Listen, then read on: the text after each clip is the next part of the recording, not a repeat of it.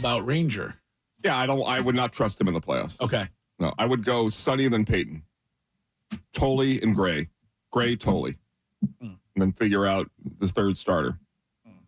And then I'm not saying they are that team that won all those. This is revisionist history. You were down on them like everybody else was. Yeah, but I was always like, we always had this conversation. They're not as bad as what they are putting out there. I had done leads on that. Your hitters at that point in time, major league hitters were hitting below a major league average, and that's why you're performing. But those were guys you were like, you go, oh, that's who he is as a hitter. You just go, man, they're not living up to who we just want them to be. The mentality, which Mickey Gasper was talking about, has completely changed. Like, you can tell they believe that they're down in these games late in the game, down in the 8th, down in the 9th, and they believe they can win the baseball game, and they do. Yeah. That's what Sonny Gray told us. And when Sonny Gray had the audio, it said, like, every time we step out on the field, we expect to win the game. It's a never say die attitude.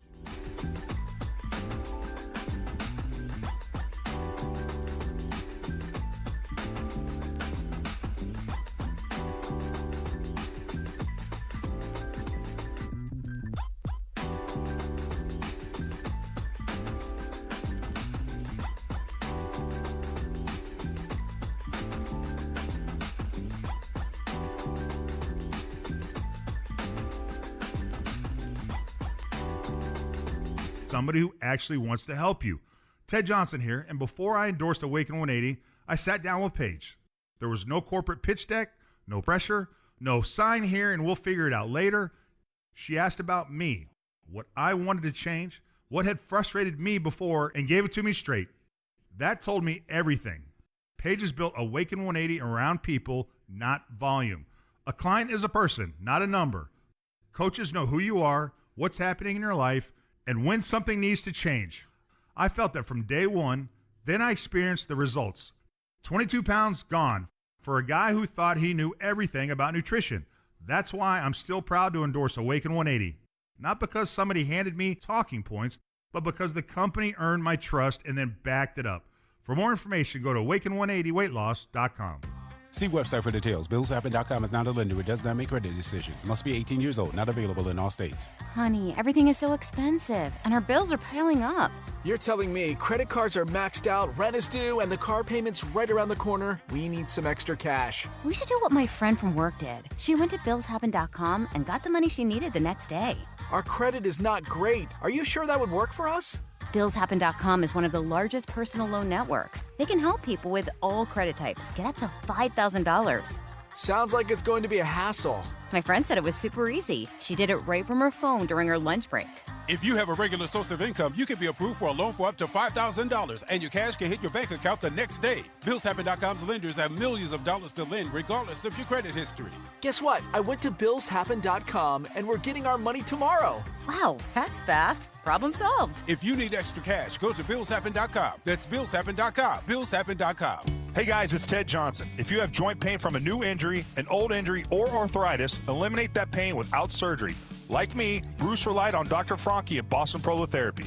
I've had some growing problems with my knees, old football injuries that I'm now starting to feel, and had been through minor surgery and then a series of cortisone treatments that just were not doing much for me. So I went to see Dr. Franke and tried the prolotherapy, and that was now 2.5 years ago, and I've absolutely been pain-free and inflammation-free for that entire period. It used to be I'd have to get a cortisone shot, every 6 months, and I have not required any of those shots. So it really is a miracle. Dr. Franke is the way to go. Stop trying to mask your pain. With just a short course of prolotherapy treatments, you can eliminate your pain for the long term. Schedule your complimentary phone consultation today at bostonprolotherapy.com or call 1-833-GO-PROLO.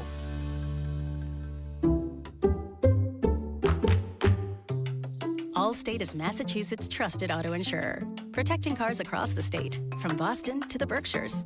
We're by your side when you need us most, providing you with affordable auto coverage you can rely on. So, switch to Allstate today, and you could save an average of $713 on auto insurance. you're in good hands with Allstate. Based on the national average annual savings for new customers surveyed in 2024, savings vary, subject to terms and availability. The U.S. Treasury just released its official financial report for 2025. Buried in it is a startling admission. By its own numbers, it appears the U.S. government is insolvent. When governments go this deep in debt, they print money, raise taxes, or cut benefits, none of which can help protect you. That's why people move part of their savings into physical gold and silver. Call Monetary Gold at 877-NOW-GOLD for their complimentary gold and silver guide. That's 877-NOW-GOLD. Call Monetary Gold now at 877-NOW-GOLD. Do it before the next headline, not after. Performance may vary. You should always consult your financial and tax professional. I'm Bob Burke, founder and chairman of Burke America Parts Group, a family of brands that includes RepairClinic.com, an appliance and HVAC parts solution company that's grown into an international brand. Before AmericanEagle.com, we partially launched a new technology platform developed by another firm. American Eagle helped take our technology to a whole new level with digital marketing, software development, and business insights into our key markets, appliances, HVAC, and outdoor power equipment, and did so both on time and on budget. AmericanEagle.com has the resources, experience, and talent needed to produce solutions. Our new technology platform, developed by AmericanEagle.com, has produced tremendous results with higher traffic, conversion, engagement, and online revenue. If you have any home repairs you need to take care of, check us out at RepairClinic.com. If you need a world-class website or technology project, then I would highly recommend American Eagle.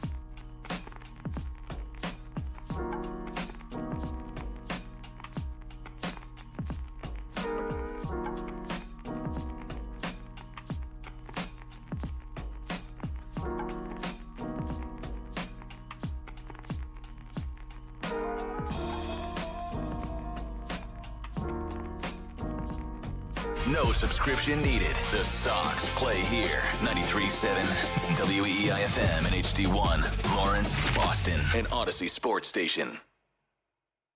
Now, here's what's in our feed. The feed is brought to you by Subaru of New England. It took extra innings, but a Jarren Duran grand slam got it done for the Sox. The second of his career. Here's Jarren.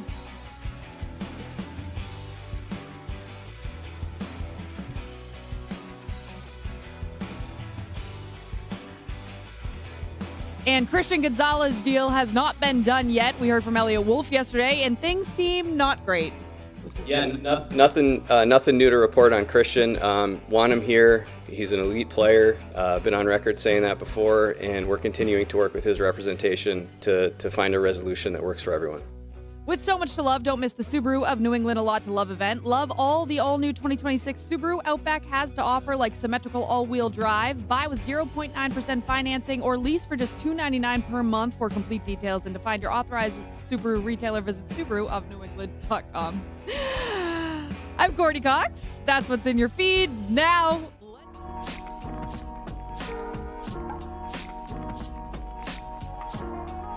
rev up those fryers, because I am sure hungry for one Greg Hill Show. Broadcasting from 20 Guest Street, kid. Woo! It's go, go, go, go, go, go, go time. This is the Greg Hill Show. Hello, good morning. Good morning. Tick, tick, boom. Starring Greg Hill. Licking your finger and flipping the page of the newspaper. oh, Santo does that with books, and it drives me up a wall. I know it's shocking. I've read many a book. I have never once licked my finger to turn a page. Save that. When I do it, I sometimes say, Kentucky Fried Chicken. I notice the flavor. With Wiggy. I know everybody was like booty, booty, booty, but, you know. You're usually saying that. Yeah, I mean, I am, but, I like it thick. And Courtney. I think that they have come to an agreement. Got a We're little done. juice here then. That's what I've been hearing. I'm just saying, me personally, from whispers, I think that a deal's good. Just everybody relax. Are these There's no hallucinations? report. I'm not a reporter. Just my vibe. Courtney said they're dotting the T's and crossing the I's. I did not say that, actually. I did not. And Curtis. He crowds the plate. So what? Greg, of course, has no issue with crowding a plate. And Shime. Used to say that'll about do it or whatever. That'll do it, Greg, is what I used to say. And now what is it? That's a wrap, big dog. Okay. Wow, I love it. Now, Let's get down to business. It's time to party! it's time for the Greg Hill Morning Show. Good morning. Morning, everybody. Hello, good morning. Morning, everyone. Morning. Good morning, my neighbors! On Boston Sports Original. WEEI. Got my people. WEEI. When I say Greg Hill and you say show, Greg Hill! Greg Hill! Show! Greg Hill! Show! All right. Woo! It's go, go, go, go, go, go, go time. Well, that didn't work, so here we go. Greg, Wiggy, and Mego are with you now. Here you go. Tick, tick, boom.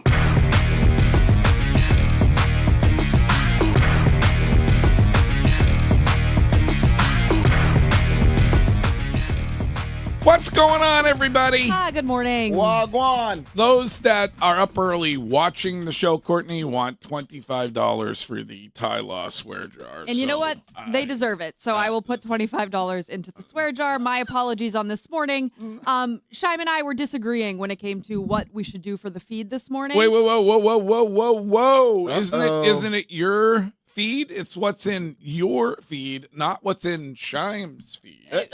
Correct, but I think Shime did such a wonderful job with it for so long that I just like to get feedback from Shime. It wasn't a disagreement on what we should do in the feed. It was a coordination on making sure we're not replaying the same audio in the feed and in They Said It. That's all. Oh, okay. I like Yeah, it. yeah. I like it. So I had written out 2 versions of the feed. I had asked Greg which one he thought we should go with, and I unfortunately read the other one, and the audio was not ready for the other one, and that is completely on me. It really doesn't count because the show had not officially started, but true, Open hadn't played yet. You did drop a very visible S-bomb, and there are those that want you to put $25 into Ty Law's swear jar. September 1st, you got to wait till. Right. When we go to see Well, I still think that we shouldn't be putting Shime in that stressor, but please don't. Yeah. All right. Well, I sweat enough. Welcome to your show. Might be difficult for me to do it because I have the sad obligation at some point of delivering an audio eulogy for America's Queen of Country, who we lost yesterday. And we had talked so much about her health recently, and like in the last year, there's been stories about her health.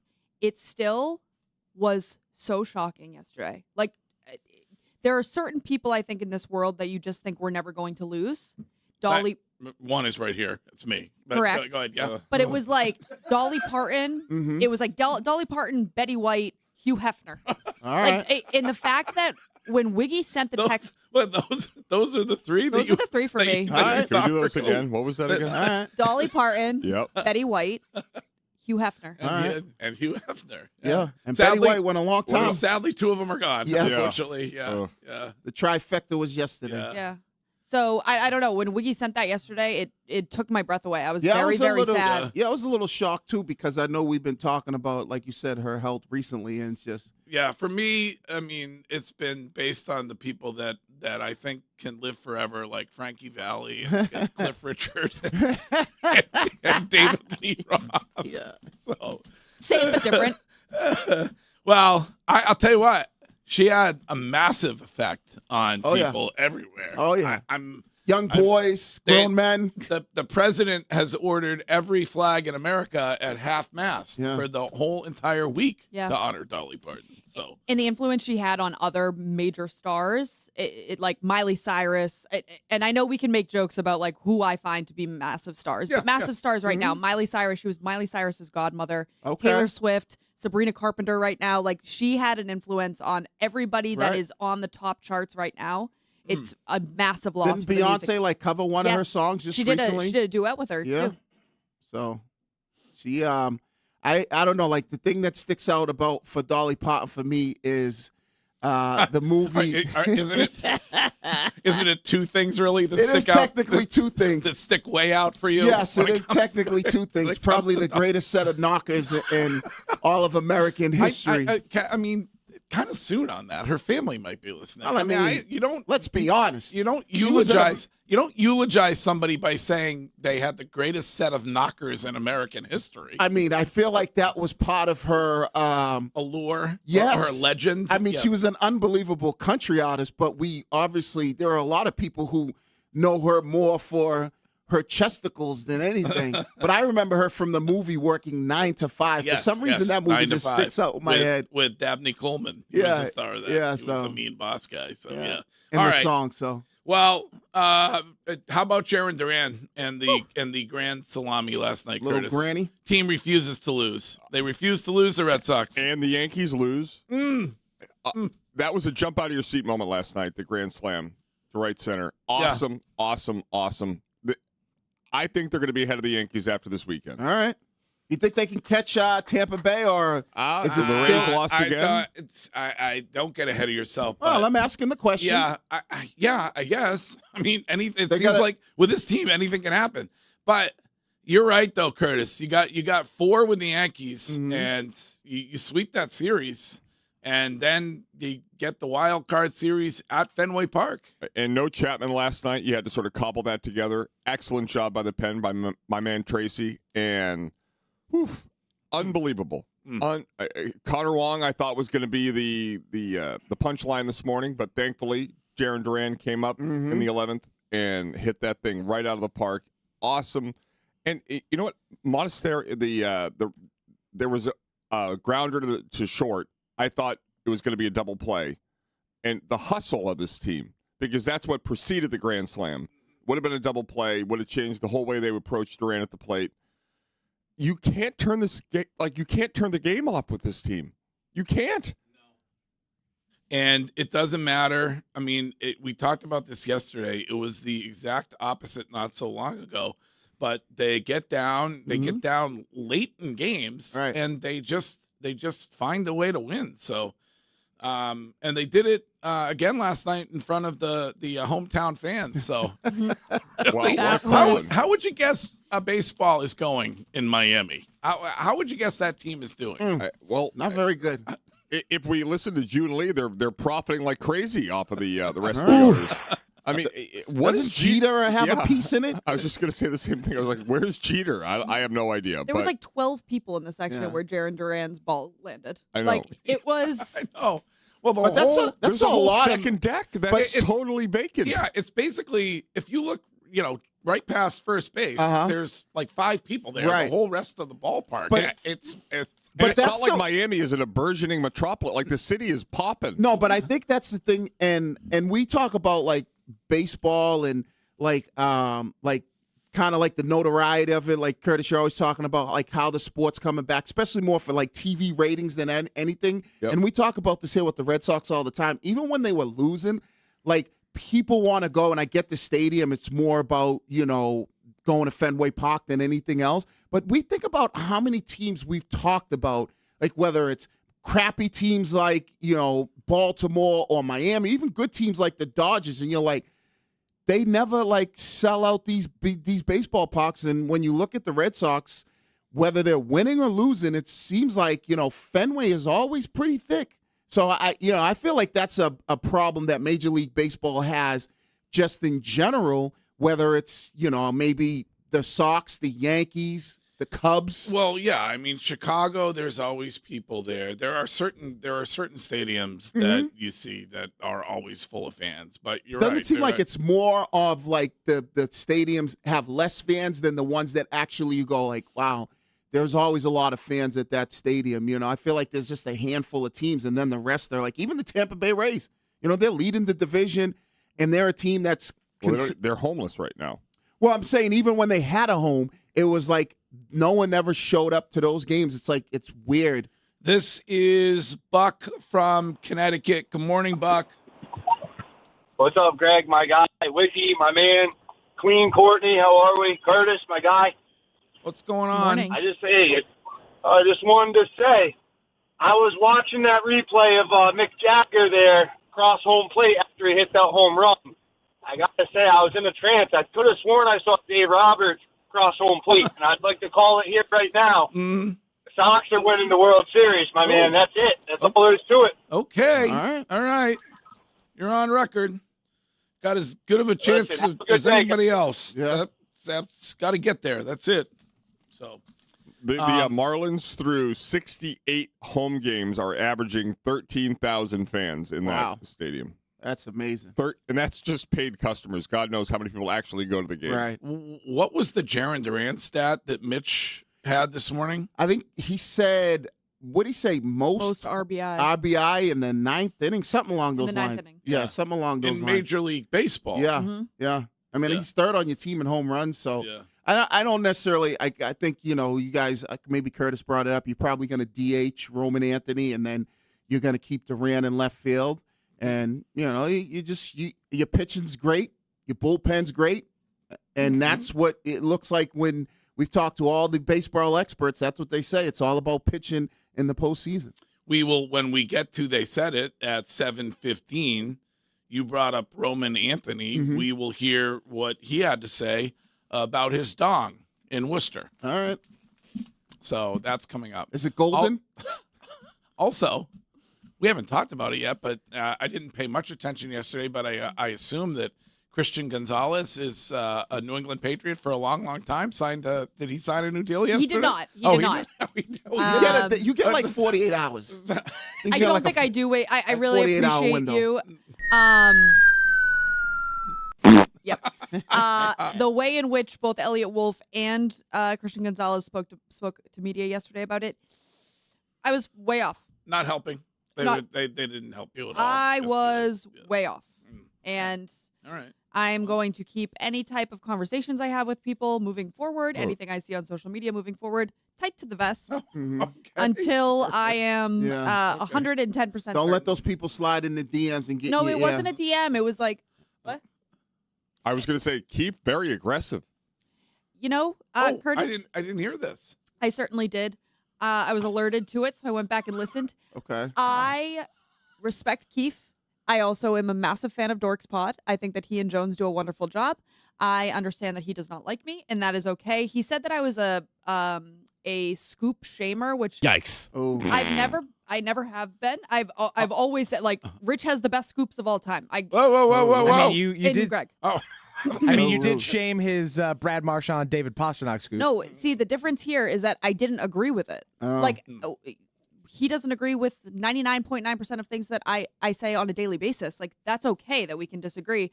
But I've never shamed him for it. I think what he did yesterday was completely shame me. But that is... I didn't hear this. It's okay. I respect Rich. And people think that I'm being facetious when I say that I'm like a fan of Rich Keefe. I really am. And so, like, if you see me off air, I always say hello to him. You do. I understand that he does not like how I handled the Brad Marchand pasta thing, and that's okay. That was quite some time ago, though. Yeah, that was a while ago. Why is he holding that in? Well, it's the scoop on scoop That's not- beef. that's not that good never for- dies. but that's not good for you to No hold one that holds a kind of grudge stuff. like Rich Keefe. Yeah. Nobody. Really? Yeah, and I think he says He's it too. are you calling him a grudge holder? Yeah. Oh, he would admit it. Yeah, he Really? is The biggest grudge self-proclaimed. holder I've ever met in my life. Yeah. What's crazy though is I also hold a grudge. Like that, Santos says that's probably my biggest issue in life. Is like I hold a chip like none other. For me, I'm too kind. Yes, but with I Rich- don't. Mostly, I don't hold chips for very long. They should go right. Yeah, they're gullet. Especially when they're dipped in guacamole. Oh my lord! When there's dip involved, forget about it. That dip in Petula's, whatever that French onion dip. Oh, holy good. cow. I had this dip. Have you ever been to Butcher Boy No. Yes. in Andover? The buffalo chicken dip. Nope, not that. That's delicious as All well. right. The street corn dip. No, I never had that. It was crack. We Really? ate All the right. entire thing in one sitting. Really? I never had that. Santo and I couldn't get enough. I was like shoveling it into my mouth. Yeah. Oh, dear. That Sounds buffalo pretty- chicken dip is amazing. That sounds pretty good. Yeah. So what? It's It's like is it sour cream based? Yes, of Okay, course. okay, But good. there's like an elote Right. seasoning. There's With corn one in it. corn. And it's kind of like a sweet corn. It was delicious. Okay. Yeah. Okay, all Sounds right. good. What time do you want to do the audio eulogy for Dolly? Because it's going to be lengthy. Yeah, I mean, do we kind of drop it in throughout the course of the day, or do you want I to feel just like make it she like deserves more than that. okay? She has I mean, bangers. she's on Jolene. Don't you? Yeah. Oh, there's Oh. hit after hit after hit. Yeah. I mean, she's on the level of like an Aussie. Yeah, I mean, I what would do you think. You were thinking like she's the great. 8:45, She's arguably the greatest country and western singer in the history of the genre. So yeah, I would say full audio eulogy at some point, Shime. Maybe 8 o'clock hour. perfect. Love Okay. it. All right. They said it at 7:15, and that includes what Jaron Duran said about the Grand Slam last night, what Christian Gonzalez said, which did no service to the Cocoa Bomb at all, and other things. News with Courtney at 8. Hill Notes at 9:30 this morning. Leave one anytime you want on the Odyssey app, and we will return in exactly 2 minutes and get leads going. Are you an adult?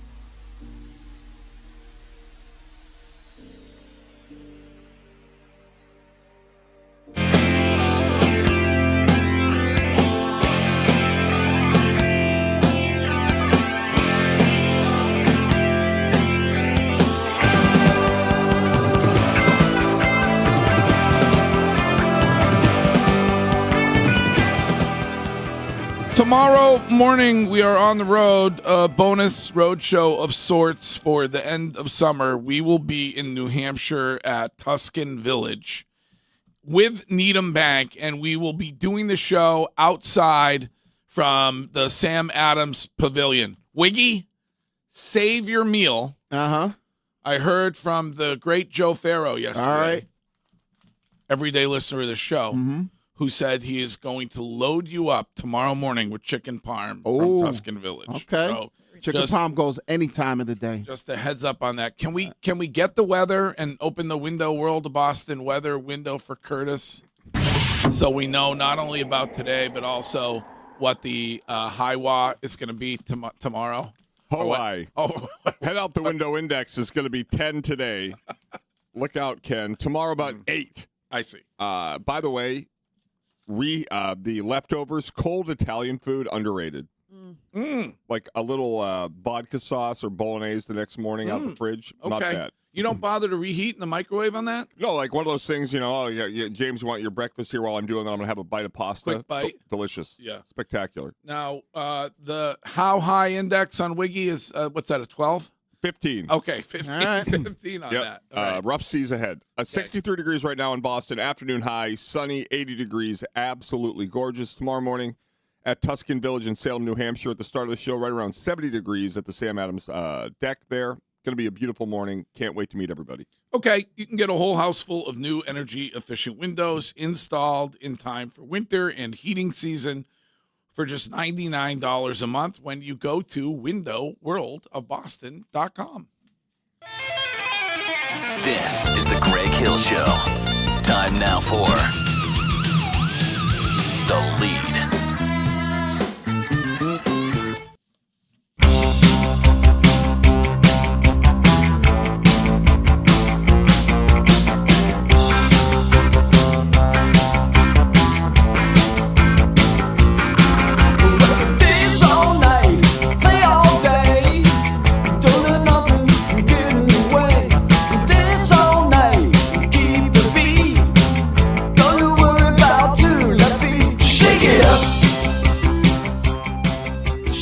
Chime, that is the great Boston band, The Cars, and Shake It Up as a lead song this morning. And leads are brought to you by Subaru. And with so much to love, don't miss the Subaru of New England A Lot to Love event. It's happening right now. Find your Subaru when you visit SubaruofNewEngland.com. Hello, Shime. Hey, Greg, good morning. So yesterday during the show, we saw the statement from the Big Ten, which wouldn't allow players who appeared on an NFL roster, signed a contract with the NFL in any capacity, to return to college football and play within the Big Ten. Well, the SEC has now issued a very similar ban and are doing the exact same thing. The SEC put out a statement yesterday saying an SEC institution is not permitted to have an athlete on its roster who has A, previously declared for the NFL, NBA, or WNBA draft and did not appropriately withdraw, B, signed a contract with an NFL or other professional football league, NBA G League, or WNBA team, or C, been listed on an NFL, NBA, G League, or WNBA roster. The commissioner is authorized to enforce this expectation with penalties against member institutions. So this now theoretically should resolve the idea that a guy like Daquan Wright, who was on the Cleveland Browns, dressed for a preseason game Saturday night, was then cut, waived, cleared waivers, cannot now go back and play for LSU as previously reported. Him, Xavier Harris was another name that LSU is talking about. LSU was reached out for comment, has not made comment at this time, but it seems as though the SEC is putting their foot down and not going to allow teams to have these players come play for them. Yeah, I think that's a good call. It is. I think the ACC and Big 12 are also going to jump in that next. I think they meet, maybe Big 12 meets today and the ACC towards the end of the week. The Sun Belt Conference did it already. What about a 32-year-old quarterback? Can you still have a 32-year-old quarterback on your roster? I think as long as he's in college, I think it's fine. Okay, does he have eligibility, Greg? That's what matters. The only problem with this thing is you look at the linebacker from UCLA, and then this muddies the water because he was at a rookie minicamp tryout, but UCLA is saying he's eligible to play because he never was on an active NFL roster in the offseason. Did he sign a contract, though? Because that's part of their new rule. Yeah, so I would imagine sign a contract, appear on a roster. Right, I would imagine. But you know how guys get or enter the draft without withdrawing. Yeah, and then what you probably did, because you know how guys get they get like invites to rookie minicamp. Yeah. And so he was one of those, but then the whole thing is just stupid. And I blame the NCAA at the beginning for starting this whole thing because they want to do the 5 for 5, but they kind of left out the 2022s, and that's why we're at where we're at with this thing. So I guess it's either you got to make the decision that says nobody can play for 5 for 5 or the 2022 kids, or you're going to run into more. Like there's a million lawsuits all over the parts of the country. But you like this. I do like Coach. it. I like it. I think once you, like Shime said, once you declare for the NFL draft and you do, because I think you have to like January to withdraw and you don't, then and you're actually going and you went into, even if it's a rookie trial, you went and you did all that stuff, like that's it, man. You try to figure it out, trial for the UFL in November. Okay, Shime, thank you. More leads coming up next.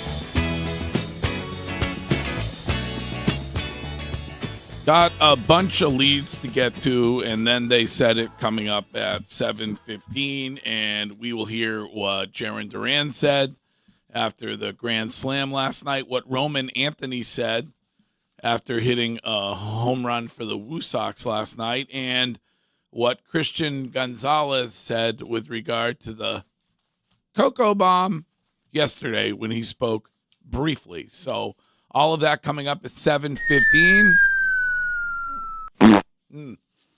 Unfortunately, that's going to leave a mark. It is. And that's okay. It clearly left a mark with Rich. Yeah. So. And can I be clear? Because a lot of people were saying, like, there's a guy, Average Mick, on X. Yes. Who people thought that that's where I got it from. I did not know who this individual was before, and that is not who I got it from. Oh, it's not? No. Oh, I thought you said yesterday it was. No, I said I saw on Twitch that people were saying him, and you got it from somebody else. You must have a bad source. Well, this is the second time I've had a bad source. Are you going to cut him off? I cut off the first. Yeah. Probably smart. And I want to say also, when it comes to Rich Keefe, Jones had my back, He and did. I appreciate that. He was He's a like, good guy. "Is Swayman still here?" Rich said yes, and he said, "All right." And then he brought up the Sam Kennedy thing. I stand by that bomb. And then I also nailed the Jason Tatum. You did get the Tatum jersey T-shirt. return. Yeah. It was excellent. I thought you were wrong on that. Yep, thank you. Who's Sam Kennedy was buying a team, right? Celtics. Yeah. Oh, yeah, that's right. He was on the short list. Yeah. And Rich tried to be like, and Greg, who knows Wick and Sam, was like, absolutely not. I don't remember you ever saying absolutely not. I don't remember what I said of that. I mean, I don't remember. He was what just trying to pit us up against each other, and I won't have it. I don't remember what I said yesterday. Me neither, really. Yeah, I don't remember.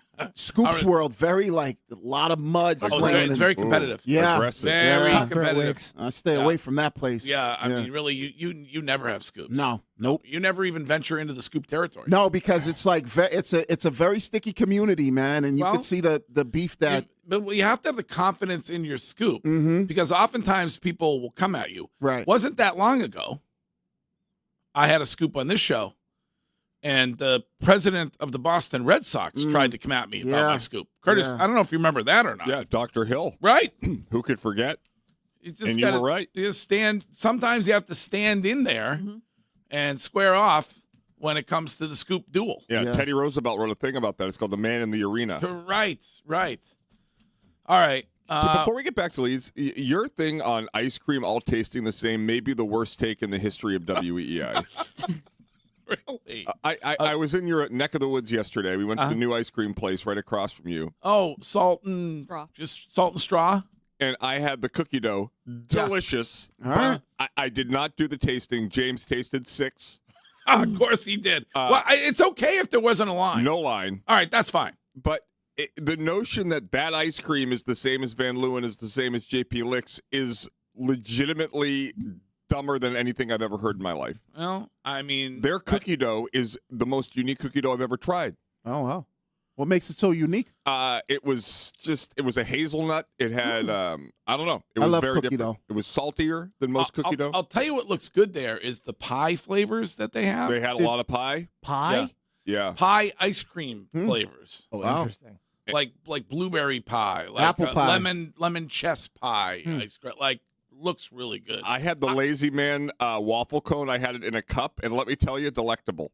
The cup had the waffle cone in it, so you just put the spoon in and then you pull it apart. Delicious. Yeah, I always go cup. Same. I don't need the calories from the Right.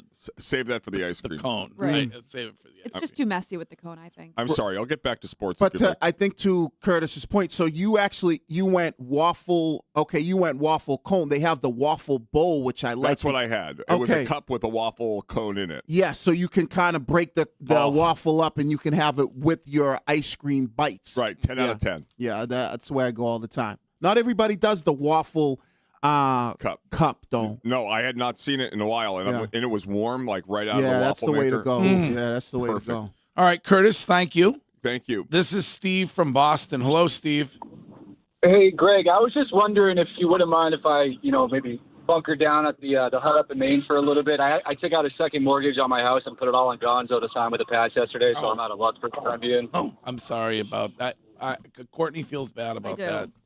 But I my mean, kid's dead. Wiki said she has 48 hours on the scoop. Yeah, I I'll don't give know her about one more that. day. Because it could be. Did you watch how they sounded yesterday? Like you were like, No, I oh, didn't. you're making me feel better. 'Cause Yeah, I I was didn't really watch worried. it. I would be worried. No. All right. When Well, you're gonna love my lead then. Okay. It was Christian Gonzalez seems over being asked about it.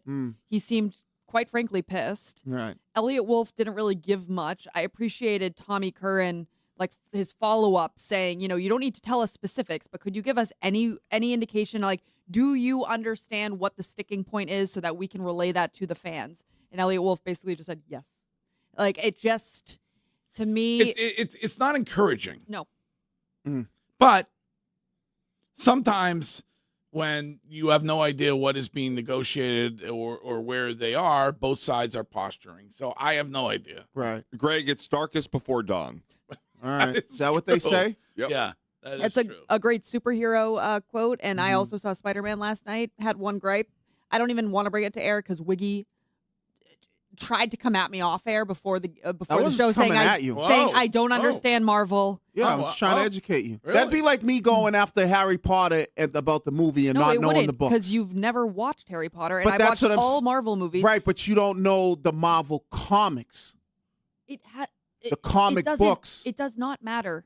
Whoa. The movies are based off the comic books. I understand, but I had one gripe with it. You should have just said, like, yeah, I get where you're coming Right, from. but it's Shime still- understood where I was coming That's from. because Shime was pandering. Josh understood where I was coming from. Josh was clueless. Shime was pandering? Yeah. I mean, pandering. Does Shime pander to I think Courtney? so. Oh, yeah. I'm a big panderer. Well, I would look. It's like this. I never seen Harry Potter, but let's say I was a fan of it and I criticized, or I was a little critical of it, and you were like, but you don't know why because you didn't read the books. They're trying to set something up. And I'm like, oh, what's that matter?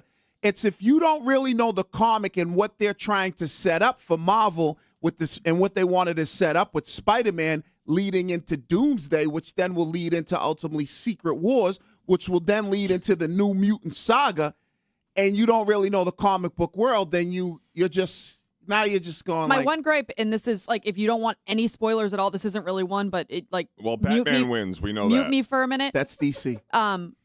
Is that there wasn't a legit villain. Like, when it comes to a superhero movie, I enjoy having a legit evil villain. There was a villain that they're setting up. My God. See, that's the problem, Greg, when you're talking Well, about... this is an interesting. Yes. I have not seen the film. No. It was very good. Shime loved it. It was a great You movie. liked it. Yeah. But I liked you it. That was just a gripe. But your gripe was that there's not a villain. Right. But That's there was a villain. But that's a legit gripe. Right. But Shime, Greg, do you agree with that gripe? See, No, he's I pandering. think so. No. There was a villain in there. I understand why she is frustrated, but I was fine with it. Like, it's not something that bothers me. Okay. She's wanting a.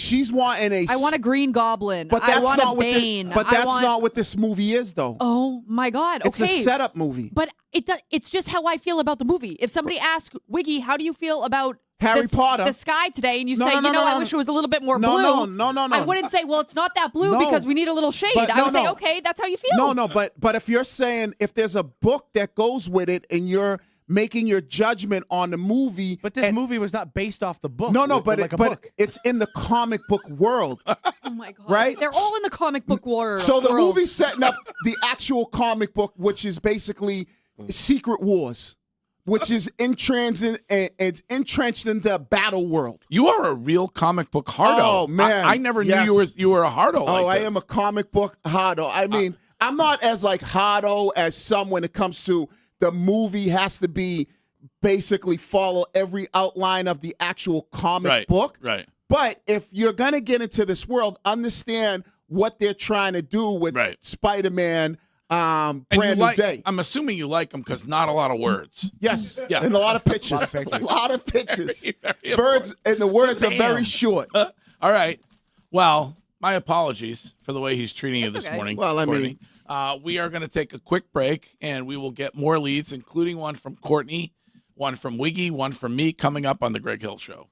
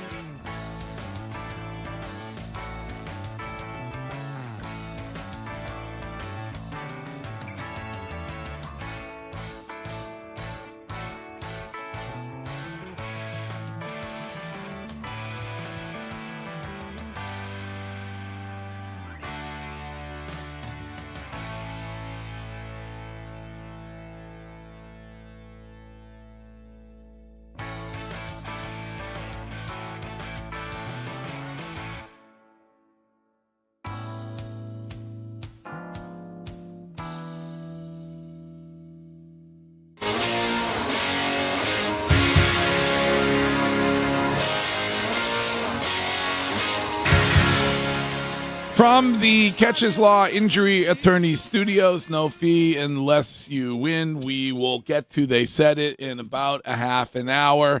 A reminder that you can leave us a Hill Note on any topic at any time on the Odyssey app.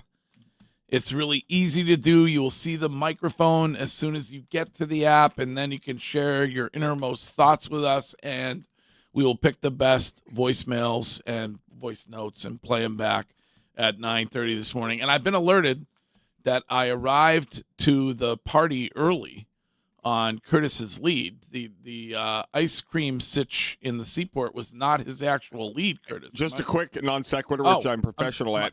Very quickly. My apologies on that. I love you. It was like an appetizer. It really was, an appetizer. Yesterday, Elliot Wolf said something that I hope shuts anybody up that ever brings up the salary cap ever again as it pertains to the future of Christian Gonzalez and how it's related to Drake May's contract next offseason. It's about a cash budget and things like that. So we're very aware of the timing of these things, and we're cognizant of having a plan for that and working with Jonathan and Robert, and thankful for their support that they're open and willing for us to be able to sign these great players. Cash budget. So was he asked about Drake May in the future when it comes? Is that how Great how he question. got? Okay. He was asked about how much impact the looming contractual negotiation or organizational financial restraints will be regarding Drake May as it pertains to the contractual stalemate with Christian Gonzalez right now. How far do you think they are apart? Pretty far. You think pretty far? Pretty far.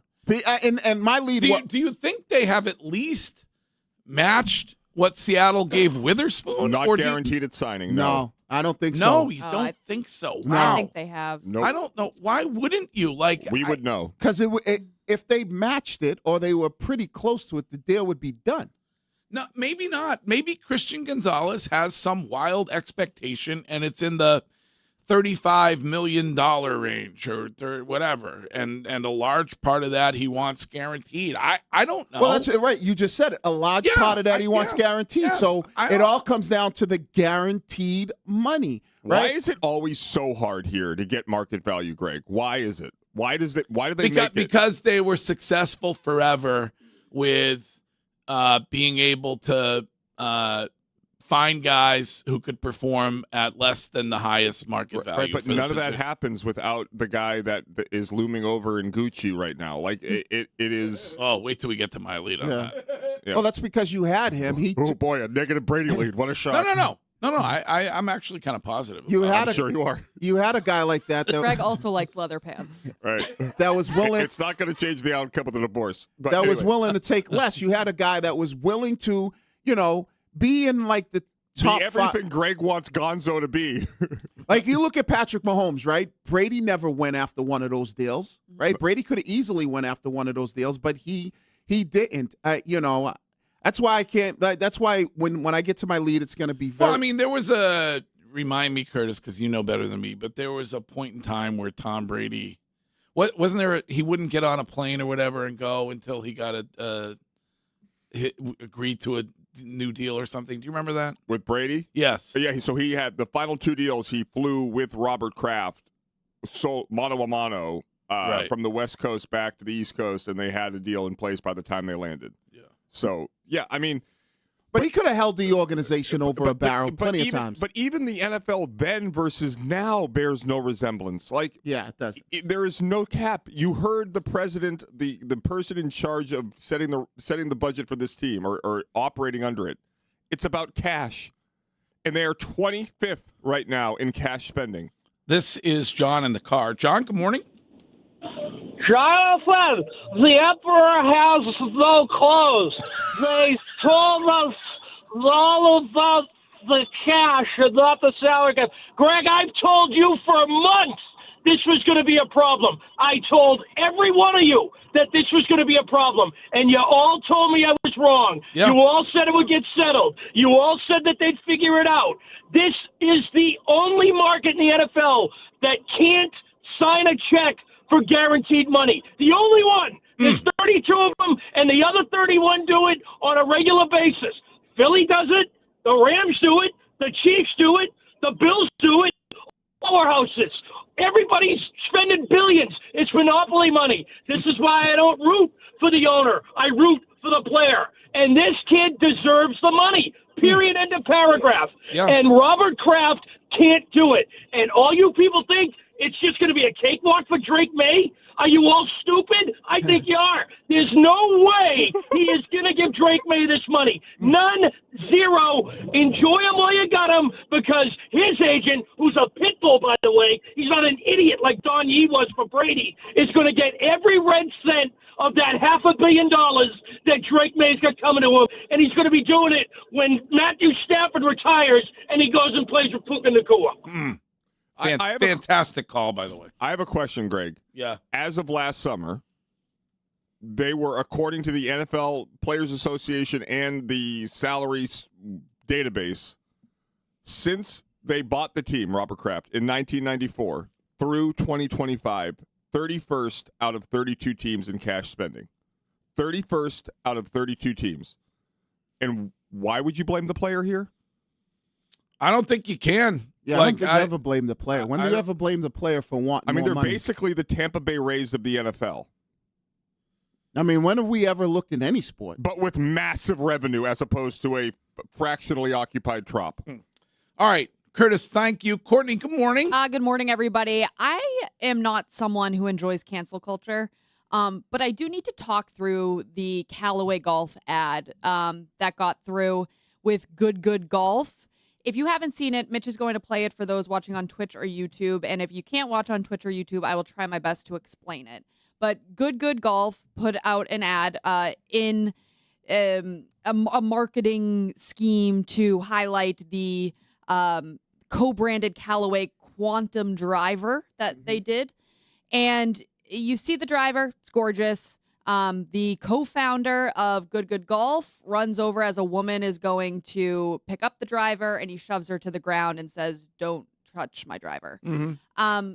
This got posted, and it was immediate backlash. People saying, this is making light of domestic violence, and if you want to go that far, that's one thing. For me, excuse me, I don't understand the point of this ad. Like, I don't think it's funny. I don't think it's entertaining. I don't think that it's good marketing. And to me, and again, it's been pulled, I don't understand how this got greenlit to make its way on social media. Like, as somebody who has worked with brands before for social media ads, the amount of edits and the amount of things that, like, hoops you need to jump through for something to be able to get posted with a brand is shocking. Callaway has come out and said that they've made a mistake. Like, while they didn't produce this piece of content, they did greenlight it for it to go. Well, it's supposed to be a joke, right? Like, Yeah. I mean. And so here's what I would ask the I question. don't think it's funny, though. But Joe, no. hold on. Let me just Go ahead, finish. go ahead. I don't think it's funny. Like, if Right. it's a joke, yeah, I understand it's supposed to be a joke. I don't think that there's a greater meaning to this. I understand it's supposed to be a joke. I do not think it's funny. Right, but that's And- different, though. No, Right? Isn't that different? Like a joke that you or people might not find funny. I can't imagine anybody finding it funny to watch a guy like shove a woman to the ground. So here's what I would say. Here's the question I was going to ask.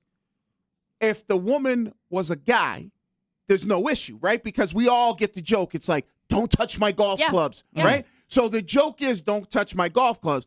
I'm asking the question, are they trying, because I'm not in the golf world, are they trying to be inclusive and say, hey, women love golf as men too, but hey, don't touch my golf clubs? That was not, well, then they completely whiffed They on might have that. missed on And that. if you are working for Callaway Golf and you are the head of marketing or social media and you think that this was the way to include women, you whiffed on it. Right. That's so they probably messed up, because if it's a guy, we're not having a discussion, right? 100%.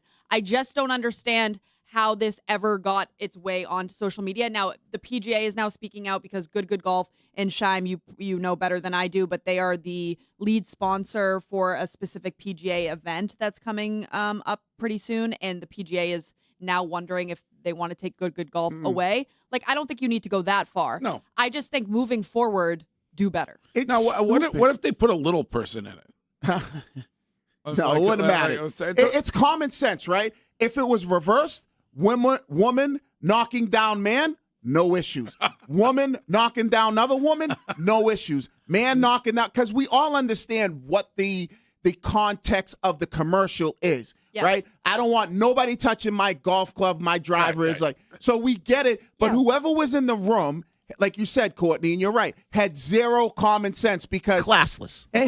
You're never going to get people to go, oh, you can have a man pushing a woman, even though we understand the context of the. Did Terry Tate, the Office linebacker, Super Bowl ad, did he hit any women or No. was it all men? I think it was all men. It was all men. Yeah, I think it was all men. That was a great ad. Yeah, and people can come and say, like, I'm being sensitive. It's not me being sensitive. Like, I'm not personally offended by this. I simply, from a marketing standpoint, don't see the humor in it at all. I think it's a bad ad, and I don't understand how it ever got its way to social media. Yeah, it's common Courtney, sense. thank you. You got it. Interesting lead. A lead from Wiggy and a lead from me coming up in 2 minutes on the Greg Hill Show at WEEI.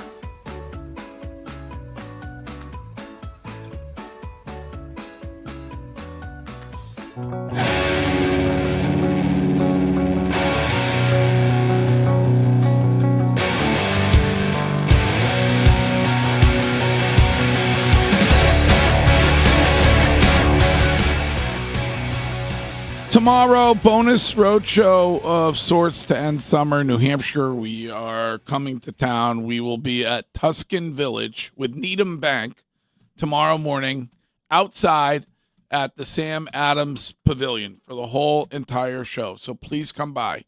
We would love to hang out tomorrow morning in New Hampshire, where I would argue the roadshow crowd at Bernie's remains undefeated, I think. I don't know. We had great crowds, various venues, but Bernie's may rule all, Curtis. Maybe. I think it may, especially pre-show line.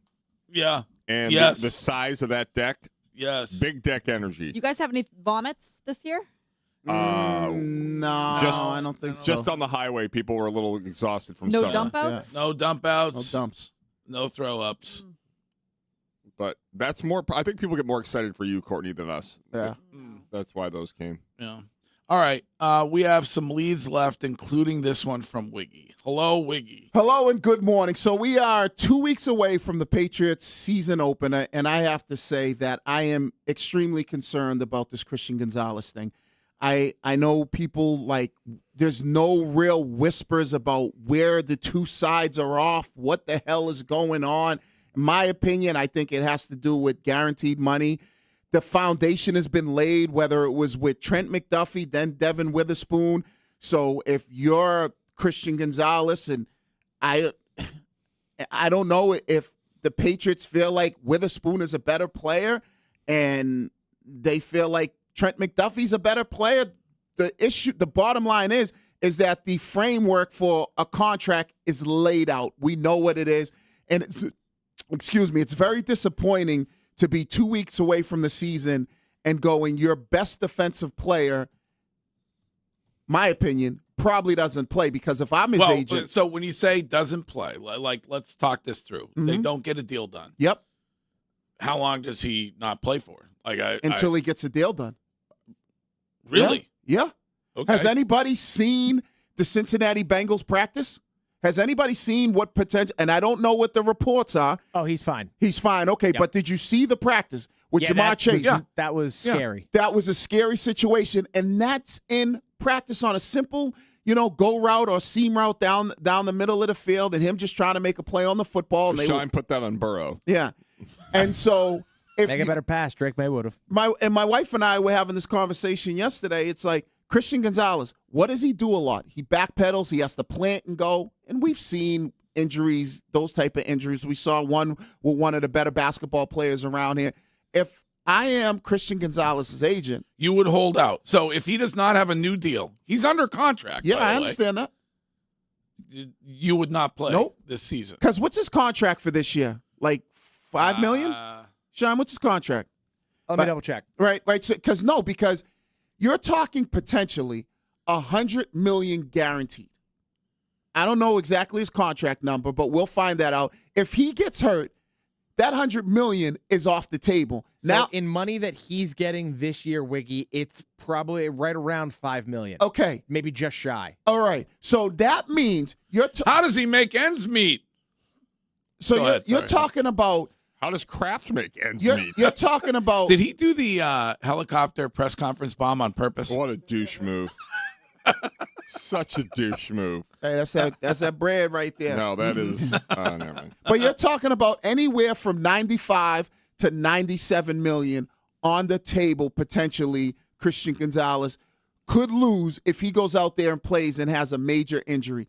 If I'm his agent, you are not playing. I get that you try to show some goodwill and you practice, and that's been cool, but it is time, 2 weeks away from the season, this money, it is time to sit you, hold in, and you just there, and that back or that ankle starts hurting, then you do what you got to do. Just show up for treatment. Okay, it's troubling. It is very troubling. And I am curious how you feel about it all morning long, all day long here on Boston Sports Original WEEI. Call, share your opinion. Certainly leave a voice note on it if you want as a hill note, and we'll play those back at 9:30 this morning. Wiggy, thank you. You got it. I am always considering ways to hip up my style. Amazing start. Amazing. Hip up your style. Okay. Often criticized by All right. some close to me for wearing my flip flops, and by some here at the radio station, like Courtney, about wearing the same shirts, and by Curtis about how well my clothes do or do not fit. So you look great today, by the way. Thank you. I was intrigued yesterday when I got my copy of GQ magazine, which I subscribe to, and I saw Tom Brady on the cover. And so if you're watching the show on Twitch or on YouTube, and you should be, and thank you if you do every day, then you will be able to see Tom Brady, who appears in a couple photos wearing some some pretty smooth threads, as Wiggy might say. Mm-hmm. The headline on the article is about Tom Brady, who has discovered leather pants at the age of 49. All right. This is one in which he is kind of wearing a suit, like a green suit, and not wearing a shirt underneath. That's a no-go. Well, I was going to, you wouldn't like to see me in that kind of a getup? Nah, not that right there. Well, that looks like something out of the Hillary Clinton collection. No, it does not. Yes, it does. Come on, that is Courtney, like a keep it- tailored. No, keep that it a is bean. no. No shirt underneath. Hillary Clinton's suits do not fit well. That is like a tailored. It's Gucci, right? Yeah, I like know. a tailored Gucci suit. I know mean, exactly what it is. Yeah. But what if I shave my chest? Don't matter. No. You're going to need to wax that thing. No We're guy- gonna need to That cancel smooth. all the afternoon appointments. A guy should be wearing an undershirt underneath his suit. Okay. I see you have a problem with that. Yeah, How do you feel about the leather pants? If Mitch is able to share that one with us. that is the I believe that's out of the Terminator 1 collection. I'll be back. That one, I don't mind the leather on the leather. I'm just not a massive fan of the jacket, the way it's kind of made and how it kind of comes across. I would rather the suit than the leather pants. The leather pants on a man. No, it's a no for me. See how the jacket is? Maybe it's because he has the jacket zipped up. If it wasn't zipped up, But you're fine with the leather on leather? He looks like a dominatrix. Yeah, I got no problem with that. What are we talking about? Some people might find that attractive. He needs a. You know what he needs? He needs a chain though. I would definitely highlight with a nice little chain. 2 chains. And I would unzip the jacket. Greg, I would love a new reality show. Things Tom Brady turns down, because I've yet to find one. He looks, when he's in the what suit are one, we doing? in the one where he's wearing the suit, he looks a little bit like the late David Bowie. Topical. He looks a bit gone. He does look gone. And Greg, I thought the whole thing with Giselle, with that awful conquistador outfit that he had on, was like he did all this stuff to subjugate himself for her, and she was schlepping the jiu-jitsu guy. Yeah. Now, like, why are you dressing like that again on your own volition?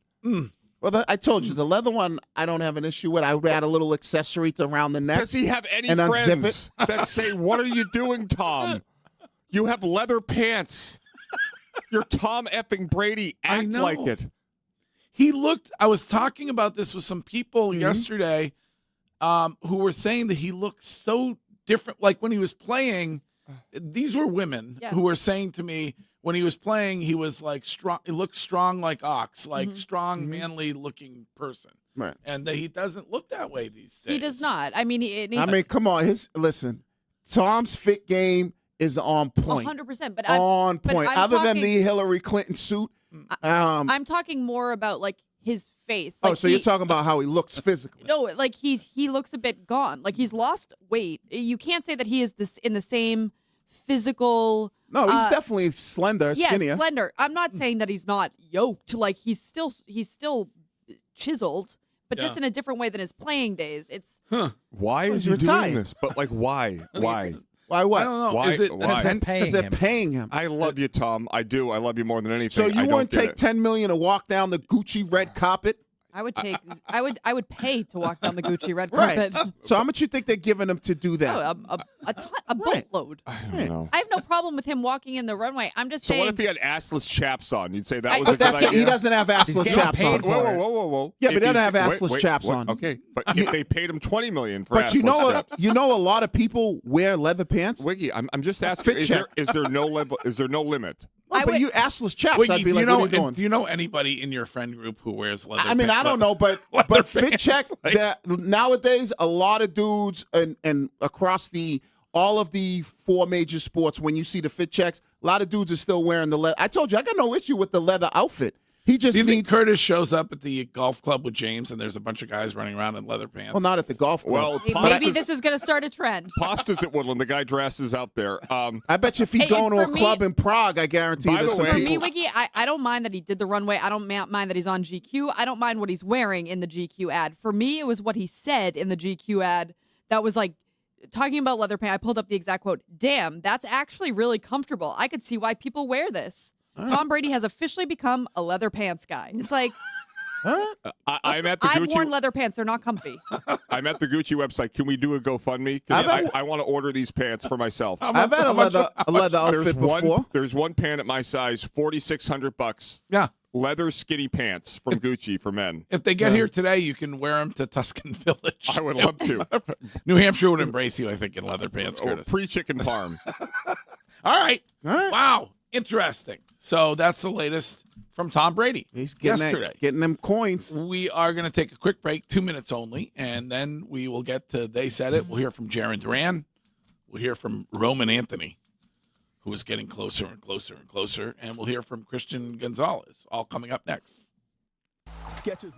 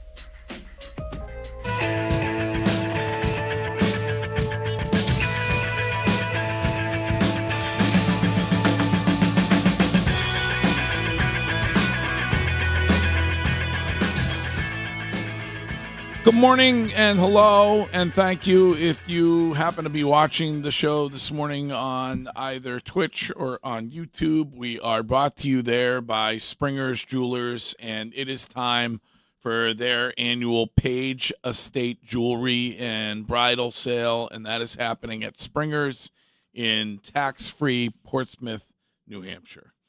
Shime, let's get going on They Said It. They said it. It's time for They Said It. They said it. They said it. You know, some of these rats around here. We scored 16 at Yankee Stadium. Suck on it. Duval. Humbly, one of the best basketball players in the world.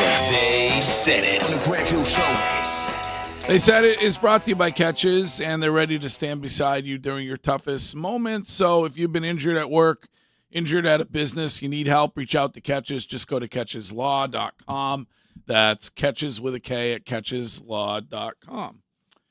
Okay, Shime, what should we listen to first today? Well, let's begin with Jaron Duran. He hit a massive grand slam in the top of the 11th inning to help the Boston Red Sox get a win over the Miami Marlins last night. Here was Jaron Duran after the game. Honestly, I was just trying to get a good pitch. I felt like I was chasing all night, kind of played into their plan. So I was just trying to get a good pitch and do a job, and it just happened to be a homer. Second career grand slam. How sweet did that feel? Felt good, man. I felt like it was like a 100-pound weight lifted off my shoulders. I felt like all night I've had opportunities to do something for the team, and just having the pitchers keep us in it and gave me the opportunity to do that is awesome. So everybody contributing, and the team continues to roll. And whether it is Jaron Duran or it is Mickey Gasper or it is the Durbinator or it is you name the guy, there's a vibe that is happening with that team. I don't know what happens. I think I know what happens with Roman Anthony because he's hitting the cover off the baseball with the Woo Sox and with the Sea Dogs. But I don't know what happens with Trevor Story because not the same thing happening there. I think he was 0 for 4 yesterday. So, and I don't know if he'd be willing to. We talked about it briefly yesterday. Trevor Story comes back. Is he going to be willing to play second base, or is that going to be a whole thing that Chad Tracy's going to have to deal with? It's going to be a debacle because Trevor Story is not a team first guy. Never has been. Yeah. Me. And so Breslow, who will be on the show tomorrow, is going to be the one who's going to be saying, "Hey, you gotta play Trevor Story here." Right. And so I don't know if that becomes an issue internally for them. 2 quick compliments, if I may. Yeah. One to Breslow for the Eric Miller acquisition at the deadline. He has been spectacular. 9+ innings, 0 earned runs since becoming a Red Sox. Since the trade deadline, which has been August? So it's about 23 days. The Red Sox bullpen ERA 2.66. So you got to give Tracy credit for that. The manager handles that bullpen. So good acquisition at the deadline, good handling of the bullpen by Chad Tracy. Yeah, I told you when you've looked at this team and they went on their run, and we've been kind of talking about it, and whether it's the bullpen, whether it's the starting pitch, and when the bats get going. And I know we had a caller saying, hey, this team legitimately can. And I was sold on that when they beat the Dodgers in L.A. I was like, all right, the Dodgers are supposed to be the best team in baseball. You went into L.A. and you swept them. So this team can easily win a World Series based on what they have. Awesome test for them this weekend with the Yankees, as Curtis brought up earlier. At 4 against the Yankees down there.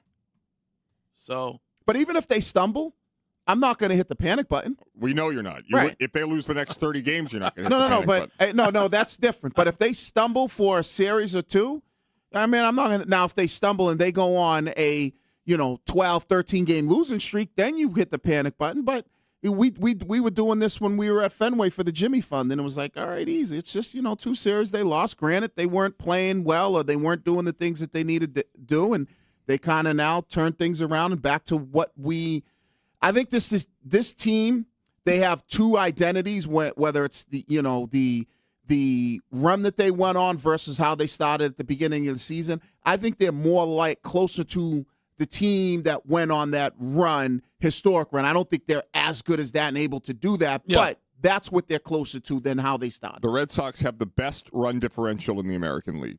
Yeah, and they were pretty good during that losing streak when they at the beginning of the season. I love the optimism from this 508 texter on the Subaru of New England text line who says Trevor Story plays second base or he doesn't play. Mm-hmm. Yeah, I'm sure he's just going to react fine to that. Right. That's like saying, Christian Gonzalez, you signed a contract. Get on the field. But once we ask Bresbot, do they have any thoughts about him potentially playing second base? And then that'll kind of give us a little bit of a look into the window on what they think. I ultimately think for some reason, I don't know why it is, from the way they talk about Story, I think as soon as he comes back, he's going to shortstop and he's going to be everyday shortstop. Because you're a don't lose your starting position no. due to injury guy? No, I just think that they believe he's the best defensive shortstop that they have on the roster. Why were they desperately trying to find a shortstop at trade deadline time then all over the league? Because Story was out and injured. They knew he was coming back. They clearly want to upgrade the position, Greg. Right. That's why they were looking at other shortstops in Major League Baseball, because they want a guy who hits better than Story and plays the field better than Story. But I think that they think right now, based on what they have, I think they believe he's the better defensive shortstop, and they would rather have him every day playing. If they miss a little bit if they're not getting as much from his bat, I don't think that is a major issue for them because they'll hit him 8th in the lineup. 978 text, is Trevor Story a guy that you see comfortable sitting on the bench? No. No. That's the problem is you got, as I said yesterday, the marinara is perfect. You don't F with the marinara. That's what's going to happen here. Yeah, there's going to be some of that. There's definitely going to be a little bit messing with your marinara sauce. They're definitely going to sprinkle a little bit of extra salt into your gravy. You might not like it. Probably going to get some marinara tomorrow morning from Tuscan Kitchen when they come by with food for your one meal. That'd be nice. What they got good pasta food there. What pasta do you get on the side of your chicken parm, Wiggs? I usually do like ziti, penne, anything like that. So not a spaghetti. No, I'm not a spaghetti guy. Fusilli? Which ones are the fusilli ones? The corkscrew. I'll do that. Yeah, I'll do the fusilli. I'll do the rigatoni. I would do that versus like a fettuccine or linguine. Yeah, I'll do Fusilli's great because it gets a little bit of the sauce in the crevices. Amen. Yeah. I like the shells too. Oh, love a medium shell. Curtis, wasn't the corkscrew what the owner of the 49ers ordered at the mobile home trailer park? Did you see the update there? What? The mobile home park came out, and they said, the owner of it said that they did not want it to be misconstrued, that the only reason why he was arrested there was because that's where they pulled him over. So apparently he was not meeting said undercover agent / prostitute at the mobile home park. Oh. That's just where the police pulled him over. I see. Yes. Okay.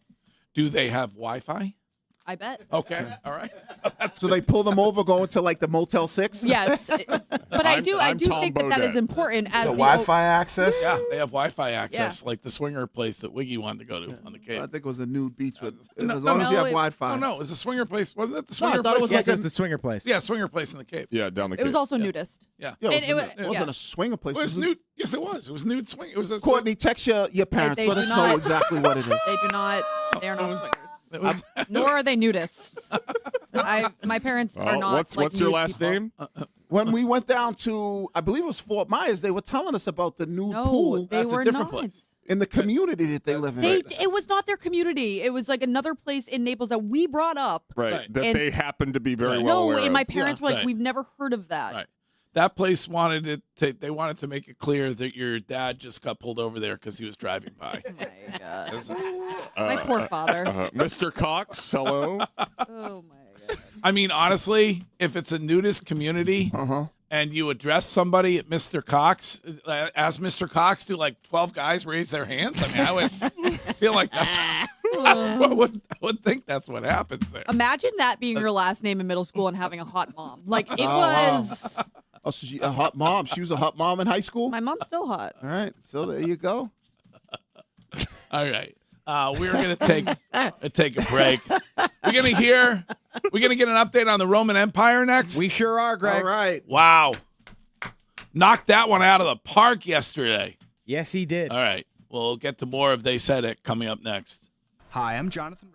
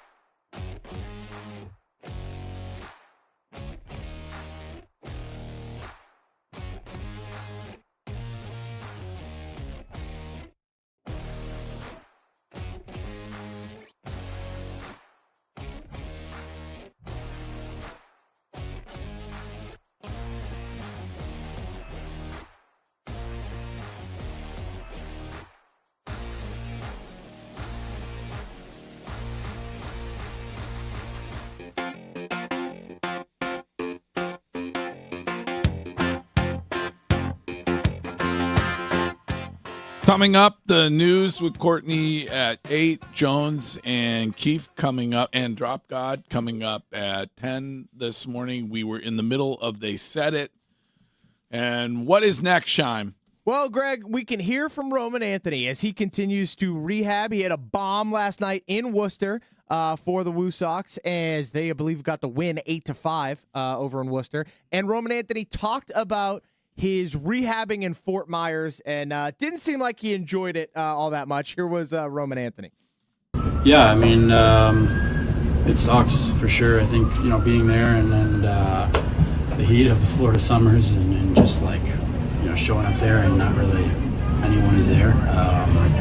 It's different. It's different than, rehabbing sucks as a whole, but I think when you're rehabbing around the guys and you're on the team and you get to watch the games and you're not super disconnected, it's great. But yeah, being in Fort Myers was a grind for sure, but definitely made me, appreciate being back up here and being around the guys. A lot of room down there, though, Curtis. So up here, it's a little bit crowded when it comes to guys who are getting treatment. You got a very small treatment room up here, and so therefore a lot of room in Fort Myers. Is there any doubt by anybody who thought that was a media creation that he was punished and sent to Fort Myers? Well, whatever it was, it seems like it's working, at least so far. And get him back here. I would assume that he is back this weekend with the ball club, right, in New York. So, But we believe he believes he was punished. I think it was a more send them down there, out of sight, out of mind situation. Too much punishment. That's a punishment. Yeah. But I don't think they were punishing him. If you asked him, do you think he feels he was punished? I think he looks at it as a punishment. But Thank you. That's all. Yeah, but that I don't think they did it as a punishment. I think they're saying to him, hey, listen, there's just so much going on. You can't even go get a dinner at 7 o'clock without people saying you're running the streets all night long. So here's what we're going to do. We're going to send you down there. So he might. If he went to the 99 and was home by 8, I don't think people would make an issue of it. Oh, no, stop it. You're out of your mind. I mean, he wasn't even out on the town like that. He couldn't even go anywhere and get a dinner. And they're like, you took a picture of Roman Anthony, and it's like, oh, he's partying all night long. Yeah. I mean, you're like your guy bean shooter. Yeah. Right. I think that photo was taken at 1 a.m. So it was about 8 o'clock at the 99. So I think the thing that they looked at it and just said, Roman, people are going to not ask you, like, how's your rehab going? It's going to be more about you being out and about. So it might feel like a punishment, but what we're trying to do is just remove you from this situation. Did we that he created? Did we even get one picture of him in Fort Myers? No. Not even Brad Pogue. Not even a whisper of him in Fort Myers. And I'm willing to bet you he probably went out. But I'm willing to bet you there's a ton of Boston people in Fort Myers. Right. And there was no issue at all. He went out one night around here and it was like 7 or 8 o'clock at a regular dinner, and it was posted all over social media. Yeah.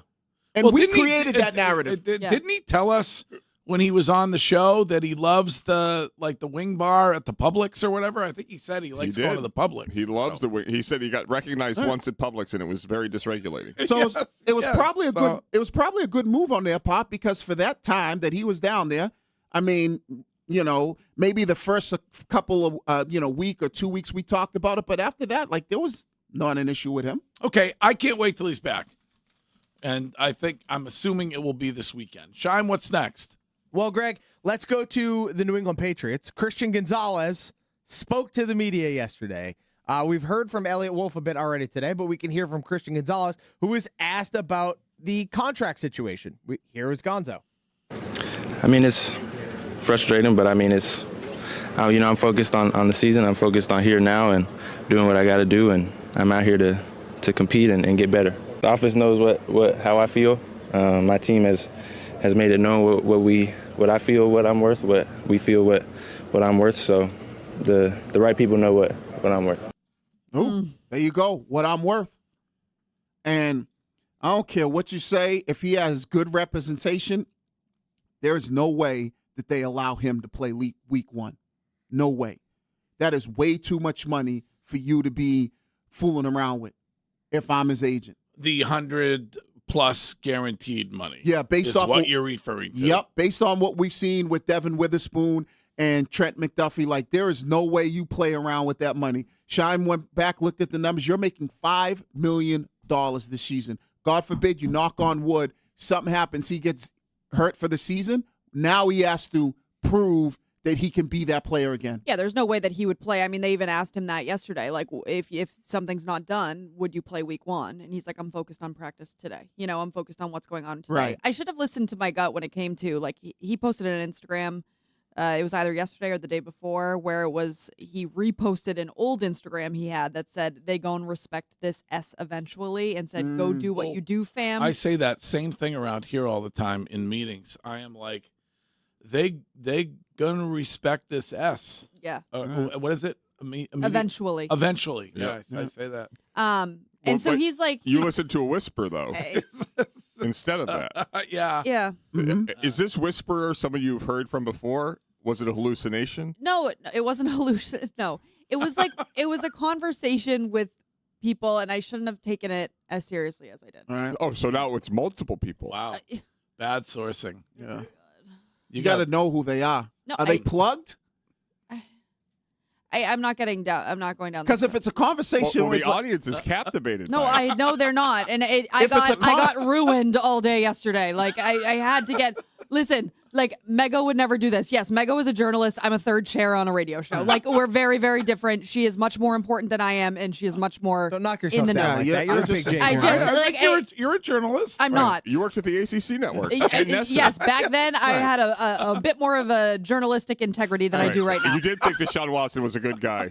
I did think that, Curtis, and like it blows my mind every day.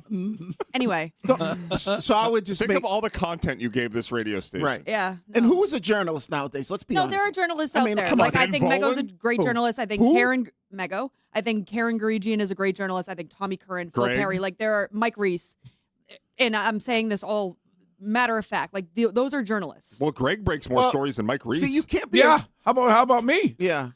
Greg is also a big J journalist. Put some respect on my name. Like Eventually Birdman. they will. There's no house in Connecticut. They gonna respect this Right. S. They are going to respect this S eventually. So was it like a lawyer that had seen the contract? They're like, oh, they're wrapping this up. Can a journalist have an opinion? I thought they were supposed to be strictly. Oh, have you watched NBC? I mean, my not lord. opinion based. That's what I'm saying. So, like, if you got an opinion, you're not really a journalist. You just you're an entertainer like the rest of us. Right. You just happen to go to school to be a journalist. But I at the didn't end- go to school. I'm not saying oh, you, but I'm just okay. saying the people who say they are journalists. Like Stephen A. Smith. Like, let's be honest. Also, this is not nice. I hesitate to even repeat it, but a texter says Scheim is the 5th and 6th chair on the show. Oh wow. That is Not nice. That is not nice at all. A cheek on every Taking chair. strays. My God. Absolute Why strays. are you coming for me? Shrapnel. My God. What did I do to deserve this? My God. It's like you go on an airline. You got to get 2 seats. No, I don't. I'm actually quite comfortable in one. Greg has a certain face when he's about to just unload, and it is the funniest thing. I don't know where it's going. I actually think the meanest thing Greg has ever done to me happened on the show yesterday. What like was that? orchestrating the breaking news with Scheim, and usually I can hear that like was a little great bit. moment. You thought that was mean? Well, in a funny way. Oh, Like okay. you nailed All it. right, yeah. But like when I tell you the joy that was inside of me when I heard that noise, I really did. And usually I can hear a little bit of what he's telling Scheim. Like if it's going to be a drop about me, I know it's coming. I heard nothing. Yeah. It's all right. I seen right. a big publication pick it up on X. I was like, wow, Courtney made it. So, but In the worst possible way. And I don't stand for like all press is good press. Like yesterday, I just opened my X, opened the notifications, did not look, exited. Like I just wanted the notifications But away. doesn't that make you say I got to reevaluate who I have conversations with? Of course. Or I just need to know when to shut my mouth. Like that's another thing. Like I just need to know like if a conversation is not that deep, don't bring it to air. Or do and enjoy that, you guys get to make fun of me for something else. Oh, you're plugged. I'm not, clearly. Yeah. Well, you can't hit a home run if you don't swing. Right. Amen. So just remember that, Courtney.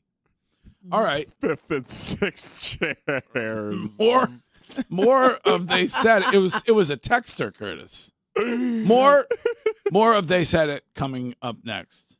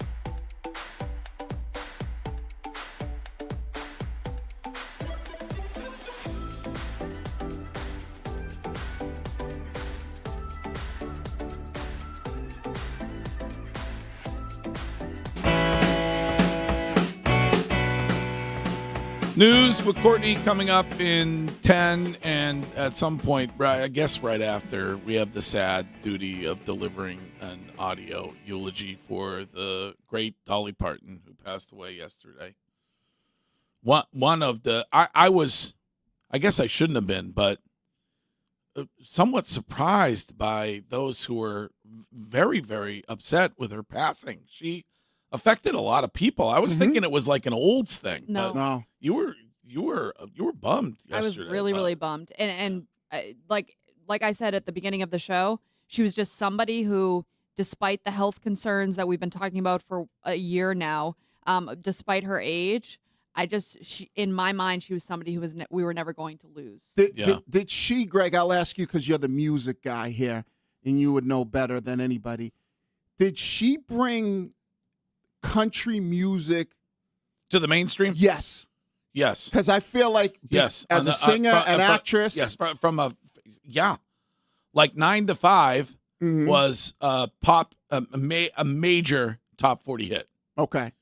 And then, of course, the movie was wildly popular. And yes. Because I know there was like people like Johnny. Great insight by you. I know fantastic insight by you, Wiggy. I know there's people like Johnny Cash, and I know there's like Loretta Lynn. Yeah. But I feel like because of Dolly I went to the Johnny Cash Museum in Nashville. It was lovely. Yeah. You know. Well, what about Dolly World? Like, people love Dolly World. And that's another reason why I asked that question, like when it comes to like country musician. I also think and I was watching some old interviews with her, and early on in her career, an interviewer had asked her why she dresses so over the top and why she has the big hair and she's this beautiful girl, and why does she have to do all of that? And she was like, because I like it. And because, it grabs people's attention, but then they get to find out more about me after. And her quote, I looked it up to make sure that I got it right. Find out who you are and do it on purpose. And I think we've lost so much of that. People are nervous to be unapologetically who they are anymore. Yeah. And Dolly Parton knew who she was. She didn't apologize for it. And whether people liked it or not, they could appreciate it. I see the documentary. It was pretty cool. Voice of an angel. Yeah. Absolute voice of an angel. So we will get to that audio eulogy coming up. Dolly Parton. Rest in peace. Rest in peace. All right. What was next when it came to They Said It? Well, Greg, we've talked a bit about the NFL players trying to return to college football. Well, Wiggy's guy, Kirby Smart, told you yesterday he had zero interest in pursuing any of these guys. We can hear from Kirby Smart.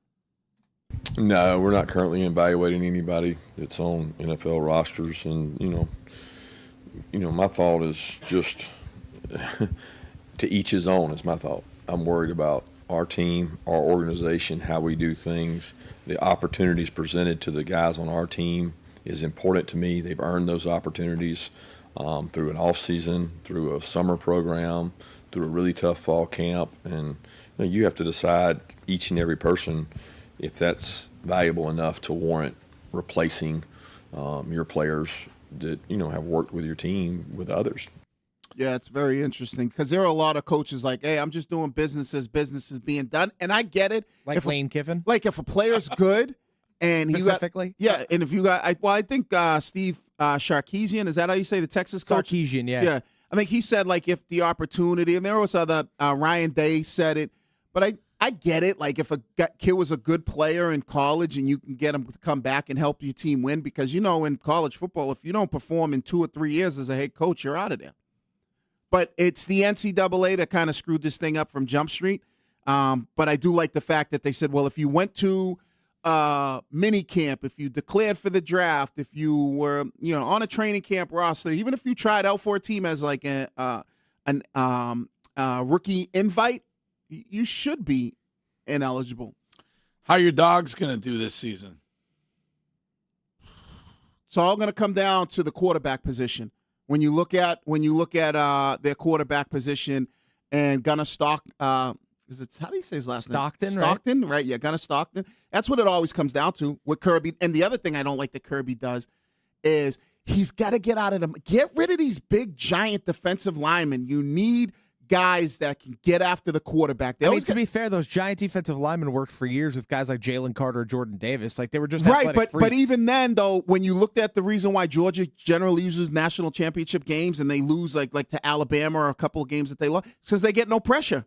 They get no pressure because these guys are just giant mountains of men that, and I get it, you're just trying to hog up the line, but you need to get some of those guys that can get after it. But it's Georgia, so we'll be right back in the mix this year. So, and then my sons, they open up Saturday at Southern University, Marshall Faulk's first year. Okay. A lot of expectations down there. So They going to get some time? Yeah, my oldest is starting. So okay. Nice. Yeah, and the younger ones get in the mix. Okay. So it'll be very interesting there. Big game, Curtis. I know all eyes will be on the TV for him Saturday noon. UNC takes on TCU in Dublin. If you like money, TCU minus 7.5 is printing cash. There are some that are suggesting Bill does not even survive the season. Wow. I would say there are less that say he does. Yeah, because they got a new quarterback, right? They have no defensive coordinator. They have no GM. They have Bill Belichick not answering who's going to be coaching. It is a dumpster fire. It almost looks exactly like the final season with the Patriots. I wonder what the common thread is. Yeah, because their quarterback last year, Gio Lopez, is now the starter at Wake Forest. So. They are going to get destroyed at noon in Ireland, or noon here, 5 p.m. in Ireland. Right. I cannot wait. Oh, he's got to win. I would say he'd have to win 7 games, 8 games to keep your job. If you're Bill Belichick, well, he's making $10 million a year, and he's worse than Mac Brown. Yeah, I mean, wow. But if you lose, if Bill Belichick loses first 3, say, he's gone. I think he's gone. Yeah, they're going to go 1-3 in their first 4. That's interesting. I wonder if it's like one of those mutual. Like, of course, they'll present it that way. Yeah. Wait, you think Bill's going to give a dime back to North Carolina? No. So if they make it mutual, then he has to. Right. No, I'm not saying. I don't know if they'll fire him though during the season. Ooh. Yeah, I don't know if they'll do that. I think the alums are like, we need to get the hell out of here. Yeah, I think they'll ride it out, and they'll ride it. I don't think they'll fire him during the season. But yeah, I mean, it's interesting. Your BC squad is very interesting with Billy O. I mean, I saw something where, he could be, how many wins you guys have last year? 2? Yeah, 2 or 3. Yeah, so, Bill O'Brien returning to this show. Yeah. Every Thursday, 6:45. Right. During the college football season. So Bill O'Brien back. We got a great lineup for football season. Obviously, Mike Vrabel and Boomer Esiason on Mondays. Ty Law on Tuesdays. Right. Brian Hoyer on Wednesdays. Oh, that's going to be good. And then Pop Douglas will join us on Fridays. So. And it could be a revenge game for Dylan Laudener. Is that as you say his last name? He's the starting quarterback for the Rutgers. And don't you guys play Rutgers at home week 2? Yeah, red bandana game on 9/11, the 25th anniversary. Okay, so Friday night at the Heights. Oh, Dylan's coming back to the Heights. Billy O was asked about it the other day. Yeah. This is Rich from Western Massachusetts. Hello, Rich. Hey, didn't Robert Kraft know that Bill Belichick was going to be fired after he was playing abroad, after that loss abroad? So let's see if he gets fired after after UNC plays abroad. Oh, good point. Do you think he does like Nick Saban? And I've seen a couple of I seen Nick Saban go on, might have been the Pivot or something, where he goes his biggest regret was leaving LSU to go to the Dolphins. Do you think Belichick goes, maybe I should have sat out one more year and maybe try to went back to the NFL? He should have just stayed doing television. Yeah. He was pretty good doing when he was on with McAfee or whatever. He should have just stuck with that. Yeah. Maybe he should have just paid his quarterback, and we would have never known how big of a boob he is. All right. That is going to do it when it comes to They Said It, and the news with Courtney coming up in 2 minutes on the Greg Hill Show at WEEI.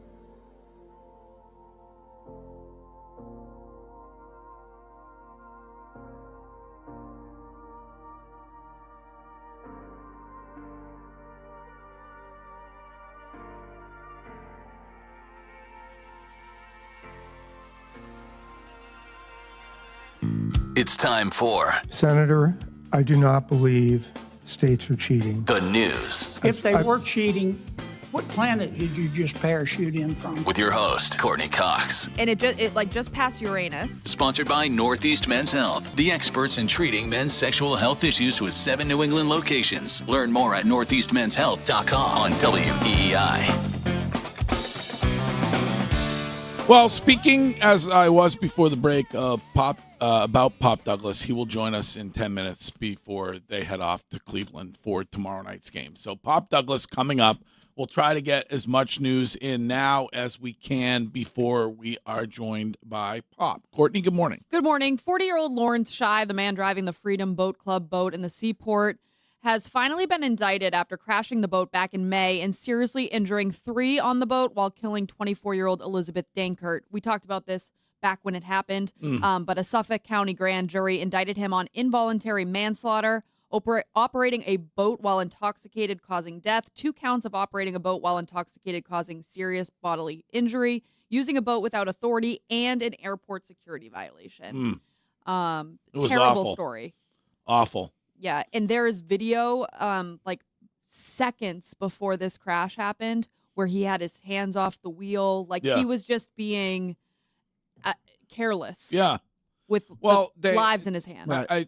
We talked about it at the time. It seems like they met him in the Seaport, the girls, and then and we've all made decisions that are not good, and it doesn't end up in most cases ending like this. But just it's awful. Yeah. Schools are getting underway, and we have a reminder from AAA that Massachusetts will fine drivers up to $2,000 if you pass a school bus, and you can also face a driver's license suspension. So first offense, I believe $250. Second offense, you're looking at $2,000 and suspended driver's license. We can hear from Mark Shildrop, a senior spokesperson for AAA on WWLP. Both sides of the road need to stop for that bus, even on multi-lane roads. That's the law. So oftentimes you see people, they don't realize that. They just keep going in the opposite direction. I feel like I would make a good school bus driver when I retire soon. Oh, okay. You do? Yeah. All right. Retire Pretty soon. long. Yeah. I'm getting up there. People are getting sick of me, Curtis. I mean, a couple of years left. Probably that's it. Then off to... Look spry. Off to driving school buses. Off to driving school buses. Right. Maybe work at a golf course so I can get a free round here or there, something like that. Would you be the school bus driver that tells the stories? Yes, like of course. back in my day. Yes, of course. And I would also have some sort of a quiz, like a quiz for the students on historical facts and things like that. I think that's actually a good idea. And you're good in the mornings. Like Right. the early mornings wouldn't bother you. Right. You're a good driver. He probably should be, rather than doing the driver, he probably should be like a duck boat host. Oh. The person who, for the trails and stuff like that. Yes. All right. We're passing Boston Commons right now, established in 1695. Wow. Let me tell you a story one time. I was working for AAF, and I believe I want to say it was Steve Perry of Journey came down to do a show, and he actually got drunk right there on that bench. If you look to your right, that's where Steven Goskowski kicked the ball right into Spaz's nuts. Unbelievable radio promotion. When nothing will ever equal that. What did you do? Spaz was suspended. I'm right here. From a crane. In a goalpost at Dilboy Stadium, and Goskowski kicked field goals at him and hit him square in the nuts. Can I ask what the... Several times, by the way. Talk about accurate. That's amazing. Where was that in Super Bowl 42 there, Steve? What was the point, really, for that? Showing how accurate a kicker can be. Nice. I mean, it was That is pretty accurate. Spaz was the best. Yeah, he really was. All right, what else? Closing arguments in the Lindsay Clancy case are expected to start tomorrow, as final testimony and evidence are expected to wrap up today. Yesterday, forensic psychologist Dr. Kirk Heilbrunn testified that Lindsay Clancy is criminally responsible for her actions. Here's Dr. Kirk. She retained an awareness of the illegality of killing others, including killing her children. My clinical opinion is that she was criminally responsible on January 24th. How long do you think the jury is out on this thing? A long time, or are you guessing that they are able to come to a verdict pretty quick? Before the weekend. Okay. Really? See, Courtney. Oh, well, yeah, they'll want to wrap it up Right. before the weekend, but tomorrow's Thursday. Like, it took my small case that I was a jury on over 2 days of deliberation before we were able to come to it. Like, people, you see the worst of people when it comes to a jury in the deliberation. Those things are so frustrating. Oh, my goodness. I have never felt more like attacked by other people in a weird way. But it also, and let me just say one, now that we're like a year out from it, when I was on a jury and we did find our person guilty, I was a holdout for not guilty. Really? Oh, okay. And what was the person accused of? Daytime shooting. All right. You didn't think they did it? Well, Not enough didn't- evidence. I was worried that there wasn't enough evidence, and because it was like one police officer who identified him through a surveillance video. Grainy and- footage. Yeah, there was a lot of it, and Wait, you calling that guy a liar? no, I'm not. We found him guilty. I was okay. convinced by Thank the end of God. it. But we found him guilty, and there was a girl on this jury with me, and she from jump was like, "This guy's guilty." From jump, and they read the guilty verdict now that we're in there, and she starts crying. And I'm like, oh, bitch, now you want to cry? Oh, damn. Now that we've got the guy that we just sent to jail in front of us, now you want to cry? Yeah. You were coming at my throat behind closed doors. What's she crying for? I feel so guilty. I feel so bad. You didn't feel bad 3 days ago when you walked in and said, there's no way this guy isn't guilty. Wow. It was so performative. Interesting. I would never, and I was so excited to be on a jury. I think the legal process is so interesting. I probably should have been a lawyer, or work in the legal system in some capacity, because I really do find the entire thing very, very interesting. I never, ever again in my life want to be on a jury. Wow. Well, I mean, you probably, odds are you'll probably get picked again at some point. I had to be the foreman on my jury. It was 4-person. Yeah, Sure. thank you, Curtis. Did you have a shooting case, though? no. Nobody was Courtney hurt. had a good case. Nobody mine was was just a hurt. Dewey. Nobody died in my case, but the surveillance video was tough to watch. There were children in the area when the shooting happened. So just reckless. Do we have surveillance video of your face when the girl was crying after saying she was guilty? the whole Usually, I time? rolled my eyes. I was like, Well, you even said Did this crime happen in the safest city in the world? it did. Okay. Yeah. Seaport. And then the judge came and talked to you after. Our judge was amazing. He was so kind. Everybody that worked at the courthouse was awesome. But he came and talked, and I immediately said, should I be worried about my safety? Oh, damn. And he said, I think they've got bigger fish to fry. All right. Oh, you thought his people were going to come after you. I don't know. All right. You are. Right out of a movie. Yeah. But you said with this case that you believe that it could get hung, right? With this Clancy I wouldn't case. be surprised. Right. Yeah. It'd be I don't know. How long do Lots they of- let a jury deliberate before a hung jury? Oh, I don't know. A couple days, I would think. Yeah, a few days. I mean, Okay. like you said, like in our small jury cases, like my deliberations went a full day into the next day. Well, you're a good juror. At least you're open-minded. The other girl came in and was like, guilty. Yeah, you have to be open-minded. Curtis was on a jury and it was not hung. Okay, what?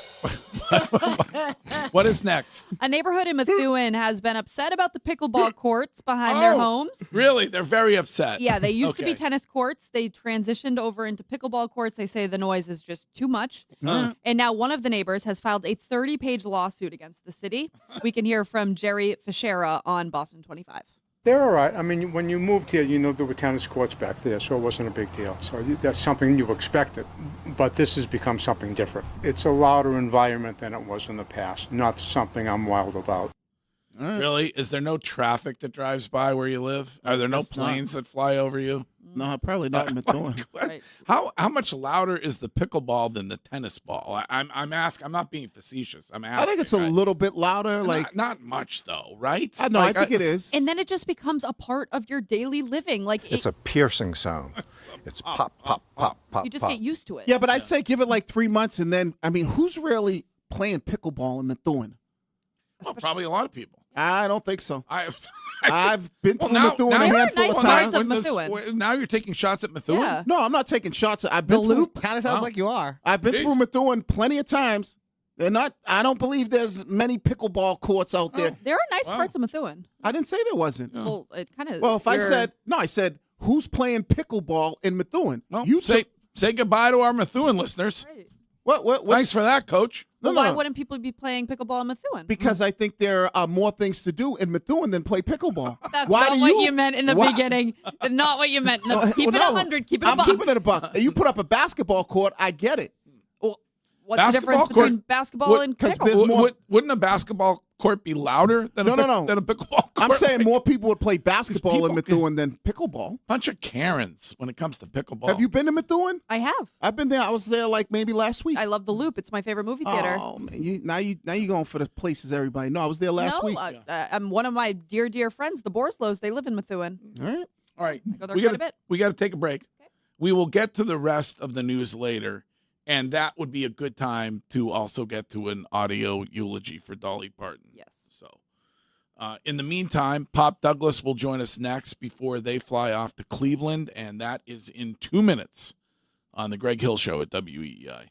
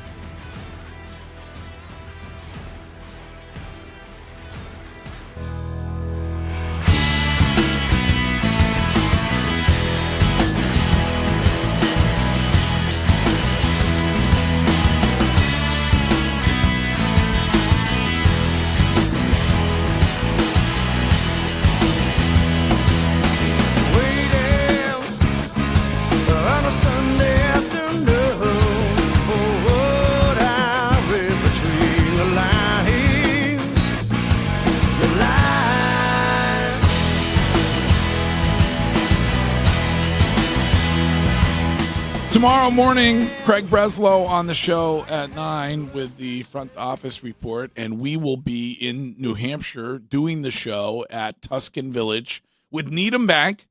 Opened up a new branch up there, and we'll be celebrating that, and we will be outside one last time this summer with you, and we're doing that at the Sam Adams Pavilion tomorrow morning. So I hope you come by and hang out.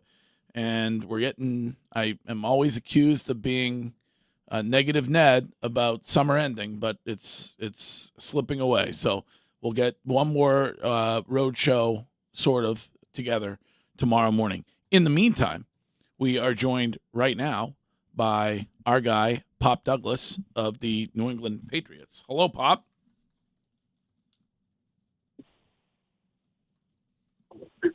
Pop? Hello. Good morning. Good morning.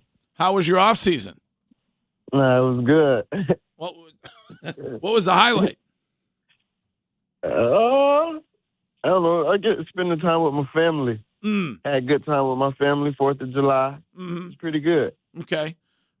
Are you a pool or a ocean lake guy? Pool. Definitely pool. Pop, let me ask you this question. Playing in the slot and then getting a guy like A.J. Brown, how much easier does it make it for you when teams are going to, look to double a guy like that? So as you guys start to get ready for the regular season, open up a lot of things for you, especially when it comes to one-on-one coverage. Yeah, I should be good. That's a good player. They're definitely going to have to focus, on him. So, definitely should be one-on-one for me. What's he been like? Like all we hear is from coach and others, great guy, excited about the opportunity to be here. Is that the vibe you're getting from him? Nah, yes, sir. Good energy, good leader. Definitely a guy that carries himself well and teaches us a lot. As young guys. Have you had a chance to talk to Kayshawn? Yes, sir. I mean, that's my guy. I just text him, love, brother. And then I know he's going to be good down the road. Nobody ever texts me love, brother. I would like that. we do. You got to get traded. You got to get traded first for one of those. I send love brother a lot. I would like that. Pop, having Josh McDaniels back for the second year, how important has that consistency and trust been going into this season for you? That's been good. Going into year 2 in this offense has been good. Just helps with my confidence, knowing the playbook more, more into depth. Pop, you are incredibly introspective and have a sunny disposition on life that I'm envious of. I'm just curious, as you look back on reaching a Super Bowl, playing in a Super Bowl, I know it wasn't the outcome you wanted, but what did it mean for you and your family to get there, and what was it like playing in that game? Man, that was big, just to get there, just to be there was amazing. My family was, shocked. It's a blessing to be even in this position, to be playing in the NFL. So to make it to the Super Bowl, man, my family was ecstatic. Pop, it is an unbelievable feeling. I was fortunate to play in 2. And brag of the week. Well, it is a sick brag. Brag of the week. But when you look at this, this football team, and you look at the expectations, and you look at the talent, you look at Drake May, the acquisition of A.J. Brown, what's that mindset for you going, okay, if we take care of business, there could be an opportunity that we could get to the same level that we got to last year, except maybe potentially close out the deal. What's that like going into that, knowing that? Oh, man, it's amazing. I feel like, as a team, we just got to come in here and play complimentary football. And, I feel like we're going to feed off each other.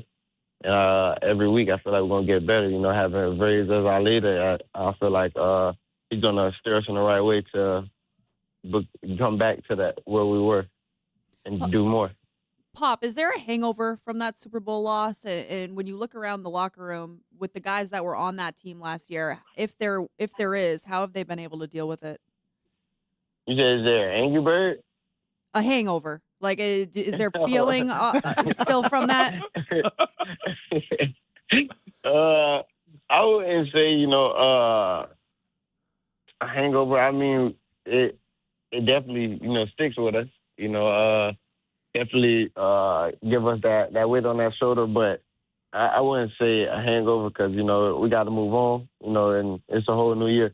We got to get to where we were and, try to win it.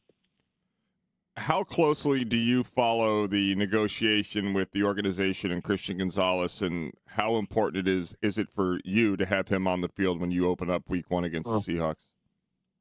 I don't, too much pay attention to, the stuff like that. But it's important for my guy to be on the field. He's a playmaker. Who wouldn't want him on the field, Well, He was asking if you wouldn't mind taking a pay cut so he could get his deal. Oh. Wait, how am I going to take a pay cut? I'm still in rookie year. I'm in rookie contract. Well, you know, what he said was, and this is a quote, Pop has that soda money now. So that's what he said. Oh, I give him some soda money if that's what it takes. I ain't mad at it. Pop, you've been in a position where you've played with a couple of quarterbacks. What have you noticed when it comes to Drake May as far as how he's grown as a leader and maybe being a little bit more vocal? What are some of the things that you see him doing differently now that he's got, he's starting to get some of that offense under his belt, some of those years in that leadership? Just orchestrating the offense. Just I think he's been doing a lot. With him just doing what he do. Like I would say, him on the field and not having Josh, he could do it. I feel like he can do it. Just him, just how he works on this, how he works in here. You can see it as he walk around, man. It's amazing to see. He's in that playbook. Man, he's here longer than a lot of guys, and man, well, as I say, he putting in that pain. Does he ever get mad? Because I played around a lot of quarterbacks. They get mad if you maybe didn't read the right coverage, but it looks like he's one of them dudes that never gets mad and yells at you. Does he ever have those moments you're like, oh damn, I must have really did something because Drake is kind of jumping down my back a little bit? Nah, he keeps his composure. He'll come up to you and say something, but it's never in anger. It's all about that next play. All right. Well, I know you guys. What time are you guys flying out? I want to say 12. Okay. All right. Well, make sure you figure that out. Yeah, you don't want to miss all that. right. Yeah. It's preseason. Yeah, I'm already at the facility. I'm already here. Hooray for the Boo-ray on the plane. That's what I'd be doing. Hello. That's gambling time. Well, okay. I don't think they don't play with money. No, we call that Monopoly money. No IOUs, though. Right. Cleveland's beautiful this time of year. All right, Pop. Well, we are delighted that you will be back with us again all season long, you and Robert Spillane, and we thank you for taking the time this morning. Go get them. Yes, sir. Thank y'all. All right. That is Pop Douglas, brought to you by Shaw's and Star Market, the fastest way to get fresh groceries, no membership required, and brought to you by FindMassMoney.gov. Search and claim your unclaimed funds. Back to the rest of the news, including an audio eulogy for the great Dolly Parton coming up next.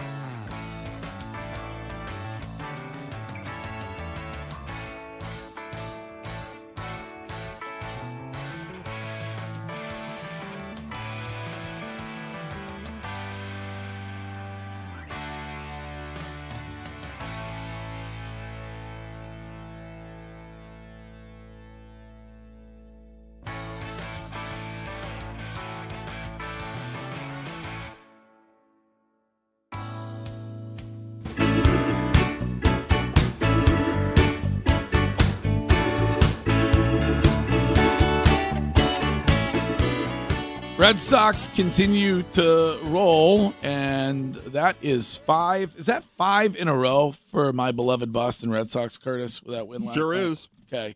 You could talk about that all day long here on Boston Sports Original, WEEI. A reminder that we're going to get the Hill Notes at 9:30, so leave one of those on the Sox or on the Christian Gonzalez situation or on anything that we have talked about this morning or haven't talked about. Leave that on the Odyssey app, and we'll play the best ones back later.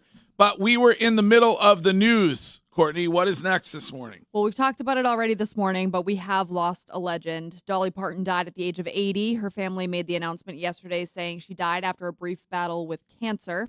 We can hear a bit of the announcement from Dolly's nephew, Brian Siever. This video announcement is something Dolly asked of me years ago, before I fully absorbed it as a future reality. It is an honor that is mixed with absolute pride and great sadness. But sadness lies with us, not with Dolly. Dolly has lived in the light and is in the arms of Jesus, surely met by Carl, her parents, and countless others who have watched her and longed for her to meet them in the heavens. She has always been on your television, your record player, your CD, and on your phone playlist, becoming an extended part of your family. Our family and the team she has entrusted with her legacy will work diligently to ensure her spirit will live with us forever. May God bless Dolly Parton, and may God bless you all. She will always love you. Extraordinary talent, voice of an angel. Curtis, have you asked Ken to record a video message upon your passing? Yes. Okay. He actually recorded it yesterday. I don't know why there was an urgent need, but okay. But hit after hit after hit, and we owe an audio eulogy to Dolly. Wiggy brought up 9 to 5 first thing this morning. Giant hit for Dolly Parton from the film of the same name.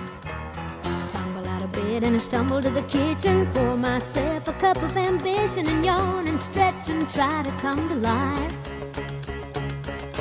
Jump in the shower and the blood starts pumping. Out on the streets the traffic starts jumping with folks like me on the job from 9 to 5. Working 9 to 5, what a way to make a living, barely getting by. It's all taking and no giving, they just use your mind and they never give you credit. It's enough to drive you crazy if you let it. Absolute icon. Even the youngs, like Courtney, loved Dolly Parton. And she did. One of the things she did was gave an absolute ton of her money to charity. I don't know if you saw any of that yesterday. Yeah, like almost all of it. She didn't have any children. Yeah. Obviously, her husband has passed, but like she gave a lot of money back. Yeah, she did. She was upset though that Jolene was trying to steal her man. If you could, Shine, please. Awesome song. Jolene, Jolene, Jolene, Jolene, I'm begging of you, please don't take my man. Jolene, Jolene, Jolene, Jolene, please don't take him just because you can.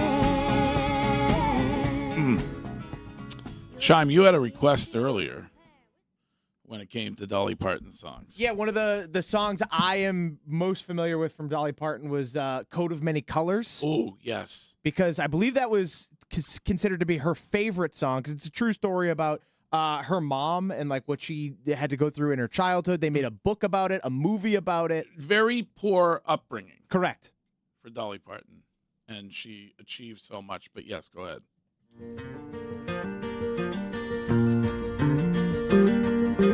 Back through the years I go wandering once again, back to the seasons of my youth. I recall a box of rags that someone gave us, and how my mama put the rags to use. There were rags of many colors, but every piece was small, and I didn't have a coat, and it was away down in the fall.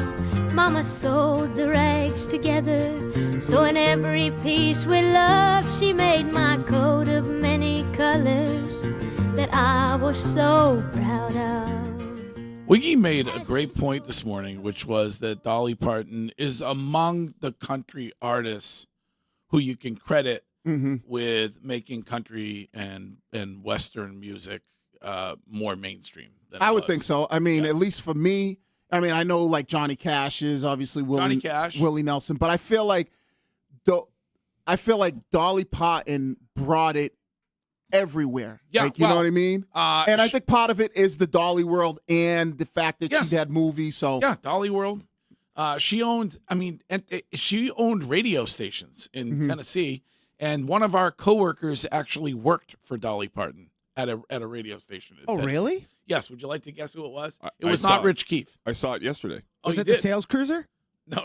No, it was not the sales cruiser. He was on the golf course. Yes. Mike Thomas? Yes. Oh, wow. Wow. Mike Thomas was her program director at one of the radio stations. All right. That she He's owned met her? in Tennessee. Yeah. I would think so, right? Yeah. Must have been cool. But isn't this like such a uniquely? When they were having meetings, she used to say, "Eyes up here, Mike." But go ahead. What? Isn't this such a uniquely American story? Yes. She was the she was the daughter of an illiterate father who worked as a sharecropper. They had a single one-room cabin on the banks of a river in rural Tennessee. She was the fourth of 12 children, and she became a nearly billionaire who changed the world. That only happens here. Like, that voice, it's just unbelievable. What a story. Yeah. And I was gonna can we do the because Kenny Rogers also went mainstream from country, and the two of them, can we do the duet between the two of them, a little bit of Islands in the Stream, please?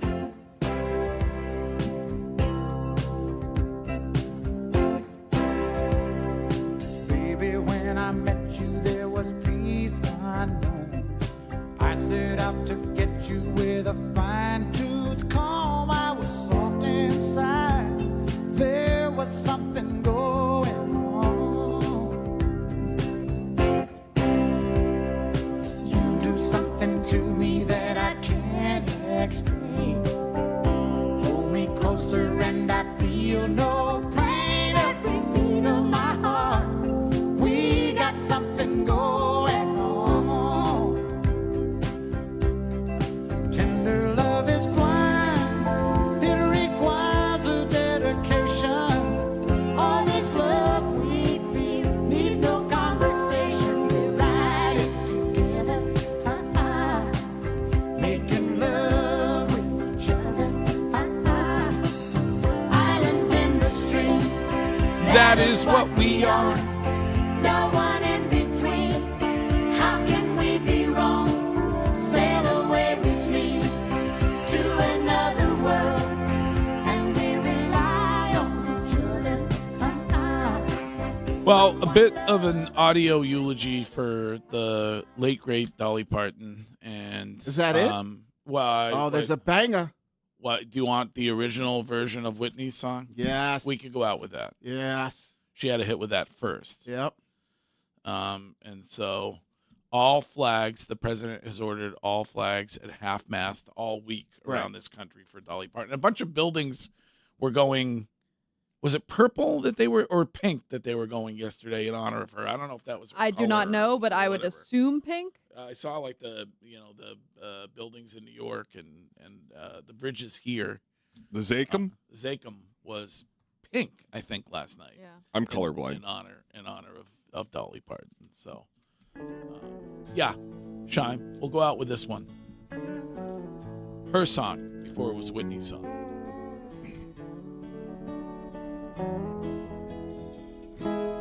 If I should stay, I would only be in your way. So I'll go, but I know I'll think of you each step of the way. And I will always love you. I will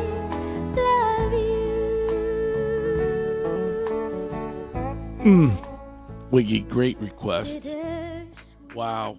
Okay. There's only been a few people, What a life. my opinion, in music that their voices were so distinct that you could be like, I know exactly who that is. And you would say she is. I would one say of them. Dolly Parton's one of them. Yes. Obviously for me, Steve Perry. Yes. Whitney Houston. Yes. Whitney, her voice is. She has an amazing voice, but I think it's about distinctness. I think it's very distinct. Okay, so I mean, you could make that argument, and then if I had to go one more, Johnny Cash, very distinct. yeah, Johnny, but for me, it's Luther Vandross. Yeah. But Dolly had that, and maybe it was that Southern twang. Yeah. Yes. That she had, that like Memphis style Southern twang. Yes. But like you hear that voice. That's it. And there's that it's Dolly. Jugs are coming. I really, it's really too soon for that. Not really. I mean, because she emergency top 5. Uh-huh. Most legendary boobs in the history of the United States of I'm America. pretty sure Wiggy previously on the show declared those boobs the most iconic boobs in American He history. did? Yeah. Yeah. Who else was on the list? I don't know that we did a full top 5. I just know that I'm pretty sure he declared Dolly Parton's Upton. the most iconic. No, I would say there's only one person on a list of one. Morgana? No, I'd say this. Because remember, Dolly, Pamela Ding Dong? Didn't she like have the mud flaps? Like she Excuse me? on the trucks. My God. What are you? You remember that? Excuse me, sir. This is under the table. No. Like See, at here- a certain point, it is No. still a family show. No. On She the probably has trucks. the most famous boobs in history. On the trucks, right? You know, on the trucks, like on the Yes, bottom no, of the I know trucks. what they are, yes. So I think that image. Yes. I think that image is Based on her. You're is right. actually on her of, boobs. of Dolly Parton. Yes. So she Yes. leaned into the fact Yeah. that she had the most recognizable hoots. Oh yeah. She did. I don't think she would find it inappropriate today that people are talking about her breasts. I She think probably she'd wants love to it. be remembered for her voice and her boobs. Yes. But that was one of the biggest things as youngsters growing up was the mud flaps on the trucks. And those were it's like the Jerry West NBA logo. The logo for the 18-wheelers and the big rigs, the mud flaps. Dolly Parton's boobs. Yeah, was the silhouette of her Yeah. with the giant, I didn't notice the rest, but I did see it. So yeah, very unbelievable. Yeah. Legendary voice, legendary talent. People who've been to Dollywood say it is unbelievable. So A true original. very, very sad. And that is an audio eulogy. And we will be back with the rest of the news next.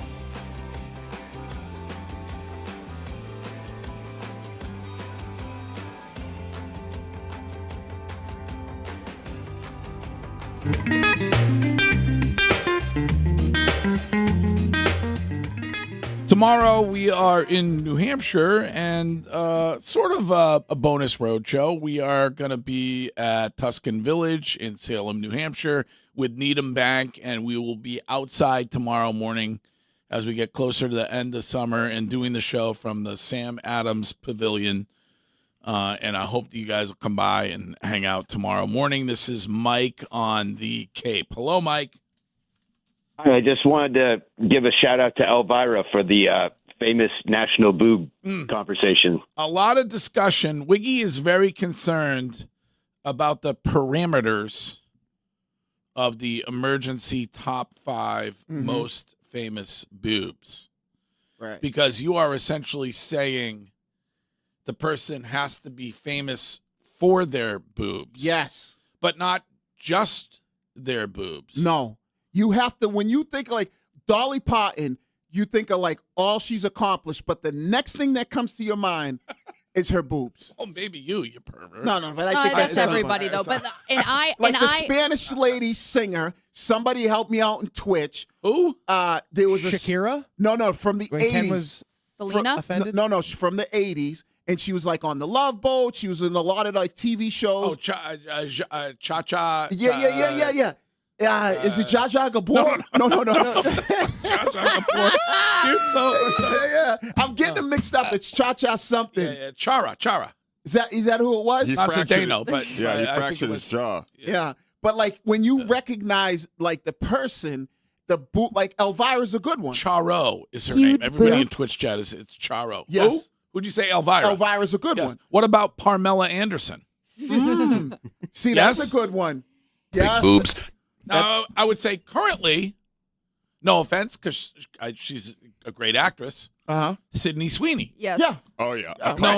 Known for her boobs. Yeah. Right. No disrespect. Well, and number 2, she's a great actress. Right. Then Yeah, her boobs. yes. But respectfully, but that's how you notice but it. you and I think I think top 5 most recognizable boobs mean that if I see a photo, no head, just boobs, I can tell you who it is. See, I don't look at it that way. And Dolly Parton still reigns queen Yeah. in that. But then that's why I said Kate Upton, because if I saw a photo of her Sports Illustrated cover, just the boobs, I would know immediately that's Kate Upton. You would? Yeah, her Yeah. boobs, I think, are so distinct that would be like number 2 for me. See, I couldn't do that. I'm just talking about like the person is famous, but the next thing that people recognize that person for is their boobs. That's why They're known for a talent, yes. but a very close second is their is their boobs. When they are making the things that hang on the back of trucks, or there's like giant, Yes, you brought that up. like Yes. there's a silhouette Yes. of her. So Yeah. that's why I mean it's more than people Would just going, Anna Nicole Smith make your top 5? oh, that's a good one. That's And a what great would she one, be Courtney. famous for besides said boobs? I think it was just like that Gold whole digger. time, like Great, one of the great gold diggers. Of yeah, all time. reality Oh, shows, I have Playboy. a nomination. This is Barstool has a list here. Alexandra Daddario, Who? the Who's girl that? in the HBO scene with Woody Harrelson. See, I don't know her. See, you have to be famous, like You'll know True, the scene. True Detective? Yes. She has famous boobs? Oh my! I mean, okay. those things should be in the Who's Hall the of woman Fame. in Landman who does the whipped cream boobs? oh, Allie Larder. Yeah, One of the great scenes in movie history. yeah, but I wouldn't necessarily put her boobs up there. Jennifer Love Hewitt, Oh, that could, No, not known for no. Sofia Vergara. Now, to make this list, Those are because like I on- think This list is rarefied air. yes. Like let's be clear. May I Scarlett ask, though, Johansson, because can Johansson. you be a member of the itty bitty committee and make this list? Because we are going more I don't think so. large-breasted women. No. No, I mean this basically comes if you're Wiggy and my age, the older guys that you knew, like my dad, would bring up Dolly Parton's boobs Right. all the time. Right. They'd be like, They were "Man." known around the world, and that was before the internet. Right. Like, which is pretty amazing. Like They I had to remember fax those things. I remember watching the best. I believe it was the best little whorehouse in Texas Holy with Burt Reynolds. Yeah. Hoping to actually get a glimpse of Dolly's actual full-on. No, she was classy. She never Yes, never that's- never showed them. But that was She probably probably turned down millions. Right. That was the to show her boobs. That was the ultimate.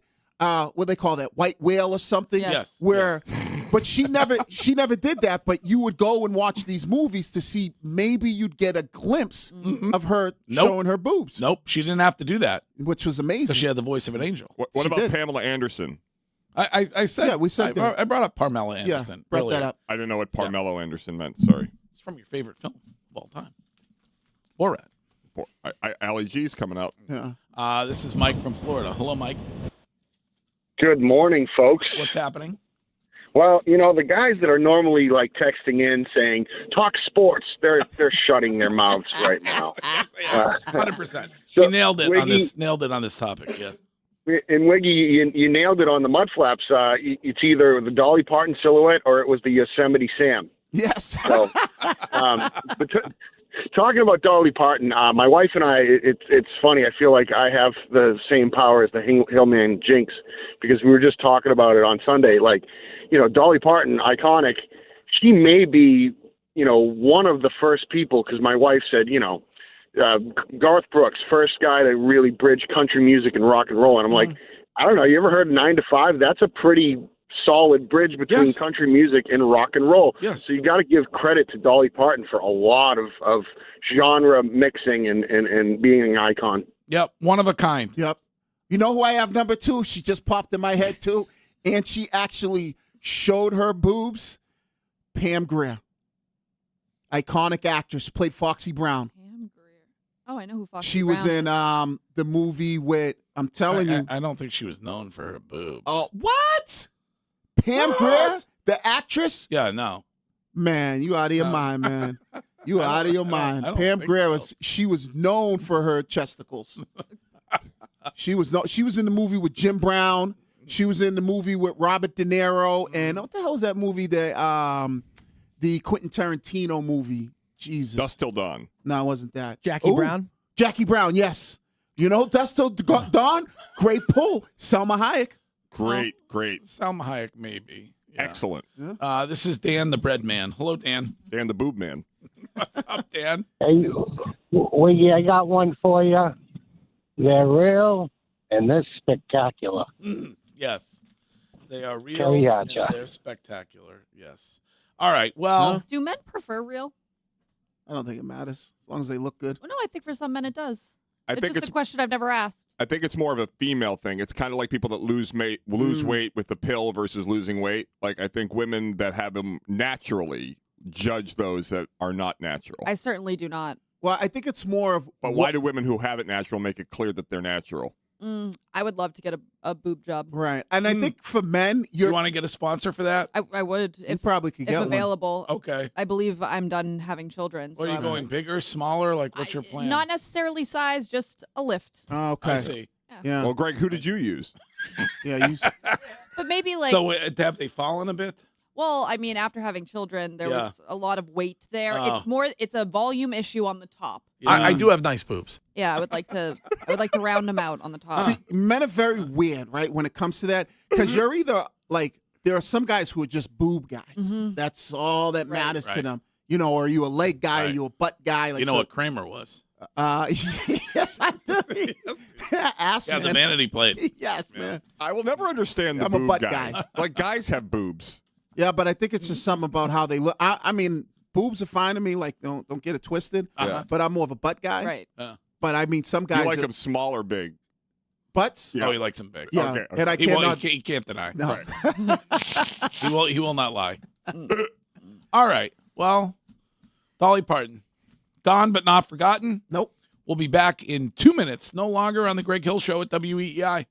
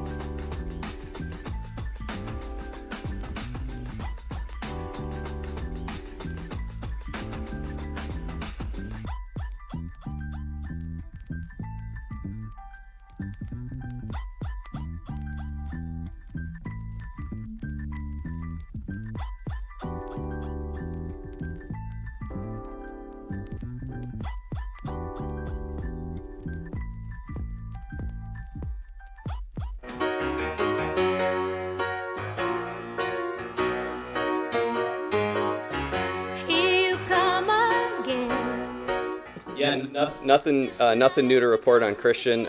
Want him here. He's an elite player. Been on record saying that before, and we're continuing to work with his representation to find a resolution that works for everyone.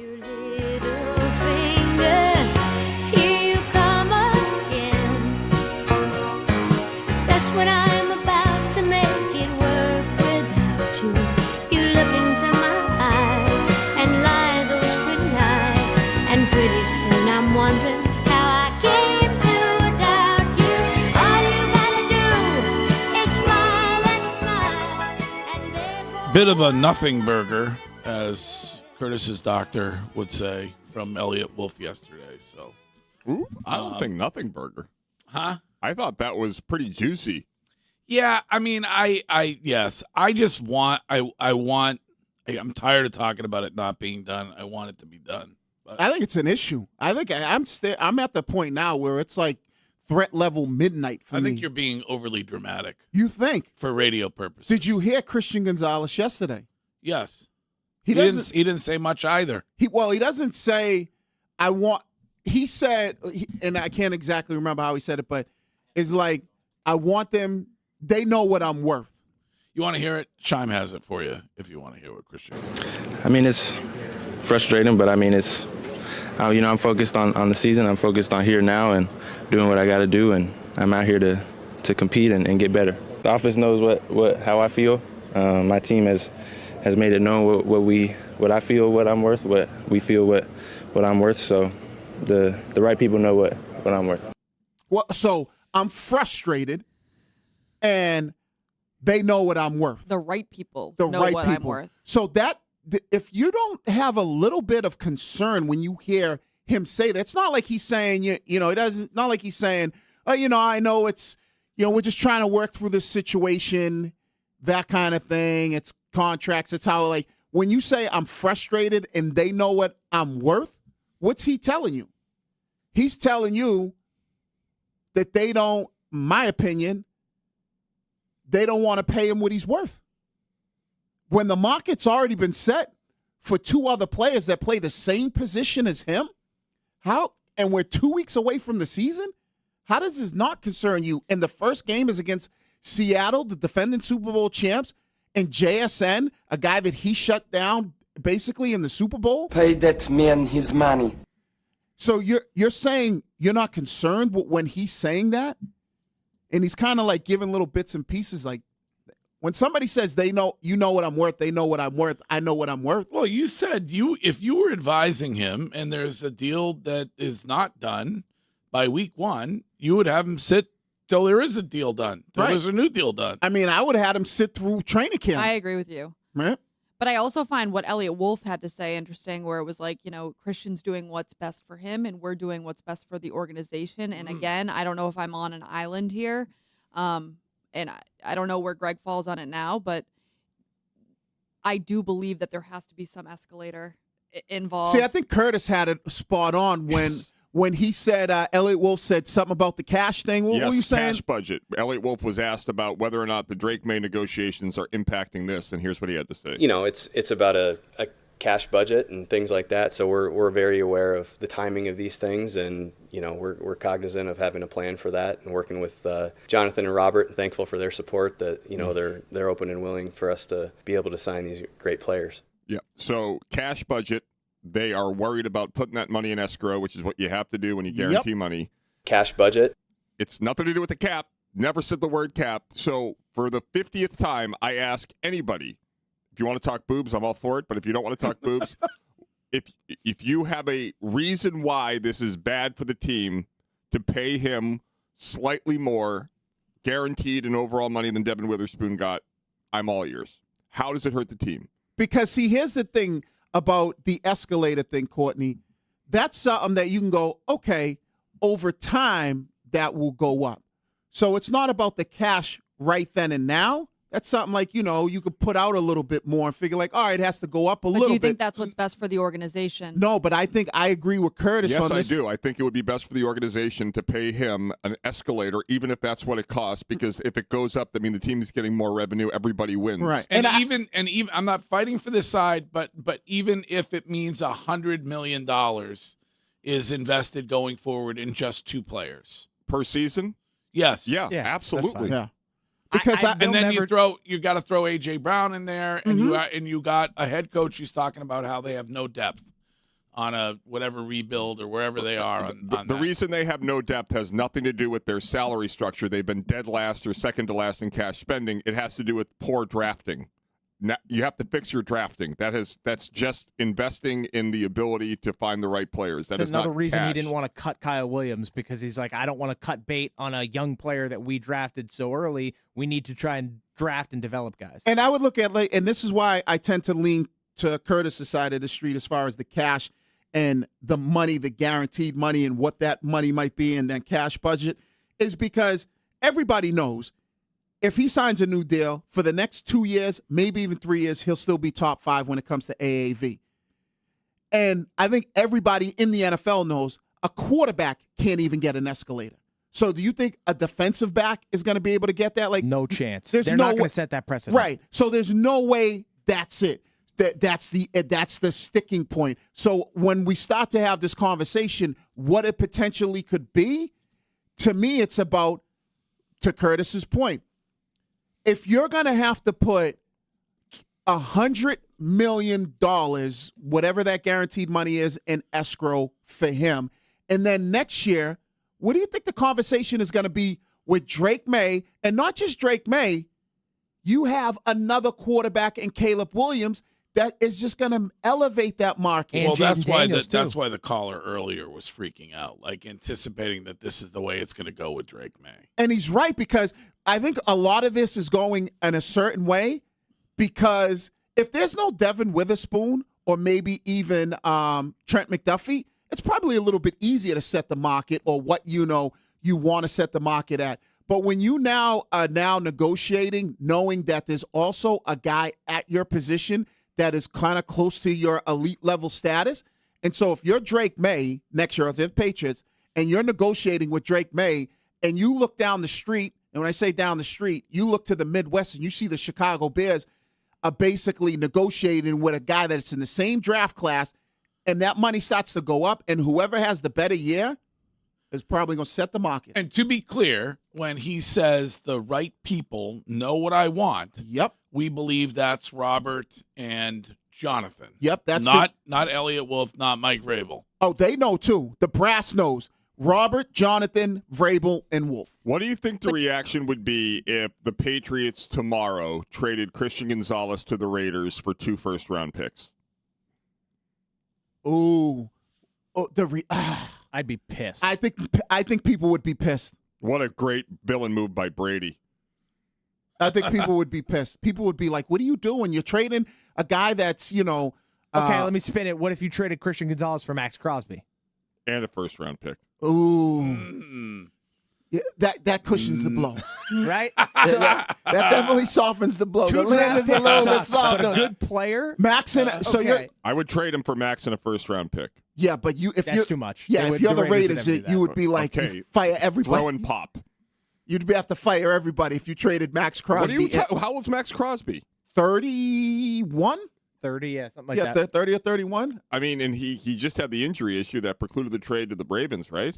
Yeah, but he is 29. He doesn't turn 30.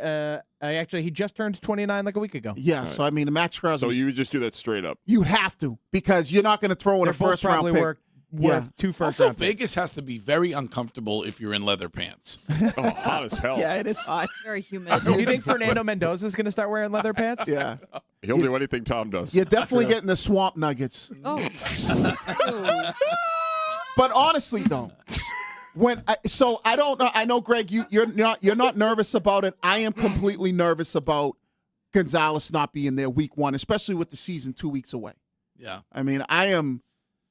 Because if he has no contract, let me ask you this question then, because I think I know where Courtney and Chime and Curtis stand.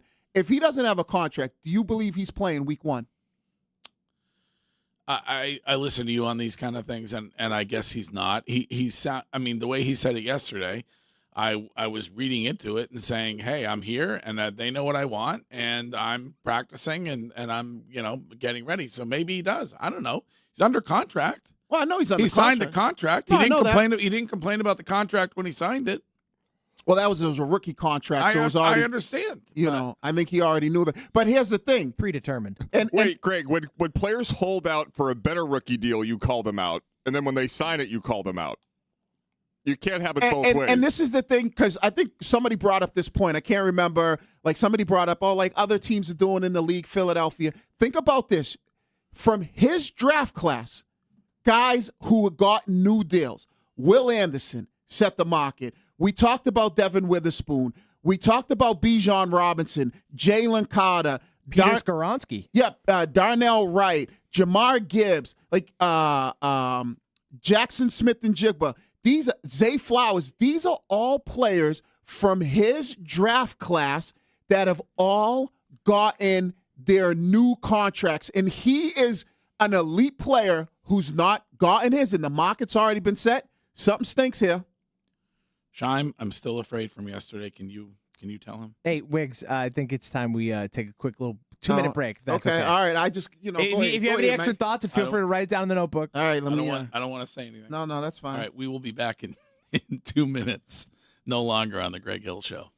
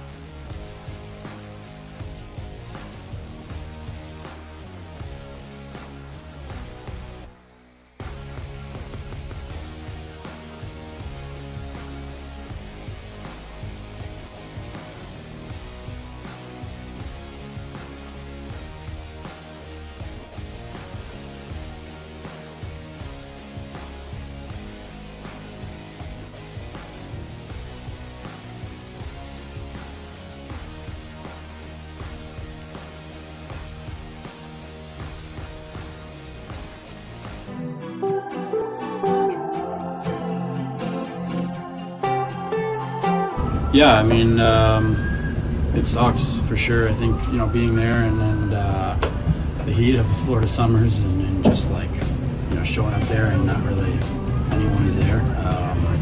It's different. It's different than, rehabbing sucks as a whole, but I think when you're rehabbing around the guys and you're around the team and you get to watch the games and you're not super disconnected, it's great. But yeah, being in Fort Myers was a grind for sure, but definitely made me appreciate being back up here and being around the guys. I'll be the bad guy now, but no, I ain't so proud. I couldn't be there, even when I tried. You don't believe it. We do this every time. Oh, Curtis, I think, would be a strong disagree with the Roman Empire when it comes to the Florida summer. You love the Florida summer. I love Florida summers. You don't mind it. I love going to Florida in the summer because there's nobody there. Yeah. Well, less people. And anytime you can go to Florida, it's a good day. It's a great place to live. People are just a little less angry. Being there in the middle of July sounds miserable. Yeah, it's very hot. It's so hot. So you enjoy being here in December, January, February, March, November? Yeah, it's miserable as well. Right, but I'll take 1 month versus 4 months. It's really not one. If you could pick one, Courtney, incredible hot or our winters, which would you pick? Ooh, see, I kind of enjoy a snowy Christmas. So you enjoy that's one day. No, I know, but like I hate March here, like when it's cold and miserable and gray.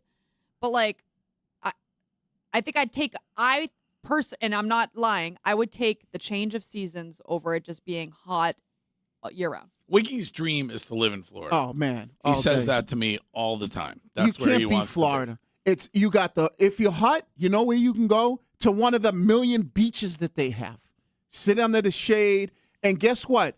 Come November, December, January, February, March that you just hate, and even April. When you're sitting up here freezing your chesticles off and you're having to deal with 40 feet of snow, I'm on a beach. Yeah. And you know what's crazy is I was told that Florida was just going to be totally destroyed by these hurricanes. And where have they gone? And what was that place we went to on the boat there?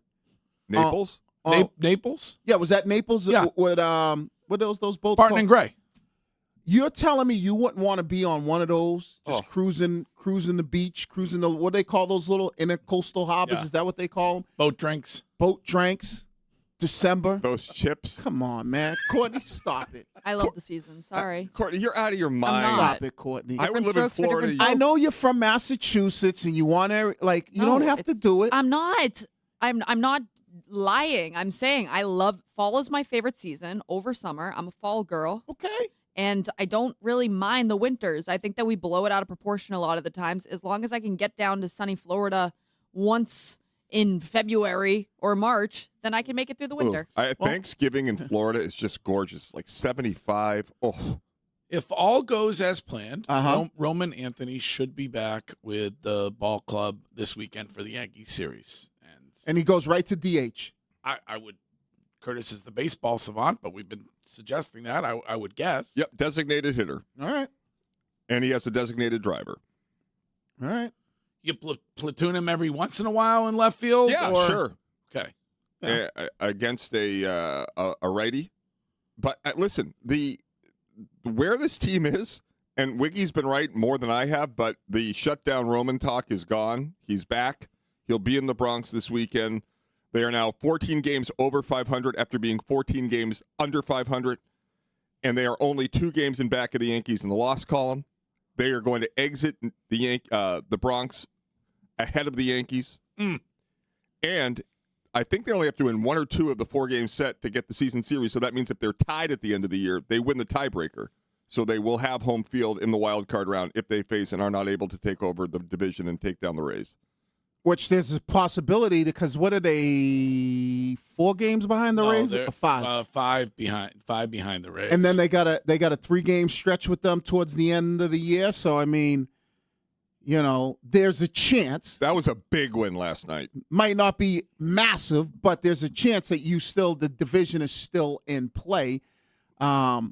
and then that completely changes everything. Yep, 5 games out of the race. All right. So, I mean, yeah, I love the fact that you could say, all right, you want to overtake the Yankees, and then you get home field, but you still got to kind of hold on to the possibility, like, all right, we're not too far behind the Rays, and we play them, so let's not have any hiccups here at the end of the season. Let them have the hiccups that they need, and maybe they open the door for us to win the division. But I mean, I agree with you guys on that one. I know we've talked about, Roman Anthony and Trevor Story. I think, yes, you DH him. I wouldn't play him every day in left field because, say what you want, as of right now, I feel like Duran's probably the better fielder, and he's not made of glass. Yeah, and he plays every day, and he's probably a better power bat. Yeah, I don't think the issue becomes what you do with Trevor Story and how he reacts to whatever you do. I told you, I think that's the issue. Yeah. For some reason, I can't wait. When do we talk to Bresbaugh? Tomorrow? Yeah. I think they're going to put him right in shortstop. For some reason, I just feel like, because they always bring up defense, pitching, and I think that they believe he's their best defensive shortstop that they have right now on this roster. Yeah, short sample size, but he's not hitting the baseball upon return. No, I know that, but I think they'll be like, all right, he's our 8th hitter anyways. We got him buried at the bottom of the. Yeah, if he's not hitting, I don't think he's playing every day. So, I think that's the reason they want him back, because they know at his best he hits better than any of the guys that they've had playing the position. I mean, he's 0 for 4 yesterday, correct? Right. And if he continues to be bad, I wouldn't be shocked if they kind of platoon him there. But you see what Scheim just said, though? And I think, Scheim, that's like something that we have to factor in, because I think they're factoring it in, is they go, all right, Trevor Story at what we expect him to be at the plate is better than anybody that we have playing shortstop right now. And that's why I think that they're going to put him in there. Because they feel like, all right, if he gets back to just the Trevor Story we need, that we saw last year, we don't need him, to have, do something ridiculous, but he's better than what we have at the plate, and he's a better fielder. That's what I think they think. And maybe when we ask Bresbaugh that tomorrow, he can kind of give us a window into that. But so if he's making $5 million a year, is he back? No. Does Chad Tracy have the gumption to pinch hit for him, for instance? Does he want to have something thrown at his head? That's the problem. Well, it depends on what Bresbaugh says, right? And that's why I think that Chad Tracy is the perfect guy for the job, in Bresbaugh's opinion, because he looks at it and goes, all right, he's a team player. He's a foxhole guy. Chad Tracy's going to do what we say to do. And if we're like, hey, let's keep playing Trevor Story, you think he's going to push back against them, maybe like Alex Cora did in the past? Yeah, well, it'll be interesting. Right. Every Red Sox game for free on the Shaw's and Star Market Red Sox Radio Network and on the Odyssey app, and we will be back with Hill Notes next. Hi, I'm Jonathan Rapp.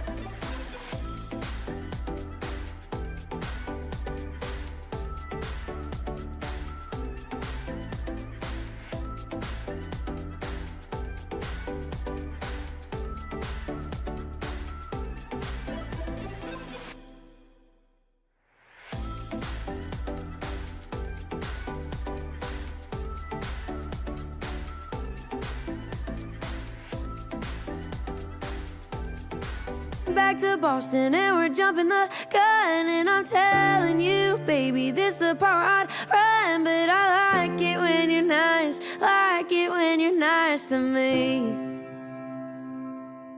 Well, there I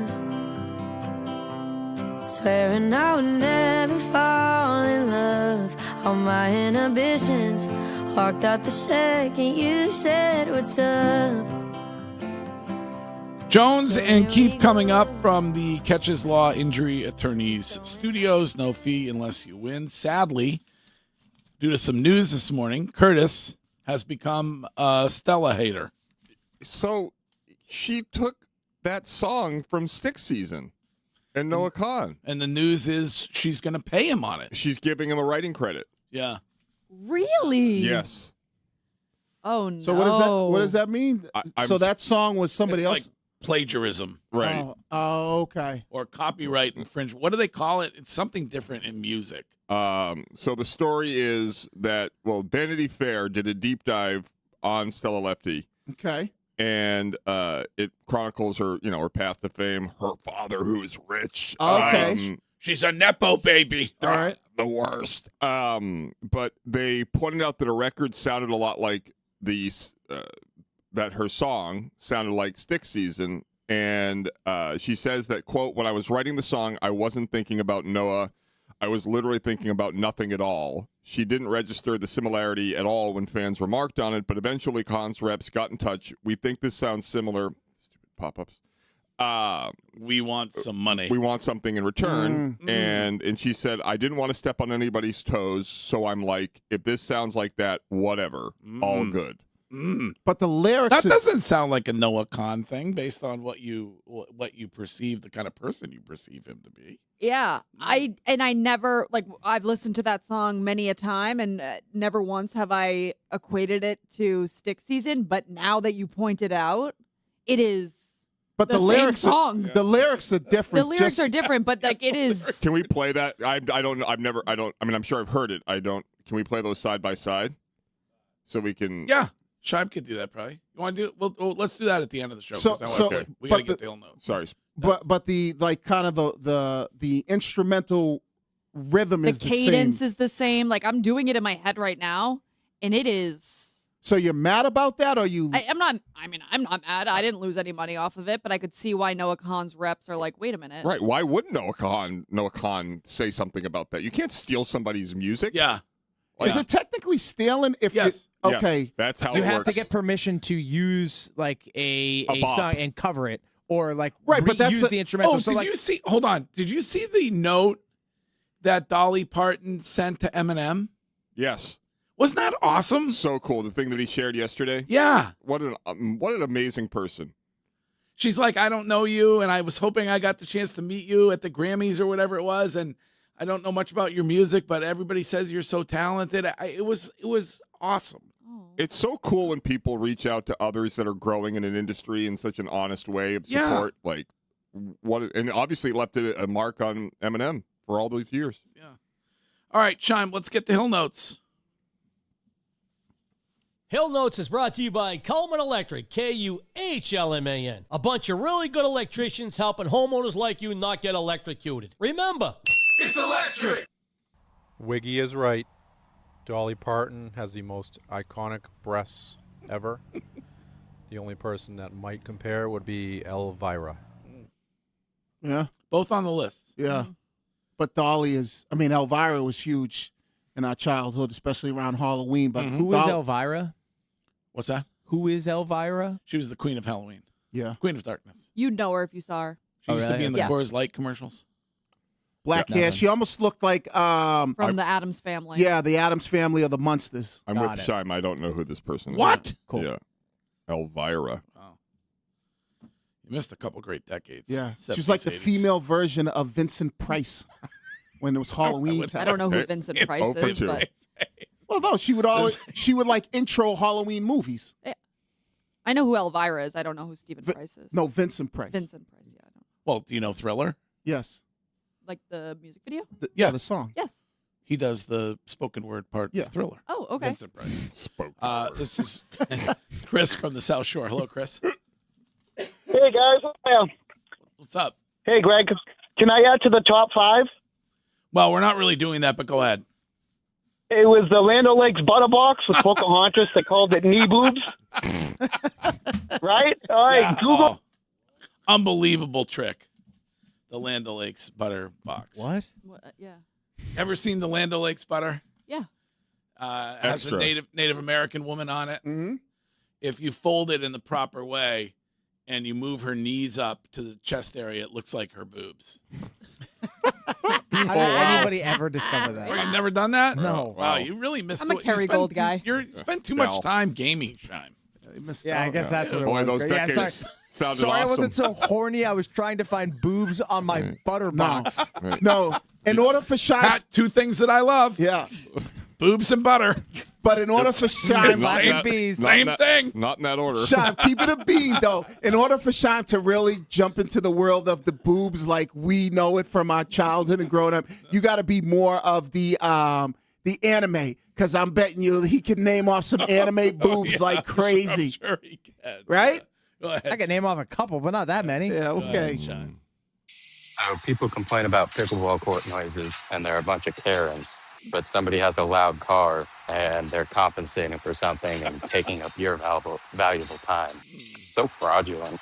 Yeah, Yep. I guess. Sorry, you're compensating something for your lack of a muffler in a car. No, pickleball's not loud, is our point. Right. Cars are very loud. Well, that just means you got a good engine in there and you can get up and go. An SRT Hellcat engine. There's nothing wrong with a loud car. At the stadium, well advertised for months. The minute the music started, before it was even set up, a guy came over from the neighborhood and asked it to stop. You live next to the football stadium. You don't know noise? Yeah. All right. I mean, You talking about Methuen? I guess. Yeah. People move next to the airport and then they complain about the plane noise. Yep. Like, you kind of know what you're getting into. Living in the city. I guess the pickleball people have an argument because it was before that it was tennis courts but were the tennis court like the tennis courts silent? I don't think so. No, it was a little bit of boom, boom, boom. Are we doing our pickleball match? I'm ready to go. Okay, September.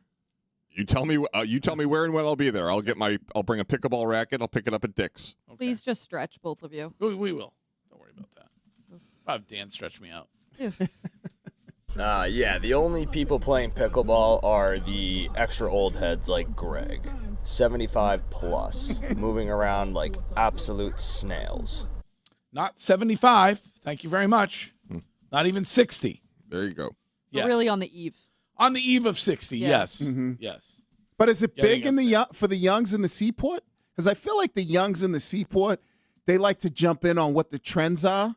So I know it's generally for the old heads, the pickleball. Very big with the youngs. They Right. love pickleball. Right. And padel. Padel. Oh, yeah, that's like the one in the glass. Yes. Hey, just so you guys know, the first country song ever to be #1 in the pop charts, Islands in the Stream, Kenny and Dolly. Huh? See? There you Yeah. go. So that was the first one to ever be #1, Islands in the Stream on the pop charts. Good morning. This is Angry Gym Teacher Chris. Sad day around these parts this morning. Shout out to Mickey Gasper, though. When asked after the game about his 2 bombs, he said those 2 bombs were in memory of 2 of the most iconic bombs of all time that we lost today.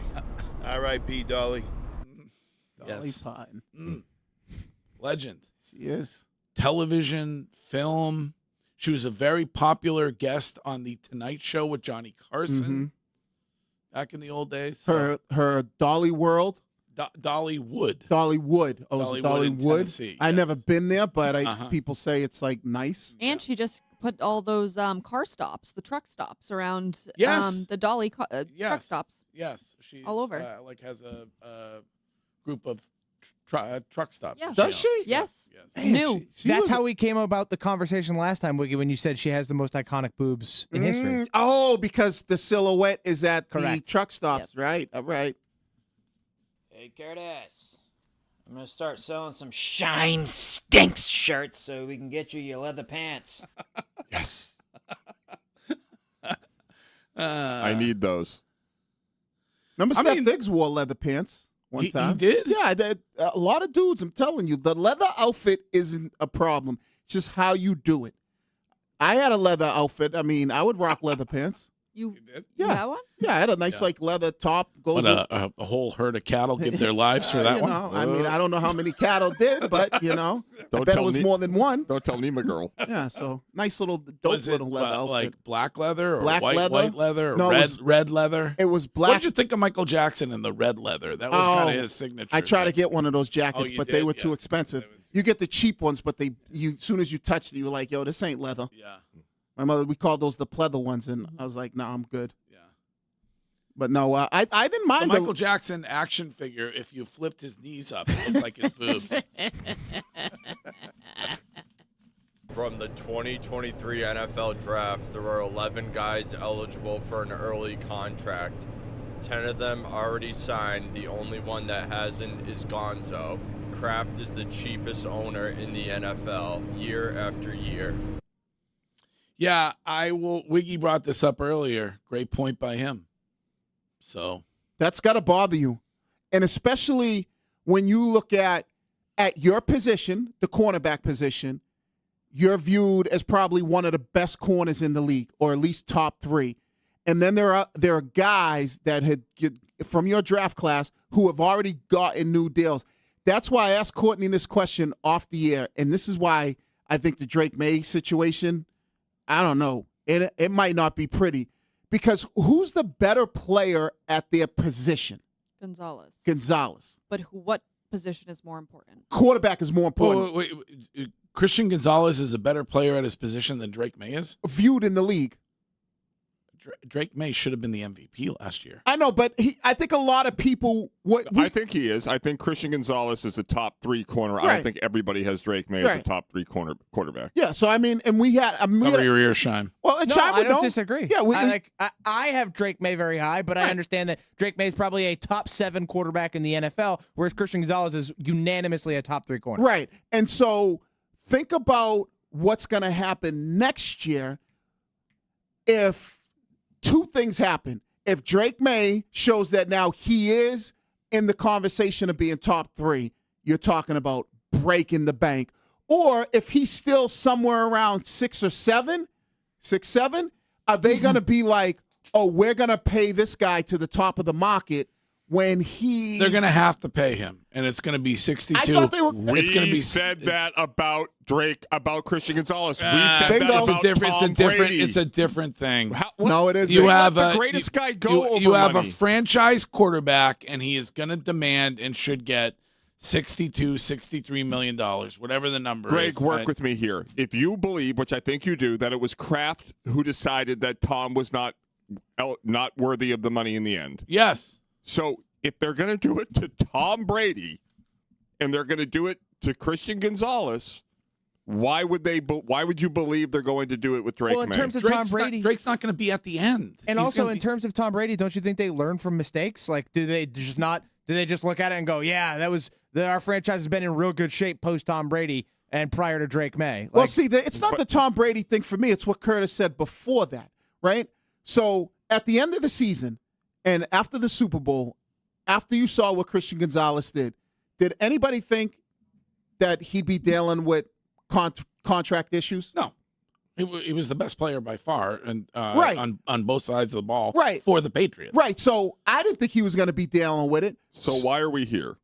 Right. So we're here for a reason. And to kind of your point, Curtis, is who's to say that we're not going to go through the same thing next year with this guy when we're already doing it with Christian Gonzalez? And Greg, Wiggy said it earlier. Let's say Caleb Williams gets $300 million guaranteed.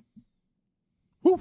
So you're sitting here, and whatever they had planned in a much bigger way of Devin Witherspoon setting the market for Christian Gonzalez, Caleb Williams gets some astronomical, crazy deal because the Bears fans are mad they're going to Indiana. So you sit here, and then Kraft will just spend whatever it is, or will he be stubborn and say, no, this is crazy? I'd like to think that he would, with that particular player, where he is, where the franchise is, that he would spend whatever it takes. But there is no evidence of him going to do that. Because we thought he'd do that with Gonzalez. You thought, like, oh, after this season, Gonzalez as great as he played, deal's done.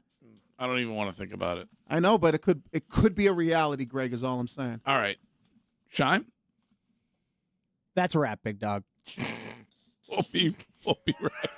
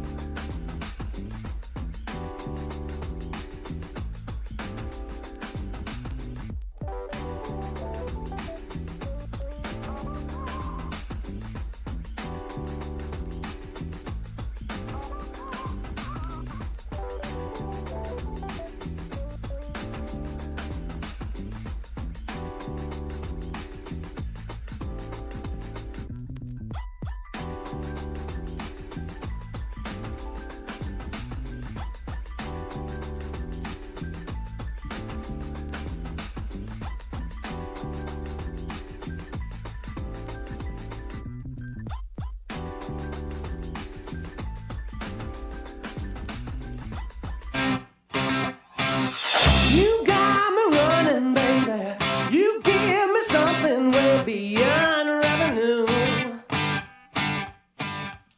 The Jones and Keefe Show coming up next, although Jones has a day off of Flex Wednesday, so it is Mego and Keefe and the Drop God coming up momentarily. A bonus end-of-summer road show of sorts tomorrow in New Hampshire.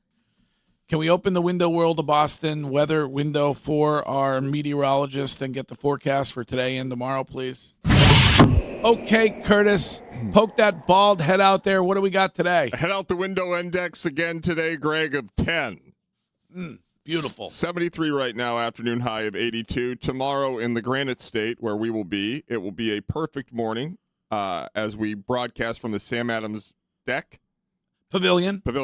Yes. In Salem, New Hampshire at the Tuscan Village. It's going to be 78 degrees, partly cloudy. So very nice. Yeah, come hang. Whether you're doing the whole morning with us or you're on your way to work or dropping the kids off at school. Are they back? Probably New Hampshire goes back to school early, I think. So Oh, do they? maybe Yeah. not yet. But come hang anyway. It's New Hampshire, the best state in America. Let's keep it a beam. Oh, what about Massachusetts? Bold proclamation. Yeah, well, I mean, Florida's probably second. What about my adopted home continent of Maine? Pretty good state. Maine, good too. We had a lot of listeners. In Yeah, Maine I like too.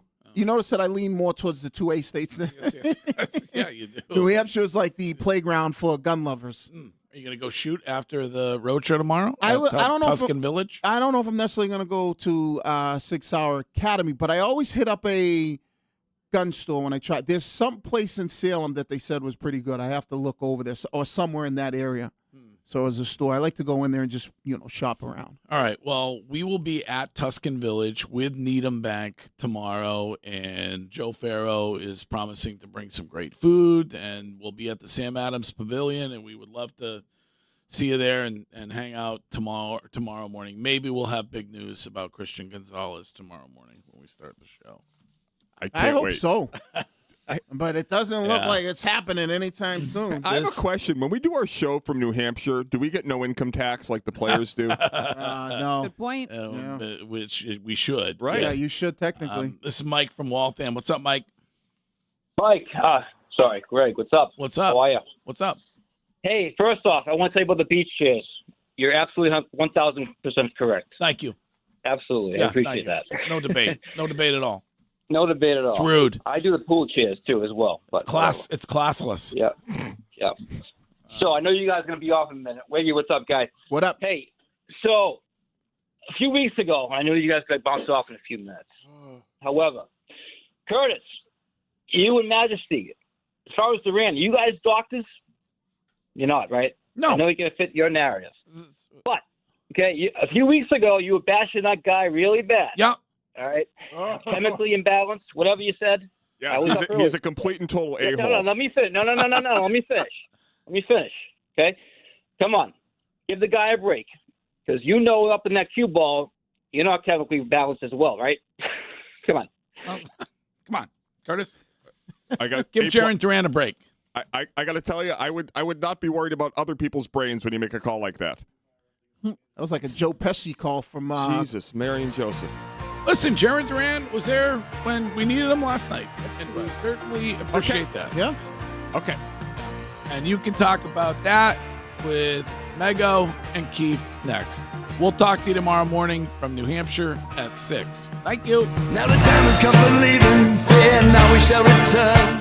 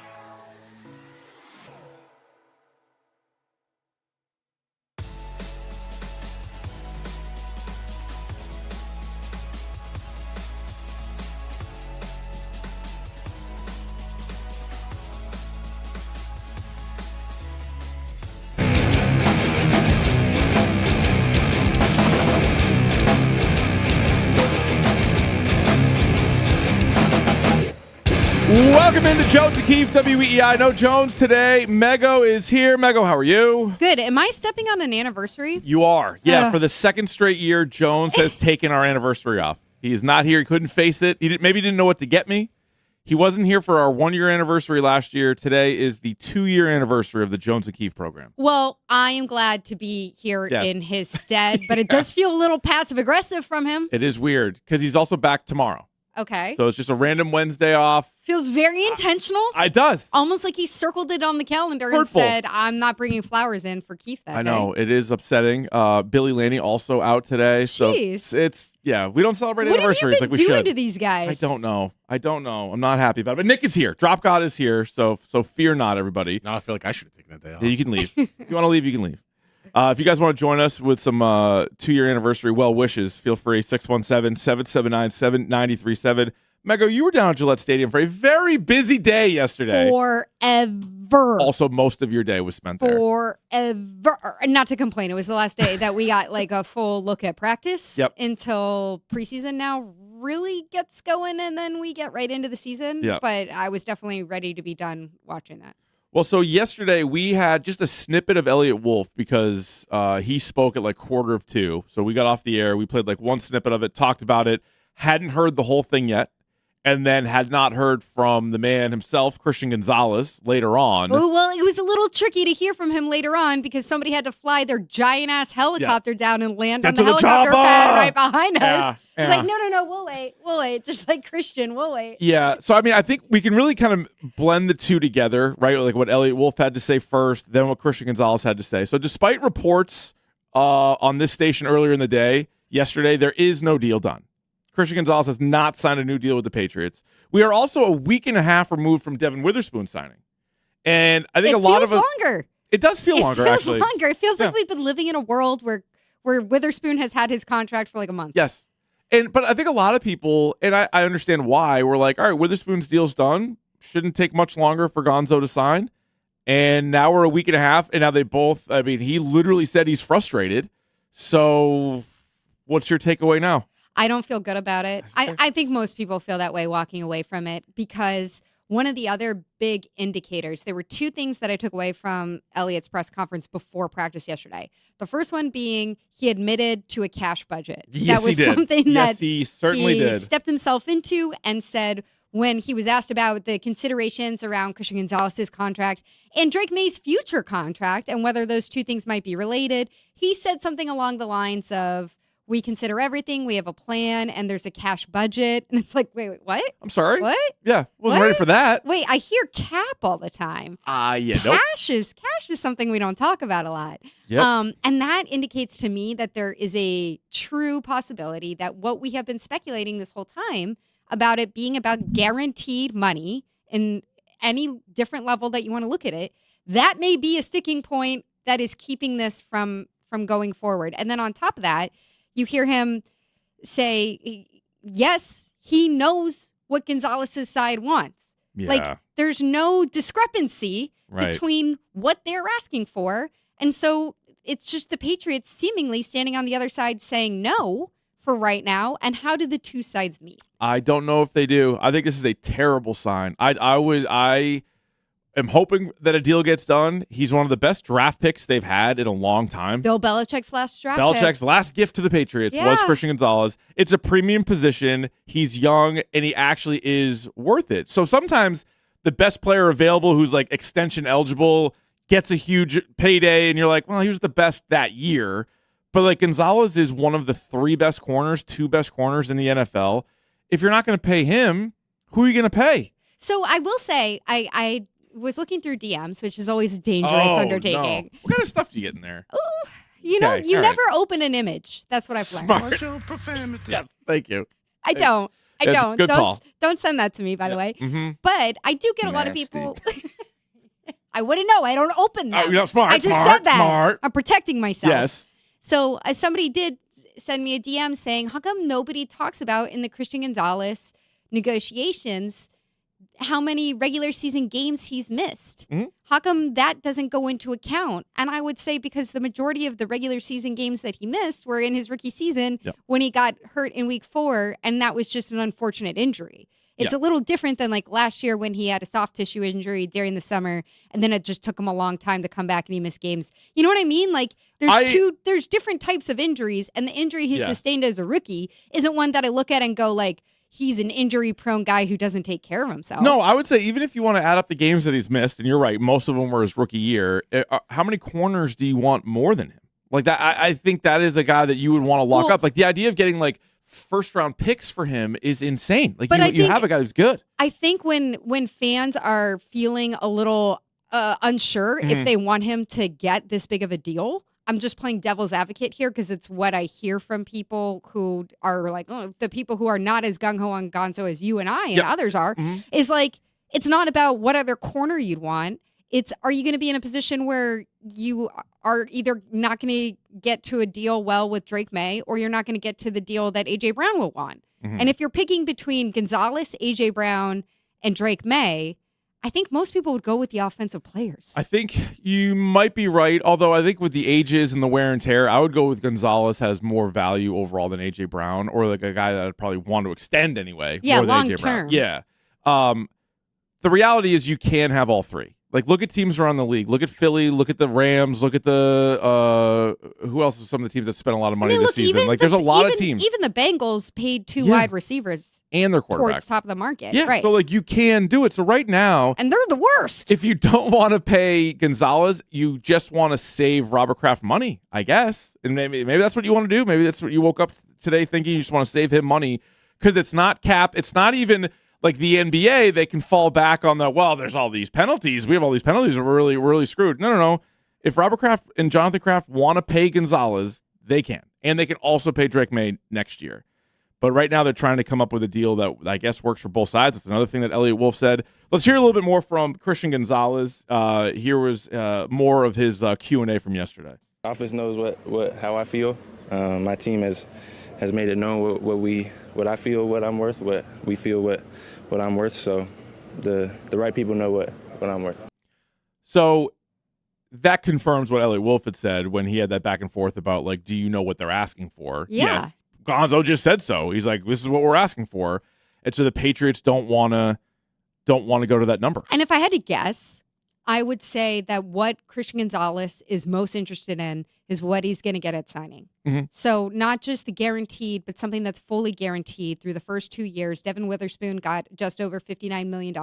So he's looking at something like that and saying, I want that up front. So not just 102 guaranteed, which would make him the highest paid corner overall, but what you're getting early. And I think he's hinting at that. Like yesterday he was asked, because Elliot Wolf said that they would still make him the highest paid cornerback in the league. But what does that mean? I don't know. We've talked is it about average this, annual? Is it the funny number at the beginning? Like, what is If it's it? per year, that's a nice contract for sure. But it's flaunting something that maybe doesn't matter to the guy who wants the contract. Yeah. Maybe he doesn't care very much about the per year because it's like when somebody is offering you something and they say, well, the upside could be crazy. You're like, and you're like, yeah, but I play in the NFL where people get injured a lot, stuff goes sideways. Oh, yeah. Like, I want the guaranteed money when I sign so that I have that money in hand. And I think that's a different type of contract than the Crafts have given out in the past. Drop God, that's basically your theory, right? On what Gonzo is asking for and why it's maybe not. Oh yeah, they're not. They don't want to give him the money up front. They're like, hey, we do everything in roster bonuses and game day bonuses. Yeah. You're no different. You're going to get that too. And that would sort of lead into what some fans, I guess, are saying about how, like, well, he's got to play on the field. So I would say he does play. So you mentioned Except joint practices. Well, conveniently enough, joint practices. And I also think week 1 is in question. This is something that everybody has an opinion on. We asked Tom Curran about it yesterday. He's like, well, he's going to play with or without a contract. I'm not so sure. I listened to yesterday's breakdown. I don't think Gonzalez is a lock to play week 1. Now, he can't sit out the whole season. That's not good business. We saw Le'Veon Bell try it. It doesn't really work out. But you don't have to play all 17 games. No. Trent McDuffie didn't get his contract, also didn't play all 17 games, probably didn't have his best season, and still was able to get $100 million from another team. So I think that's more likely what's going to happen So with what did Gonzalez. McDuffie say he was dealing with when he was not in those games? Oh, good question. I know. Yeah, good question. I honestly don't remember. But that's also the beauty of Gonzalez practicing, because people are like, well, why wouldn't he just sit out the whole time? Well, then it's a holdout, and you get fined and all that other stuff. If you practice, you can, quote-unquote, get hurt right before joint practices and then miraculously be recovered after joint practices. I wouldn't be shocked if right before the Seahawks game, he's quote-unquote hurt again. Right, I wouldn't rule that out. And here's the thing with Trent McDuffie, as I just looked, and this is the danger of AI overview because I'm doing this on the fly. If AI doesn't cook here, don't blame me. I'm just reading it from AI overview. He had a left knee hyperextension in week 14 that put him on the injured reserve. And just missed the rest of the season. Happened to be when the Chiefs were no longer Eliminated. going to be in the playoff contention. Yeah. So you can connect the dots any way you want. All right, you guys can weigh in on the Christian Gonzalez in for Jones. We're back talking Gonzo in just 2 minutes. Spring.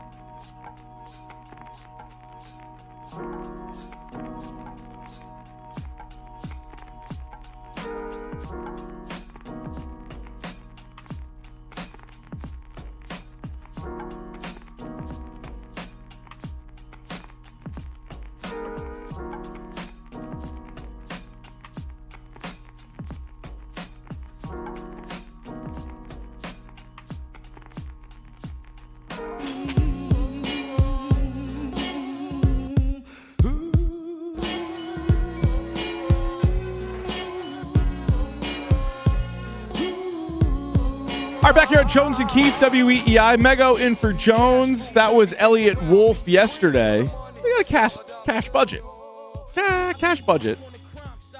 everybody in the room gasped. Probably Pretty gasped. much. Because I love how Elliot Wolf started with, I forget who asked the first question about Gonzalez, and he's just like, well, I'm not going to get into that. And you're like, okay. And then good job, everybody there this time. What are we doing here? Plenty of follow-ups, and to which point, like, all of a sudden, he gives you cash budget and other details in there. So he ended up being more forthcoming than I think he prepared for. Our buddy Tommy had to push him because he was like, oh, actually, we have that. We actually have that. I So loved this moment. this was a good back and forth, and I good job by Curran for not letting him get away, because this happens a lot. You ask a question, and somebody they'll answer it, but not the actual question. They give you words, They make and then you you're feel, like, no. They make you feel a little bit like you're being disrespectful Yes. for asking that question Yes. that everyone's wondering about. That is part of your job to ask the question. So this is a pretty good exchange here from Curran and Wolf. Do you have clarity, Elliot, on exactly what they're asking for and where the gaps are right now, or is it kind of? We're not going to get into any details in the negotiation right now. Just know that we're working, and we'll go from there. Are you a yes or no question, though? I'm not asking you to tell me what the details are, but do you know where their stance is and where you guys are, so we can have a view maybe on the outside as to what separation there is, so we can pass that on to the fans? Yes. Wow, love that. Okay. What I'm asking is actually the opposite of a detailed answer. Right. Don't even need it. I just need to know. I don't want a single detail. I want yes or no. That's Right. the opposite of details. Yes. And then Which- he did, and then he complied. I feel like that's Elliot Wolf maybe not being comfortable in these situations because I think maybe a more experienced GM or whatever his title is would be like I said, we're not talking about it and we're working on it. Not to be like, yeah, we know what it is, because now what you've done is you've at least said to the fan base, this guy's asking for too much. Now, the other way of reading it is you're not willing to offer enough. That's how I would read it. I'm still on Team Gonzalez here, but that's what you're putting out there. Well, it also makes it sound like they have brought this offer back to you, countering your offer, and you're just sitting there on it. Like, people want to see this offer done. They want the deal done. They want the team ready to go for the Super Bowl rematch where Christian Gonzalez was the best player in that game. Yes, I would like him 2 weeks from tonight on the field. It looks That'd like, be ideal. hey, you guys have all the information you need. Right. You're not going to talk about any of the details, but you're just sitting with it. Terrible. So what's going on there? Not great. 617-779-7937 if you want to weigh in on what we heard yesterday from both Elliot Wolf and Christian Gonzalez. Let's go to Eddie in the car. He'll lead things off. What do you got, Eddie? Hey, good morning. Let me start off with this. Happy second anniversary, Jones and Keefe. Happy second anniversary, Keefe and Jones. Happy second anniversary to Jones. And I hope you enjoy your day off. Hello, my friends. How are you today? Oh, Eddie, that's fantastic. That was beautiful. That is really nice. Very kind of you. Thank you. Listen, what's wrong with Kraft? You know, we've lost so much. We regained so much last year, and then we're still sitting here not prepared to start the season. Is it really time for him to be cheap and tighten things up, or does he need to take care of this now so Gonzalez is ready to start in game one? Because, you know, he don't start game one. Now you got a guy that's not too happy, and he must feel like they don't want to pay me. They don't think I'm worth what I think I'm worth. And whenever that happens, it's not a good feeling for you. Yeah, I would agree. He admitted straight up he's frustrated. Like, are you frustrated? I am frustrated. Somebody, the reporter, I'm sorry, I don't remember who it was, asked him, Gonzo, are you frustrated by this? And he said, I am frustrated. I am frustrated. But that's what's great. It's even a better sound clip. It's not even just like yes, yes. It's just like, yes, I am frustrated.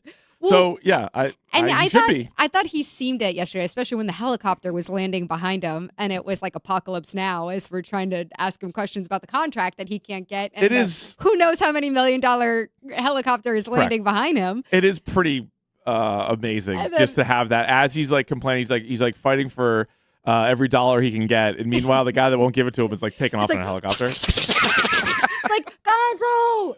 It's brutal. Do you know your words? I just feel like this is concerning for just Patriots fans in general because let's put Drake May to the side. I know there are some that are worried about Drake May even signing a contract next year, but put Drake May and the quarterback position aside. How many other players would you even want to pay like a big like a record-breaking contract to? Christian Gonzalez plays a premium position. He's in his mid-20s. ESPN or the NFL Network did like their top 100 players. He's in the top 30 in the league. So like he's one of the very best players in the league. I don't understand. And you drafted him. Like he's your guy. Right. Like what a great message to send. That's the thing that if you follow this front office has to bother you because Elliot, whose last name I'm trying to avoid saying because I pronounce it funny. That's okay. We like to hear it. All right. Well, he said a couple years ago that the plan would be that they were going to draft players. Right. And they were going to develop those players just like they do in Green Bay. And they're going to pay and reward those players for their performance. Well, this is step 3. Like you actually did the first 2 steps after you were unable to do those steps for like a decade. Do you think they think he's a great player? I think Mike Vrabel thinks so. Yeah. Okay. I think so too. All of them. That's the other thing is. So now we also have this other bizarre tension that seems to not exist that they want to tell you between what is the front office and what is Mike Vrabel. Where Mike Vrabel, we are all the front office. We are all front office. We are Patriots. Okay. Everyone is front office. Yeah. And it's just kind of funny because now they're presenting this very united front to all of us after Mike Vrabel, after the second preseason game, when all your backups played, and he's like, the depth is bad. Yeah. This is not a deep team. But I also feel like trading Gonzalez for 2 future first-round picks doesn't help your depth, right? Like, you've had a lot of picks in the last couple of drafts. Vrabel wasn't even at the draft for day 3, for God's sakes. So if you're worried about What depth, happened? yeah, something off-field, I think. Okay. An off-field incident, but he's better now. All right. So you don't have to worry about that. But Gonzalez, like, I also think you need a lot of top-end talent. It's one thing if you just, we have like a lot of depth. We don't have any all-pro players, but we just have a tremendous amount of depth now. It's kind of funny because there are some people out there who I think, like, when you talk about if you're worried about the depth, they're like, who cares? We got A.J. Brown and Romeo Dobbs in the offseason. Yeah. Like, who cares about depth? I know. And I know wide receiver is a particularly deep group. I think starters, though, besides pass rush, pretty good across the board. But I think it's here's one the of the thing. better rosters. If the ball is going to get out every time because you have no pass rush, shouldn't your want a secondary corner. be at full force? Also true. You're also true. You're going to want. Shouldn't you be like, wow, Yeah. we really need someone covering the pass catchers because that ball is getting out every time? So obviously you can't feel better about it. Do you feel the same about the Gonzo stuff or worse after I hearing feel the two yesterday? so much worse. Same. I feel so much worse. The more information that we got on this, the more I was like, how far apart are these two sides? And Mhm. maybe I'll just be struck by lightning when we walk out of here and the deal will be done. Yeah. But the way that they talked about it yesterday made it sound like it's a cash issue. Yeah. When Gonzalez was asked specifically, are they looking at every metric of you being the highest paid corner, which is a way of saying guaranteed money, fully guaranteed money, signing bonus, all of that. He was like, well, yeah, I know they say stuff, but it depends how you look at it. Yeah, It's like, yeah. great. And I'm telling you, I don't think he plays 17 games this season. I think that's another part of it too, where I don't think they're going to be able to get the like, hey, we're going to keep him on this low deal for this season. He's going to play it out and he's going to be great. Yeah, I don't know about that. I don't know if he plays 2 weeks from now. He had a comment yesterday, which we'll play coming up, that I think also sort of leads into that a little bit. You can join the show at 617-779-7937. Jones and Keefe, Mego in for Jones. More on Christian Gonzalez coming up next.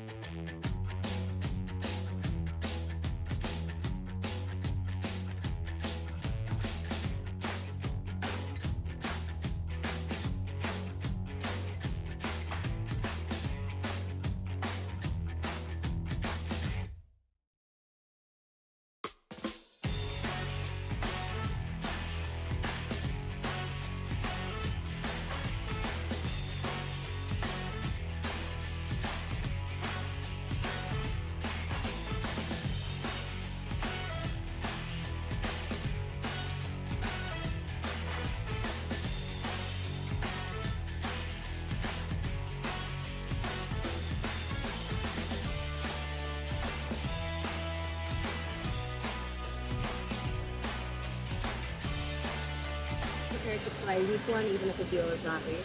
Yeah, I'm focused on today, on this practice, and see where we go from here.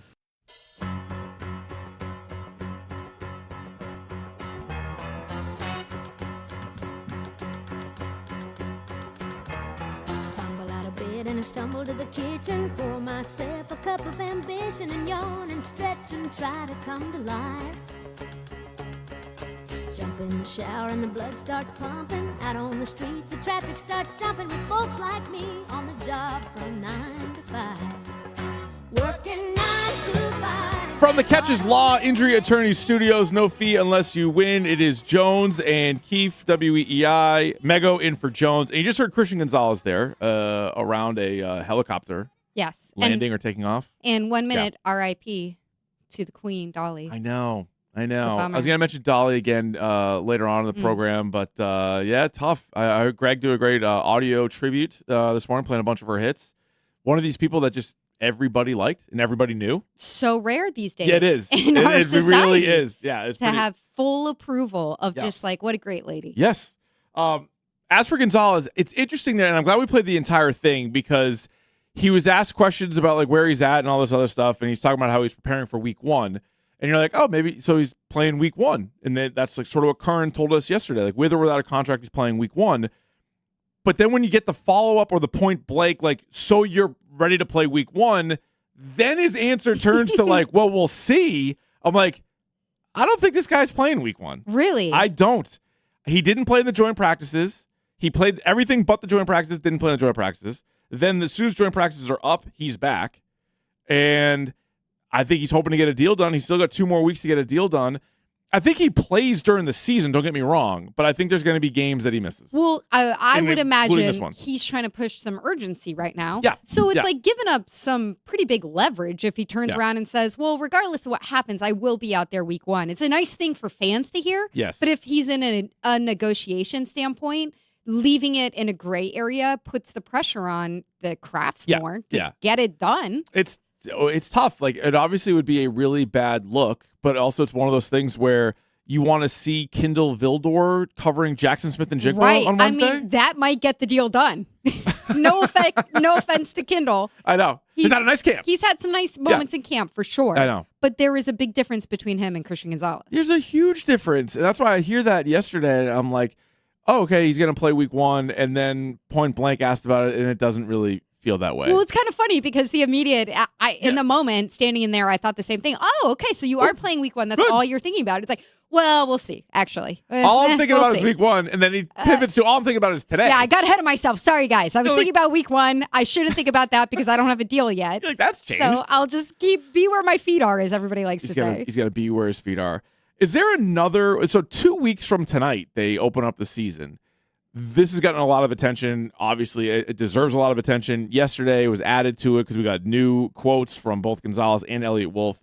Is there a second issue on this team? Or is this like so far and away number 1, everything else is kind of deep in the back burner? I think this is number 1, far and Yeah. away. I mean, the only other thing that I would be concerned about is really the edge rusher position. Yeah. Is how is that going to look? Because the other piece, I guess, that Kevin Stone from New England Football Journal had yesterday was that Harold Landry III really doesn't seem like he's going to be ready to go for the season. Yeah. And if you're wondering who's going to take down the opposing quarterback at any point, we don't know Draymond Jones yet. He's supposed to be this replacement for Kayvon Chasen, who had a career high sacks last year. Mm-hmm. Draymond Jones matched his career high between 2 different teams last year, but it's like, other than that, you're looking at Gabe Akis and you're looking at Elijah Ponder, who was just recently promoted from being a special teamer guy, Right. who, like, again, having a really nice camp,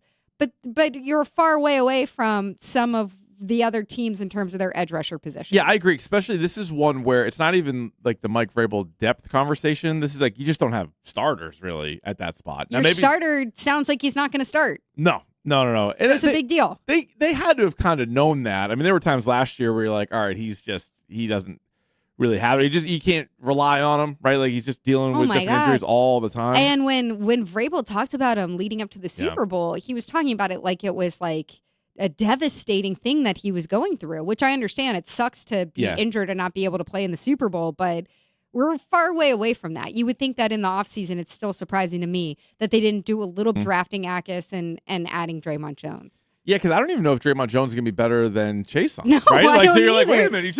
And the group last year was maybe like the weakness of the defense, and like there's a chance it's worse. That's the one spot I would say it's worse. Everything else, pretty much across the board, is either as good or better. I will say, I talked to Mike Smith, the outside linebackers coach, yesterday, and he said that Gabe Akis is meaner than a wet mule.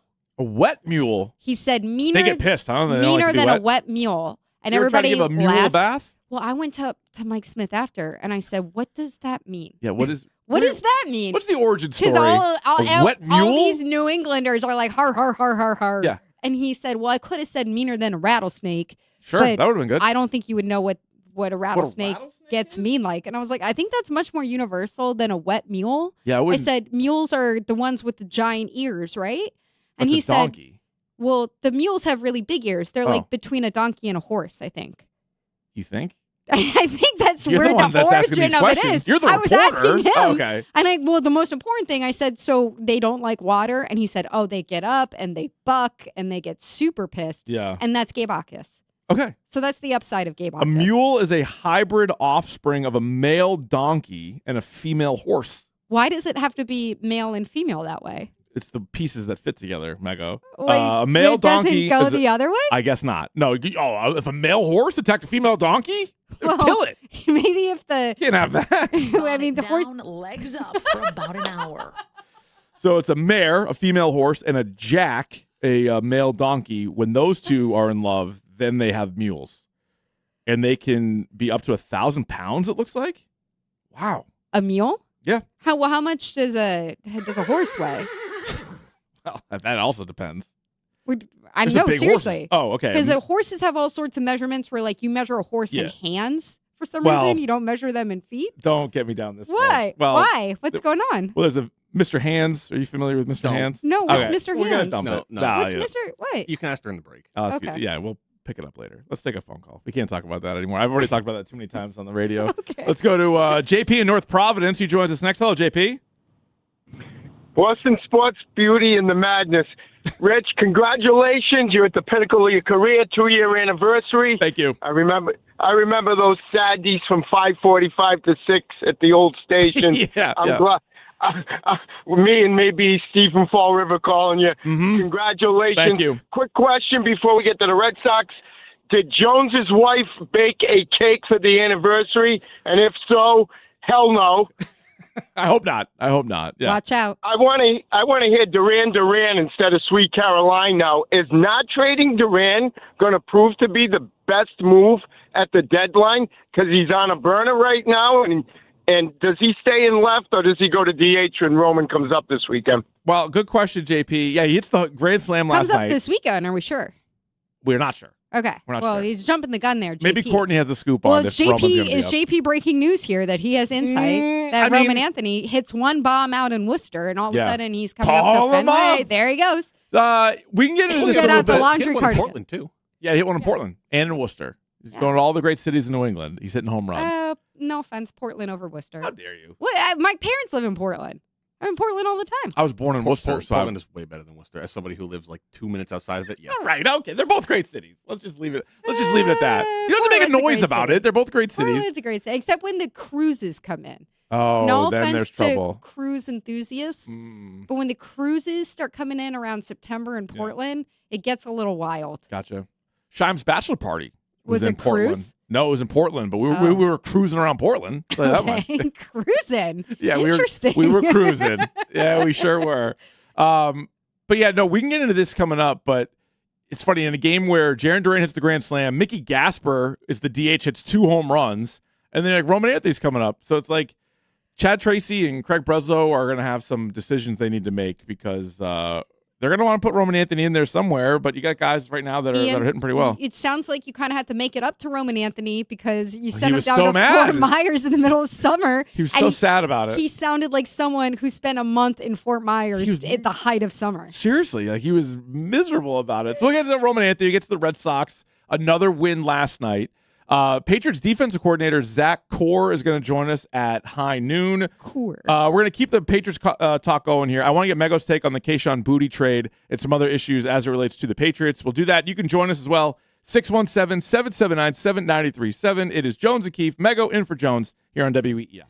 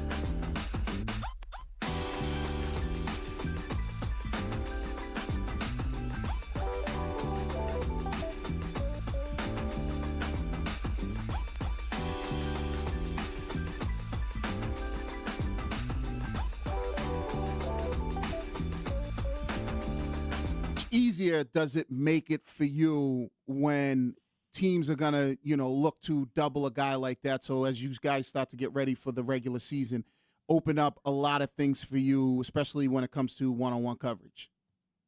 Yeah, that should be good. That's a good player. They're definitely going to have to focus, on him. So, definitely should be one-on-one for me. If you are what you say you are, a superstar, then have no fear. The camera's here and the That was Pop Douglas on This Morning with the Greg Hill Show. He's going to be part of the rotation once again on Patriots Friday. He and Robert Spillane. We are going to have the Mike Onwenu Milton Williams rotation. Milton Williams will join us actually this Friday. Oh, nice. Today we have Zach Core, the defensive coordinator. Our coordinator series returns to the middays. You were on last week for McDaniels, and then Jeremy Springer will work in, and then so those guys will alternate throughout the season. Haven't had a chance to ask you your thoughts about the Kayshon Boutte trade from the other day. So I will start out by saying I really liked Kayshon Boutte. I really liked who he became with the team. Like, I think he grew up a lot in his years here, and he improved every year. The stats may not show exactly that, but I thought that the type of player he was and the skill set and his body control and all those aspects improved a lot. I'm a little surprised at how negative everyone was on the return for him, because you knew that they were trying to move on from him for months. So did you think that they were going to get a 4th-round pick back? Did anyone actually think they were going to get a 2nd-round pick back? I saw some people predicting that. Oh, well, that's crazy. And I thought that's nuts. I wanted a player. So Mike Giardi had mentioned like weeks ago. Well, you got a player because the Patriots would like you to call this the Jalen Reed trade. We're not going to call it that. Now, maybe a few weeks into the season, that guy will pop, and then we'll end up saying that. But Giardi had mentioned the Philip Dorsett, Jacoby Brissett trade years ago with the Colts, where it's like both teams were probably just going to cut these guys, but then they're like, we didn't cut them, and look, we got a player that we kind of need. I was hoping for an edge rusher and like another guy to throw on the pile, and whether he's great or not is TBD, but I thought that was more of an area of need. I'm glad they didn't just dump him for a pick. Like, the pick wouldn't have helped at all. I think at least this guy has a chance. What I agree that is like a little bit of a disconnect is that you traded what is supposed to be a premium position for safety depth, which isn't a premium position. And you have a couple guys back there, Del Pettis, John Saunders, who's had a really good camp. Like, nobody expects you to know these names, but at the same time, maybe they had to do this because Christian Gonzalez isn't going to play. I don't know. And they need to firm up the secondary. More secondary guys. It just isn't. When you think like, depth problems on the team, you're not immediately going to like, who's the backup safety, guys? Who's the backup safety? So that's the part that I agree with. But I think overall, if you listen to them, it was really important, whatever player they were going to get back, that they were going to have them in the system like for some of preseason and get them up to speed for the season, hoping that this guy can play. He played in 2 playoff games for Houston. But I don't think there was ever going to be a trade that was going to like blow your hair back. Probably unless not. you waited all the way till the trade deadline and carried a bunch of receivers or cut somebody else. But do you think he would have become a problem, though? No. So, I don't think so either. And so even if he wasn't getting the playing time he wanted right away, at least you do have depth, right? Mike Vrabel was just talking about depth. So, like, if A.J. Brown misses the game, or if Romeo Dobbs misses the game, now I got Kayshon Boutte there compared to... I think people are looking at it and going like, well, who's your X receiver if A.J. Brown goes down? Who's going to play the outside? If A.J. Brown's not there, because all due respect, it's not going to be Pop Douglas or Efton Chisholm. Matt Collins doesn't really He do can run that. some of that. But like, he runs a go route. That's it. That's it. what It's helpful. It's useful. But like, I'd rather have Kayshon Boutte in that situation. Now, if Brown and Dobbs play the whole season, you might not miss them. Yeah, then who cares? Right. But this is another thing where since we're talking about depth, I also think that people watching it and say like, well, who cares about depth? You finally got some more blue chip talent in your room. Is that the Patriots were extraordinarily fortunate with their injuries last year. Yeah. Up until the Super Bowl. Right. So, that you can be like a little bit like, okay, well, otherwise, how was the play, Mrs. Lincoln? Yeah. But because once you got to the Super Bowl, your quarterback couldn't throw and your left tackle couldn't move. Right. But you got there mostly because you were able to keep your top line players Pretty healthy. That's true. All right, let's go back to the phones. You can join us. Let's go to Joe in New Bedford. What's going on, Joe? I'm all right, guys. So this probably won't happen, but I wanted to get the opinion of yourself and Mego. So as this team currently is constituted, the secondary is considered to be arguably the best in the entire NFL. And there's been a lot of conversation about how this team could benefit greatly from having a top-line edge rusher. Do you think that if a trade was out there for an equally capable edge rusher, that a one-for-one Gonzo trade would benefit this team more so than just holding on to Gonzo? All right, good question, Joe. So instead of the, Gonzo for picks, Gonzo for, I heard on the morning show they were talking about like Max Crosby.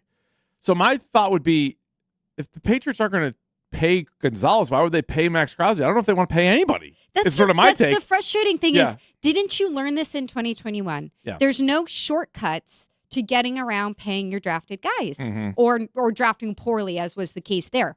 Like, if you draft somebody, God bless you if they turn into somebody that can have a market-setting contract. That's a place that you should be happy to be in instead of looking at it and going, he was a little bit worse than we could get by with the look at the upside that could be in the contract. Like, you don't want your front office or your ownership to look at it that way. No. And so that's where it's frustrating because it's like, I think that people think back to the way Belichick was with especially undrafted free agents that he brought along, like Jacoby Myers, where he'd still look at them, Edelman, and say, like, Malcolm Butler. You were the guy who was in the 6th round. Yeah. Like, Yeah. that's who you are to me, and that's how I'm going to pay you, like, with that mindset going forward.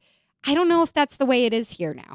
To answer Joe's question, though, let's put the money to the side because I don't think I want to pay anybody. But just on the field, would they be a better defense with Gonzalez or Max Crosby?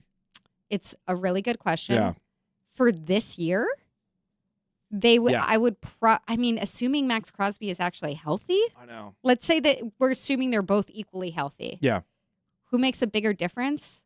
I mean, maybe Max Crosby. So Am I nuts? No, you're not nuts. I think it's kind of a 50-50 thing. I would lean Gonzalez, and part of it is because I haven't been blown away with what I've seen out of Carlton Davis, and then I just feel like the rest of the corners, Marcus Jones is great, right? Slot corner, great. Right, but he's limited. Yes. So if you take Gonzalez out of there, I wonder, even though this pass rush is nothing to write home about, can those guys be a little bit closer to average than the remaining corners would be? Then also the implications of the rest of the room. If you're Drake May, are you looking at that and saying, damn, like they didn't give him guaranteed money? That's the way we do things here? Yeah. Or are you looking at him as Drake May and going, well, they're saving that money for me? I know, I guess. But then you're like, then you're going to be who else is going to be shamed around into me? it, right? You're going to be like, oh, look at this guy taking all the money because we got to spend all the money on him. Because, like, there's no chance they're going to re-sign A.J. Brown. I don't think. Well, you don't think that they're going to up his contract a little bit? It depends forward? on. So he's in a I'm different not saying camp. he's like a long-term piece, That's but if the thing. he has a really good year, aren't they going to pump up his guaranteed money a little bit? They're going to rework that. He should. Yeah, because I don't think that he has that much. So that's I guess it is a different conversation than Gonzalez. Gonzalez, you're talking about like $100 million guaranteed, or more. But AJ Brown won't be that much. But I don't know. The example I always go back to, and this was, going on 10 years ago. Darrelle Revis had the 1 year he was here, he was awesome, and then he was gone. They had like a team option, they didn't pick it up, and it was like a lot of money. And the story was, well, we can't bring back Darrelle Revis, which ended up being the right call, but they're like, because we need to spend money on the young guys. We need to re-sign Hightower, Chandler Jones, Malcolm Butler, and Jamie Collins. Mm-hmm. They re-signed one of those four guys, and even then, they made him go all the way to free agency, look around the league, go talk to the Giants and all these other teams, and He then went come on some back. go-sees, Yes. and then he came back and was like, okay, They hat in almost hand. didn't have any of them. So they're Right. like, we can't sign Revis because we have all these guys. And then it's like, are you going to keep these guys? So it should be, in my mind, a no-brainer. Gonzalez, Drake May, and assuming he can stay healthy, A.J. Brown. Those guys should all be on the team. And then figure the rest of the roster out. You're on separately, right? Those guys aren't going to have to be big money. You have to draft well and all that other stuff. This is really frustrating. I keep going back to it because it is the biggest story of the day, and yesterday made me feel worse. I know people are like kind of sick of it, but we got a lot more information yesterday. Yeah, exactly. Text line says Megan Formal. Yeah, my Christian name. Yes. Why don't you or any member of the useless Boston media Ouch. ask Wolf or Kraft to their faces if they are not going to sign Gonzalez? Well, first of all, Kraft told us that they already made an offer. You're just waiting on the negotiations. Okay. And second of all, someone did ask Ryan Cowden, if you care about his opinion, yesterday if they were considering trading Christian Gonzalez. And Ryan Cowden said that right now they are focused on working on the negotiations and keeping him here. All right. So there you go. I mean, they were asked questions. Cowden was asked questions about it. Robert Kraft did talk about it before. Now, you don't have to like his answer, but he's like, hey, we offered him the most money in team history. That's what he said. So, he's talked about it. The media's asked him about that. Elliot Wolf was asked about it yesterday. But I definitely am pretty useless. I agree with that. Oh, yeah. No, that's true. That's for true. sure. I think we're continuing to work on the negotiation side of Christian, and, I think that's where that stays. Yeah, that's where that stays. Okay, so they're not talking about a trade. Also, they're talking cash about budget. The negotiations mention for the that. cash budget. That Elliot did that, not Elliot Ryan. did. No, Ryan kept it closer to the vest than Elliot did. Elliot got away from him just a little bit. Well, Ryan yesterday. opened it up by being like, I'm not going to answer all the questions that you guys just asked Elliot. Like, I'm not answering doing that. every question again. And we're like, okay. What about so a little bit? What about just a little bit? This is a new question. All right, if you want to talk about Gonzalez, you can throughout the day, but let's get to the Red Sox, who won again last night in dramatic fashion. Grand slam and extra innings for Jarren Duran. Sox win again. We'll get to that in just 2 minutes here on Jones and Keefe. Mego in for Jones.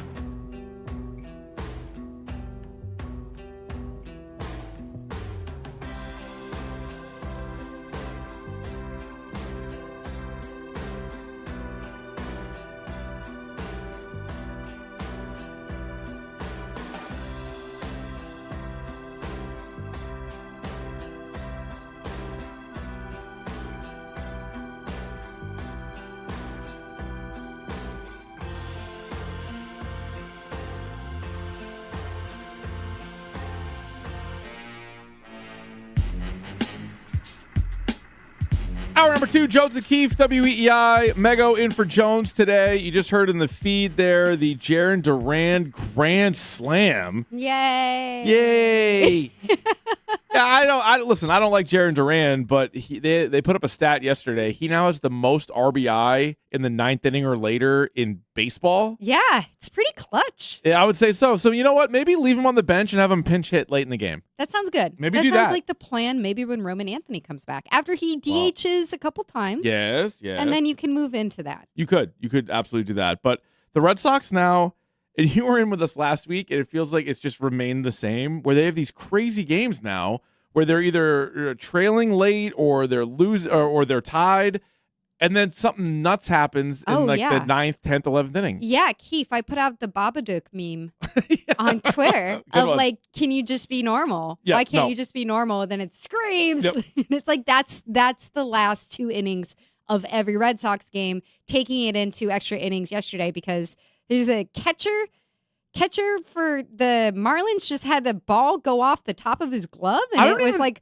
a moment for the umpire. I don't even know if it hit his glove. So I thought it like caught the maybe very it did. tip. So and- 10th inning, it is tied, and runner on third, and the pitcher for the Marlins just throws like a 95-mile-an-hour heater off the mask of the umpire. Yeah, just like drilled him straight in the mask, and then the ball like so hard that it ricocheted off the backstop, and like it was a play at the plate. It was so they took the lead, then they lost the lead in the bottom of the 10th, and then in the 11th, Duran hits a grand slam.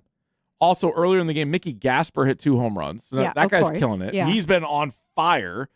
And so, yeah, you got Mickey Gasper DHing and hitting well.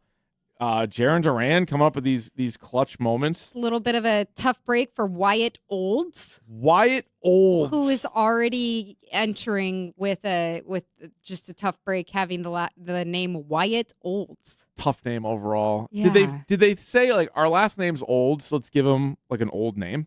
His think first name's Wyatt, Old. I think Wyatt is very, very popular right now because Wyatt's back. We're in such a Yellowstone era. Yeah, like Wyatt Earp. Yeah, people like all the Western names right now. Got it. Are you into the Yellowstone? No, yeah, me neither. I thought it was pretty dumb. Okay, I never even tried. I don't want to sound like a giant snob. Okay, because I like plenty of like dumb TV Sure. for sure. You know how I feel about reality Yep. TV. Yep. But I just felt like people on that show did things that nobody would ever do. Okay, and then frustrating. it just Yeah, you're didn't. on. Yeah, that's fair. Wyatt Olds should have gotten a save. It was the old strike 3. Oh, catcher can't get it. Ball to the backstop. Run scores. So that was frustrating. Then the Gamboa constrictor comes in, gets the last 4 outs. It was a Peyton Tolley start. Probably not his favorite start, although he went 5 1/3, 2 runs allowed, gave up a home run, 7 more strikeouts for Tolley. Then Guerrero comes in, who just throws absolute smoke. Eric Miller, our Hoss of the Week, our one-time Hoss of the Week, struck out the side, 13-pitch inning where he struck everybody out. I still think it's an overpay, but like Marcelo Meyer might just never turn in anything. And this guy's awesome. He doesn't give up runs ever. Well, and Marcelo Meyer is on the West Coast injured again. Yeah, of course. What has he got, a foot thing? Probably. Like, yeah. no offense, but know. so long, I'm not really worried about tracking the rest of the trajectory of his career. No. If what you got back is going to fuel you to the postseason through some kind of postseason run, like these are obviously areas of need. Yeah. I give Craig Breslow a lot of credit for that one. The other move's not so much. Adley's it's killing a bit him. touch and go over there. Yeah, he was like the only guy who didn't play in the game yesterday because they Durbin didn't start, but he played. Eli White came in the game as a pinch runner. Jahmai Jones came in the game. So like everybody played but Adley Rutschman. Rutschman has been bad. Curtis Mead, not his fault, but he gets hurt the first game you acquire him. Just Eric Miller, though, unfortunate. nails. Yeah. So like, out of all the guys they picked It's the up, best return so far. By And maybe far. it's not the most important one, but Yeah. it's at least working. he's been awesome. So if you want to get in on the Red Sox and yet another crazy win, they're now 14 games over 500 after being 14 games under 500 at one point earlier in the year. It is an insane turnaround. Even crazier is on in the Twitch chat, Joey Tomato says Marcelo Meyer is opening a loco on the West Coast. So that's Okay. exciting. All right. He is bringing a slice of home Is out he there with them. retire from baseball and just take over. He's opening that before he even takes a pitch for the Giants. Yeah, you might want to get a hit first. Get in the lineup Like, there what was the one thing? time. He fouled the ball off his foot, and now he's like not playing. Is that what it was? Because he hadn't played. Because when the Giants were here last weekend, he hadn't played yet. And then I think he fouled the ball off his foot. His foot was sore, and they're like, "Yeah, he's not going to play." Ay. It's bad. It's really bad. All right, let's go to the phones. We got Carl in Boston. He joins us next. He wants to get back to Gonzo. What do you got, Carl? Yeah, hey guys.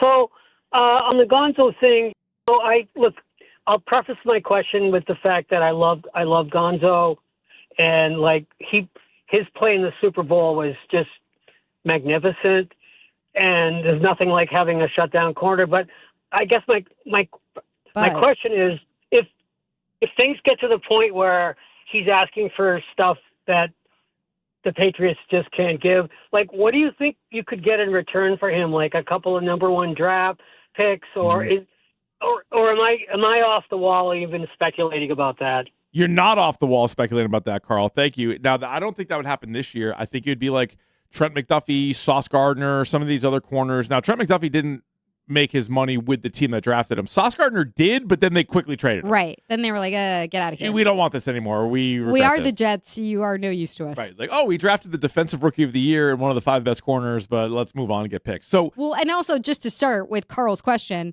that the Patriots can't give him? They can.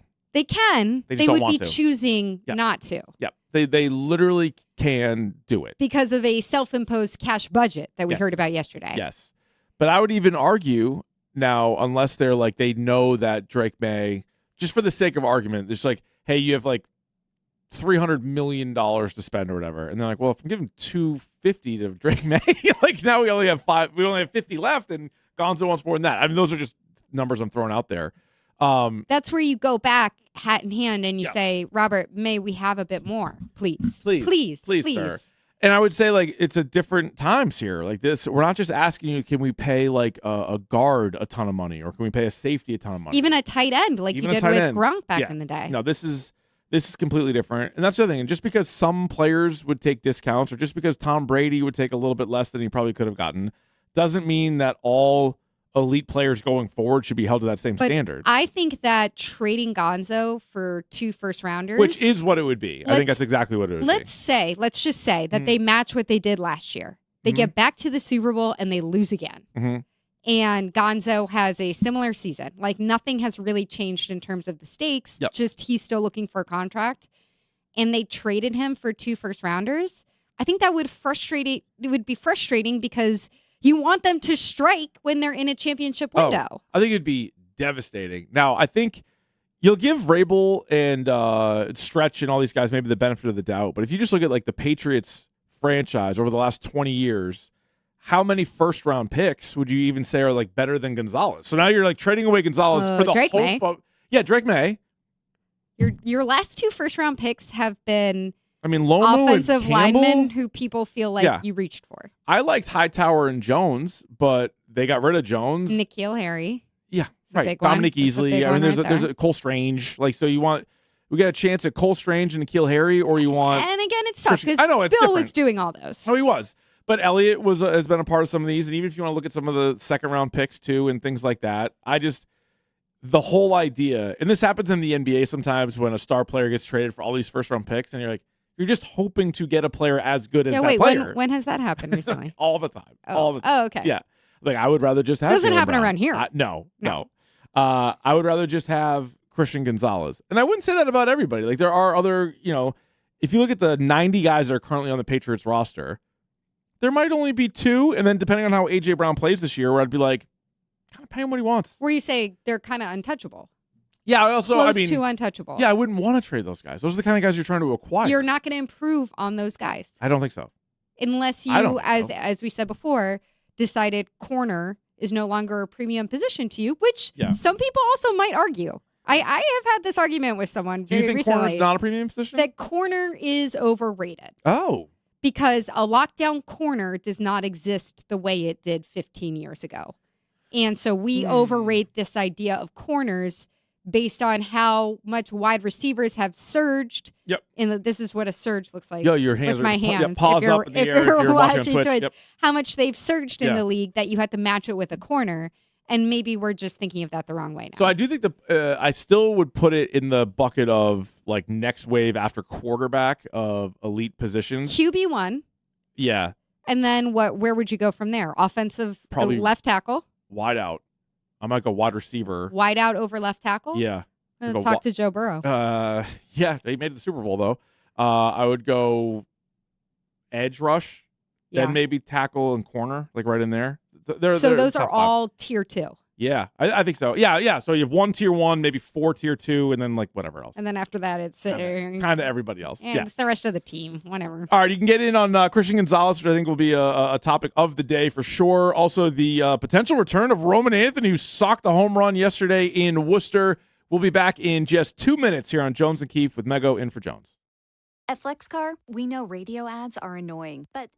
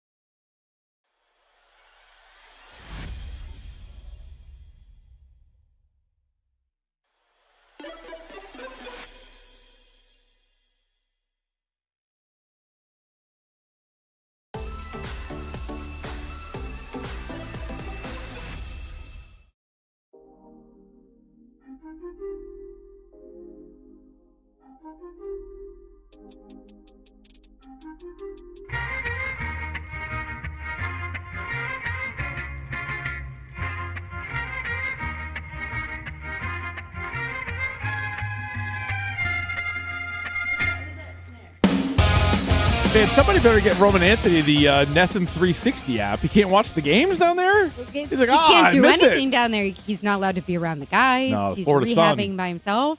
I just had this like bleak vision of him Yeah. in some kind of concrete warehouse By himself. without air conditioning. Pitching machine, just Yeah, sweating. exactly. Yeah. Maybe Tough. just like throwing medicine balls against the wall, I mean, you feel terrible for him. staring at his hand in anger. I know.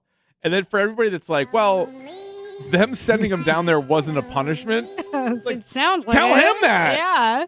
That couldn't have been more of a punishment. The guy was miserable down Maybe there. they didn't intend for it to be a Yeah, punishment, well- but he sounds like it was one of the worst months of Yeah. his life. You traded my best friend. You made me go away from the team because you must have been some sort of distraction. It was really hot. It's hot down there in Florida. Smells weird at low tide in July. I don't like it down here, guys. Tough. I don't even want to be around anymore. Seriously, went Yeah, full he Carl Havoc didn't. on us. And he's a Florida guy.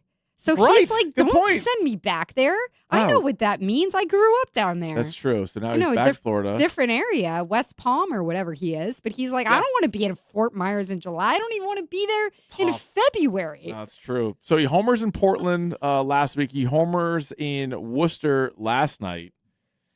I don't know. You think it's you time? Bring him up. It might be Roman time. What clock do you set for him coming back to Fenway? All right, let's see. Let's take a look at the Red Sox schedule. So do you just throw him into the Yankee series, or do you wait until? Yes. Okay, It's Top a God worse, says yes. It's a worse look if you wait till after the Yankees, right? Because Do you then go it looks Friday like, against Schlittler?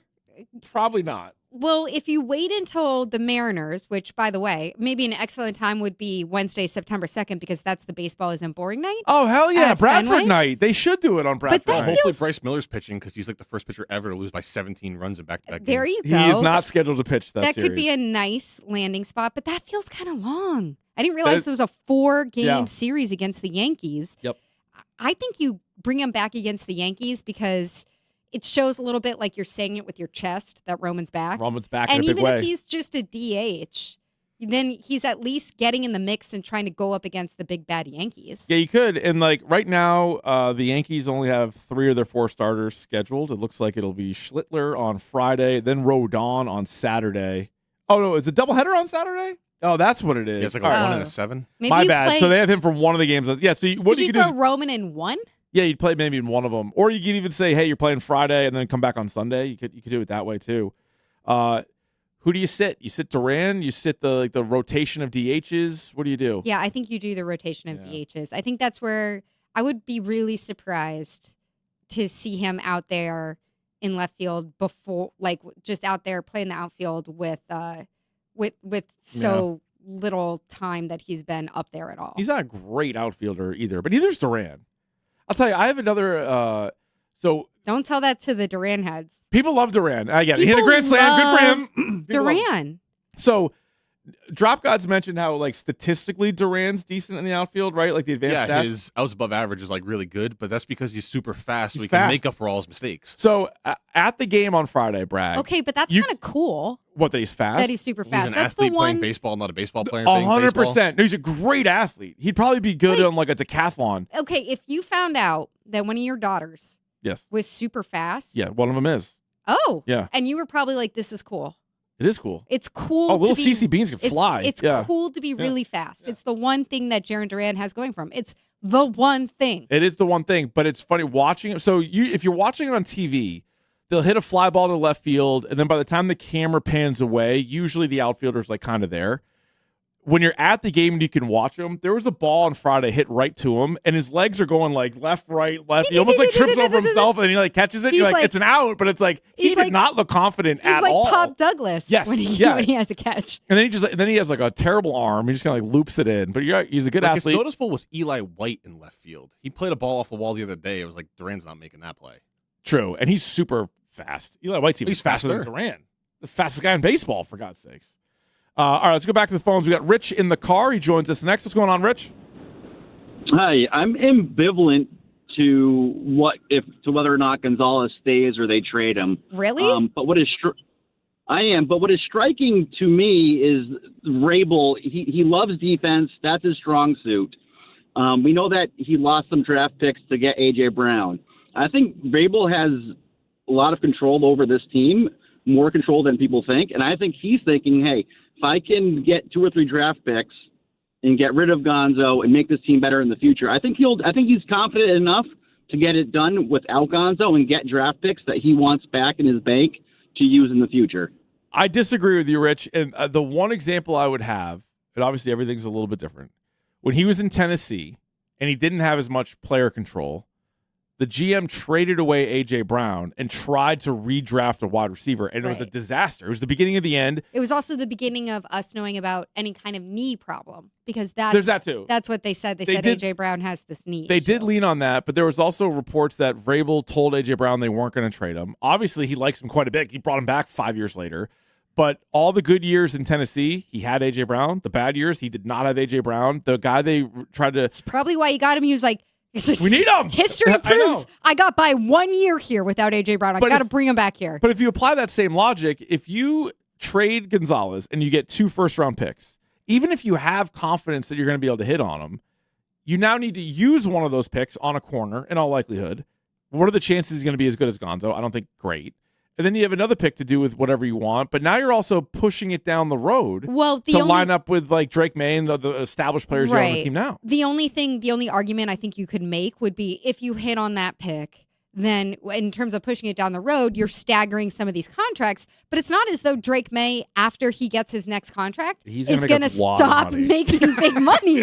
Once he gets that big contract, if he's still the quarterback who's as good as he's been, he's going to be like Josh Allen. He's going to be redoing his contract to make more guaranteed money. Like, there's no getting away from that. Are you confident that next summer Drake May becomes the highest paid player in NFL history? Next summer is going to be, for my sicko brain, so fun. It's going to be because if everything goes as these teams plan, you're going to have Drake May going up against Caleb Williams and Jaden Daniels. Who knows who else will be in the mix? Don't sleep on Bo Nix. Bo Nix. Guy just wins games. Bo Nix feels like maybe because of the injury that he suffered celebrating that he would then cool off a little bit. Take a little bit of a team-friendly cut. He might. Drop back, do it to the other team. Doesn't do that anymore. He doesn't do that anymore. He throws it to his team for touchdowns. But I think you look at what's happening with these cornerbacks this summer. Like the market for quarterback that those guys are going to be going up against each other for. If you don't like contract talk, you better take a long vacation to Europe. Take your Euro trip next summer. And not to do next year's show now, but no, let's do it. Jones is in here. Training camp, does he play in training camp without a deal? I feel like they had to get that deal done ahead of time, right away. Right? Not that I'm not suggesting he like holds out or holds in because he's a quarterback. That doesn't really happen with quarterbacks. But I mean, like you need to get something done, like April or whatever you get. Yeah, I agree with that too.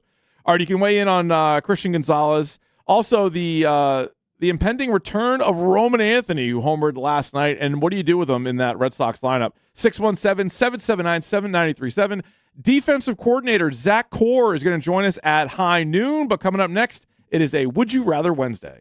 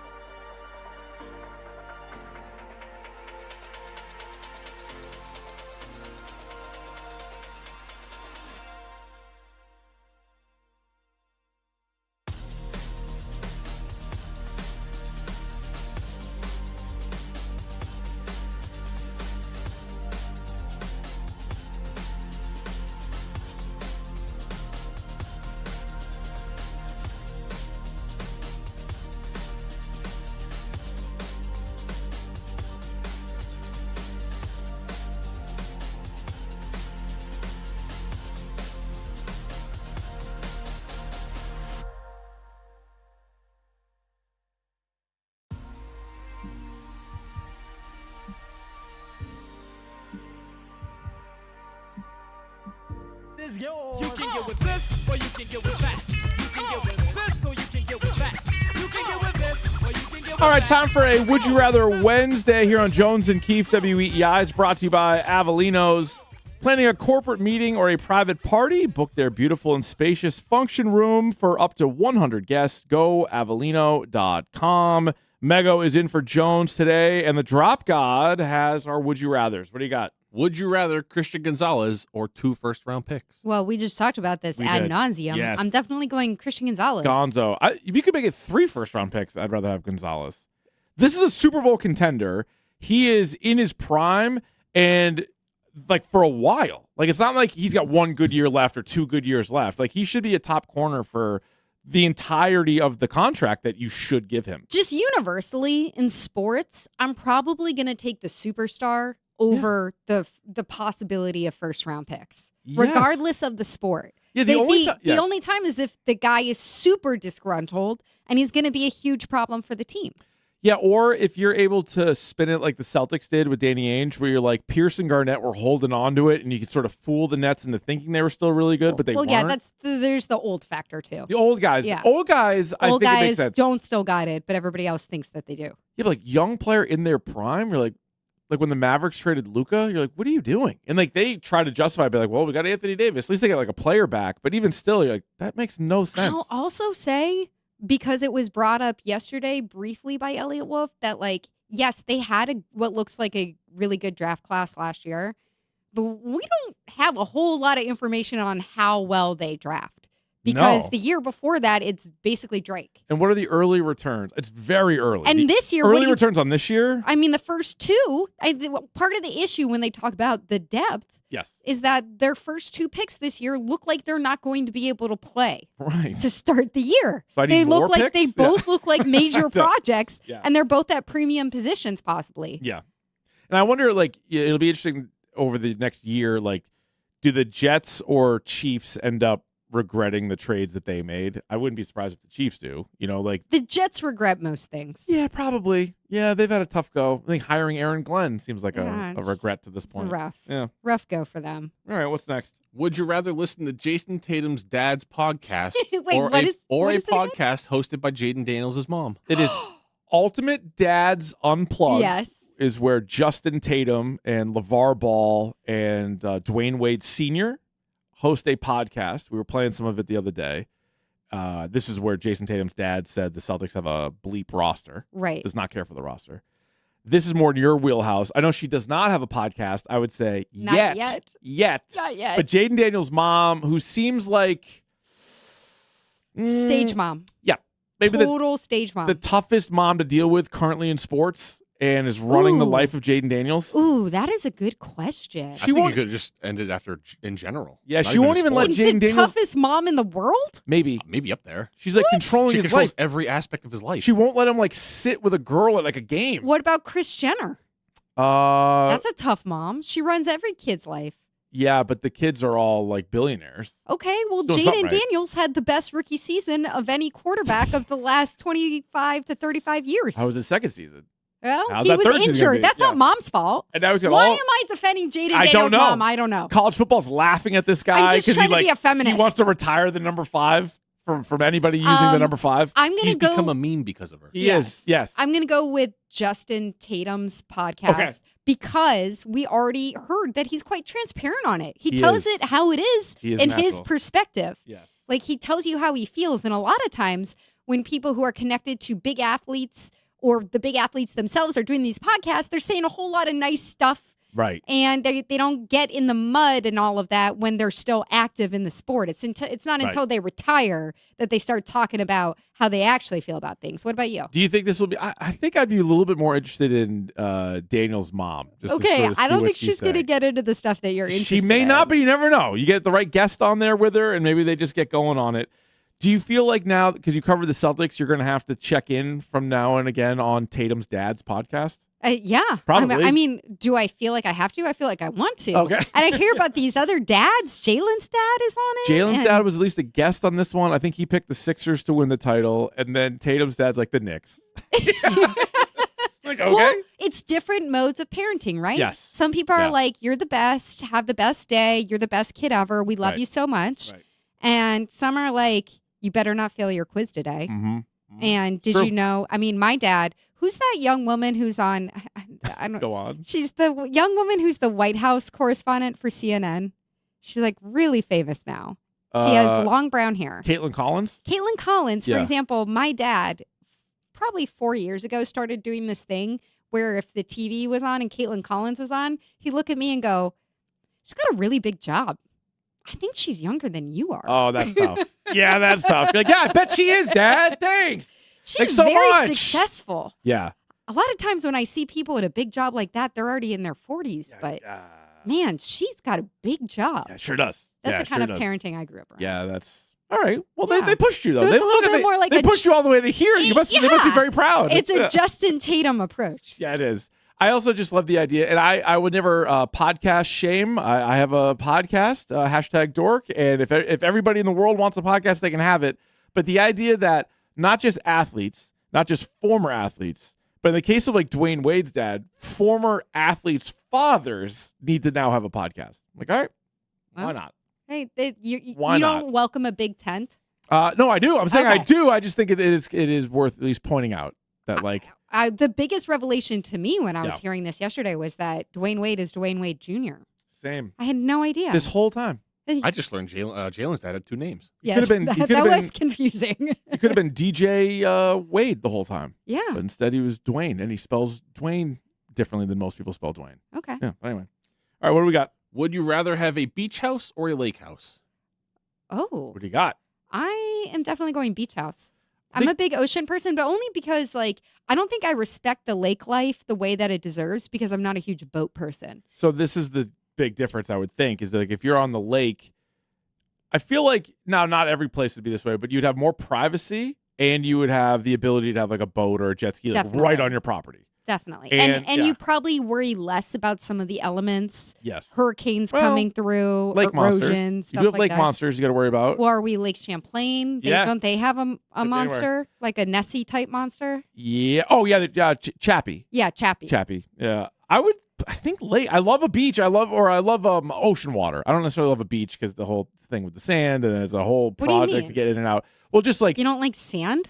well, like when your feet are wet and then you get all sandy. No, I don't like That's that. why feeling. you have the little spouts when you're walking back to your car. Oh well, if you're You fortunate go to a have little that. spout and you put your feet under the But spout. what if it's not time to leave and you're just sitting back down on the chair? Who cares or, if your feet are sandy? You're at the I beach. don't like that feeling. That's literally what people want. They want their I don't feet want in the. that. They say, "I'm dreaming of my feet in the sand." I'd rather just swim the whole day and then leave.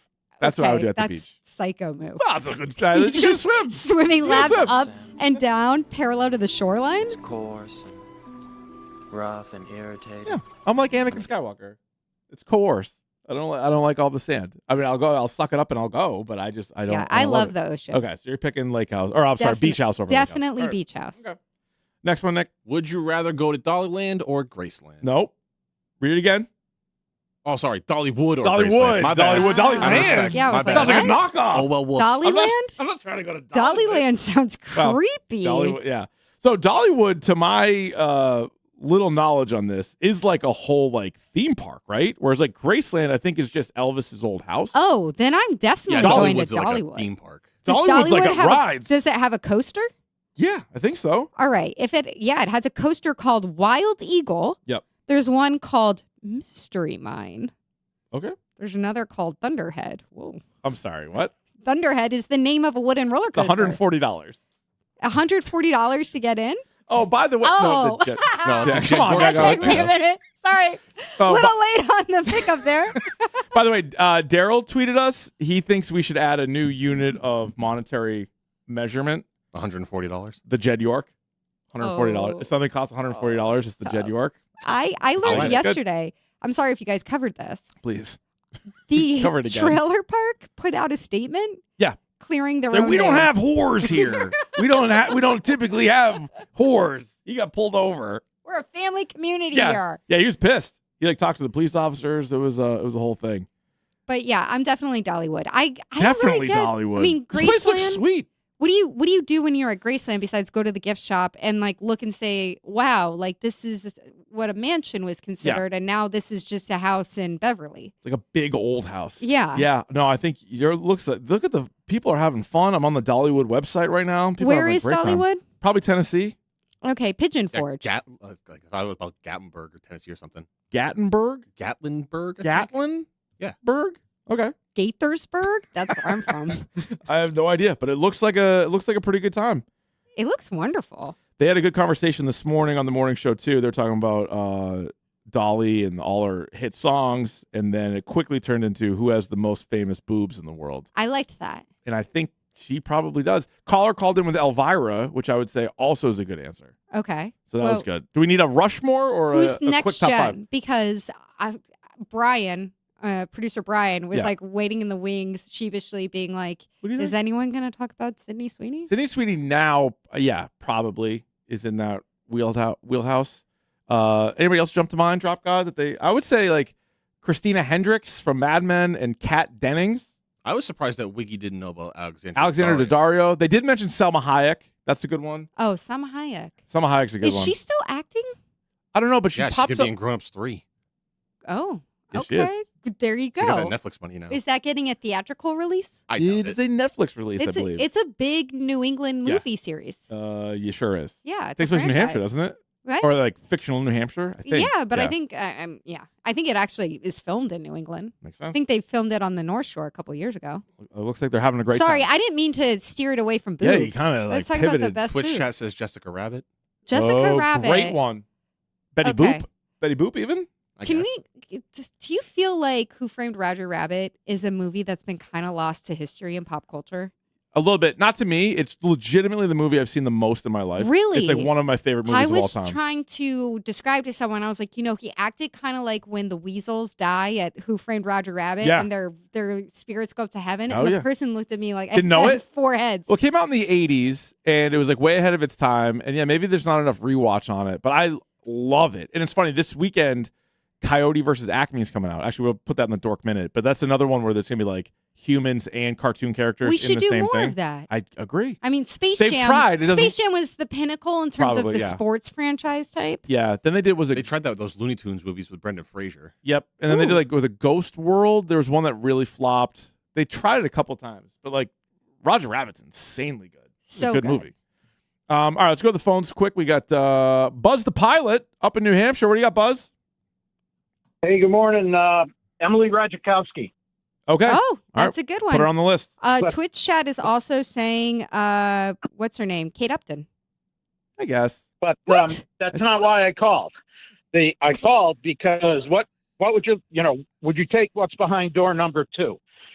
The Red Sox are playing 750 baseball since June 25th. 750. Uh-huh. And you're going to screw with that by bringing in 2 new guys that haven't played all year. And your hope is that you'll play better. Nobody plays better than 750. Who are the 2 guys? I'm with you on Roman Anthony. Who's the other one? Story and Anthony. Got it. See, I'm with you, Buzz. I wouldn't play Story. We haven't even talked about We Story. don't even mention him. I don't want him up here. Nick was talking about the stats from He's last hitting a night. smooth 160 in Yeah, he AAA. sucks at AAA. I'm not bringing him up. Nobody is looking No. at Story saying like, "Ooh, let's have Story during the Yankees series." But there is something about adding players too, because like the team was a wagon, and we talked about the players that Breslow acquired. So like Eric Miller, you're not going to bring him in because the team's doing really well. Like he's made the team better. Adley Rutschman, meanwhile, has made the team worse, but they've still won in spite of him. But there's like at least an upside. There's an upside on Rutschman to be Yeah. better than Wong. There's an upside on Roman to be better than Jaron Durant. the whole idea of like, don't mess with the chemistry and don't fix it if it's not broke is it's just too simplistic for me. It's like, okay, so you never bring in a player who might improve it? That doesn't make sense. Yeah, I think you can. Now, I think it's somebody like Story where you're like, he was bad before he got hurt. He's been struggling in his rehab assignment. There's no reason to pop him in there for Monasterio or Seagulls or Sogard or those guys right now. Let those guys keep having their rotation. And then Roman Anthony, there's a spot for him somewhere, but like he's got to do it because you got a bunch of other guys right now that are performing. What do you think of IKF saying like, you don't have to bring me up right now? Great, good call. I would funny. agree with him. Like good. Stay in Worcester. No. I'll be in Worcester for Yeah. a little bit longer. Yeah. Go to Actually, could you Longtown. send me back down to Portland because That's true. I figured out some of the waterfront dining over there, and I was not aware when He I likes was the in park. restaurants and the breweries. Yeah, send him to Portland. Make him happy. That's fine with me. All right, we got Zach Core, Patriots defensive coordinator, coming up at high noon. But coming up next, we have the hashtag Dork Minute. Listen to MLB Insider Calls on WEEI all season long.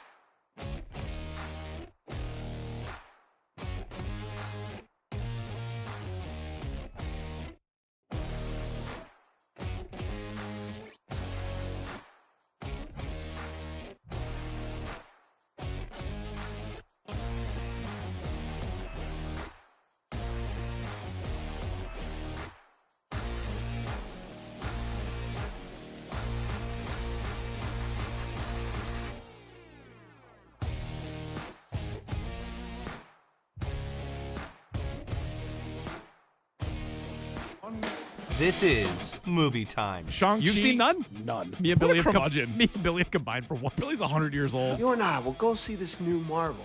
People are saying it's actually nuts. I'm going to give it a rock hard 5 out of 6. Ah, don't spoil it. Do not spoil it. What's going on? Make sure you subscribe to the Dork Podcast. All right, here we go. Time for a hashtag Dork Minute. You can check out the Dork Podcast on the Odyssey app or wherever you get your podcasts. Maybe you're listening to the Ultimate Dads Unplugged 1 minute and you want to listen to something else, you can jump over to the Dork Minute. And sadly, Mego, yesterday, Dolly Parton passed away. Mm-hmm. Today, the great Tim Curry, both 80 years old. Tim Curry, very famous from Rocky Horror Picture Show. He was in Home Alone 2. And I think for me, where I remember him the most, Clue. The guy was an unbelievable performance in the movie Clue. And he was Pennywise the Clown. Oh, good one. In the It Yes. that many of us remember when Yeah. we were growing up, the TV It. It's a scary It. And it was really, Like the really miniseries, scary. there was like 5 hours worth of It, right? It was Yeah. like a long one. My parents really encouraged me to watch every Stephen King property when I Really? was way too young. So that was a big one. That was forming, probably. Yeah, Salem's Lot, The Shining, all that good stuff. How old were you when you watched The Shining? I was probably like 9, maybe 8. Oh. Yeah, I loved it. Really? Because Even what- then? Oh my gosh. I would have been terrified. I'm terrified of it now. I was terrified and so happy. I was like, this is awesome. My daughter's 7 and she Okay. wants to watch Scream, but I'm like, that's not happening. Like, you're not watching Scream. But I'm trying to figure out You which. can watch the unrated version. I mean, not the actual rated version. Yeah, but I not feel the like unrated 5 minutes in, they're just like hacking Drew Barrymore to pieces. I'm like, I don't want her to Scream? watch that. I think because Scream was on TV a lot Yeah, but for they a certain edited amount of time stuff- that yeah. you forget until you watch it now Yep. how gory it is. Yeah. The opening of it, I don't want to spoil it if you Well, haven't seen Scream. Right. It's But- intense. When they zoom in before they put up the scream, Yes. it's Thank really you. gory. I- It's really gross. I agree. So we're not going there, but like pretty soon it's going to be the spooky season. She's going to want to watch horror movies. So I always Well- try, like Jaws, you could probably do, like no. Poltergeist. Oh my God. Are you trying to just completely. You're going I to was show gonna your say the kid OG Jaws? Halloween. You don't Jaws? show your kid Jaws. I think I could. You'll never get to go to the ocean again. Yeah, but I just said I don't really love it. I don't love getting all Okay. sandy. So maybe I would not go Jaws. I would Okay. go. Have you shown her like Hocus Pocus? Yes. 'Cause Actually, that's last year got she some did. She was scary okay with that. elements to it. Yeah, she was okay with that. Dust off Halloween Town.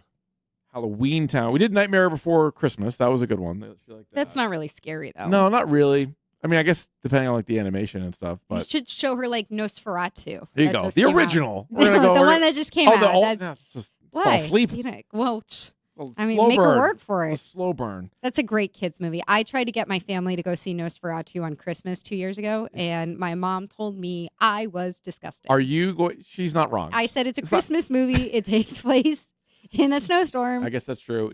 Are you going to go see Werewolf, the other Robert Eggers movie that I think comes out this Christmas? I'm intrigued. I just get so excited about the Robert Eggers trailers because they look awesome. Yeah. And then I sit in the movies. And the movies are pretty disappointing. And I'm like, They're this so is so long. boring. Yeah, they're But really long and I boring. did also make my whole family watch The Witch. Yeah, I thought that was also really Oh, long. I thought that You one was liked it? kind of awesome. Oh, that's his best one, I think. That's his best one for That sure. definitely is. Black Phillip Yeah. says that you are wicked. It's a goat. It's a goat. Yeah. It's a goat. Does he speak to thee? You were asking me off the air a week ago about lanterns. Have you started lanterns? No, Oh, and boy. I feel that I am in a real drought for a TV show. Dive into lanterns. But then I was reading a summary of it, and it was talking about like being space police, and I just Oh, thought, yeah, the Space Police. I That's don't what want to Green watch. Lantern is. I don't want They- to watch space police. But what if I told you they're doing a lot of their police work in Nebraska right now? Okay, So that's like anti-space. so Like the why? On a opposite high of school space. football field. Why? But then where does the space come into it? If you can say that without spoilers. Well, so basically there are these Green Lanterns that kind of police different sectors of the galaxy. And so there is one assigned to Earth, or at least that's in his jurisdiction. And it's the first time there's been a human Green Lantern. It's Kyle Chandler from Friday yeah, Night Lights. I love Coach Scheller. Okay, so he's awesome. And no, to me, I think it's almost too grounded. Like there's not even enough superpower stuff yet. So I think people that don't really love the comic book stuff will really like the show. Okay, So- maybe I'll give it a chance. All right. This weekend, Coyote versus Acme, which we hit on earlier. This is a great premise where Wile E. Coyote is suing Acme because all of the equipment that he bought from them doesn't work. Oh, it's litigious. Yes. Courtroom Wow. drama. Will Forte's in it. John Cena's in it. He's Wait, like, look, is this real? yes. He's like, I bought all this stuff. Wile E. Coyote, for real, is like, I bought all this stuff to try to get the Roadrunner. Who's None of doing it's working. the Wile E. Coyote voice? Oh, good question. Because I feel like that's important. It has to be somebody with gravitas who you Yeah. can also believe is a little bit of a sucker. But that you doesn't would he get also all just this hold up stuff. signs normally to say who he is? Well, that's the Roadrunner. Meep, meep. No, but I don't think Wile E. Coyote says anything, does he? Oh, so in the movie, he's not going to have any speaking parts? I don't know. Let's see. I actually don't know. It looks like Will Forte is his attorney. Okay. And There then is a voice for Wile E. Coyote. Oh, there is? Eric Bauza? Okay, Eric Bauza's going to do I it. want this to be like an incredibly serious courtroom drama. I think it's not going to be. I do. Well, like A Few Good Men, but Wile E. Coyote. Yeah. This more was a intense weird than that. movie where like the origin was like they made it and then they were gonna like just get rid of it. They were gonna get a tax write-off to like make it disappear, and then nobody was ever gonna see it. And then, long story short, a different production company bought it, and now it's finally gonna be in theaters this weekend. So I'm all in. So you're going to go see it? Hell yeah. Really? Yeah. Oh, this in will be theaters? a standalone. Oh yeah, this will be a standalone dork episode. Interesting. Okay. At home, The Whisper Man. What's that? Whisper Man. Well, I'm glad you asked. A Netflix Does movie. he have info on Christian Gonzalez? Yeah, I hope so. Yeah, he was the one talking to Courtney. It is a Robert De Niro, Adam Scott, Michelle Monaghan Netflix movie. Okay, I like a lot of those actors. Here's the premise. When his 8-year-old son is abducted, a widowed crime writer looks to his estranged father, a retired police detective, for help. He soon discovers a connection to the decades-old case of a convicted serial killer known as the Whisper Man. Ooh. Not bad. I like serial killer dramas for sure. Not serial killers, but the dramas. I think I stepped on that. That would have been a good drop. No, I think it's clean. Is it clear? I like serial killer dramas. But Netflix movies have a history of being pretty bad. I'll watch this though. And we'll see. Did you watch the one? I think it was it James Marsden that was like the witness number 2 or something, or no, juror number 2? Yeah, I did. I watched that series. I think that is season 2, but I no, saw it that. wasn't it just a movie?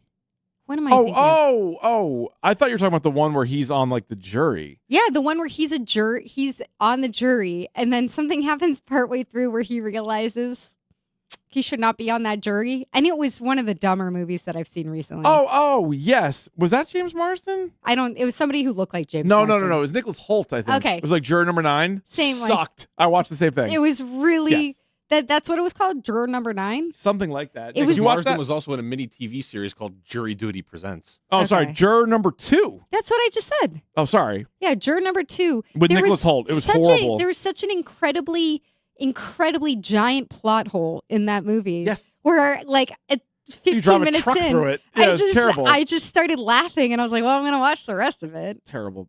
You're going to see the new Ali G movie. A trailer came out. It's going to be out in October. I'm excited, but also feeling cautious. Skeptical. Yeah, agree. I love Ali G. Also, there's going to be a How to Lose a Guy in 10 Days sequel. Nobody wants They're that. trying to get both. Nobody the stars wants back. that. Yeah, I know. Why are we making all these sequels? I don't know. Make something People like new. stuff they're familiar with, I guess. But I it guess. grows. They're never good. All right, it's a sort of a half Patriots Friday on a Wednesday as the Patriots play their final preseason game tomorrow night in Cleveland. So coming up in 2 minutes, we will be joined by Patriots defensive coordinator Zach Core. A dark night.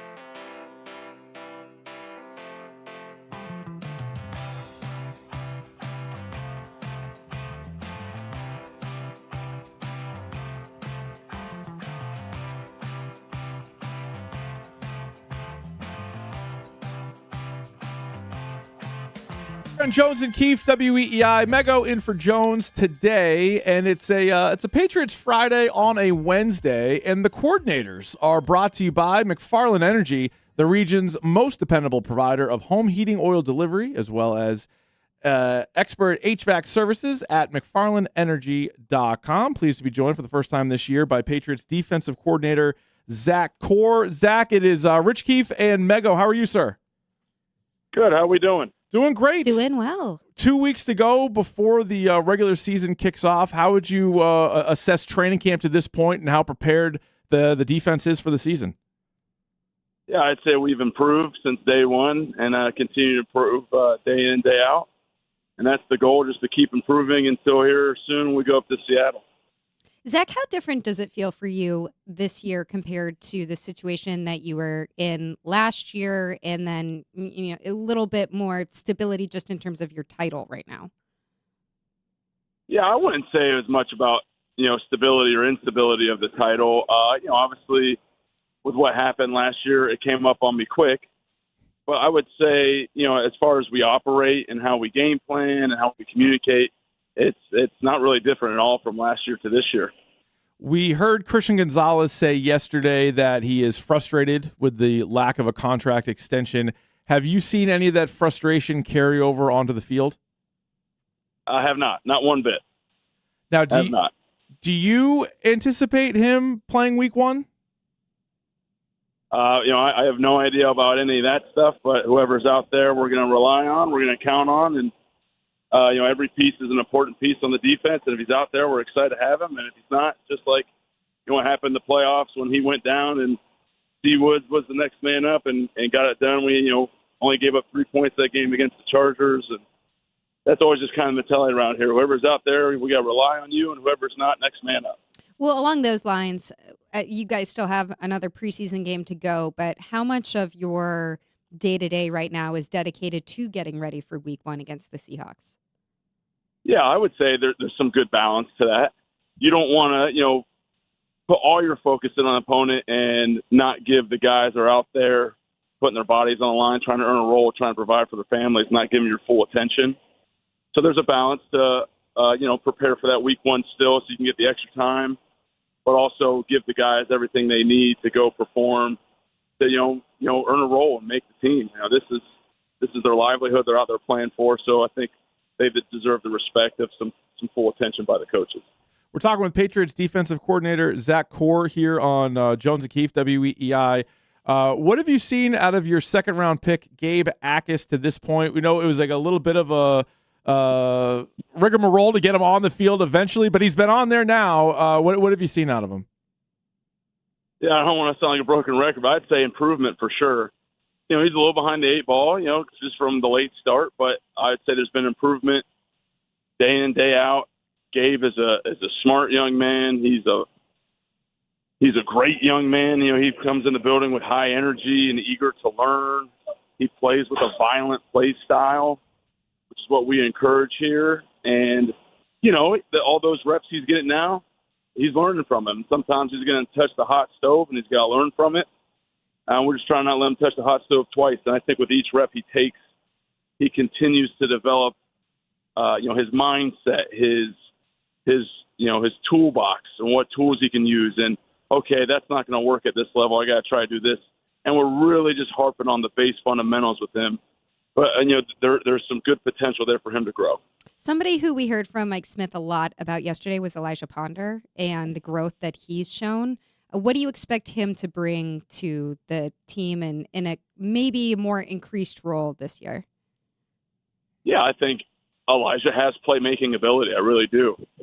He's got some good rushes off the edge. He rushed some inside last year. He's versatile. He can play all over the place. He can play multiple positions. And I think with the experience he had and some of the success he had, it only kind of fed into his confidence. And he's out there playing like a more confident player. The joint practices, he looked like he belonged. And just seeing his development, man, makes all of us happy. And he's going to be a big piece for the defense. He's going to contribute. He's been a great teammate. those guys all work well together. Obviously, you can rotate those guys in and out, but I think when he's out there, he's got some playmaking ability. One of the new faces of the defense is Kevin Byard. Been in the league a while. Obviously, he's got the connection to Coach Vrabel. What does he bring to the table? Leadership, experience, professionalism, communication, playmaking ability, good conversation. He's double-digit years in the NFL. He's got a lot of experience out there, whether it be, helping his teammates or even the coaches. Like, hey, man, I've seen it this way. And, there's good conversation with him. And he's got a lot of professional initiative that we let him have. And, he takes it and he runs with it. And the great thing about him, too, is, you sometimes you worry about not worry about, but, you try to do a workload management with some of the older vets, but he wants the reps. Like, he wants to get out there. He wants to be along Craig. He wants to talk to guys. He wants to talk with Marcus. He wants to talk to the backers. And he just brings another level, a higher level of professionalism. This question might sound kind of weird. Get in line. Compared to now that you've been through this your second year here with us, yep. How much do you feel like you know about your defense at this point in the summer, 2 weeks away from the season? Now that you've been through a whole year with them, like when you were at this point last year, did you know that this was a team that was going to be so strong against the run through much of the season? Or those things, are they things that more emerge as you get into September or October and beyond that? Yeah, I mean, there's some validity to what you're saying there. As far as last year, we had a bunch of guys that had not played with each other yet, a bunch of free agents or draft picks, whoever it may be. And throughout the year, they kind of start feeding off each other, feeling each other out. We talked about it all camp about chemistry. We got to improve chemistry. Having a feel for, the guy next to you is where he's going to be and what his assignment is, and we can play off each other. And I think that does happen as the season goes on. And I would say throughout last year and in the spring and the summer, I think there is some good understanding of who's good at what, who's going to be where, how do we utilize these pieces, how do they play off each other. I think there is a better understanding now. I know it's not up to you, but how do you feel about Wednesday night football to start the season? I personally don't like it. I mean, at least it's the first game, so it's not really screwing up your guys' schedule too much, but I don't know. They play almost every other night of the week. I didn't think Wednesday was necessary, but what do you think about opening up the season then?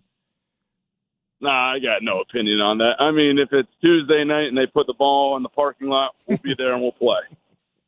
We've talked a lot about Gonzo, but somebody who in the playoffs and Super Bowl I thought was really standout was Craig Woodson. What do you expect from him now in his second year?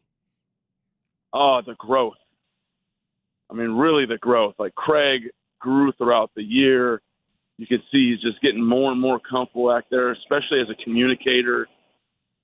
And he learns from his reps. And, it's only year 2 for him, but you see the growth. I'm excited to see where it continues to go. His tackling improved, throughout the year last year.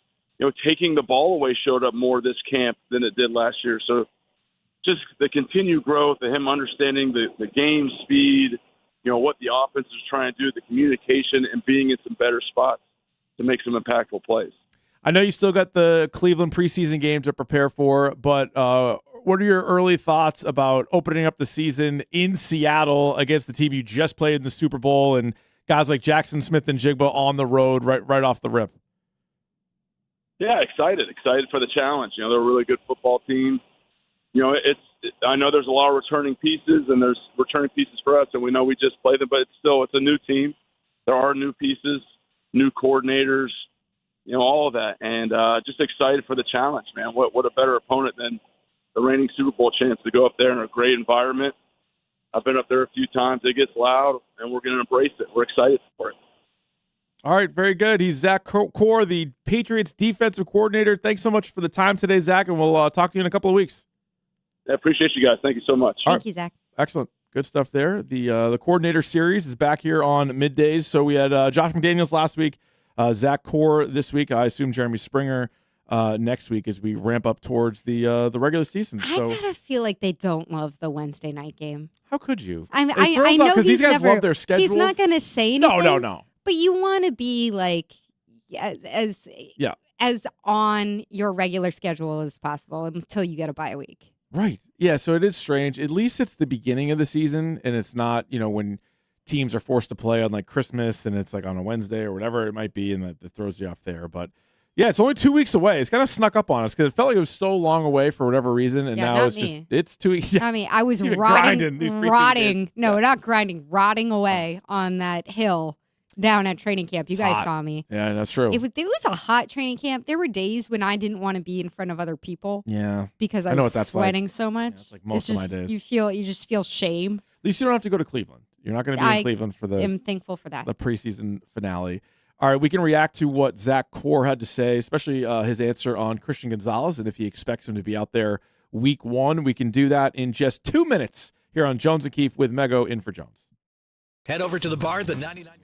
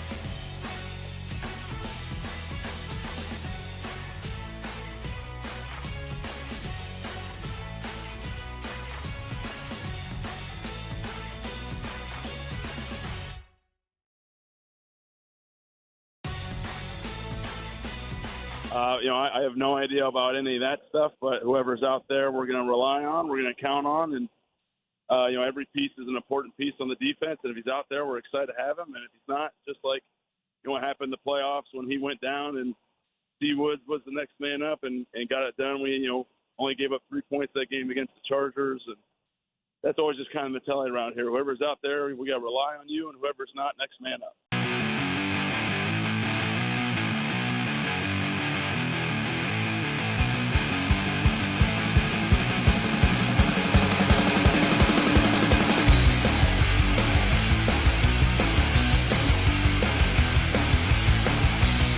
All right, next man up. That was Zach Core, the Patriots defensive coordinator, part of our coordinator series here on Jones and Keefe. Mego in for Jones today here on WEEI. And I think, what did you make of that answer where he didn't give you as long as he's healthy, he'll be out there? It was just sort of like, I don't really know about any of that. And next man up. So all right, so Marcellus Dial, you're up. Gonzo can't play against JSN, so you're up. I would say he probably doesn't feel that he has the authority there to speak on that publicly. Doesn't really want to get involved. That's Vrabel territory. So he's not going to step in it with us there. Yeah. So smart by him, but it also makes me think, because I asked him, how much are you guys dedicating right now to preparing for week 1? So then it's like, how many game plans do you guys have for your defense? Right. Do you have everything that is Gonzo's good to go, and then everything for Gonzo's not good to go? And just seems like extra work. And obviously, the second plan is not what you want. Yeah, no, not at all. And so I also wonder if after Elliot Wolf's press conference yesterday, if everybody, coaching staff, front office, just got sort of like, all right, here's our stance on Gonzalez. Well, they certainly circled the wagons after the preseason game when Mike Vrabel said, well, this team's not that deep. Yeah. This team's not that deep. And then They went into damage control on that. Mike Vrabel definitely did not know that was going to sound to many people like it's a shot at the personnel, which would be a shot at the people in charge of the personnel. Right. And so then Mike Vrabel's stance is, first of all, we are all front office. Yes. Which I kind of agree with him. I didn't take that as a shot at Elliot Wolf. I personally didn't. I took it as a shot at the players who were playing the preseason game. Yes. I was like, all these guys stink. All the other guys are like at least good where we have to And I think there were some good guys in the preseason game, but I thought that he was getting up there at the podium to send a message to the guys who were playing, as in, like, you guys are not up to speed if somebody goes down to step into a lot of these roles. I thought it was like specifically Lomu and Akis just because they're the first two picks. And like, but Vrabel's not pointing the finger at any like he picked those guys. So I don't think he was doing that. I think he was like, we expected more out of these guys and more, like not just those two, but like those were sort of the faces in my mind of it. I also wonder how much of it was tied to, we didn't realize until after the fact that Behringer was going to be dealing with something real. Now you got you're down a punter. So maybe he's saying like, God, now we have to go get this is why I played my starting punter because he's the punter, and now we have to go get a new punter because he got hurt in preseason. Right. There may be a little bit of that to it. The other thing that I think was funny was that Vrabel now, and you listen to Elliot Wolf yesterday, you listen to some of the coaches, the defensive coaches that spoke yesterday, and now the other line that they're all saying is, when we talk about lack of depth, what we're talking about is lack of experience on the team. We have a lot of young guys. We have a lot of unproven guys. Well, you guys put the roster together. Yeah. You knew going in who played and who didn't. How many of your starters are in their second season? Right. So what are we talking about experience? I mean, yeah, they have the whole experience of last year. Yeah. But you look Travion Henderson, Will Campbell, Jared Wilson. Craig Wilson. Drake May is going into year 2.5. Right. The experience thing doesn't really check out to me. Yeah, I agree. I keep going back to, will Gonzalez be a part of, and even if he's out there, Christian Gonzalez, not Will Gonzalez. Will Gonzalez, another player who they might draft with the pick that they get for Christian Gonzalez. No, but if Christian Gonzalez, there's just so much to this. Where does he play the full season? I think not. When he does play, is he like locked in 100%? Because on the one hand, yeah, you don't want any bad tape of yourself out there. But on the other hand, are you going to kill yourself for every tackle now if you don't have the contract? And like you're a little bit worried about, like, do you play just in the back of your head a little bit? Are you making a business decision? Yes, which we've seen guys do, right? Like, this is a different example, but like Cam Newton not diving on the ball in the Super Bowl. That you look at that one and you're like, oh. So if you don't have your contract yet, maybe you are a little bit less likely to push it on a certain play. So are you getting the best version out of him? But then on the other hand, if you're Christian Gonzalez and you're still hoping that after this season you're going to be getting the crazy cap percentage contract, like if you're making quote business decisions to save your body out there, you're also, there is that narrative that was around when he was drafted. I don't subscribe to it, but that he's not the most physical guy. Yep. So then you're also, if he's both, one, missing games because of an injury, well, that's one thing that people hold against him. And two, if it's making business decisions of not tackling, not playing super physical because it puts his body at risk, that's the other narrative that goes against him. So I think he's kind of caught between a rock and a hard place if he's trying to play hardball with this. But it is a position where you wonder if he does take the field for, let's call it, 13, 14 games this year. And if you lock down the guy you're guarding, you don't have to make a ton of tackles necessarily. You don't have to like put your body on the line as much. I mean, you still are, you're on the football field, but like you're not going as crazy, and you can still have a pretty good season. And then depending on how things go, I mean, you looked it up earlier, Trent McDuffie played, didn't have his contract, probably was pissed about it. And then towards the end of the season, the team was out of it. And he was like, all right, I'm done. And maybe he was really hurt. Maybe he wasn't, but I would say that's pretty convenient. And then didn't play the final 4 games, still got his money. I feel like there's always going to be another team. Just because the Patriots don't want to give him what he wants, some team in the league would be willing to do it. Absolutely. Yeah. What does it look like if he does not play in week 1? Let's say he says he has a hamstring or something. I think they're probably going to lose to Seattle either way, in my mind. I bet, but it could get ugly. So then you don't have maybe- Gonzalez, it could get ugly. Maybe it gets to the point where they go, we're going to lose it. And they would never think this. No. They would never say this. But if you're just looking at it in terms of wins and losses on the schedule, with this scheduled loss, Jones and I had it as a scheduled loss. How big of a loss is it then?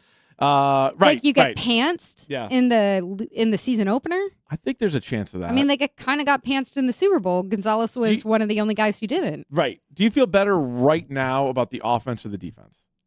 I actually feel better about the offense, which So I haven't think said I do in too. years. So do I. But then I think the defense. One of the reasons why you would have confidence would be Gonzalez being out there. I think there's stats even from last year, like the games that like Milton Williams and Gonzalez both played in, they were like unstoppable. Yeah, and so those are like players of strength on the team. The secondary minus Gonzalez, because I think we had a caller earlier saying how like with Gonzalez, like it might be one of the best secondaries in the league. The best. Maybe the best. I think that's fair. I think it's might be, if you go just top 3 corners, starting 2 safeties. But then when you watch camp and you're like, Carlton Davis has given up a lot of passes. And Carlton Davis isn't there for 2 weeks. Right. He's missed more practices than Gonzo has. Right.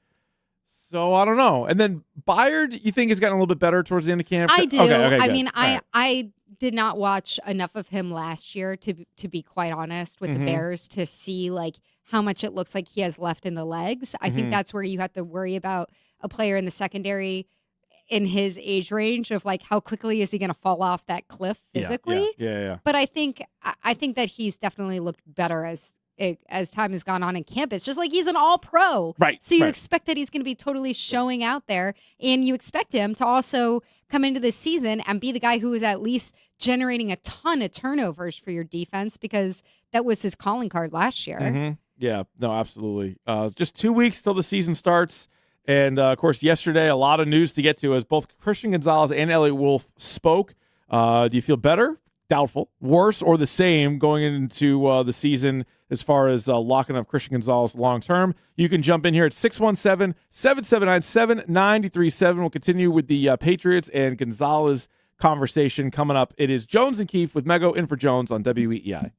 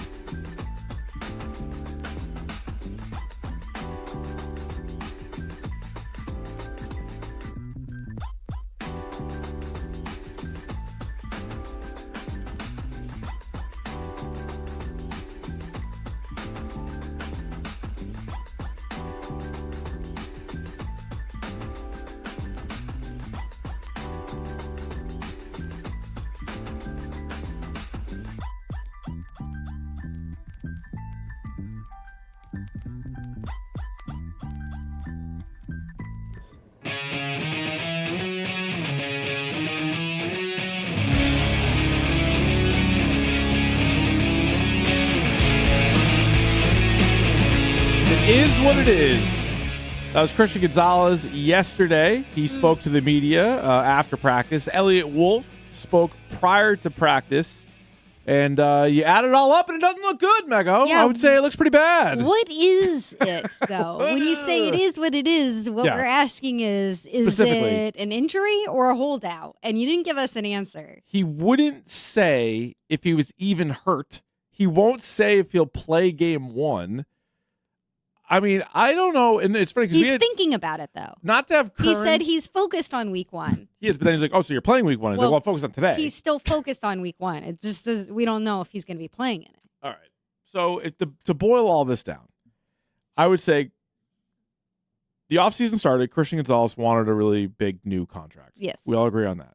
He and his agent determined the best way to get it would be to practice and not hold in. They decided that after mandatory minicamp. Okay. Because he was a hold-in at mandatory minicamp. Good point. He was there.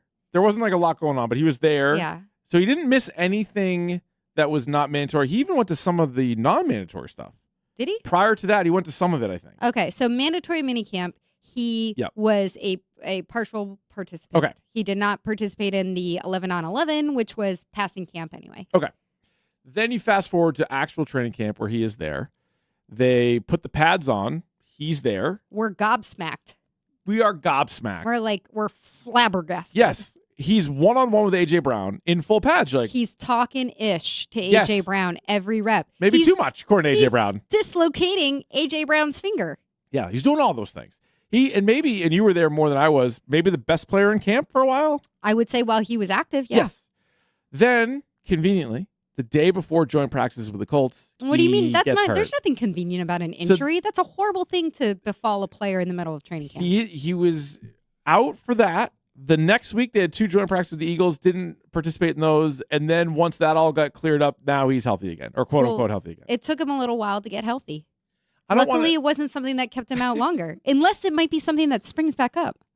I think it That might. would be bad. I think that would be could- really bad because I think it could flare up. My opinion, it does flare up again. You need Christian Gonzalez out there. So figure out that They're better injury. with Gonzalez. I don't want to blame Tom Curran because he's not the only one, but there were a lot of people that said, guys, why are you questioning the injury? He's obviously hurt. We don't have any information that he was not hurt. He just hasn't said one way or another. And You he was wouldn't say that asked he point was blank hurt. yesterday. Like, that's crazy. And so he's just He's a worried about proud one. man. He doesn't want Okay. you to see his weaknesses. I know. And well, it is also one of those things where you're like, all right, if you truly are hurt, that's also not a great sign because then you Right. can start to poke holes into that, being like, all right, you've missed time. Why and, you hurt every joint practice. and parts of each season, right? Yes. Like, some season, like his rookie season, a long time. The other season's not as long, but still, he's been banged up in all these different ones. But the fact that he's back out there now practicing, I'm like, okay, that's what he was doing prior to joint practices. He looks good. Yeah. But when you play in a regular season game, like, is he definitely ready for, not is he ready for that? Is he willing to do that? I have my doubts. I absolutely have my doubts. Now, this is going to be a tough needle to thread because he can't sit them all out. Like, you do need to play. And if you're not there week 1, what does your teammates think of that? What do your coaches think of that? Because, like, you're not doing this versus your teammates. Right now, this is versus the front office. Right. And he's obviously asking for a good amount of money, and the Patriots are not, to this point, willing to give it to him. And who's going to blink first, I guess? Or do you do the thing where he basically plays out the season and then you trade him, like we've seen with other quarterbacks? What's going to change if he's saying, let's just say, he's saying, I want $60 million fully guaranteed at signing. And overall, I want $102 million guaranteed, but my fully guaranteed, my 2-year signing bonus, everything in. This is what I want, and that's $1 million or so more than Devin Witherspoon. And they say, we're not doing that, but we will give you $35 per year based on all these incentives. Yeah, he's like, I don't want that. Like, those are just, those are like, at some point, it's Yeah. like, it's one side saying, but that's not what I want at Right. all. Right. I want the cash.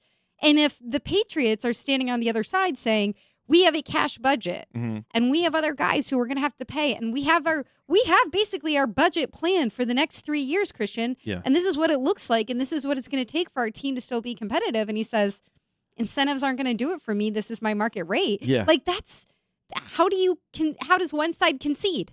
I don't think you do. It does not appear to be close. How do you change his mind? What do you do to change his mind? Yeah, is it because You get a slice of Davios. Yeah, you get that. What do you do? You can go back What on do you Jones and offer Keefe on him? Patriots Monday. You can have that spot. I don't really know because How do it you sounds like in sweeten a deal like in that? that example, it is you're arguing over two different things. Yeah. And so it's like, well, are you going to give me a little there, or are you going to budge on what your ask is? And I'm on Gonzalez's side in this because we don't know, like, unless you find out he's asking for like $200 million guaranteed or something like insane. I don't think that's the ask because he's represented by the same guy that got Witherspoon $1 million more than McDuffie. Right. He didn't get 10 more million or like But he got a destroy lot. the record. He got a lot more at signing than McDuffie. He did. But That's why I wonder if that's the number that they're focused on. No, Because you're he's probably saying right. the guaranteed money is a nice idea, but even that's not fully guaranteed. So I mean, this is how stupid these contracts they are, need right? to, like, blow the whole thing up. If you're gonna Yeah. call it guaranteed money, make it guaranteed. Otherwise, call it maybe money. Yeah. So this is your wish money, and then your maybe money, Mhm. and then there's your guaranteed cash. But I still think you have to view this as more of a Patriots issue than a Gonzalez issue, meaning like the reason why it's not done is because of the Patriots. Jones had a tweet yesterday because he was going back and forth with somebody who was like, guy's under contract, like you don't get paid after 3 years. And he's like, well, Actually, a lot of most Yeah, he guys put do. the list Most down. guys do. from Gonzo's draft class, Will Anderson, Devon Witherspoon, Bijan Robinson, Jalen Carter, Darnell Wright, Peter Skoronski, Jameer Gibbs, Jack Campbell, Jackson Smith, and Jigba Zay Flowers. I've all Wait, signed. those are all guys who haven't gotten paid, right? no, No, the oh opposite. no, they're all paid after Correct. 3 years. And those guys are all really good players, but like Gonzalez fits right in with those guys. I think he's better than Witherspoon. Those would be the two corners Who on that would you list. rather have, Gonzo or Zay Flowers? Gonzo. Okay. Yeah. Like, right. Exactly. What are we doing here? I mean, on this list, Jackson Smith and Jigba I'd rather have, and probably Will Anderson. Maybe Will Anderson. Everybody else, like, listen, I love the running backs, but like, in a super valuable position is It's corner. not premium. It's not. Those guys are good, and those guys didn't even practice. They were hold-ins, and they still got their money, and they got their money back to back, and that's why everybody sort of thought that might be the same case here with Witherspoon. But we are a good week and a half after the Witherspoon signing, and we're 2 weeks away from the regular season. Do you think that the Patriots ownership care at all at this point about being seen as a group that won't pay cash? 100% they are So sensitive then to that. why don't they, if they're, you can't be sensitive about it and then not try to change your reputation? Well, sometimes you're sensitive about things that are true. So when someone's like, Keith, you look kind of fat, I'd be like, no, I'm not. I And don't you're like, think you're "Look, fat." Little fat face, maybe, whatever. Fat face? Whatever it I might mean, be. are we talking bloat? Oh, That's it's a just different beer weight. thing. It's just That's beer weight. that's It more is of a beer weight. condition. But no, can't you be sensitive to something that is true? So if they're like, hey, how come you guys are like last in league spending for a while? Like that sounds kind of cheap. It's like, we're not cheap. And it's like, well, I mean, They're 25th in cash Okay. spending this season. Right, So 32 they're teams. bottom, they're Yeah. bottom third. yeah. And so that's where we say, like, the contract looks one way. Even Gonzalez is saying that. Gonzalez is, when he's being Mm-hmm. Right. asked about being paid being made the highest paid cornerback in the league, he's saying, you can look, depends how you look at it. You can look at it a lot of different ways. Yeah, which is also And just he's like, if the you're- system is stupid. If you're going to make but- me the highest paid cornerback in Yeah. maybe money, that's not enough for me. Like, I think that I have already earned it over these last 3 years. Yeah. So pay me what I've already earned, not what you think I might earn in the future. Mm-hmm. Like, that's not you guys rewarding me. That's you guys telling me I still have something that I have to prove over the next couple of years. It's just frustrating because for years we've complained about them not hitting on draft picks, and then I they know. finally hit on a draft pick, and it's like, well, we might not pay. Give me It's like, money. Money me. Well, Money now. Me a money needing a lot now. that was Gonzo yesterday, and I agree with him. That was actually Gonzo's representation, and I don't know if we're allowed to play that on the radio. Yeah, that's a good get drop, God. I don't know how you How had did that you get place that mic'd leak? up. Yeah, we're gonna get in trouble for that, but no, it doesn't seem like it's getting any closer either. Is a concern, and so the future for Gonzalez here in New England seems like it's fairly limited. Now, will they play this out with Drake May? I mean, I guess another question for next year. Drake May was asked earlier in camp, like if he was worried about it. He's like, no, I'm not worried about it. Like, you're not worried about it? No, because I'm going to get that money. Yeah, he might. I mean, he should. They're not giving like, Gonzo the money because it's my money. Yeah. So I'm not worried because that money is just sitting there waiting for me. And we had Zach Core on, the defensive coordinator, earlier, and he gave you the obvious cliche, like, next man up thing, like if Gonzo doesn't play week 1.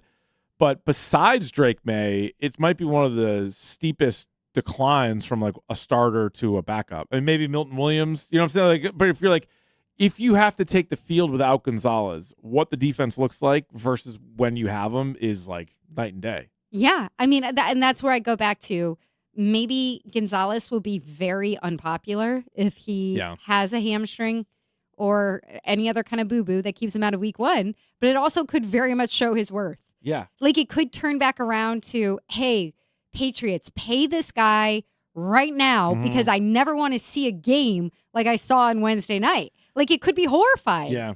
To me, it's a no-brainer for so many reasons. Like, one, the player is good. That's what it should be. You don't want to give a lot of money to a bad player. That makes no sense. But also, the team is so far ahead of schedule that they are a championship contending team. It's not like you're a bad team and you're like, well, what difference does it make if we pay this guy? You know what I mean? Like, we have not the 1,000 Jets. holes. You're not the Jets. We have 1,000 holes to fill on this team. Like, no, you don't. You're really good, and you have him. So he seems to check all the boxes for a contract.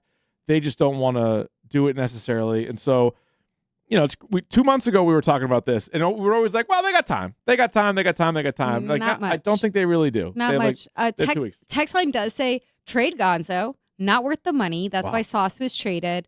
McDuffie traded. Divas, not a Vrabel guy. How about the not a Vrabel guy piece? I don't know about that because, like, A.J. Brown's been traded twice now, and I don't know if you'd throw him into that bucket, and he's a Vrabel guy.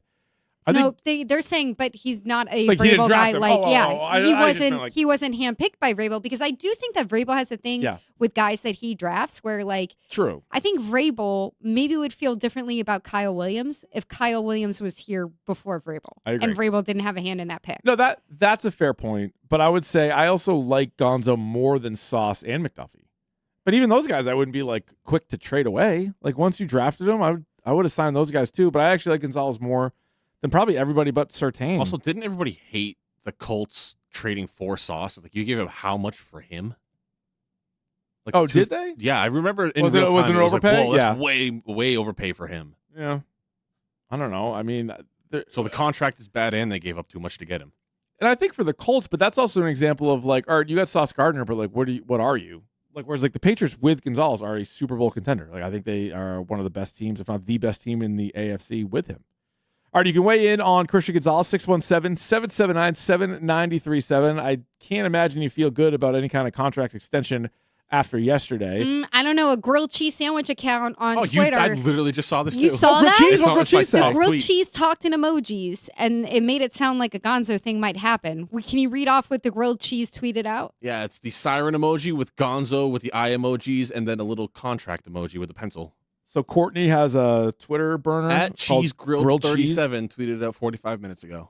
Wow. Okay. So Are people do you picking have that the one up? credit? Do you have to credit grilled cheese if you eventually aggregate that? If they get it. The grilled cheese account is on it first. If the deal goes through, I guess you'd have to point there. Is it like the Leroy the dog account, like the one that barks when trades go through? Is that Leroy the dog? Yeah, was that PFT's account? Oh, yeah. yeah. That was pretty good. That was a more fun time on Twitter. That was, but it's not a great time anymore. Get fed some interesting. I don't know, we have grilled cheese tweeting now. More likely, and you answer it on the other side. This is what they call a tease. I'll give you and the listener a chance to think about it. What's more likely? Christian Gonzalez signs a contract before game 1, or he sits out game 1. What's more likely to happen? 617-779-7937. It is Jones and Keefe. Mego in for Jones here on WEEI. FanDuel Sportsbook is the...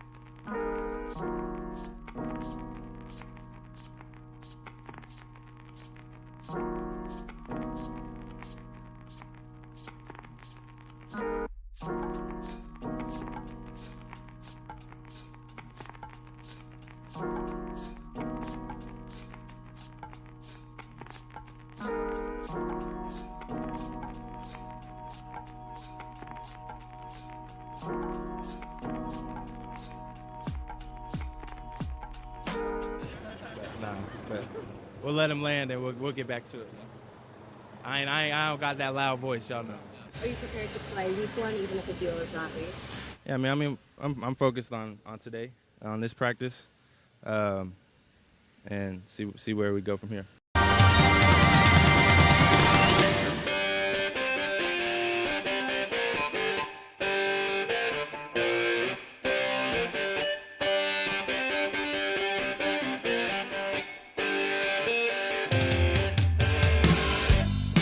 From the Catches Law Injury Attorney Studios, no fee unless you win. It is Jones and Keefe. Mego in for Jones here on WEEI. That was Christian Gonzalez yesterday. And Mego, as you point out, he said he was focused on today's practice. Well, still? That was after practice, right? Yeah, practice ended. Well, okay. I guess he's focused on he's going to go crunch some film on what was not a very hard-hitting practice. No. So. Maybe go over, I guess what happened. But because I'm glad they sort of followed up on it because he was saying he was focused for week 1. All my focus is on week 1. It's like, oh, great, you're playing in week 1? He's like, well, my focus is today. You're like, well, that's not what you said 10 seconds ago before the helicopter You took just off. changed your focus. Where's your focus? Did the helicopter distract your focus? Yeah, well, I could understand that. That happens to me every time we're down there at training camp and you see the helicopter take off. Quite loud. I had asked you a question. More likely, because there might be, the answer might just be he plays without a contract week 1. Yeah. But what is more likely? A contract gets signed in the next 2 weeks, or he doesn't play week 1. I think it's more likely that a contract gets signed in the next 2 weeks. Okay. Because that's optimistic. I'm not really. I just think it would be such a horrible look if he doesn't play in week 1. I think it's a horrible look they haven't signed him. It definitely is. Yeah. But I think that public opinion and the support of the player changes when he's actually missing games. And when you're missing the game that's the Super Bowl rematch, that's really tough. I think that is a tough sell to the fan base. And then you want the fans on your side. You want to look like a sympathetic guy. I think for the most part, he's done a pretty good job of that because it's not like, other than the time he went on the Jumbotron at the Celtics game and give the money sign. That was incredible. Since then, he's been really respectful when talking to the media. And it more looks like the Patriots came out and Robert Kraft saying, like, guess what I'm giving Christian Gonzalez? And Christian Gonzalez is like, I don't really want to do this in the public. We're not doing it in the public. So gauche. He did. It is a little gauche. He did have the Instagram story, right? What it should have been done by now. We don't know what that could have been about. It could have been about anything. Could have been about anything. Could have been about dinner. The guy coming over to fix his cable. Yeah. Could have been about that. Could have been like anything. But probably more specifically, it was about his lack of a contract. And so he's frustrated, and we don't even have to guess that he's frustrated. He straight up said yesterday that I am frustrated. So that's where we're at.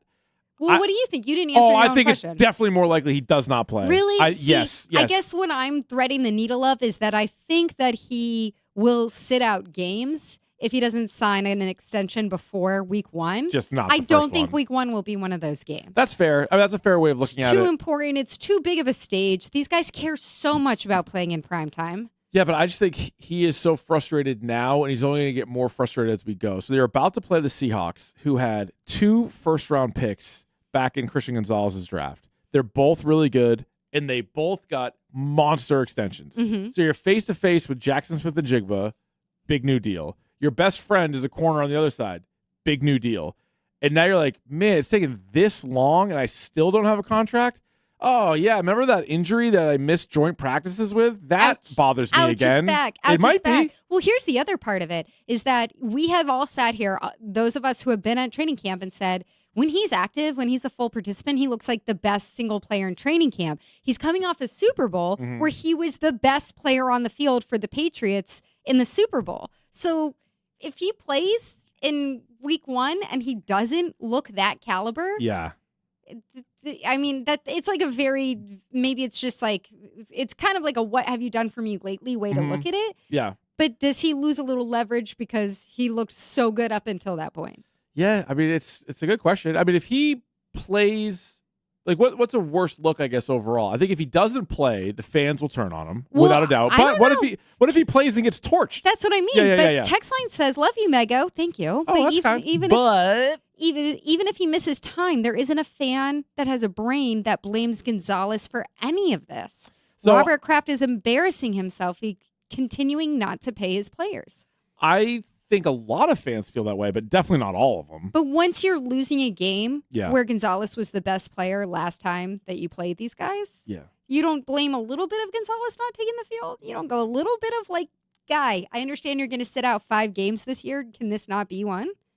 I think once you start missing games, because I mean, joint practice or whatever, like, just as a fan, I wish he was out there. That would have been fun to see him matched up with the Eagles, although Devontae Smith wasn't playing, so there was no real juicy matchup. But you would have liked to have seen him out there. He wasn't. That's fine. None of the guys are playing in the preseason, so that doesn't matter. That's not noticeable at all because nobody else is out there. But yeah, week 1 against the Seahawks is going to be incredibly noticeable. And I don't subscribe to this, but there are fans that say he's under contract. He should play. Well, now, he is under contract. He is. It's just not the contract that he's earned at this point. Right. And my counter always is, well, teams can get rid of you at any time. Why can't a player stop and say, hey, give me more money at any time? They should be able to. It's not out of the ordinary. You just Right. went down the list of all the guys There's a from million his guys. draft class who have already gotten paid the money that they've earned over their first 3 years. It's almost more than haven't, especially when you factor in, like, not all of those first-round picks were great players. So, like, of the list of good, like, successful picks, pretty much everybody but Gonzalez has gotten a new contract. Yeah, I would say I agree with the texter that it's already a bad look for the Patriots that it's taken this long, and that it's taken this long after the Witherspoon contract got done, because that was a week and a half ago, and it looked, based on when other guys signed this summer, their extensions, like that would be a 48-hour thing that you're waiting on, and it's a week and a half later. Let's go to Bob in Londonderry. He joins us next on Gonzalez. What do you got, Bob? Hey guys and lady, enjoy the show. I was just curious. I'm rather naive on this subject, but the guy we're talking about, is he under contract currently? Yes. All right. And under a normal world, to a degree, at least the dreaded private sector, how come he doesn't play it out like he should? And if things go good or bad, we make an assumption from there, because I know all right, me and Bob, a lot of people, real quick, Bob, we were just talking about this, so let me just say to you here, if he was underperforming and the team just decided to cut him, like, is that fair? if he's underperforming, I know when I make the list of mistakes at work Bob, that's inconsequential, I get talked to about it. So say yes. Well, Bob, I would you're say not, yes. So what if you're not overachieving? a 1% NFL Yeah, player? Like, why do this we pretend like this is a apples 1 oranges. for 1, Bob? But if you're underperforming, they can just cut you. If you're overperforming, why can't you ask for more money? I can tell you one thing. I guess they get to do it, but us people don't, because I've overperformed at my job for years, saved the company money. I never even got as much as a Bailey a thank you. Well, so I would. Okay, then, Bob, maybe you should have asked for place to more. work. Yeah, you should ask for more money, Bob. You should ask for more money. What is that? That is the what happens. That's when you, the brag of the week is what it is. That's what happens when you compare regular jobs to NFL jobs or professional athlete jobs. It's a tough cookie to crack. They are not the same thing. They're not. At They're all. not. Unfortunately, we would all love to be Yeah. treated like the 1% of NFL players Yes. get treated. But even in the NFL, there are plenty of guys who There are are. going, it's not the same world for me as him. No, exactly. If Kendall Vildor struggles this year, he's gone. Right. Like, he might be gone this week. He might be gone next week. Like, whatever. Gonzalez is in a different camp. I think you can compare him to players of his position over the last 10 years, signing extensions after 3 years, or just guys in his current draft class, both. He is not a one-off at all. So it's funny. I was just talking about that, and there you go. There's a caller right there that's like, he's under contract. He should play. And I don't know why so what those people don't realize they're doing is they want to save the billionaires' money in order to, like, Yeah, 'cause- knock down the millionaires who are actually the ones on the field that you watch and enjoy because rooting they feel that the player's being greedy and it's taking away from the team. Right. There is a little bit of this that is like a little bit of like poisoned brain from Brady taking less. Yeah, and I know. think We got to that- get rid of that. I think that will hang around with Patriots fans forever. We got to Because get rid of that. the feeling that you were able to have a dynasty and you were Mhm. able to have all this talent and continue paying this talent because Brady took less. Yeah. But how come then other teams around the league can also win? How come the Rams can pay so many guys? They pay all their guys. How come the Rams can And they're win the Super favorite to win it Bowls? this year. And then the Seahawks just won the Super Bowl, and they didn't follow that up by trading away all their good picks. They signed them to extensions. So in the case of this guy, I don't see the argument against signing Christian Gonzalez. All right, you can weigh in on that, 617-779-7937, or the Red Sox, who got another crazy win last night and could be getting Roman Anthony back pretty soon. We'll be right back in 2 minutes here on Jones and Keefe with Mego in for Jones. Hi, it's Eric and Renee Peabody with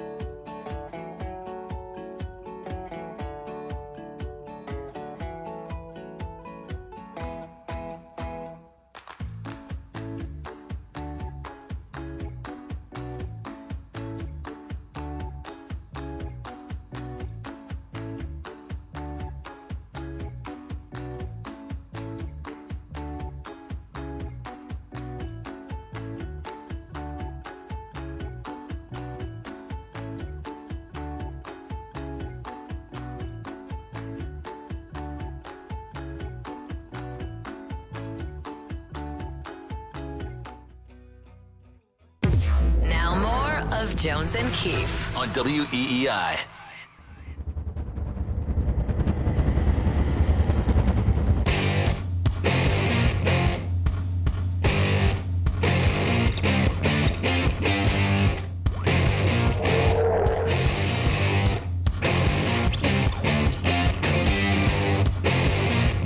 Fourth and final hour of Jones and Keefe. Mego in for Jones today here on WEEI. Jones will be back in tomorrow and Friday as well. Preseason game number 3, the final preseason game tomorrow night. Oh, boy. I cannot wait for preseason to be over. Somehow we're going to get like fourth stringers out there. I don't know how it's going to go. Those first 2 games were a tough watch. I don't need to tell you. Make sure you have Amazon Prime so you can watch this one. Oh, it's a Prime game. It's a Prime game. I imagine it'll be on local television. But no, I think they have to be, right? It'll probably still be on Channel 4, but... Well, this will be the first time that I get to actually watch the broadcast. There you go. Oh, it's that great. they do, because I've been sitting in a silent You'll definitely press know what's box. going on.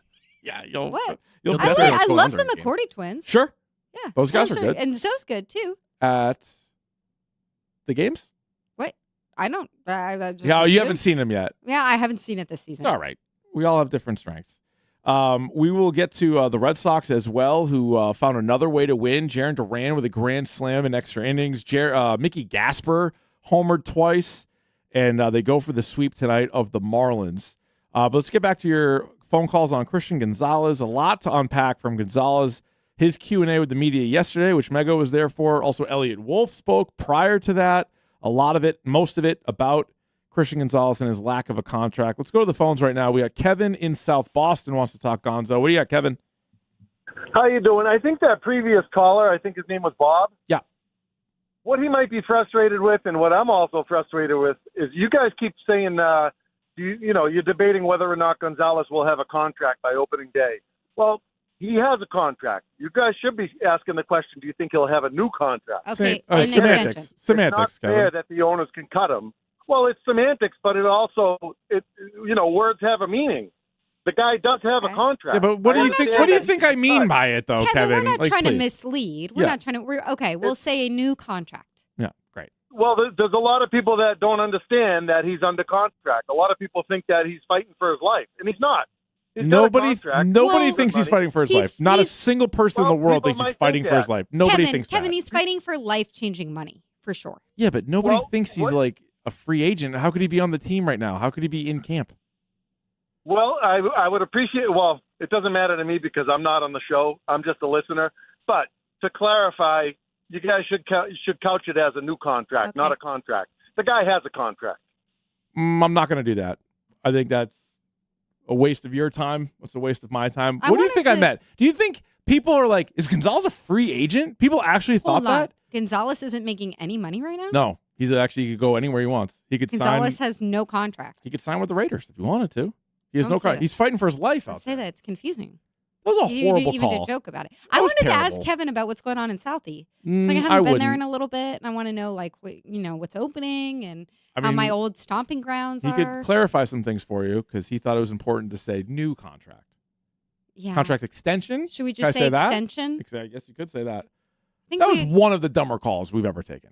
Well, one of. I'm only here once in a while, so I don't know how low it goes. Can you think of one that tops that? I thought Bob's call was bad. Okay.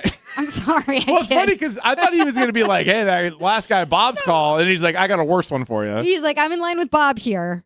Bob wants to know why he's not being treated like a star cornerback in the NFL at his workplace. He's like, I should have been a football player. I don't understand this. Yeah. And then Kevin from Southie comes in and he's like, why aren't you guys mentioning that he already has a contract? Guys, you guys are confusing everyone. Everyone's driving off the road thinking that Gonzalez is not under any kind of a contract right now. This man who was drafted 3 years ago already has a contract, and you're telling me he's negotiating before the contract is up to try to get an extension on it? I didn't know that's what we were talking about. So I think confirmed worst call, at least of 2026, right? I don't want to say in the history of sports radio. That's not fair. That's not fair to those awful callers, too.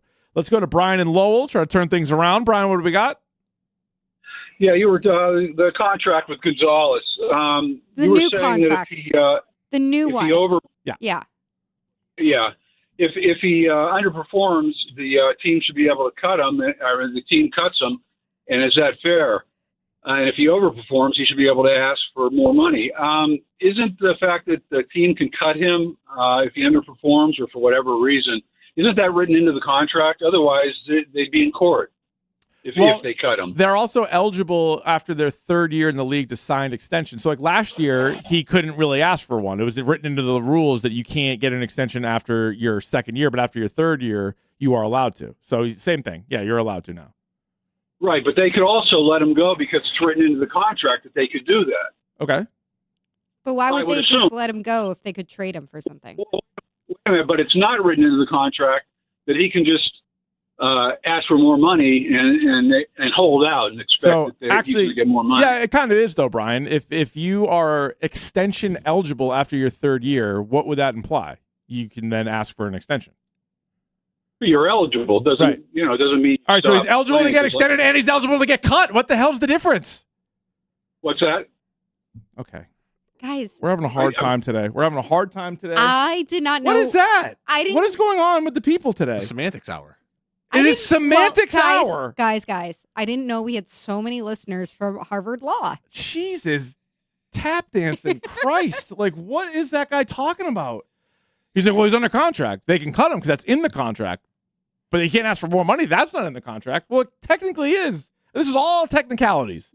We should have like a lawyer in here to help us out. Text line is getting really upset because they're saying you're ripping the listeners that are confused. They don't follow it day to day. I'm not ripping the listeners who are confused. I'm ripping the last two callers who are horrible. They came on the air and they were horrible. I'm ripping them. From now on, I'm not ripping any always listener. say new contract or extension. Yes. Christian Gonzalez is currently under contract. That contract allows him to negotiate for an extension. I give all of our listeners the benefit of them being intelligent. I assume they all know all this stuff. That's true. So that's where I come from. We have the smartest listeners in the world. Callers, not necessarily. There's like a diagram there where it doesn't always exactly overlap. It's two different circles. We're going to keep trying for now. We might pull the plug on this. Let's go to Tim in the car on Christian Gonzalez and maybe some semantics. What do you have, Tim? Hi, Keith. Hi, Mego. Hi. Good to hear you on the radio. Thank you. Sound great. I'm going to go in a different direction, obviously, and I'm just going to say that he's shown right now that he wants to play. He's just waiting for this thing to be resolved. I expect him to play the first game against Seattle. Why wouldn't he? To showcase himself. Maybe down the road, if there's no movement on this contract, he might say, "Oh, my back hurts." You know what I mean? It's going to be at some point, but I expect him to play. That's fair. Tim, I think that's where Mego comes from. Call, All right, Tim. we're back, baby! Okay, Tim. A normal call. Here we go. Didn't think it was possible, but we did it. So that is fair. That's kind of what you think too, right? Like he plays the first game even without a contract, but then maybe in the season, oh, my dogs are barking, and then you're kind of out. That's possible. If you're going down the Trent McDuffie route, that's what he did. Once his team was out of contention, it was ouch, hyperextended knee. But then, but to Tim's point, what he's saying, like, obviously the opener against Seattle could be like a showcase game. The ultimate showcase game is the Super Bowl. And the way it's lined up, you're like, this is the last game before I'm eligible for a new contract. I know the team sucked, but I kind of held up my end of the bargain. I had a good game, and I actually had a really good playoff run. So, like, all four of those games, he could be like, all right, these are four different showcase games. The only four playoff games I've ever played in my life. I think I did pretty well. What do you think about an extension? And they're like, no. Even though the rest of your draft class is all going to get extensions, we're not going to give you one. I don't want to get into semantics. No, please do. This is the time. Does it make a difference if in week 1 he's playing without a contract, he plays as well or better than he did in the Super Bowl, if possible, and they win? Price goes up. Then what happens? He gets even better. He's like, all right, now the price is going up. Well, a little then bit. Don't you have the fans looking around at each other going, this is a Super Bowl winning team. Yeah. Pay this guy so he doesn't miss a game. Yeah. Or there's the other part where I think it would be a bad look and it would be way more mixed if he sat out and Jackson Smith and Jigba has 180 yards and 3 touchdowns. And you're like, probably could have used Gonzo in that game. That probably works even better. I think they both kind of send a message. But then everyone's kind of mad at Gonzo. Also that. They're kind of pissed. Yeah, it's tough. And that's why I think maybe one of the reasons he practiced, I'm not saying it's the only reason, but it's one of the reasons why he practiced to be like, all right, I'll get some goodwill on my side. Oh, it's been Gonzo's doing everything right up until joint yeah. practices when he had that very unfortunate injury. All right, we got a lot of people who want to talk about Christian Gonzalez, understandably so. And if you want to talk about the nuance of it, let's or like the technicalities, maybe save it. We all know what we're saying. Gonzo wants a contract extension. New contract. Maybe. AKA a new contract. He's allowed to do that. He is allowed to do that based on his current contract. You may not be allowed to do that at your job. Yeah. Just to be clear. All right, so we'll please don't compare your job to this job. They are very different jobs. Unless you're Devin Witherspoon. You can call in. We'd love to hear from you. If you're Joey Porter Jr. in Pittsburgh, give us a great call. one. All right, so we will try to get to more of those. We're back in 2 minutes here on Jones and Keefe with Mego on WEEI. So,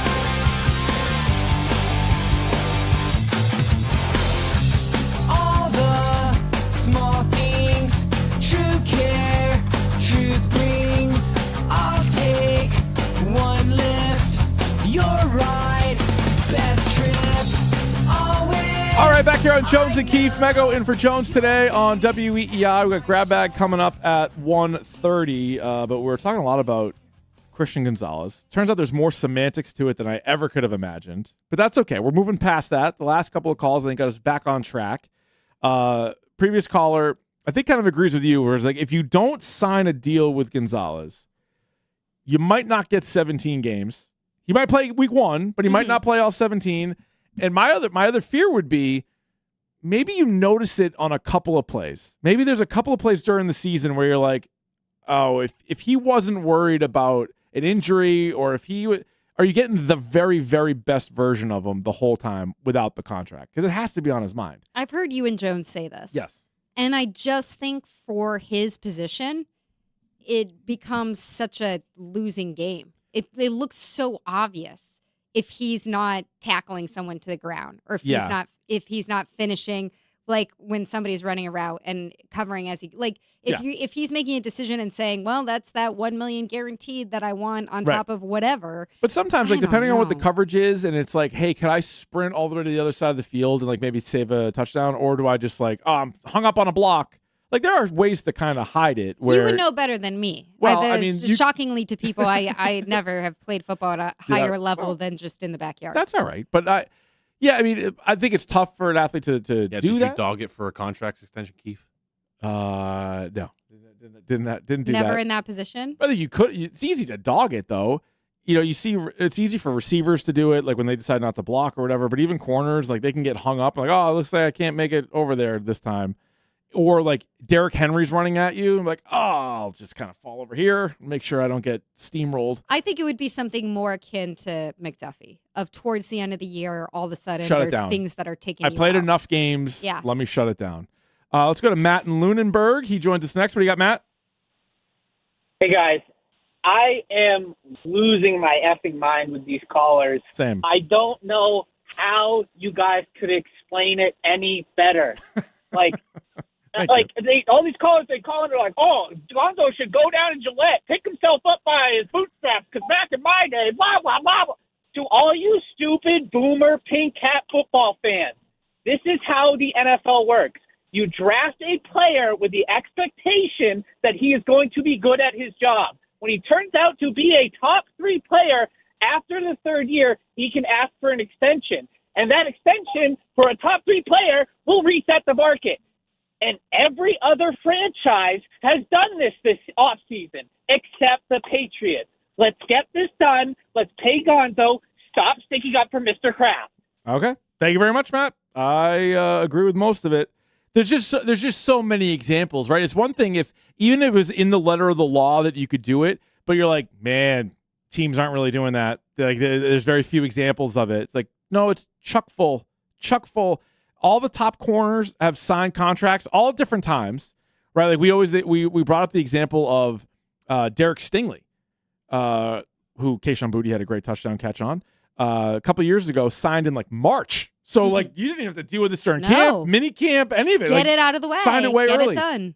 Patrick Surtain, they waited all the way until September. Nick, was that in the season or was it like as It was the just before. It was September 4th. Okay, so there you go. So Surtain, maybe that's the route Gonzo will go. Like the day before they play the Seahawks, you find out he has a deal. Maybe.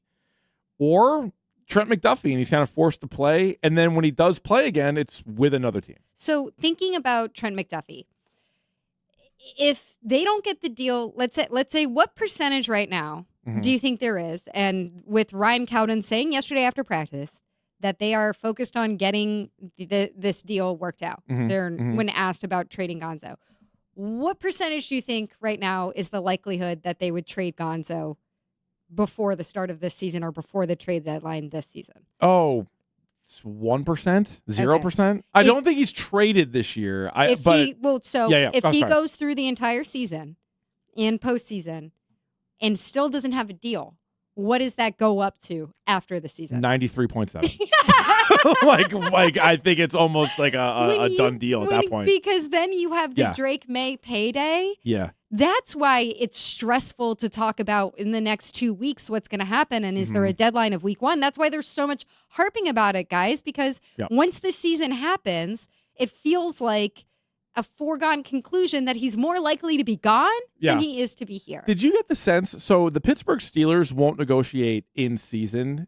Do you have any sense at all if the Patriots will? I think they will. They have in the past. Everybody was trying to ask that yesterday, and that was a lot of we're not getting into the specifics that we got. So I don't know. It's kind of in line with, to me, when Devin Witherspoon, we learned that the Seattle Seahawks have the rule of you don't get to negotiate unless you're practicing as a full participant. To which I say, if all these teams get to have these unwritten rules, why don't you just have all of them for your team? Yeah, seriously. Because that would make sense. Or you'd be like, hey, we're not negotiating in season. Like, how's that even allowed? But I guess it is. Like, I guess that's like your policy. That's what you do as a front office. I think technically something could get done in season, but I do feel like it's unlikely. Because I think either one of the sides at this point, because they've been talking for months, and then it's like the season starts, one of the sides is gonna be like, all right, forget it. Like, come back to us at the end of the year. Is my guess. Let's go to Tim in Danvers. He joins us next. What's up, Tim? Hey, what's going on, guys? I texted earlier, Mego, praising you about this, your overall takes, but saying that any fan that has a brain isn't going to blame Gonzalez if he misses week 1. And I thought that may have been a little strong. But that's what the text line said. Mego's just reading the text. I texted that in, and I had to call, like a couple of other callers said, I'm losing my mind here, and I can't believe there's so much support for ownership in this. And to piggyback off the last caller, this is how it's done in the NFL. There's countless examples of it. And you go online and all these people that want to defend ownership talk about the salary cap. And there's so many examples of not just the bad teams paying their players. I mean, look at the Rams, the Eagles, the defending champions do it, the Seahawks. It's not just the bad teams that are spending money. And as a fan, I'm scared to death about what's going to happen with Drake May, because that's one of the top excuses you see from these people, is that they need this money that they're going to allocate to Gonzalez to pay Drake. And I just think that's the same bull crap we've been getting fed for the last 25 years. And I think they're going to try to sell Drake on the same crap that they try to sell Brady on. And as a fan, I'm frustrated, and I hold no blame to Gonzalez for any of this, to be honest. Even if he misses time, if he misses practice, I'm in full support of the player here. And because it's just how it goes in the NFL. And I don't know why people don't understand that. Thanks, Tim. Keith, I'm going to read a couple franchises. Tell me if you think that they have a reputation as being cheap or big spenders. Okay. The Browns. The Browns, I would say, are cheap, although they have the worst contract in football. I think they tried to overcorrect it, but overall cheap. Just the reputation. Overall cheap. I'd say. Bengals. Cheap. Let's go to the Jags. Jaguars cheap. Okay, let's go to, I don't know, Lions are like a little bit No, more Lions, I would say, are not that cheap. Okay. The Lions have ended up like with Hutchinson and some of these, like St. Brown. How about the Panthers? Oh, maybe the cheapest. Okay, well, guess what? All of those teams are in front of you in cash spending this no. year. The Bengals were selling TVs to pay Joe Burrow. The Panthers are one of the worst run teams in like the history You of are sports. 25th. Yeah. You're behind the Browns, Bengals, Panthers, Raiders, Jags, Bucks, Bears, and then there's you. Yeah, that's wild. You're barely ahead of the Jets. I mean, that's nuts. And like to the last caller's point, I'm with him. I'm just trying to see the other side of it. Like I'm definitely on Gonzalez's side of it. Especially he's not, as far as we know, he's not asking for twice the money that Witherspoon got, or and if I want he is, quarterback money. If that comes out, then we'll be like, well, that's crazy. Yeah. I also think, there are players, if you're just talking about like the player on the field, that you can really have this debate. Like if I was in Baltimore and it was like, do we really want to make Zay Flowers one of like whatever it is, like the 5 highest paid wideouts? I'd be like, I have my reservations because he is not one of the 5 best. And I know he's eligible, so like that's, you go, but like they're even willing to do that for him. So like Gonzalez to me seems like an obvious one. All right, we'll get to more of your phone calls here coming up. I know we have grab bag, but a lot of people want to talk about this, so we can continue with your Christian Gonzalez calls as well as the grab bag. Just gotta ignite the light and let it shine. Just on the night like the 4th of July. 'Cause baby, you're a I'm Sean Flair.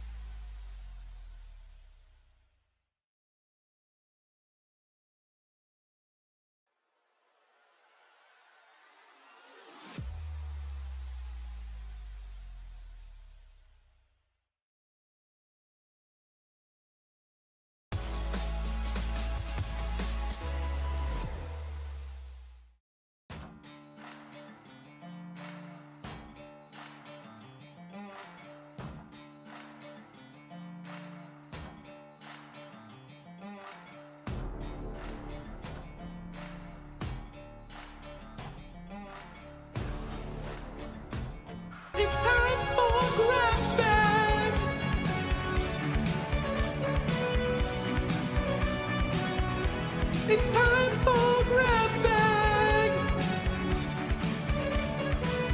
Oh, it certainly is time for Grab Bag here on Jones and Keefe, WEEI, Mego in for Jones, and Grab Bag is brought to you by Awaken 180 Weight Loss. We'll get right back to your phone calls here in a moment. A lot of people want to talk Christian Gonzalez after he spoke yesterday, as did Elliot Wolf.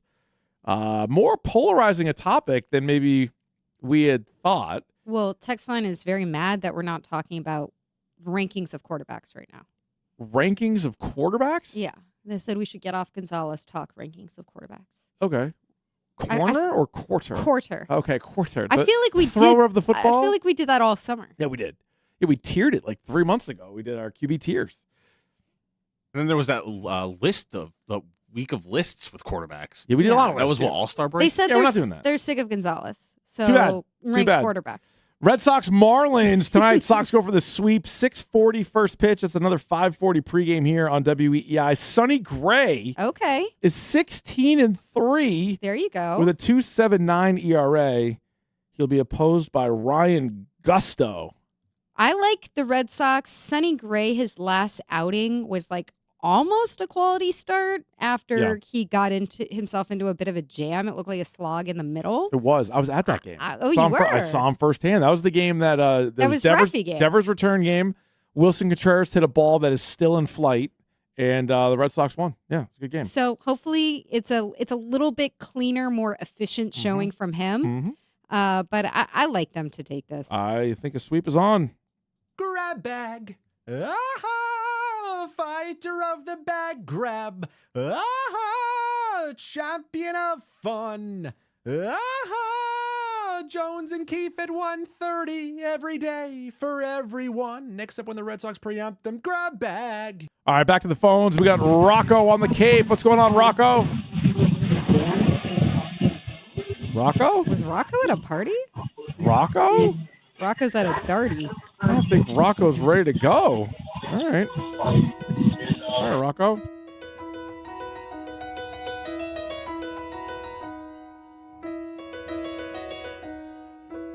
Making my way downtown, walking fast, faces pass and I'm grabbed back. I'm staring blankly ahead, just making my way to grab that bag.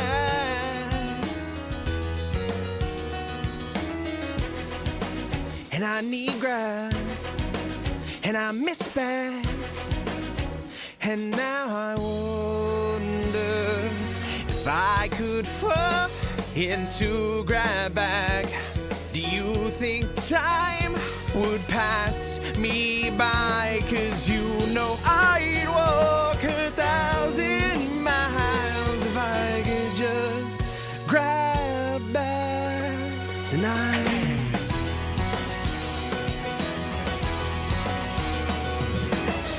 Let's go to Dan in Nashua. He joins us next. What do you got, Dan? Hey, Keith. Hey, Mego. Good job on the morning show, by the way, Mego. Thank you. Yeah, I just wanted to call and talk quarterback rankings. Is that okay? Yeah, now here's the good time to do it. Let's rip through them. No, just kidding. Mego, you kind of touched on this before the break, but I'm just, everybody seems to be siding with Gonzalez here, and given the Patriots' history, I understand. But what I'd like to hear from people is, what's the number? Like, what number do you guys feel is acceptable? If you heard it, you'd say, like, wow, he's asking too much, or, no wonder the Patriots waited so long, or whatever. Like, is there a number you guys have in mind to what you think is a fair number for Gonzalez, and understanding why the Patriots would or wouldn't pay it? Yeah, so for me, Dan, and it's a good question, like if Witherspoon's got 101 guaranteed and almost 60 at signing, yeah, I don't know, slightly north of that I think is absolutely fair. I think he's a better player than Witherspoon, and he's signing after him, so that's also part of the advantage of signing after him. So if you're talking he wants 115 guaranteed, I'd be like, well, that's way more. But like 105 even, like, sure. What if he wants like 70 fully guaranteed at signing? Is that too big an ask? So I guess this is where my naivete would factor in. If you're willing to give the guy $100 million guaranteed, does it give it to him whenever? Like, yeah, right? If $100 million guaranteed, but you don't have the outs. Yeah, you don't have the outs, but that's also part of why that guaranteed number is so important. That's what the guys want, and then I would hope that he plays most of the time from there on out. Like, I don't know, like it seems like all these other teams have been able to come up with certain agreements. And unless you think Gonzalez is asking for like way more than all those other guys, I would think they'd be able to get something done. But I don't know. Is there a number for you that you're like, no way? With the guaranteed money, I'd say if he's thinking of like 120. Yeah. That's yes, exactly. That's like pretty something big. crazy. Yeah, right. And the world's gonna know your name. What's your name, man? Alexander. Grab bag. My name is Alexander. Grab bag. All right, let's go to Rob in Rhode Island. He joins us next. What's going on, Rob? What's up, guys? I just want to weigh in on the Gonzalez stuff here. So, my biggest concern is that this is a precedent going forward with the Kraft family here not spending the money. I mean, we're in a different time and age where, these salaries have jumped substantially in the last year and a half or so. And it's going to be just continuing to go forward in that manner over the next few years. They're going to increase more and more. So it's not so much Gonzalez that I'm concerned with in terms of what he's asking for versus what the Crafts are actually willing to come up with and pay. Rob, don't be concerned. The cap is going up every year. These guys are making money hand over fist. Yeah, but it's not the cap, though, right? Elliot even said it's the cash But budget. I'm saying overall, right. Do you think the profitability of the team is going down? No. But if they're not going to, I get what Rob's saying. If they're not going to pay, or if they're hemming and hawing about paying Gonzalez, are they definitely going to give Drake May what he deserves? And then if you say That's yes, exactly where I'm going with it, and then it sets the precedence for more guys. Yeah, and then I would say, and thanks for the call, Rob, I would say even if they ultimately come to a conclusion with Drake May, and maybe they're mad about it, but they're like, we have to do it.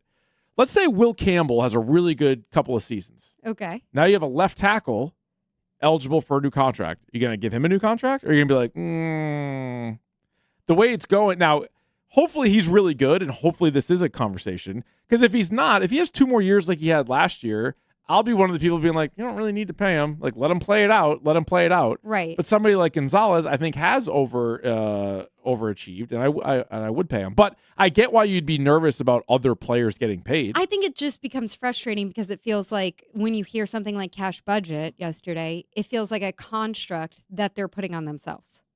It feels like they're saying definitely is up to them. Yeah. This is, and hey, maybe plenty of other really good owners do that around the league, but it's frustrating to hear that when you've been wandering through the desert since Tom Brady and you haven't drafted anybody, and so you didn't have to look at somebody who earned a big contract and give it to them, and now you're in that position again. Like, did you learn what it was like wandering the desert? Because it really sucked, and you had to shell out a ton of money in 2021 for mostly average players. This is a great player who you're going to shell out a lot of money for because he's developed wonderfully under you, and he's an elite player.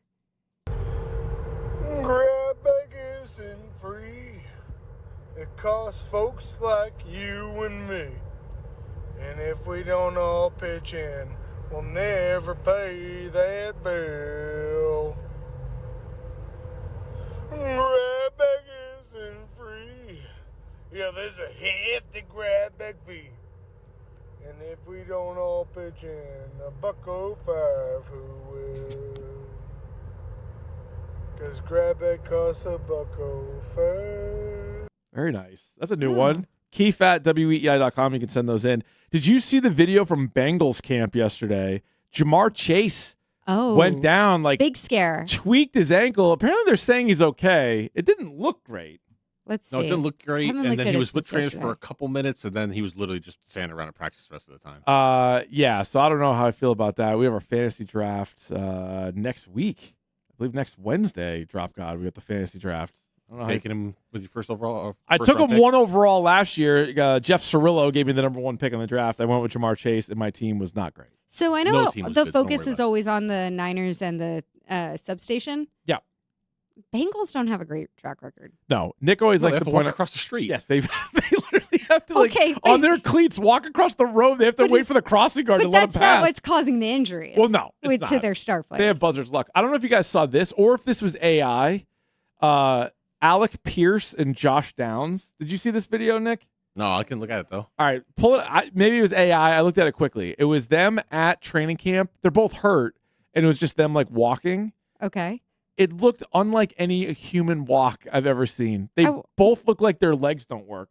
I'm watching. They're both going heel toe. And like their knees, Josh Downs looks like his shin's about to snap. Oh, and then God. Alec Pierce's knees look wrong. They look backwards or something. He just looks a little bow-legged. Yeah. Alec Pierce. They both look uncomfortable, don't they? But Downs looks like that. They're not- one leg is just going in. They do not seem ready to play. Yeah. Yeah. I would feel better if this was AI because I'd be like, Yeah. oh, yeah, AI's still bad at generating people walking. Yeah. Hello, grab bag.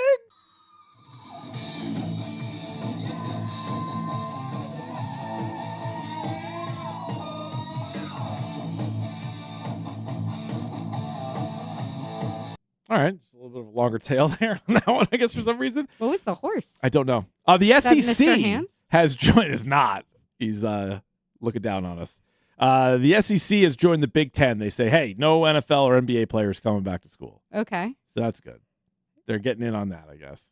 Can I be honest? Yes, you can. Please. Why are people so incredibly worked up about this? First of all, I don't believe that 75% of the people in this region watch more than 2 college football games during the regular season. That's probably true. And second of all, college football is already ruined.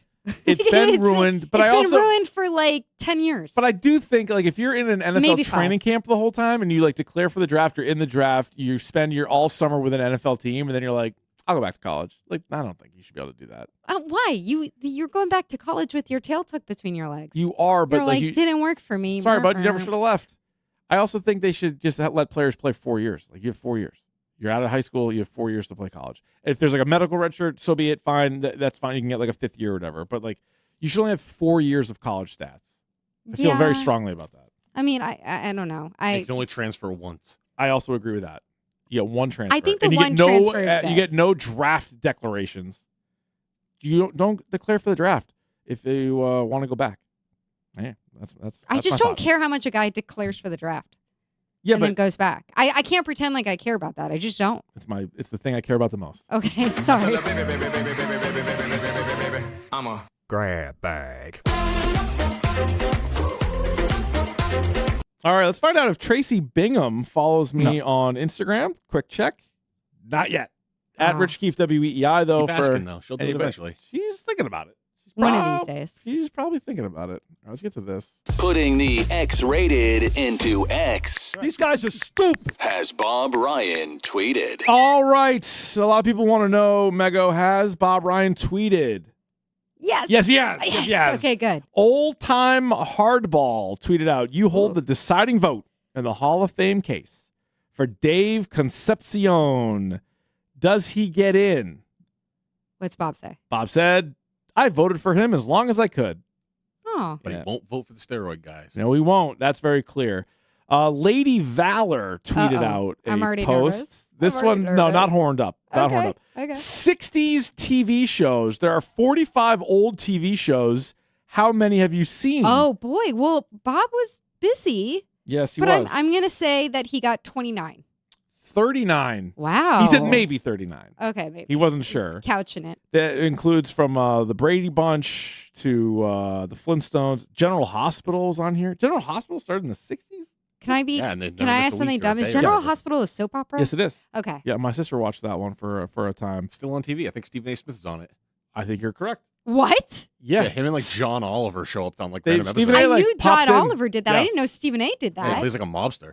I would love to Yeah. be on a soap opera. That would be so It fun. would be pretty fun. And then lastly, Queen Insight.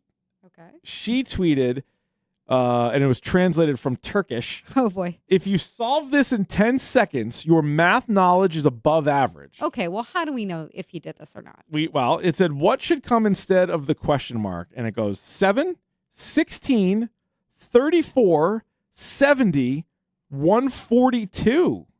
I don't like this. It's making my brain hurt. What's he say? He says 246. 246. But did he get it in 10 seconds or less? I don't think that's the answer. Although What did the other responses say? nobody responded to him. No, but to the to the original. post. Let's see, because a lot of these things are just engagement farmers, and they don't really exactly ask for anything else. You're telling me the Turkish mathematician Uh, is an engagement farmer? Looks It like is. it's 286. It's 286. Yeah. Okay.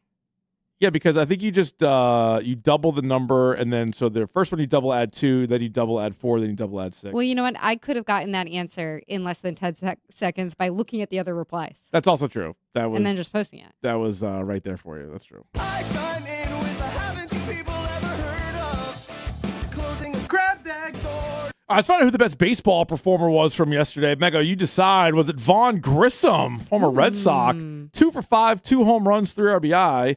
Mickey Gasper, 2 for 2, 2 dongs. Yanier Diaz, 3 for 4, 2 dongs, 3 RBI, 3 runs. Michael King, 7 scoreless with 7 Ks. Or Clay Holmes, 7 scoreless, 5 Ks. Ooh, give me King. Okay, Michael King, For congratulations. the 7. Yes.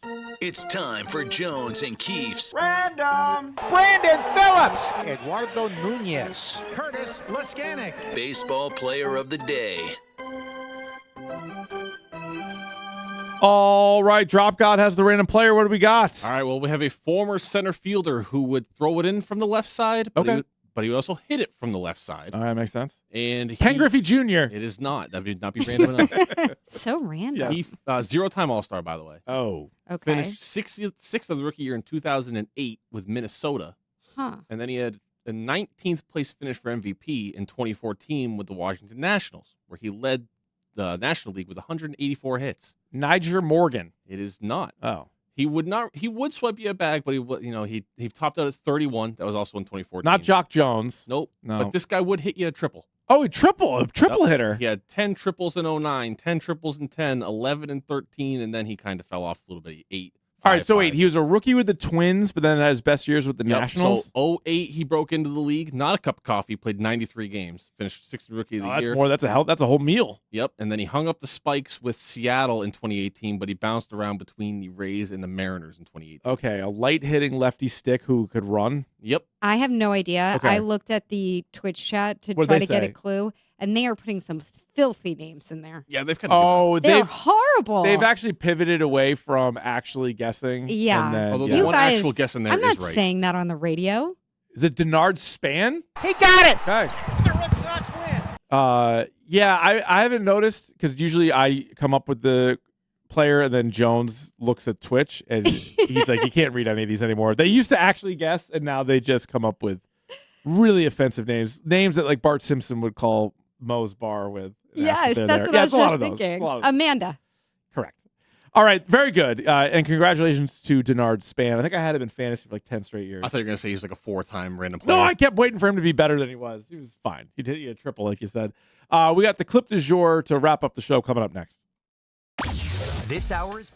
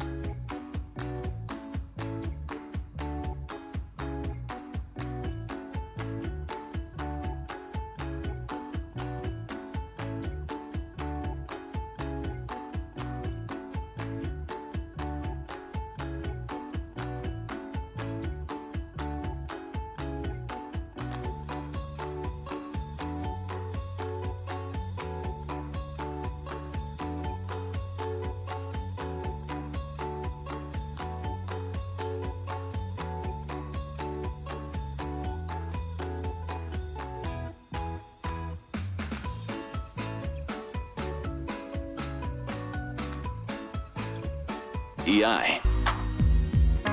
Tomorrow will come and girl, I can't wait. It's our anniversary. Anniversary. The first thing I'll do is run straight to you. Back here on Jones and Keefe, WEEI. Mego in for Jones today, and it is time for the clip du jour. Are you ready for that? What is that? I'm so glad you asked. It is the clip of the day. And today, actually a pretty major day, and it was highlighted by a caller of ours. Let's go to Eddie in the car. He'll lead things off. What do you got, Eddie? Hey, good morning. Let me start off with this. Happy second anniversary, Jones and Keefe. Happy second anniversary, Keefe and Jones. Happy second anniversary to Jones. And I hope you enjoy your day off. Hello, my friends. How are you today? Oh, Eddie, that's fantastic. That was beautiful. That is really nice. Very kind of you. Thank you. It made me feel awkward. Yeah, that was a tough spot for you to be in. This is not my anniversary. No, it's not. And for the second year in a row, Jones has not been on for the anniversary show. That should make you feel awkward. I think we're going to have some counseling. Seriously. And see where we can go from there. Maybe pick up the pieces a little bit. That was a little disheartening, a little bit. Are you in the Bravo world at all? I am generally aware only because my wife watches most of those shows. So I could probably pass like some trivia contests, but not all. I only ask because there was a reunion recently where a couple that is very clearly not working. Okay. With their relationship's not working. Mm-hmm. They were on the couch talking to Andy Cohen, who's one of the best hosts around. Mm-hmm. And saying, well, we were in counseling, but then our counselor said it probably isn't, we're not in a good spot to be in couples counseling. Oh, so what do you have to do for that? You I have to don't know. Yeah. I was watching counseling this going, for the counseling? At that point, just end it. I've you're never probably heard done. that before. Pull the plug. You're not. You guys are so you're not far even, gone, even I can't help you. Yeah, you can't. You got fired by your couples counselor? Yeah, it's not working. Like you can't even do couples therapy? No.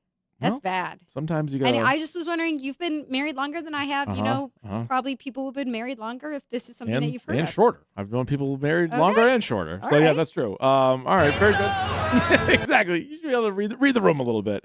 Thanks to Zach Core for joining us. The coordinator series rolls on. It was a de facto Patriots Friday here today. Milton Williams will join us actually this Friday. Jones is back tomorrow. We're brought to you by the 99. Head to the 99 this Thursday night to play trivia. Enjoy 6 packs of bone-in wings and a chance to win 99 gift cards and other great prizes.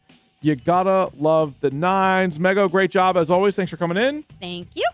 Coming up on Rich and Ken with Ted Johnson, Red Sox interim manager Chad Tracy joins the show at 2:15. And Mike Florio, Pro Football Talk, coming in at, he'll be on at 4 o'clock. So very good. So stay tuned for those guys. Coming up in 2 minutes, it is Rich and Ken with Ted Johnson here on WEEI. Is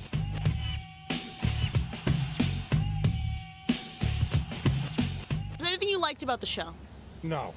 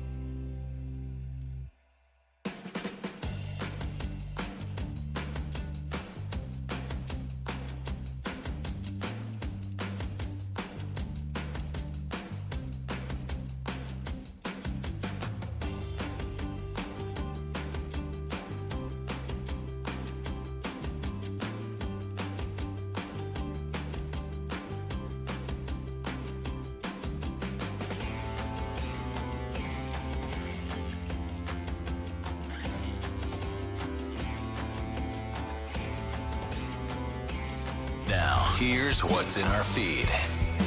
And the feed brought to you by Cars for Kids. 5 in a row. Look at them go. Here's how it sounded at the end. 2-0. Gamboa needs to come in right here. 7-3 Sox the pitch.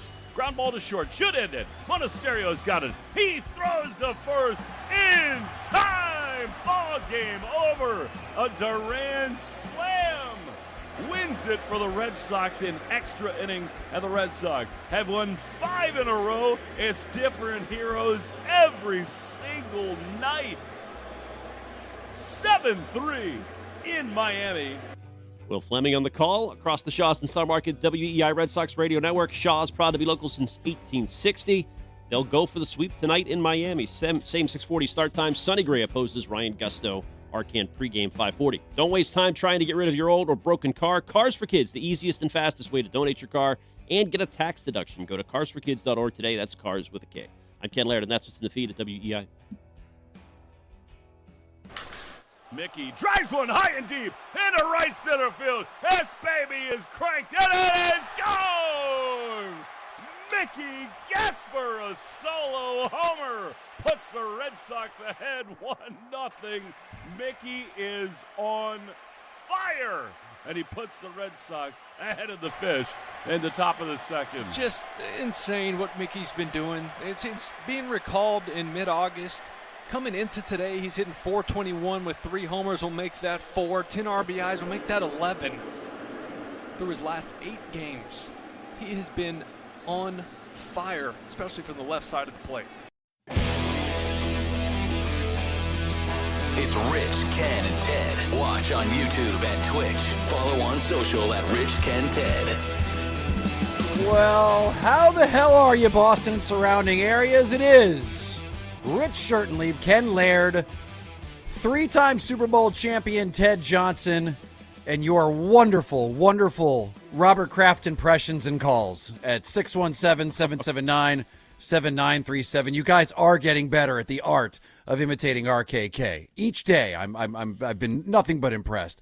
You can also listen to us on the Odyssey app, and the show can get shot right to your phone. Also, there's a little microphone button there where you can leave us a message, and we play them in the 5 o'clock hour as we launch our take grenades. What a big show, gentlemen. Not only do we have the interim manager, which is so great, which, by the way, the graphics guy at WEEI was sending us stuff to put on our social media, and he didn't even put interim on there. He just put straight up manager. Right. Because he knows it's a farce. He knows it's a lie. Doesn't want to trigger you. Does not want you to ask the question to Chad Tracy at 2:15 today. Sure, why not? You know, because he understands that that's just the man trying to keep Chad Tracy down, the interim tag. But he is going to join us at 2:15 after what was just another unbelievable win yesterday. On top of that, Mike Florio is going to join us. And I'm going to go ahead and plug this now because tomorrow, 5 o'clock, Conor McGregor will be on the show with us. So that should be a good one. Gentlemen, what do you say we talk about that ridiculous Sox game last night? What do you say? Sure. All right. What just happened? Sports happened.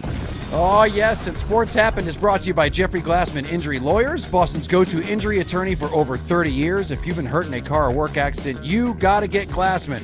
Call all sevens at 617-777-7777. The 2026 Red Sox may go down as one of the most holy balls. Can you believe the way they won that team in history?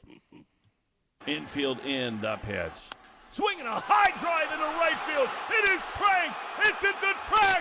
It's at the wall. Goodbye! A slam for Duran.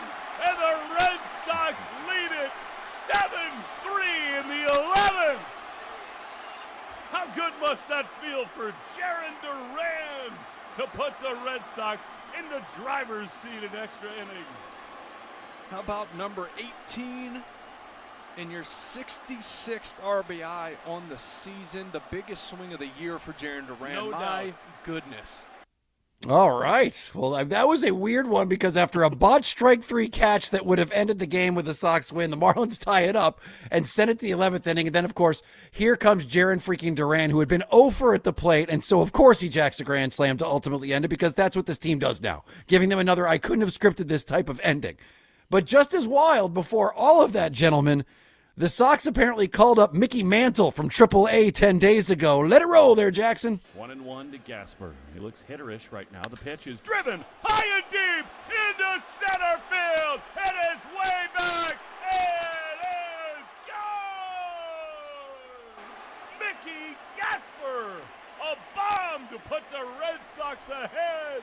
It is 2-1 in the top of the sixth. This is getting silly.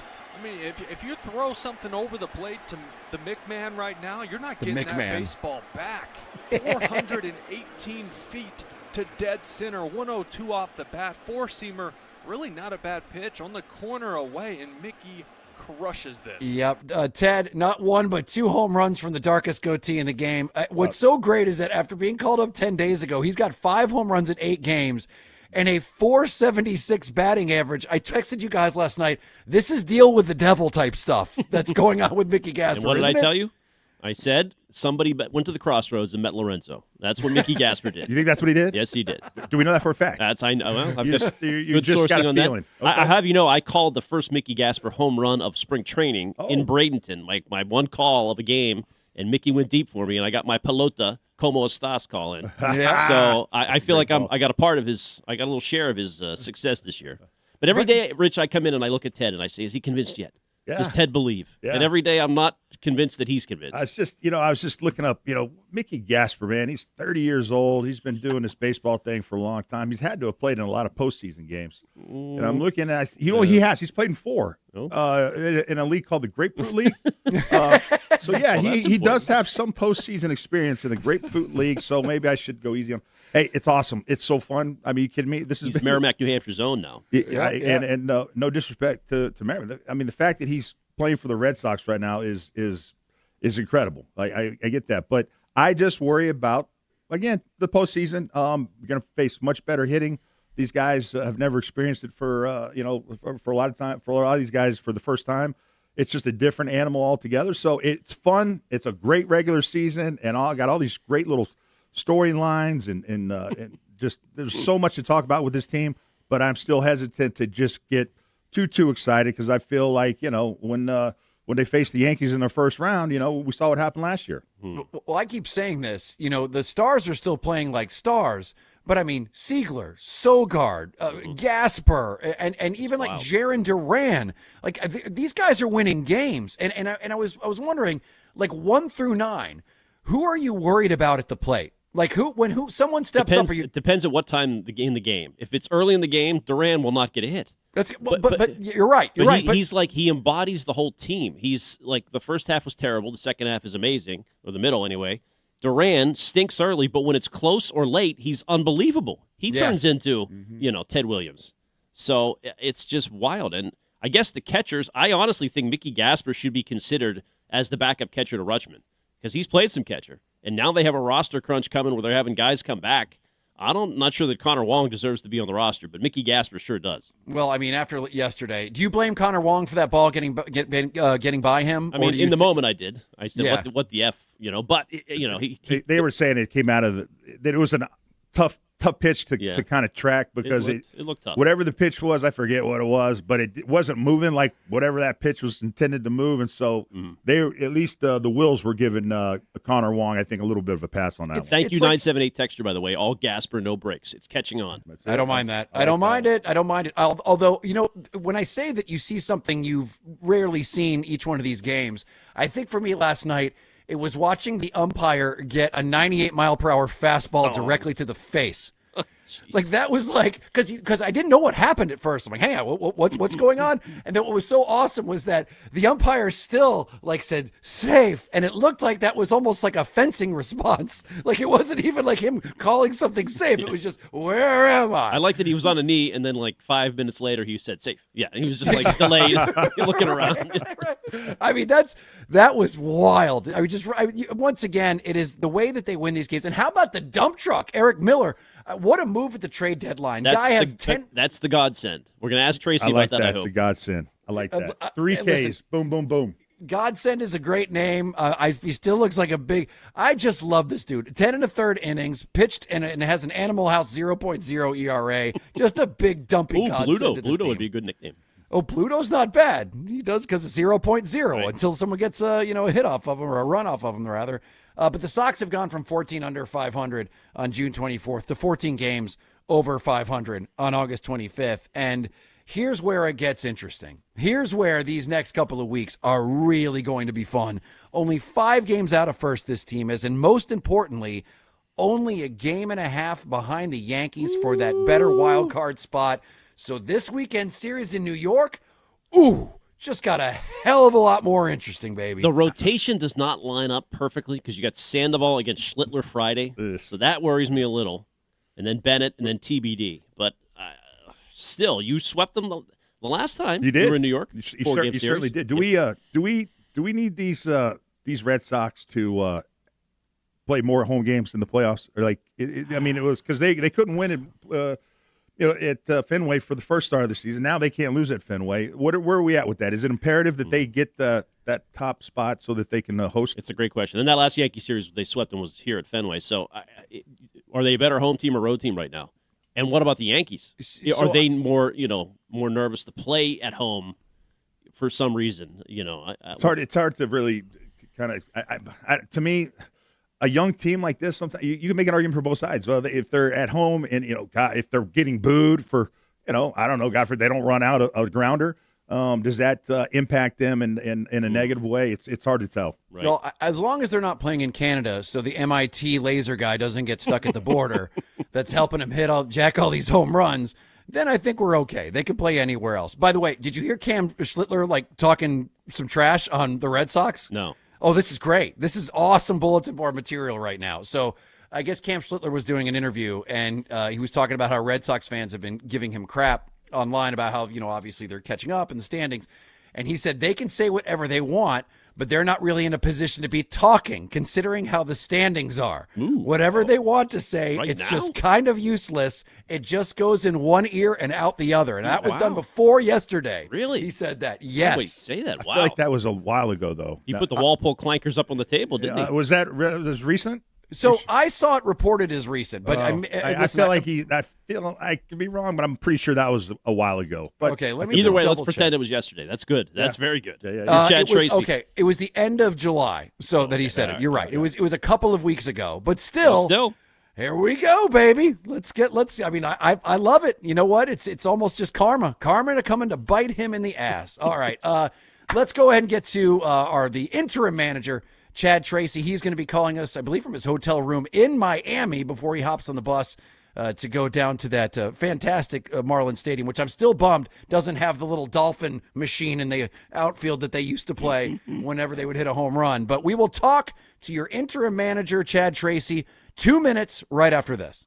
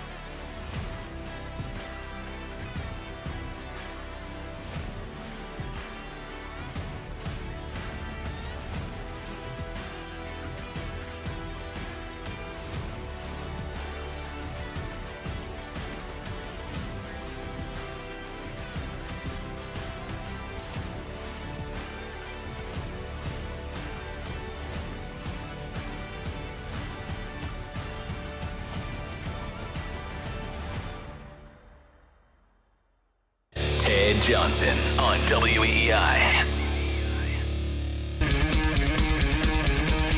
It is 93.7 WEEI. Rich Schertenlieb, Ken Laird, Ted Johnson, and you, 617-779-7937. And Chad Tracy, your interim manager of your Boston Red Sox, joins us, and he is brought to you by Shaw's and Star Market, the official supermarket of the Red Sox Radio Network, by Arbella, here for baseball fans, here for good, and by John Sewer and Drain Cleaning, the name to know when your drains don't flow.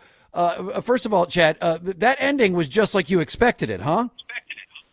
No, definitely not. How you guys doing? All right? We're good. Hey, doing good, Chad. I'll tell you, this has been a fun team to watch over the last couple of months. But I want to go ahead and start with what's in the news right now, and that is that Roman Anthony and Trevor Story have both indicated that they think that they're going to be with you guys this weekend for the Yankees series. First of all, do you see that happening? I just say it's possible, and I know I've kind of been non-committal on some of this stuff. So much of it really depends on. We know what we know right now. What we know right now is they're playing again today. We know we have an off day as a big league team tomorrow, so we know we don't have to make that decision just yet. Obviously, the team's playing well. Obviously, they're still working through gaining game reps, logging innings on their legs. So when we get to that point, we'll talk about it. I mean, obviously, we're always talking through it, but we don't have to make it yet. So there's obviously, a lot of difficult roster decisions upcoming. Everybody knows that. But sorting through it before you get there is often a futile exercise because you never know what's going to happen over the next 48 hours. Okay, so to that point, if Roman and Story are both ready by a Friday or a little bit after that, how do you balance getting two star players back into the lineup without disrupting this group that's playing its best baseball of the season 1 through 9? I think it's the balance is just like I made some comments about it yesterday. Is like you try to find out these guys can help us in certain ways, and understanding that you're at the point of the season. I think after today, or maybe it's starting today, we have less than 30 games left, and the most, I think 29 maybe 30, I think. And I think the most important thing over 29 game final stretch in our position is that. You got to look at it day to day, be very diligent about doing your homework about who you're facing and what you feel like gives you the best chance to win that game. And if you're not starting somebody, how can they help us off the bench? And just looking at it that way and knowing that regardless of who it is or what, that we have to go with it that day. And then you guys are pretty well aware at this point, if I see a player that starts to catch fire, I'm not afraid to leave him in there. So, I believe in that, especially if the matchups are still good. Obviously, there's certain days where maybe the matchup isn't good, but for the most part, that's what you're looking for this time of year. Is we're trying to be as consistent as we can. So I don't know if that answers your question the best way you want it, but it's definitely a good question. It is a balance, but I don't plan on doing it a whole lot differently than I've been doing it to this point. It's got to be tough though, right, Chad? I mean. When you see some guys that are probably look like they're maybe more comfortable being everyday players, like a Jaron Duran. Now, then all of a sudden you bring Roman up, and then now maybe some of his playing time goes away, and then that impact. I mean, you got to look at really all angles of the decision. It's not just as easy as putting a guy in because he can help you. It's how it affects the guys that they're going in for as well, right? Yeah, of course. Yeah, I mean, it's definitely something you have to consider and look through it that way. How do I think, how do I think it's going to affect this person or that person?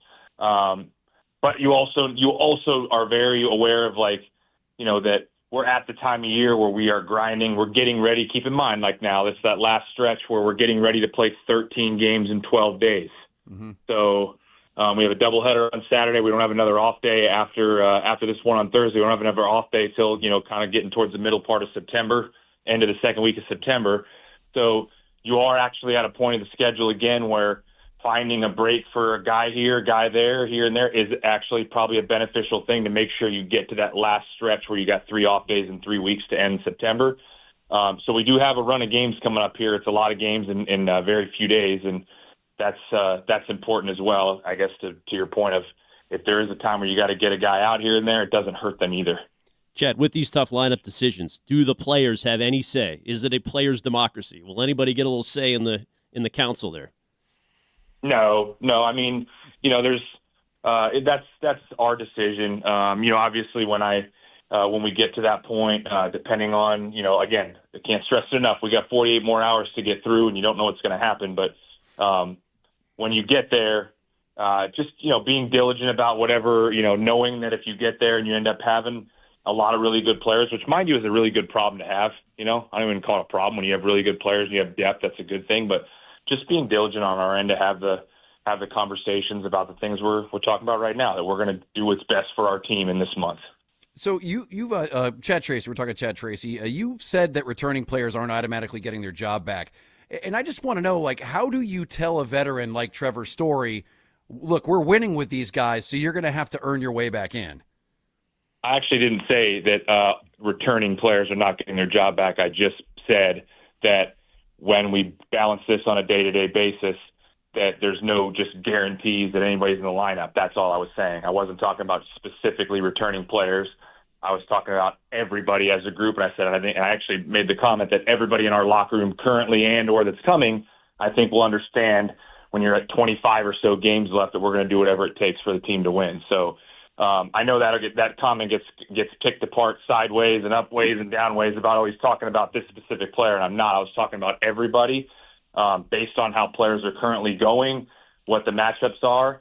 That we'll do our best to make the best day, knowing that you'll use the other guys off the bench if you need them. I'm going to take a little bit of a right turn, Chad. I'm just curious, just to get your thoughts on how are you doing? How are you feeling? Are you how's this been? Has this been fun? I mean, is this nerve-wracking? What's it been like to kind of navigate this team from where you started to now? How's that just how are you handling the whole pressure of being the manager of the Red Sox? Oh, I'm fine. I mean, I came into it with a pretty clear mind as to what the job entails, and then also what the job entails in Boston compared to other places. So I'm good. I understand there's a lot of the people ride the wave, and when it's going really good, it's great. And you lose a couple of people, it's part of it. So I love our group. I try to keep myself very, very focused and engaged with our group of players, and I find that when my mind is on them and actually going through the ups and downs with them and understanding you're there for them, that's all that really matters. I stay focused on our guys. I stay focused on our group. I stay focused on, if there's a problem to solve or if there's something to talk through with the group or whatever, that keeps me focused on what I really need to be focused on. So I'm great with all of it. So, Chad, when you guys had acquired Eric Miller, we took to calling him the dump truck, but you called him a godsend the other day, which I think is even a better nickname. So now we're going to call him the godsend. But with Eric Miller, with the godsend, what's he like to deal with? You even talk to him at all? Just run him out there anytime you need him? How's he been?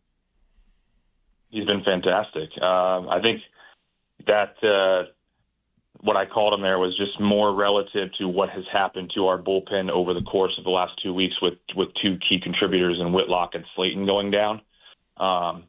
And which you know during the course of a baseball season, you're going to have guys get banged up, and you're going to, especially the way we had to use our bullpen because we were winning almost every day and we were using our back end guys a lot.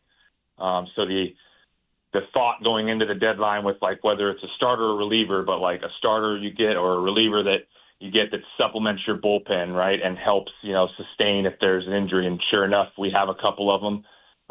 And, you have Eric Miller sitting there that has come in, and now he's picked up some of those big-time, high-leverage, meaningful innings that sometimes Slate would take or that Witt would take, and has helped keep our bullpen afloat, when in a time where we're a little banged up down there. So that's why I use the term. He's been tremendous. I've had conversations with him. He's a good dude. He's a quiet dude. He's very goes about his business, takes the ball when you ask him to, and he's been awesome for us. Any other guys have nicknames we don't know about on the team? No, you guys made those nicknames. Yeah, that's true. I didn't make that. Well, the godsend was that we heard you call him that. I don't know if there's anything. No, I didn't call him the godsend, and I said he has been a godsend. He has been a godsend based on the current situation, what's gone on. But Chad's Well, coming you guys just correct took today. you Chad's took, correct. Yeah, he's making sure we you all. added a the in front of it and made it a nickname. Yeah, not yet. He's got to earn the the. Yeah, All right. right. Well, is there a nickname for Mickey Gasper? Because I mean, the dude is maybe Mickey Mantle. Mantle Yeah, Gasper. because since he's been up, the dude has absolutely been on fire. First of all, what are you seeing out of this? Have you ever seen anything like this? A guy coming from AAA and just killing it the way he's doing it. And in order to keep him in the lineup, would you ever consider him playing? Because I know he's played catcher before. Would you ever consider him playing catcher if you needed to? We had him catch earlier this year. He was catching quite a bit. There was that period of time earlier in May or so where we were running 3 catchers. We had a 3-catcher roster for a while. Things seemed to stabilize on the team, and Mickey went down the first time to get reps and stay sharp, but it stabilized when we had 2. So he's, have I ever seen, I'm sure this has happened before. I mean, it's incredible what he's doing.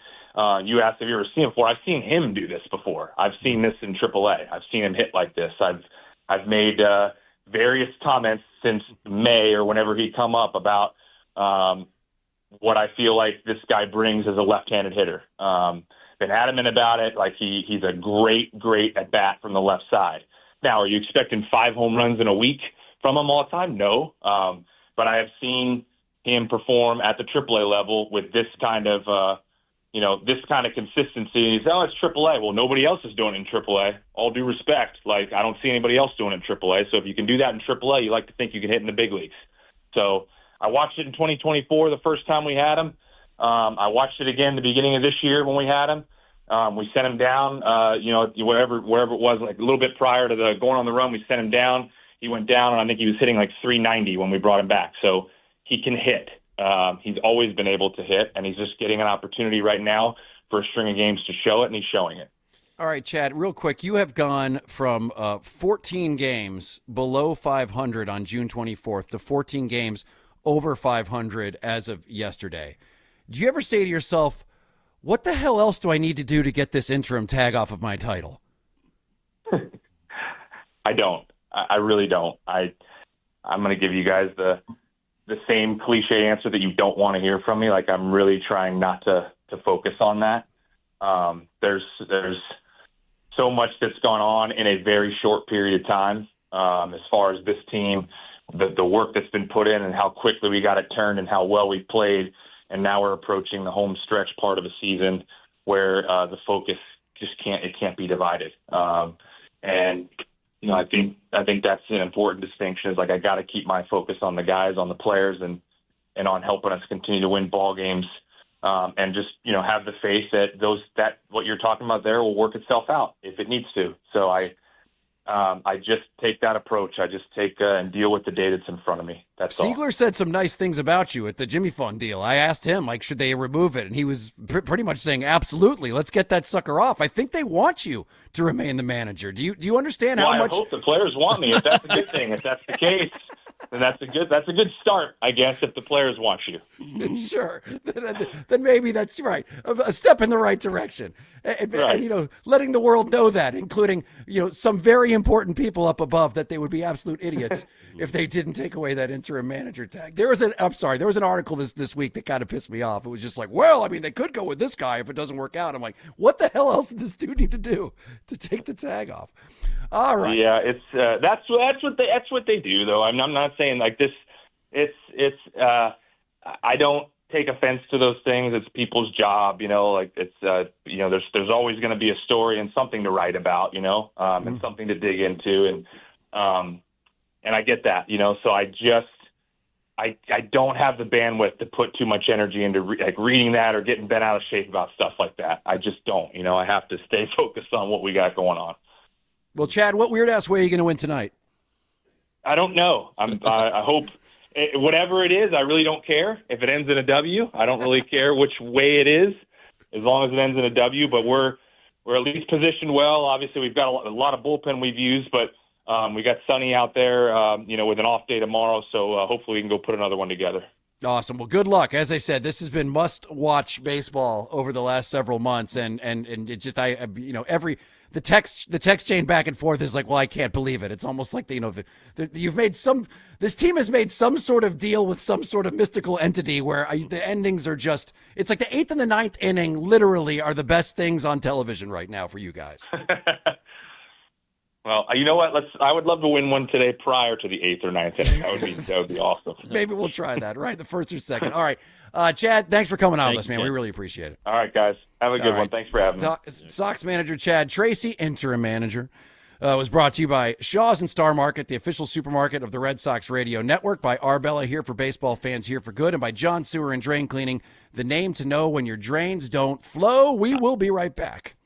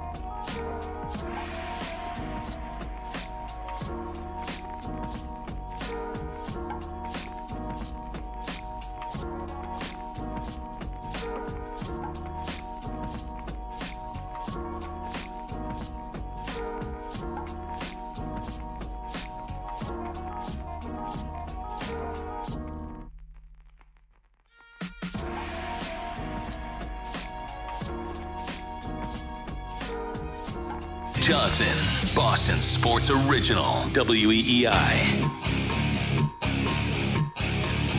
It is 93.7 WEEI. Rich Certainly, Ken Laird, and Ted Johnson. And we just had with us Chad Tracy, your interim manager for your Boston Red Sox. I do not envy the position that he is about to be in. I mean, obviously his team is doing very well, but he's got a group of guys right now who seem to be playing like there's I don't know, like sunshine coming out of their asses. Mickey Gasper has been wild to watch. And then you've got guys like Siegler, and I know that even Jarren Duran last night. And Jarren Duran, you're right. If you were to take, I wonder if someone was had access to stats enough. Like, is there like some sort of stats McGee that we got working over WEI that can just find out what Jarren Duran's numbers are in just the 8th and 9th inning of games? Yeah, I mean, one of the beat guys pulled it today. With runners in scoring position, he's got an 830 OPS. Late and close, it's 906. I mean, those are pretty good numbers. And otherwise, you know, he's hitting 206 for the year, so that explains how he's done the rest of the time. He's 0 for 4 and almost insignificant, and then late in the game, he's a factor. And I do wonder with Roman. So now Roman talked yesterday. I don't know how you guys felt about his chatter. My question was, you were thinking the same thing. So this guy's coming back soon, according to Chad. You know, not guaranteeing this weekend, but we know it'll be soon. He said Friday. Like, I mean, that's what Roman said. Like him and Trevor both think they're going to be back for this series, right? But did Roman seem like he's in a good state of mind? He's kind of fragile at best. He, complained about play these clips. Yeah, I think we should. I think people haven't heard these. This was pretty great. So Roman Anthony obviously had a great game last night. I mean, jacked another homer. He looks pretty good. Unlike Trevor Story, Roman Anthony 5 for 15 in his rehab, 2 homers, including one last night. Played 9 innings in the outfield last night. Okay, not bad, not bad. Seems like he's on the right track. That's exactly what you want to see out of him right now. For a guy who hasn't played in forever, this is what you want to see. But is this what you want to hear? This first question, I believe this is about his rehabbing down in Florida. Let's let this roll, if you don't mind, Jackson. How much of a mental grind was the Fort Myers experience? Yeah, I mean, it sucks for sure. I think, being there and the heat of the Florida summers and just like, showing up there and not really anyone is there. It's different. It's different than rehabbing sucks as a whole. But I think when you're rehabbing around the guys and you're around the team and you get to watch the games and you're not super disconnected, it's great. But being in Fort Myers was a grind for sure. But definitely made me appreciate being back up here and being around the guys. But other than that, Jeez. It sucks. I was alone. I was hot, and I was disconnected. Wow. And it was I mean, it sucks. So talk about it was a legit punishment. Like he's coming back off of being in prison, and he's not maybe in the right headspace. He's basically still harboring some feelings. He feels a certain way about it, Rich. For him to kind of nothing about that audio clip tells you that he is. Appreciated being down there, and he's still harboring, I think, some feelings. And how does that, manifest itself when he comes back to the big ball club? I just wish someone from the media would have said, why did the team tell you were sent down to Florida? Right. Because it seems like logic would be you would stay with the team. I don't know why did they tell you the same thing they told the rest of us, that there weren't enough tables in the training room for you to be there, even though you don't need a table? This is boy. They wanted hot swings down in Fort Myers, with the dry and hot. That's what you want. I got to be honest, man. In football, coaches play games like this all the time. Like baseball, these guys get guaranteed. They're like expected to know exactly what the coach is thinking and why they want to. They deserve an explanation. Is that what you think this is? Like they're playing. This was a mind game from somebody. I think it was. Breslow? I think it was probably. He was probably but it wasn't Chet Tracy doesn't have the power to do that. So it he could suggest it. He could see that because I said this before. But that was not a Chad Tracy decision to push him down. That was a Breslow power play, in my opinion.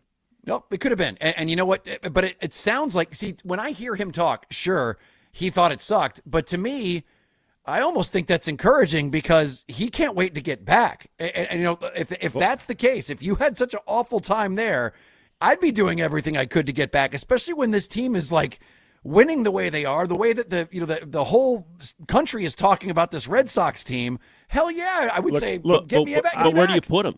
Would you put him at DH where Mickey Gasper was 2 for 2 with 2 bombs last night, or would you put him in left where Duran just hit the winning slam for you? Like whenever he goes in the lineup for somebody, everybody else on the team is like, dude, you better deliver. That's why I think this is the hardest time for Chad Tracy. Like to see. Yep. Now we're going to see whether he really deserves the interim tag taken off, because these are the hard decisions when you have all these guys basically to choose from to play night in, night out.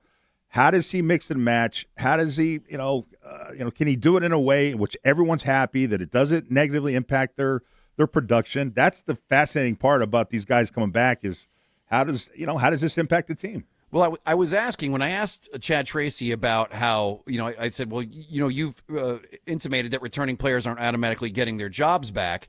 And he said, well, that wasn't my quote. His actual quote was, these are all things we'll deal with when we get to the point where we start getting guys back, but you also have to kind of play the hot hand, which says to me that you might I read that as I've got to make a decision. If there's a guy out there who's killing it, that's in the same position, like Trevor Story comes up and he's like, you know what, I got to play Monasterio, or I've got to, keep someone else in there.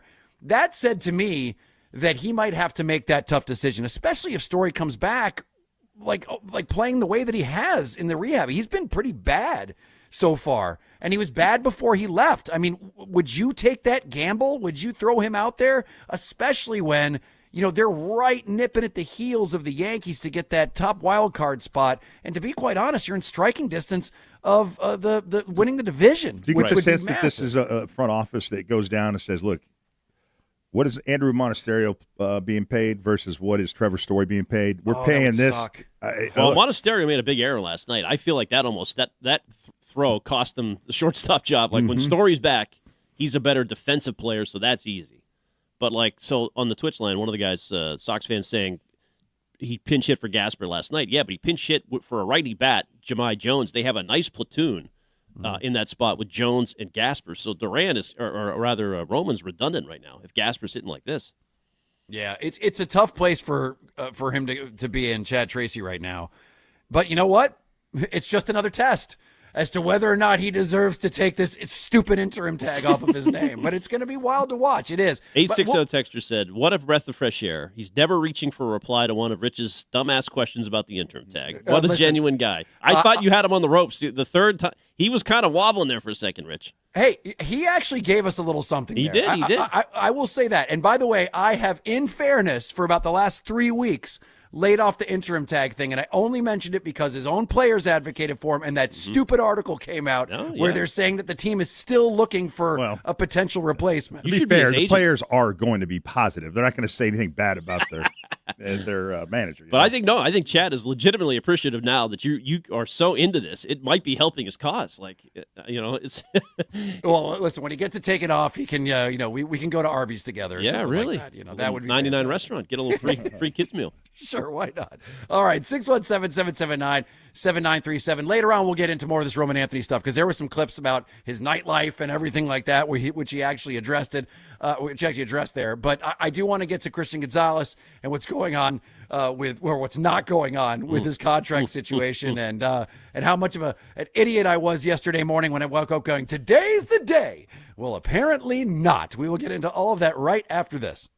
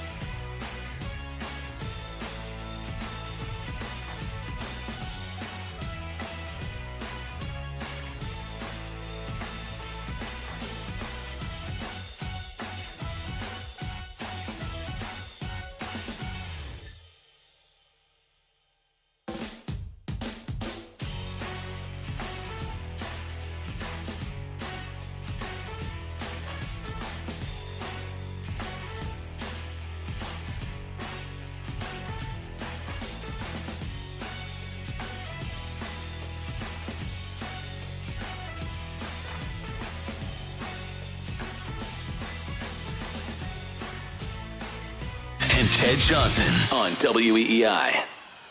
Is playing at a high level and does what we tell him to do and buys into the culture. And we heard what Mike Vrabel said about Christian Gonzalez last December after that game against Baltimore. And now he's practicing through a contract dispute.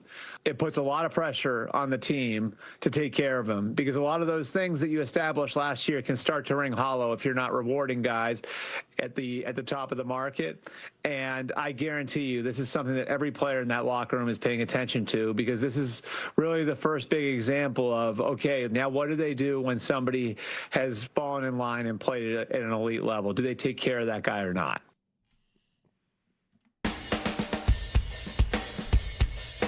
It is 93.7 WEEI. Rich Shirtenlieb, Ken Laird, three-time Super Bowl champion Ted Johnson, and your calls, 617-779-7937. This Christian Gonzalez situation is obviously coming to a head. Season doesn't start too long from now, and they still haven't worked things out. I personally thought after the Witherspoon contract was signed, it would be less than a week until everything was worked out with Gonzalez. But then yesterday, we had Christian go out to do himself a little press conference out in the field there over at Gillette, and surprise, surprise, ironically, Robert Kraft's helicopter just came swooping in, and you couldn't hear a word he was saying at the beginning, as captured by Justin Turpin here at WEEI. That's it. Christian Gonzalez is actually speaking right now, and the reporters couldn't hear him. To the point where he just stopped and kind of just laughed that over his head is Robert Kraft's helicopter. Did you hear that, Ted, yesterday? Oh, yeah. Did you see that video? Oh, it's great. It's great. No, yeah, he said, well, why don't we he told the reporters, why don't we just take a break and let him land, and then we can pick up again. So, yeah, I mean, he did get out frustrating, and the right people know what I want or what I'm worth. So I think that's enough to know where his mindset is. Not close, right, Rich? Not close. No. And can I ask you about that quote that we just heard Bert say? Do you think that if this thing goes sideways, Ted, and they don't get a contract signed before the beginning of the season, do you think that would affect the locker room? And do you think that would piss off Vrabel? Because Vrabel's obviously tried to do everything he can, like most coaches, to create an environment that's conducive to winning. Do you think that would affect anything, like any kind of chemistry that they have built if they don't get this Gonzalez thing done? It won't. It won't affect the chemistry. Guys aren't going to sit there and lose sleep at night because their teammate's not getting the contract he wants. But what it does is it just says something about your culture, and it says something about what kind of team you are. But guys that maybe want to come here in free agency think differently because they don't even take care of their own guys, and that's Drake May. I think guys that are all up for big contracts are going to be thinking about it maybe more than other guys. So. This is, to me, is one of the more fascinating contracts because it's really the first big contract. I mean, maybe A.J. Brown getting traded here is Mike flexing his power, which is very true. You give up a first-rounder, and then you pay a guy like they're paying A.J. Brown. I mean, Belichick never in a million years would have done that. And so it's Mike harps on culture, and really to validate what he's saying to these guys, he needs to be backed up by giving these guys good contracts. If you don't, then all your words are meaningless, and Mike will be undermined, and he won't have the same juice in that locker room that he has now. What % chance do you guys give that they would trade Gonzalez at some point this season? Any chance of it happening? Zero. I think mid-season? It's higher than zero. If they are under 500 by the trade deadline, which is in November sometime, I would think maybe if the season is a lost season. Or what if some other team has a needed corner and you have a needed edge rusher and there's some sort of win-win trade? Because who your starting pass rushers are? Mm-hmm. I mean, it's not Gabe Akis. He's not going to start. It's Draymond Jones and Elijah Ponder. You got a kid from Cal Poly, a 24-year-old who's going to be an edge rusher for a defending Super Bowl appearance team. What round was he drafted in? Was it fifth? He was undrafted. Boom. Oh my God! Trick question. Undrafted free agent. Unbelievable. Like maybe. Hey, I hope he's a great. Plays way above his head, and he's the next star in the league. But this is who Mike Vrabel has. These two guys as they have a need, and they might be better served looking that road if somebody would give up a good player for him. Yeah. All right, let's go to Todd on line 2. Todd wants to talk about Gonzo. What's happening, buddy? How you doing? Hey, Todd. Todd. Hey, boys, how you doing? Good. What's up, bud? Hey, listen, did we lose fact of who the employer and the employee is? One person doesn't make a team. I think Gonzo thinks that he has the Patriots over a barrel and their pants around their ankle. I think he does. I think that Gonzalez is that good. As a matter of fact, I think he's exactly the type of player that you overpay in the NFL. And the fact that they haven't gotten this done, it does blow my mind. You've got him and you've got Drake May. Those are the two guys that, whatever they want, set the market. You can set the market with those guys, and you've done the right thing. Yeah. No one will fault you for it. The league will not get pissed at you.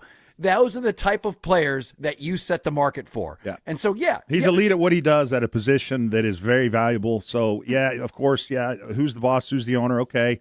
But these guys have the right to ask for an extension because that's the way it is in the CBA, and guys that have come before him have done it. So when it's his time to do it, people don't understand that, and they think he's being selfish. Hey, do your job, shut up, you're under contract. Well, you know what? The contract means, absolutely nothing if you really know what NFL contracts are all about. So, but people don't realize that. It's not as simple as, hey, he's the employee, the employer has the right. No, he has the right to ask for more money because that was what was collectively bargained. After your third year, you can then be eligible for an extension if you're a first rounder. But, Ted, this defense, does it require a shutdown corner? Does Vrabel's scheme, what he's playing, could they get by with 3 above-average guys instead of 1 lockdown guy? If their offense can be a 25-plus point offense, then yeah. But I wonder if that's what they're thinking. They've just said maybe there's a football reason, or at least they've convinced themselves there is. On top of this, we're going so far, but he's not worth X. Not in our defense, not the way we play. Is that crazy to think? I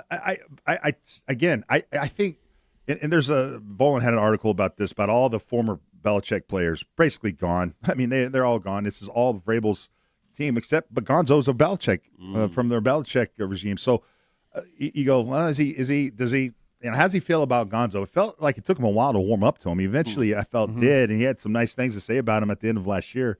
So my feeling is Mike wants this deal to get done again so that his culture can be validated. Hey, man, you come here, you play hard, you get rewarded. And I think that's he wants this to get done more than he, I think, wants to get Gonzo out of here. The other thing, too, is that in Andrew Callahan's story in the Herald, he's talking about Gonzalez, and he said that he has set on, amongst other things, year 1 earnings with this new deal. And how many times have I said, I guarantee you that's what they're stuck on. The Patriots can say over and over again, we're offering him more money than we've ever offered another Patriot, but he wants guaranteed money. That sounds to me like he wants a guarantee, and he doesn't want funny money, which we've seen a million of these deals done where people come out and it's like, it's a $300 million deal. And then you find out that it's $25 million guaranteed with a bunch of qualifiers. So in this case, I'm telling you, this is, if you have to choose, it's the Patriots being cheap and not giving him the guaranteed money. Well, in fact, we had some reporting on that, right? Andrew Callahan said he had a source that said it's the year 1 money. That is impacted. I just said that. Yeah, that's exactly what I was saying. And that, to me, is exactly in line with what I've been thinking. They can spew all they want. They can say that they offered him $10 billion. But if $20 million's all you guaranteed, that contract is worth jack squat. Yep. So it's exactly playing out behind the scenes the way I think it is. He wants guaranteed money that is a little bit more than what Witherspoon got, and the Patriots are they're nickel and diming him. So Witherspoon got 59 to sign, right? So what does he want? 65, 70? Or we're guessing. But probably. And you heard the cash budget comment from Elliott yesterday. Yep. Once again, cash budget. They're coming back to cash, and that's exactly what this is about. So I'm telling you, that is, in my mind, that's exactly what's going on behind the scenes. We've gotten enough crumbs, haven't we? Haven't we gotten enough clues and crumbs to deduce that he wants more guaranteed money, and they're not going to give it to him? But I guess he could just be asking for 59, same as Witherspoon. But the Crafts say, no, we're not doing that. We'll make you the highest average annual value corner, but we're not giving you all that money up front. So I guess the unknown there is very important. And one angle I think is kind of maybe interesting and could be at play to some degree is, this is kind of this tension right here and Gonzo kind of going back and forth and them not just giving him what he wants right out of the gate. I think I almost wonder if they worry about giving him all this money if he's going to take his foot off the gas. But I think if you kind of make it a little sandpapery, a little tough, it wasn't the easiest negotiation, that actually maybe lights a little bit of a fire under him when he does ultimately get his money, and that you get a player that's like, you know what, they didn't believe in me at first, and then they finally did. I'm going to show them. So there's a psychological piece to it, too. Except he skipped the joint practices, so that's not good. That's not good. That's not good. Right. He might put a fire under his butt to sit out if he's even the slightest. He's got to play for it to work. But you got to pay him. You got to pay him so that he gets out there. Yeah. Right. All right. 617-779-7937. We will take your calls on this. Also, this Yankee series just became enormous. Your Red Sox continue to win, and they are only a game and a half behind the Yankees. And you're right, the pitching lineups don't really match up, but who the hell knows, man? By the end of the weekend, this team could all of a sudden pass the Yankees, which would just be unbelievable. But we'll take your calls on both. 617-779-7937. 2 minutes, we'll be right back.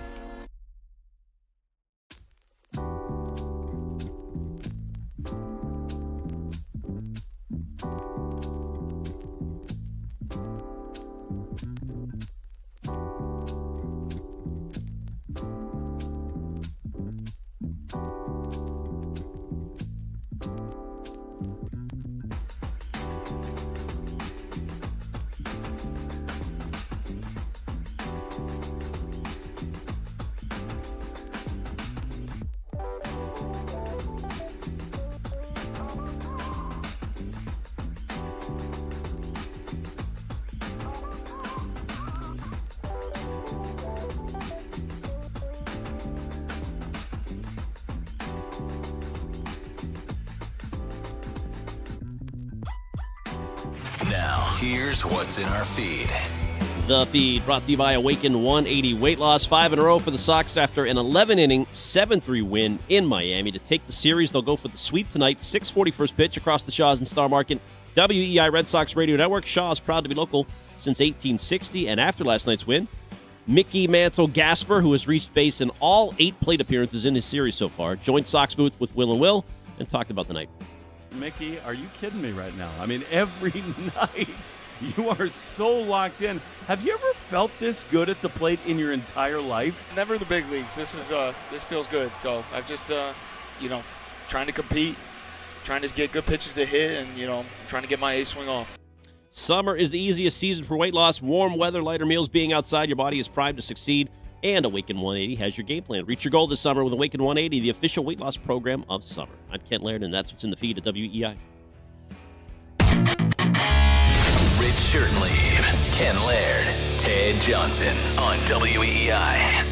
I'm focused on week one at this point. It's been all off season, so like I said, I feel like the word of the line of today is it is what it is. So focused on week one and doing what I got to do.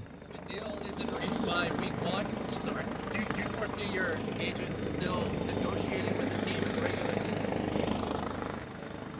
We can let it land. Yeah, I called him in. But we'll let him land and we'll get back to it. I don't got that loud voice, y'all know. Are you prepared to play week one, even if a deal is not reached? Yeah, I'm focused on today, on this practice, and see where we go from here. 93.7 WEEI. Christian Gonzalez speaking in front of Robert Kraft's helicopter that was landing right behind him. Who was famous for the phrase, "It is what it is"? Ted might be onto something here. This is a Bill guy. Vrabel doesn't like Gonzo. Gonzo's a Bill guy. He's throwing out, "It is what it is." He might go back to college and play for UNC Saturday. Dude, that's a fun story, man.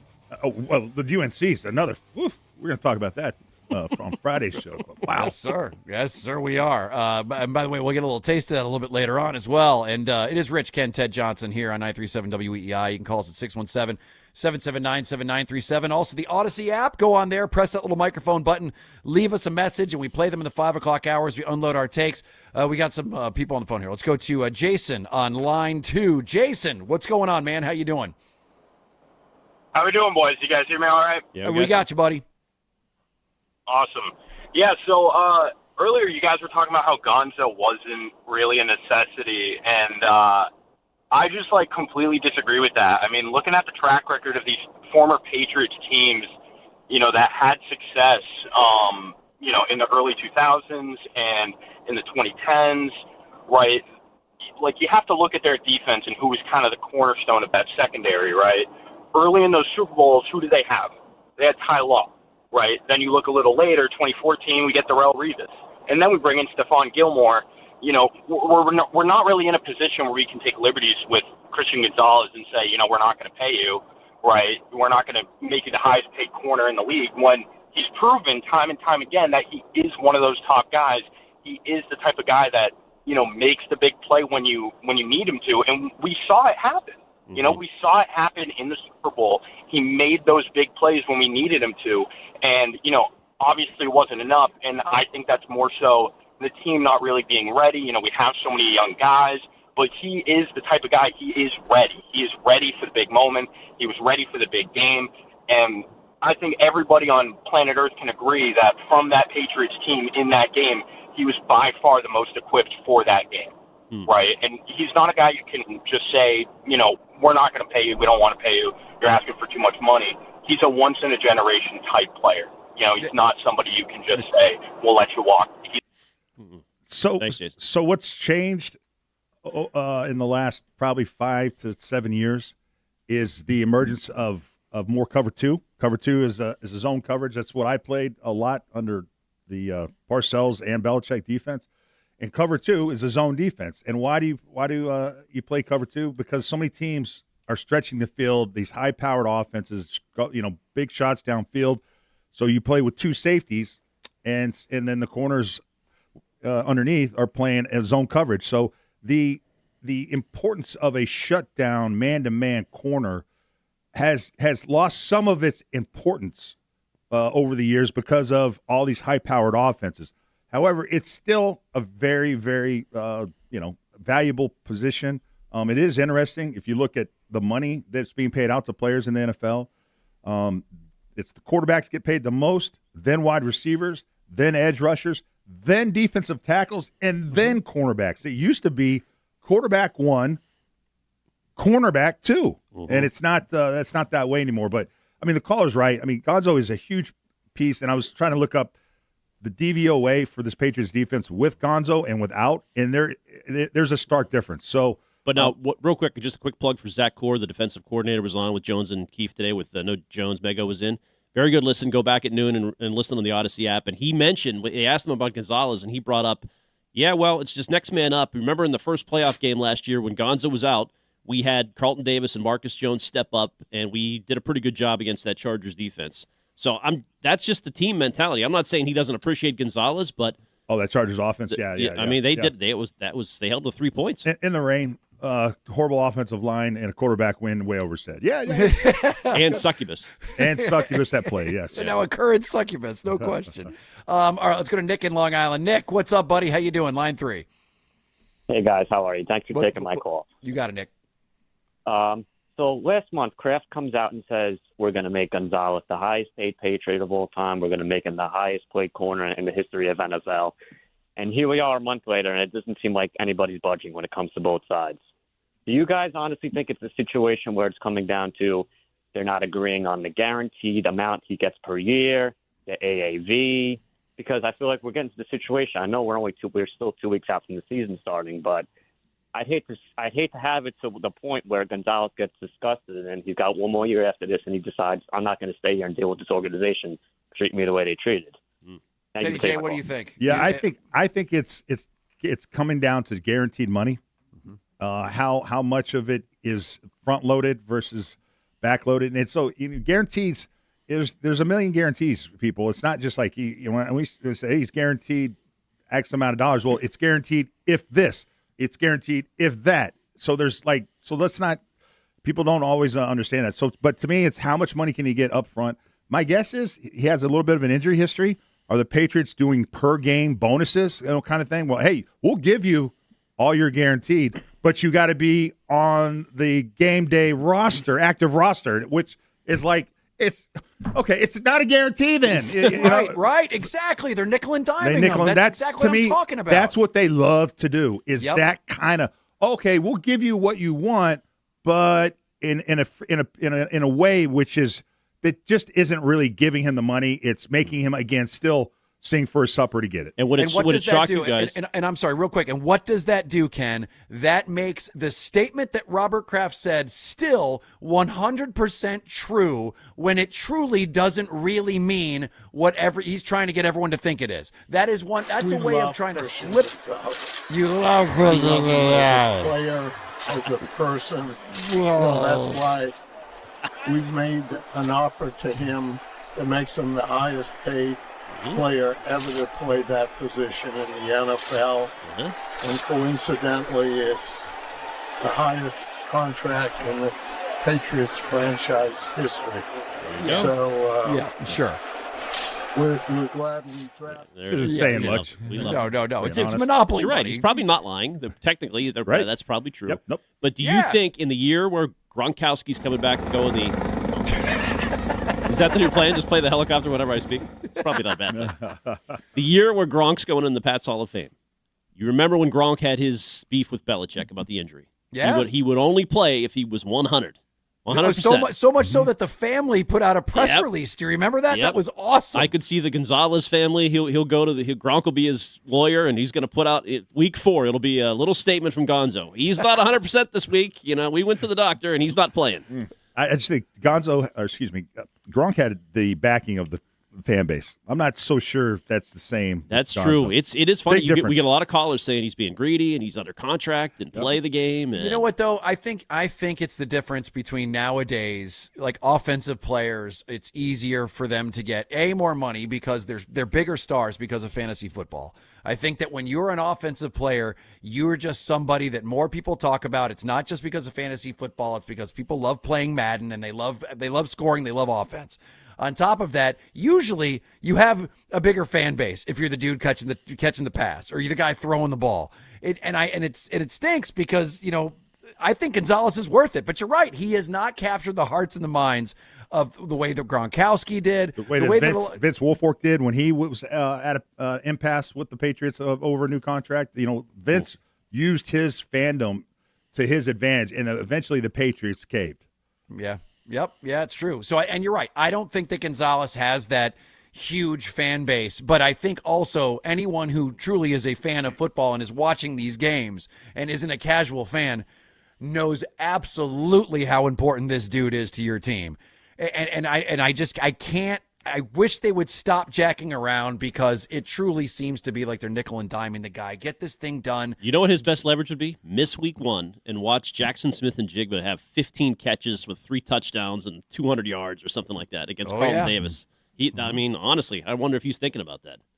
Yeah, I mean, listen, there's not many better weeks for them to face the Seahawks than week 1, right? Mm-hmm. Like, I mean, that's like if you want someone who can absolutely run up the score if you're not on the field, that's a damn good team to do it with. So we shall see. All right.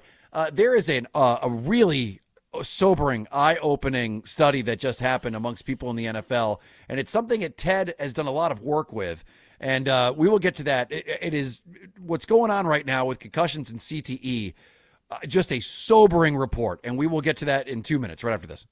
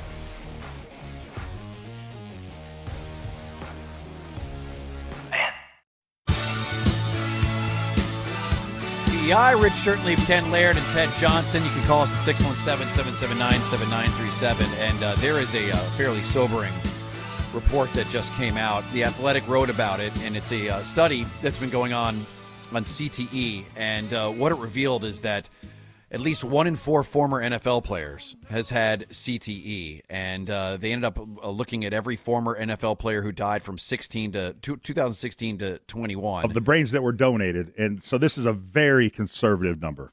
Yeah, right. They're saying that this could be an underestimation because, out of the 878 players that were there, like 643 of them did not have their brains examined. This is based on the ones that they were able, because you can't diagnose CTE until you've passed away, unfortunately. So, Ted, you have worked very close in the research in this field, and I know that, you have firsthand experience in helping out and dealing with the medical community when it comes to this. Yeah, no, this is a topic very near and dear to my heart. I retired because I had head trauma. I didn't really know what was wrong, why I was feeling the way I was feeling.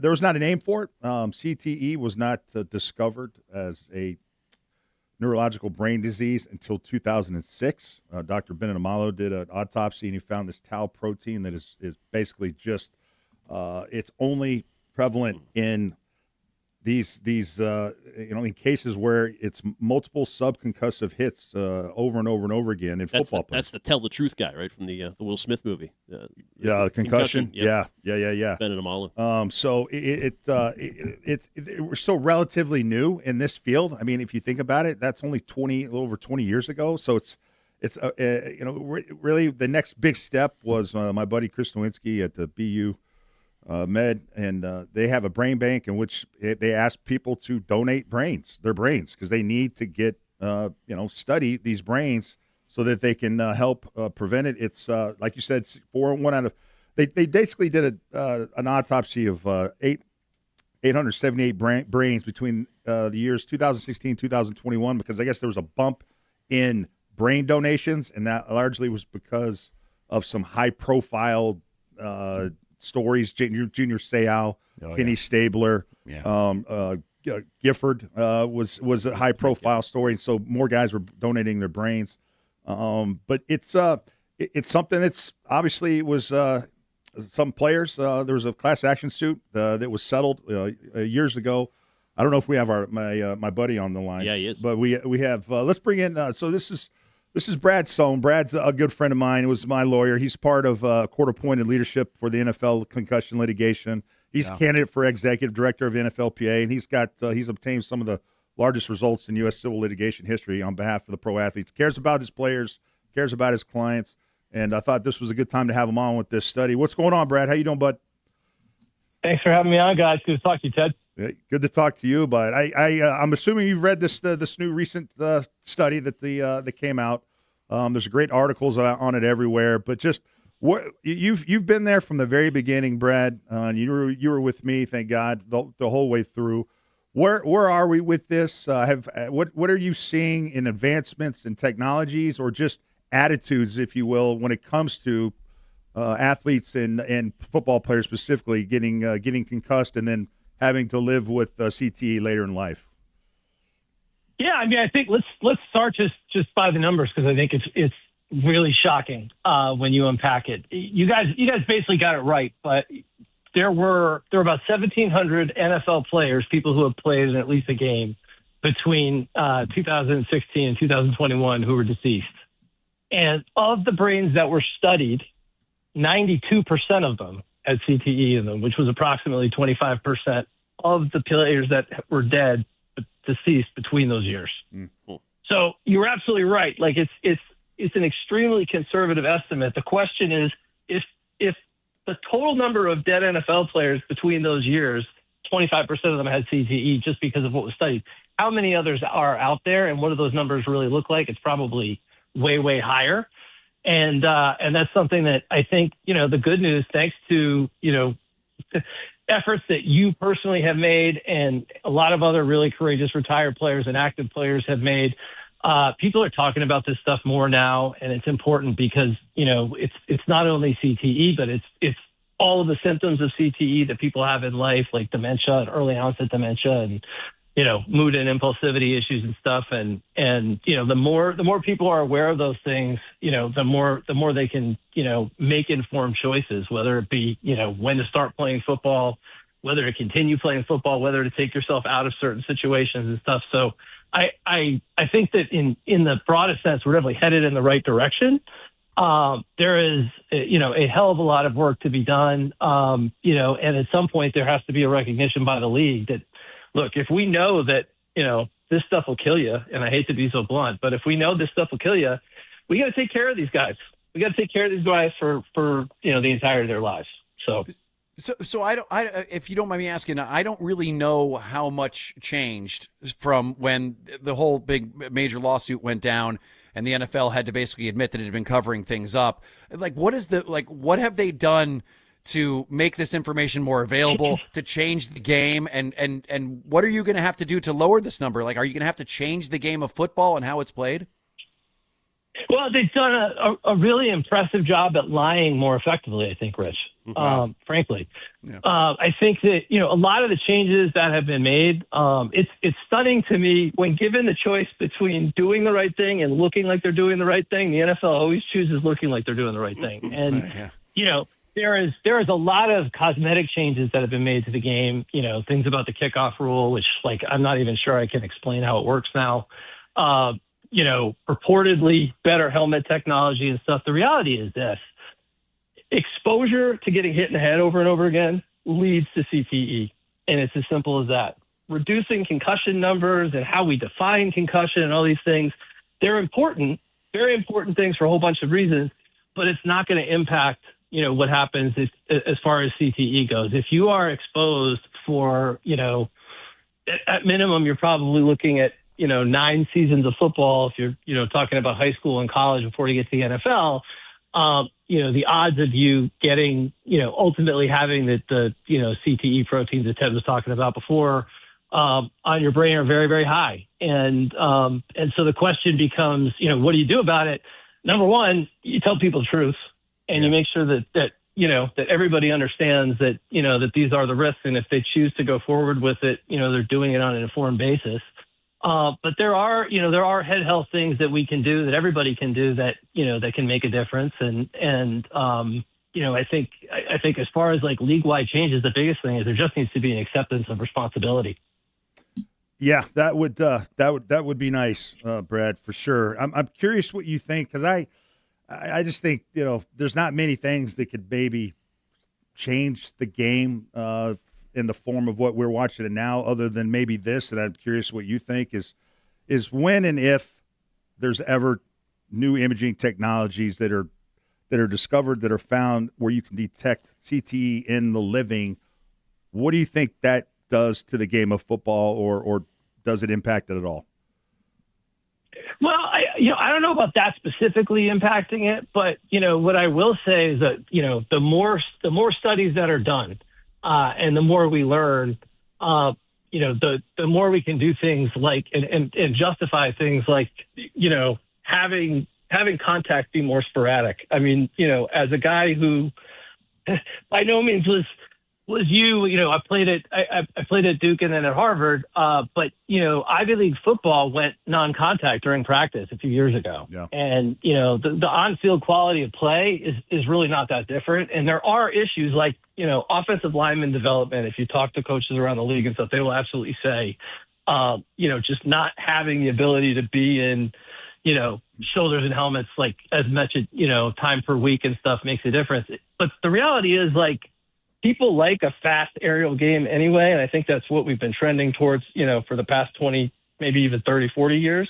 And so, I don't think, one thing that I think is important to emphasize is football doesn't have to end because of CTE. We just have to do certain things differently and smarter, and, stop looking at certain things as solutions that really aren't. The biggest one that I always bring up is helmets. But yeah, I think it's possible.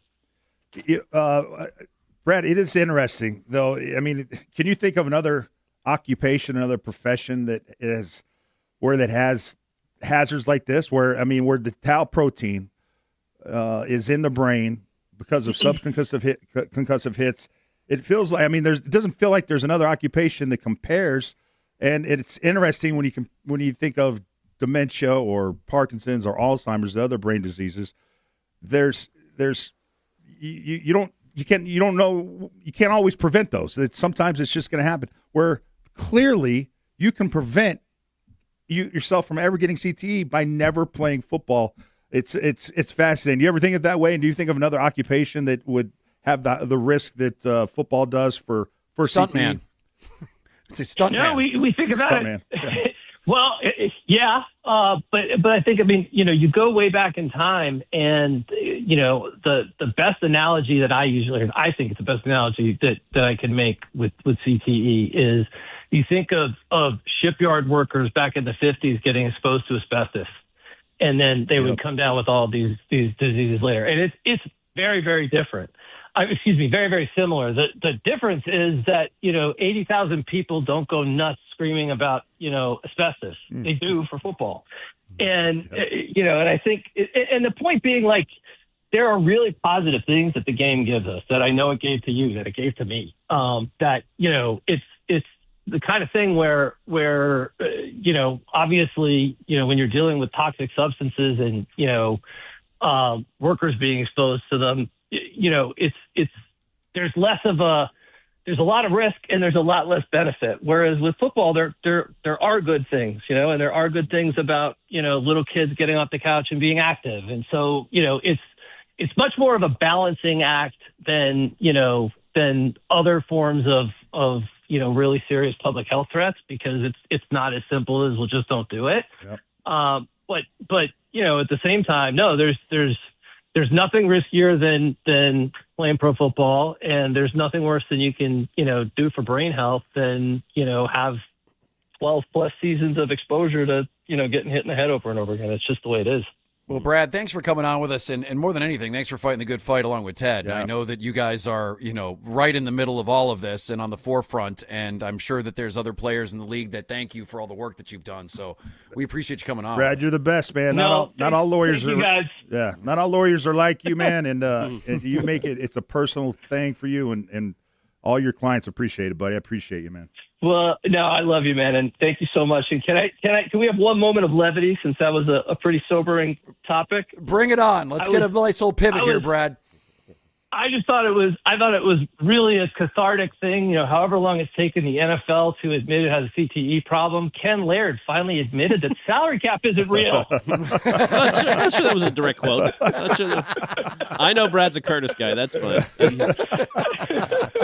He's definitely a P1, right, man. guys. Thanks, Brad. Thanks, Brad. Yeah, Appreciate for it. sure. See you, Thanks, buddy. man. You know what? I real quick, because I know we have to break, but it's the one thing about this study that I think everyone is thinking about, and a lot of people are fearing, is, let's say the science gets to the point where we realize that 70-80% of the people who are playing are truly playing with CTE, which is just an awful thing to live with. Or if you can track it, Rich, in real time. Like, I think we'll get to the point with some of this AI advancement where you have a player take a hit and they know instantly he had a brain issue and he's got to come out of the game. Wow. Or he's like, it's week 3 and he's taken 5 hits. I think that's a game changer. I think it's a game changer. Totally. But is it a game changer in the way where these people won't get CTE anymore? Because the question that I think it's all coming towards is that if it gets uncovered that that 80 to 90% of these people are all playing with a form of brain damage, are you willing, as a fan,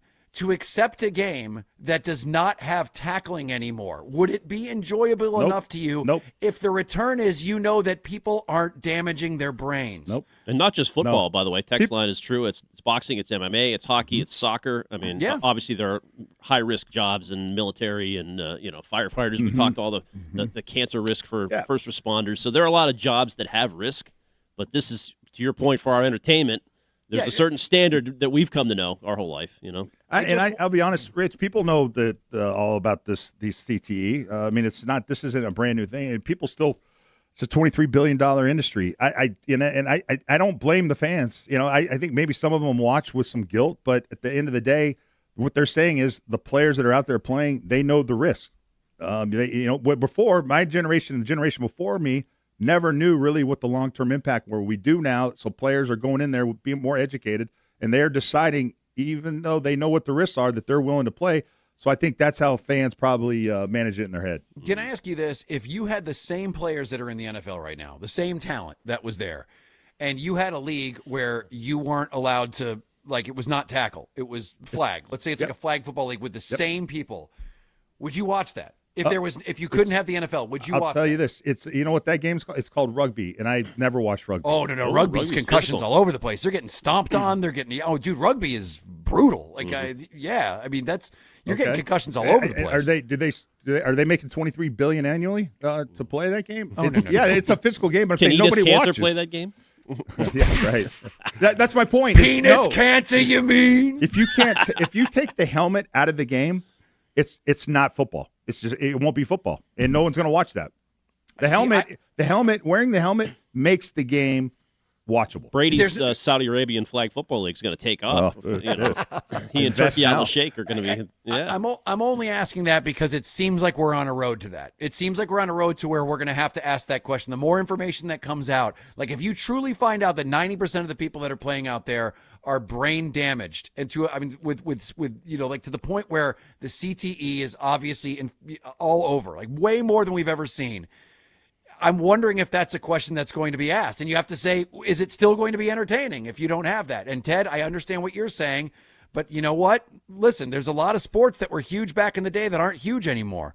Like, I mean, I guess boxing isn't as big as it was back in the day. Horse racing used to be big, and people get injured with horse racing. Yeah, what about horse safety?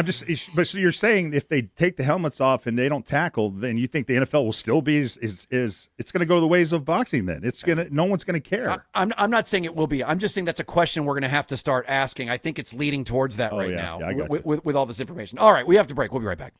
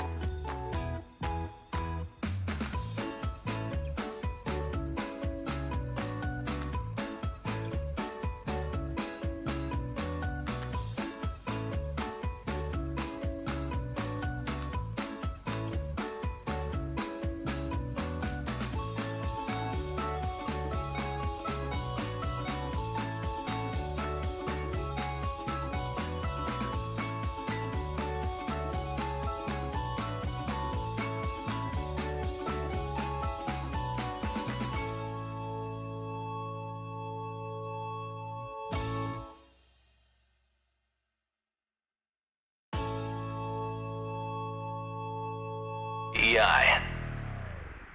Anthony in the air to right center field, way back, and that ball is gone. The Roman Empire has returned to the heart of the Commonwealth.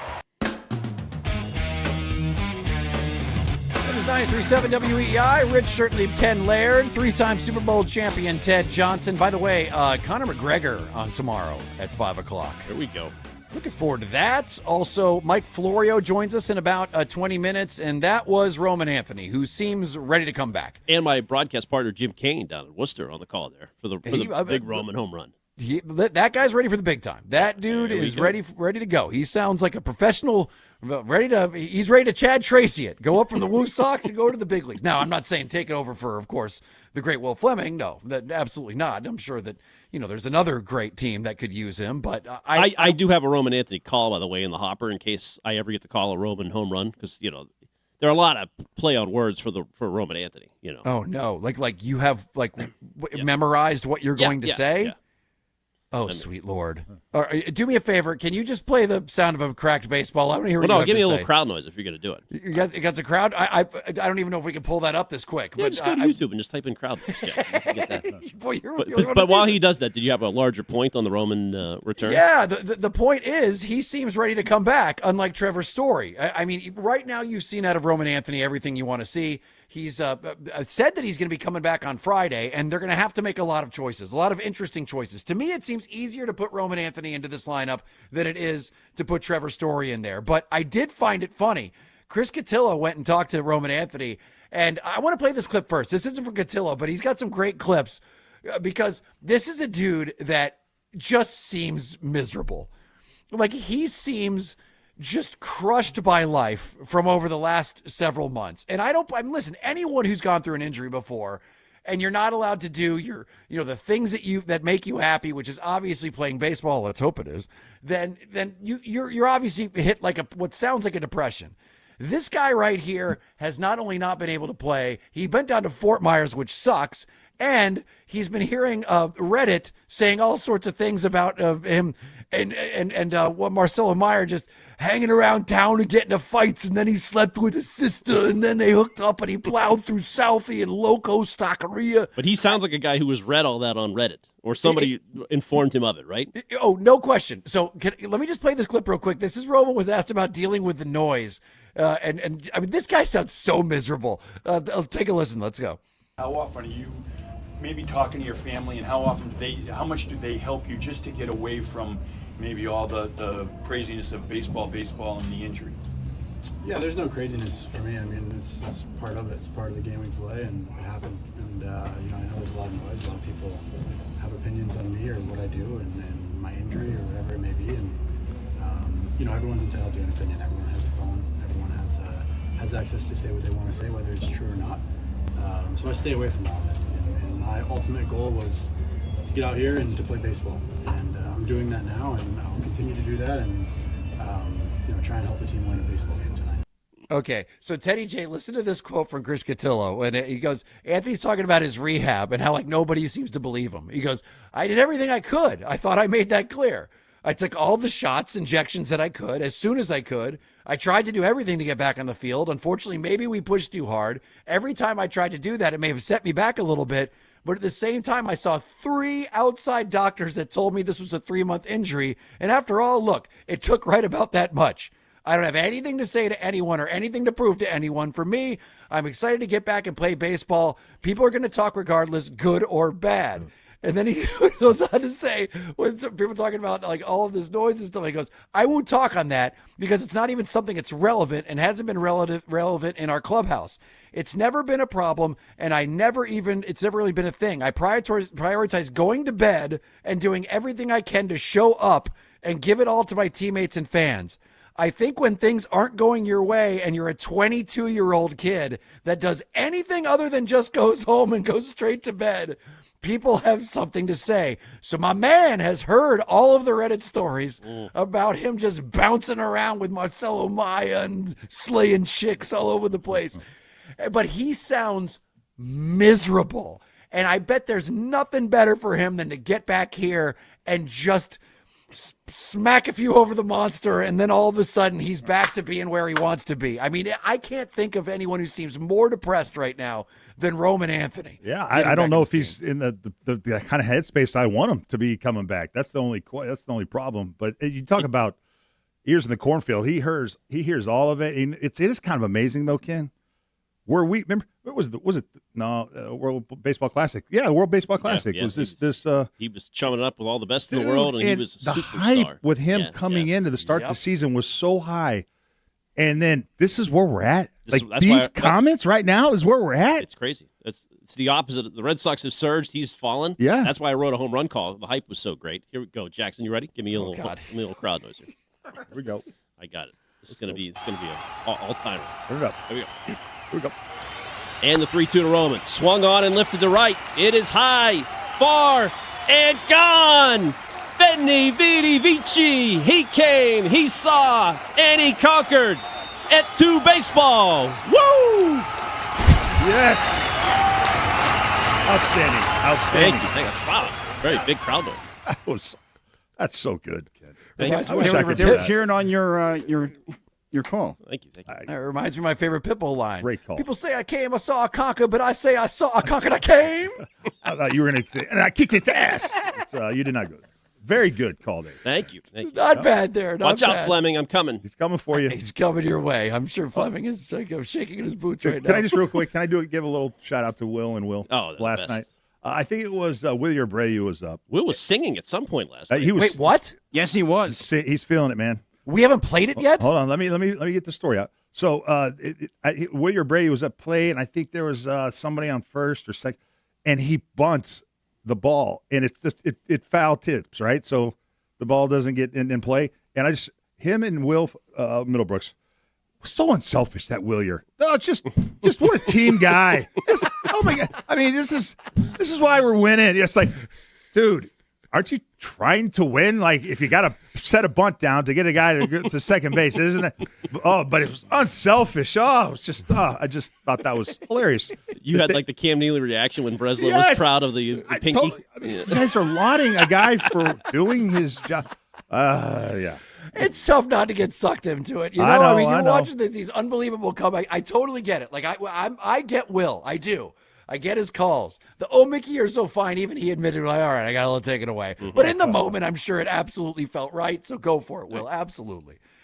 Oh man. I just think it's hilarious that they're praising a guy for laying a bunt down, which is. But again, early in the year, they couldn't bunt, they couldn't walk. You're right. They couldn't get the 3-ball counts. I mean, this team is totally changed. It's so true. These, remember how upset you were? You'd come in and there was no walk. Nobody walked in the game. You would Yeah, be so like upset. 22 innings in a row. Yeah. Unbelievable. Mickey Gasper doing really good, right, for this team. Nick Sogard, excellent. How about Caleb Durbin? Siegler. Durbinator. Siegler, Monasterio. Those Not 5 Durbinator. guys. Don't go Durbinator. Go Durbin Legend. Durbin Legend. Oh. 5 guys I just mentioned.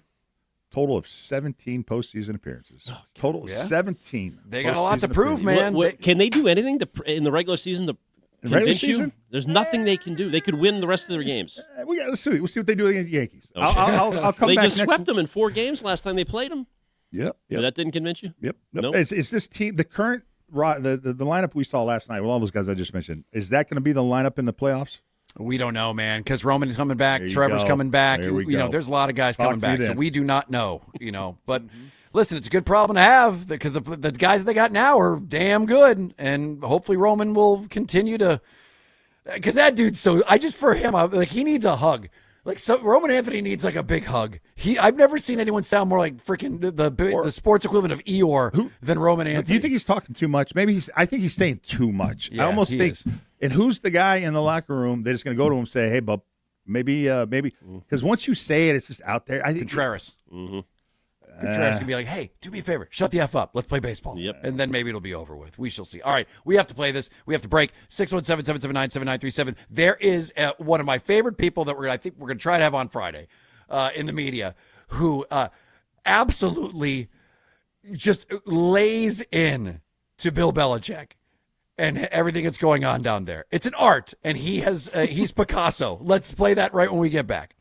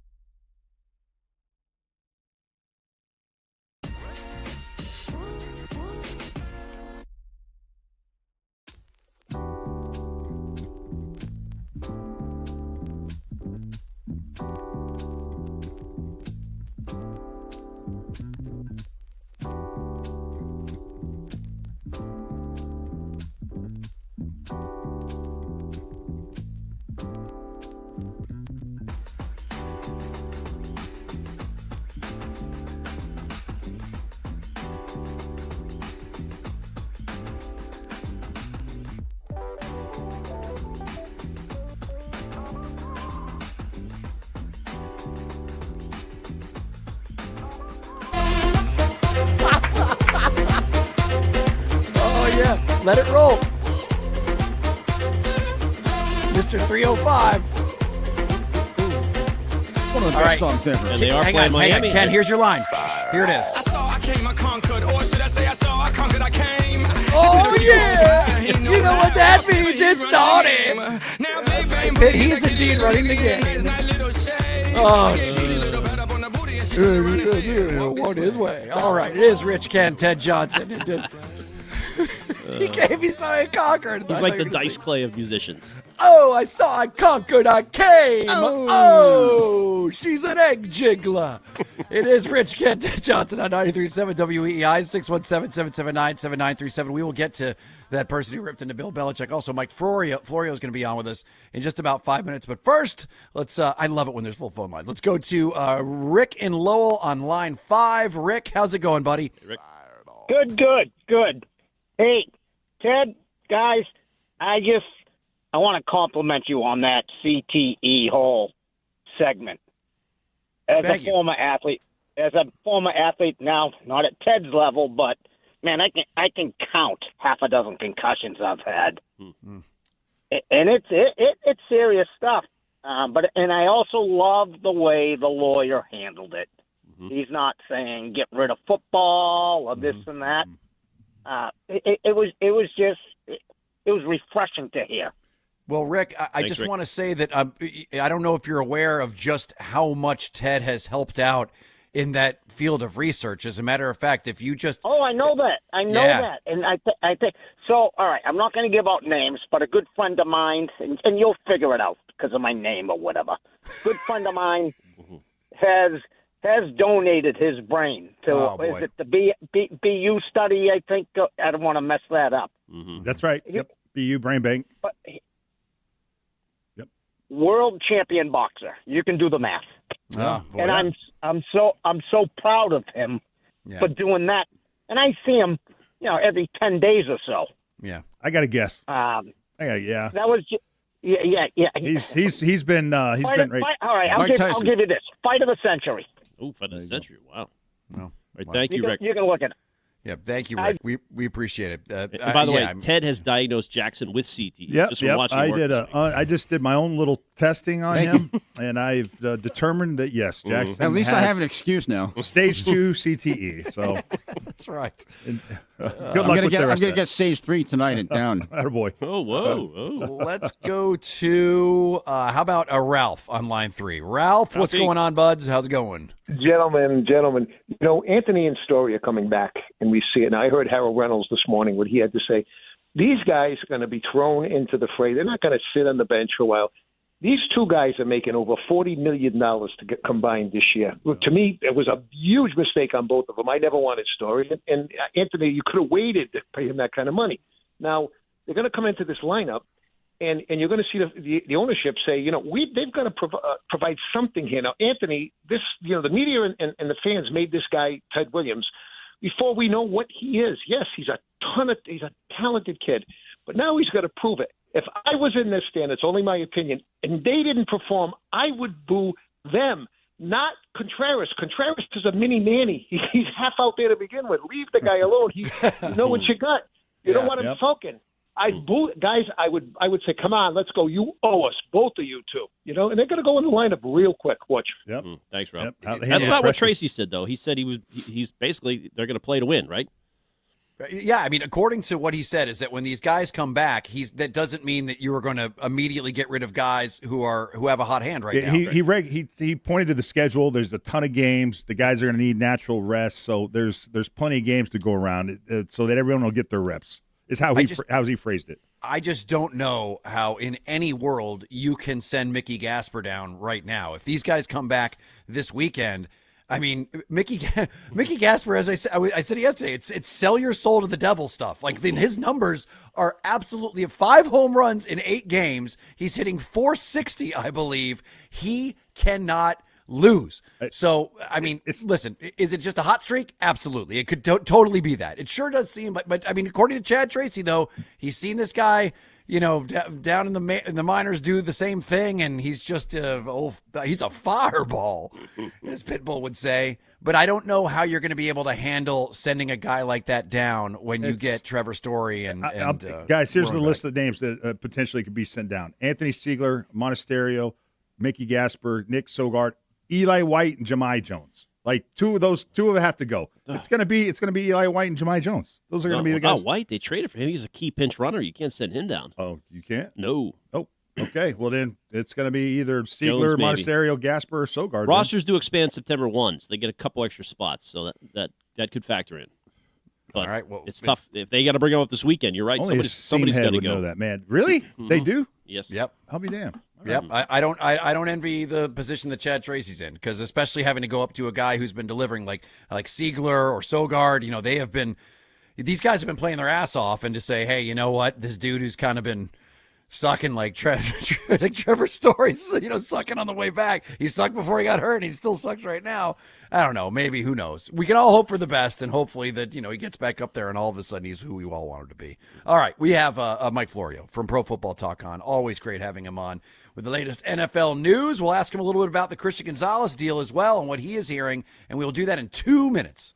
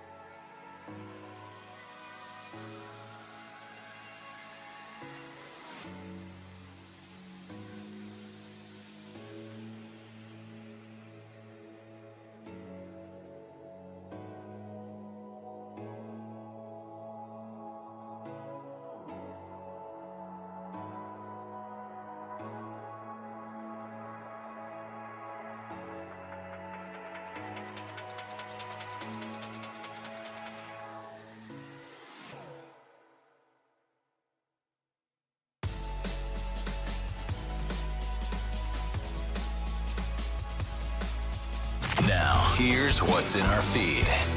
And the feed brought to you by Cape Cod Lumber. 5-0 for the Red Sox, 11 innings, 7-3 win in Miami last night. And Mickey Gasper continues to be on fire since his call-up August 17th. 10 for 21, 8 extra base hits, 5 of those homers, 6 walks, 12 driven in, an OPS of 1.954. He joined Will and Will on Sox Booth after the game. Mickey, are you kidding me right now? I mean, every night you are so locked in. Have you ever felt this good at the plate in your entire life? Never the big leagues. This feels good. So I've just, trying to compete, trying to get good pitches to hit, and, trying to get my A swing off. Final game of the series tonight, 6:40 in Miami across the Shaw's and Star Market Red Sox Radio Network. And the feed brought to you by Cape Cod Lumber, 100% employee-owned and operated. Are you looking to transform your living space? Check out CCL Homescapes. They're in Abington. Expert kitchen design, custom closets, manufactured, designed, and installed, and get inspired in their fresh showroom or start your project online, cclco.com. That's what's in the feed at WEEI. Rich Shirtleaf, Ken Laird, Ted Johnson on WEEI. 93.7 WEEI, Rich Shirtleaf, Ken Laird, 3-time Super Bowl champion Ted Johnson. Your calls, 617-779-7937. You can also listen to us on the Odyssey app. Press that little microphone button and you can record a message. We play them in the 5 o'clock hour. But on the phone with us right now, a gentleman we love having on, especially right now that we got real football right around the corner, our buddy Mike Florio from Pro Football Talk. Mike, thanks for coming on with us, man. We appreciate it. We always do. Great to be with you guys as always. How's everybody? Good. We're good. We're just sitting here confused as hell about Christian Gonzalez and whether he's going to have a new contract. I don't know. First of all, did you see the video by any chance yesterday of Christian Gonzalez trying to speak to the media, and he's out in the field, and in the background, Robert Kraft's helicopter is landing right behind him so none of the reporters can hear a word that Christian Gonzalez is saying. It was fairly ironic. It's a great way to keep Gonzalez from saying anything they don't want him to say. Good strategy. Sure. That's what billionaires do, to shut you up. What's your read on everything that's going on right now? It's all weird around here, but what's your take on what you're seeing? Well, I thought this was going to be easy when Devin Witherspoon, the Seahawks cornerback, signed a contract a week and a half ago with the Seahawks that put him at the top of the cornerback market, $33 million per year in new money.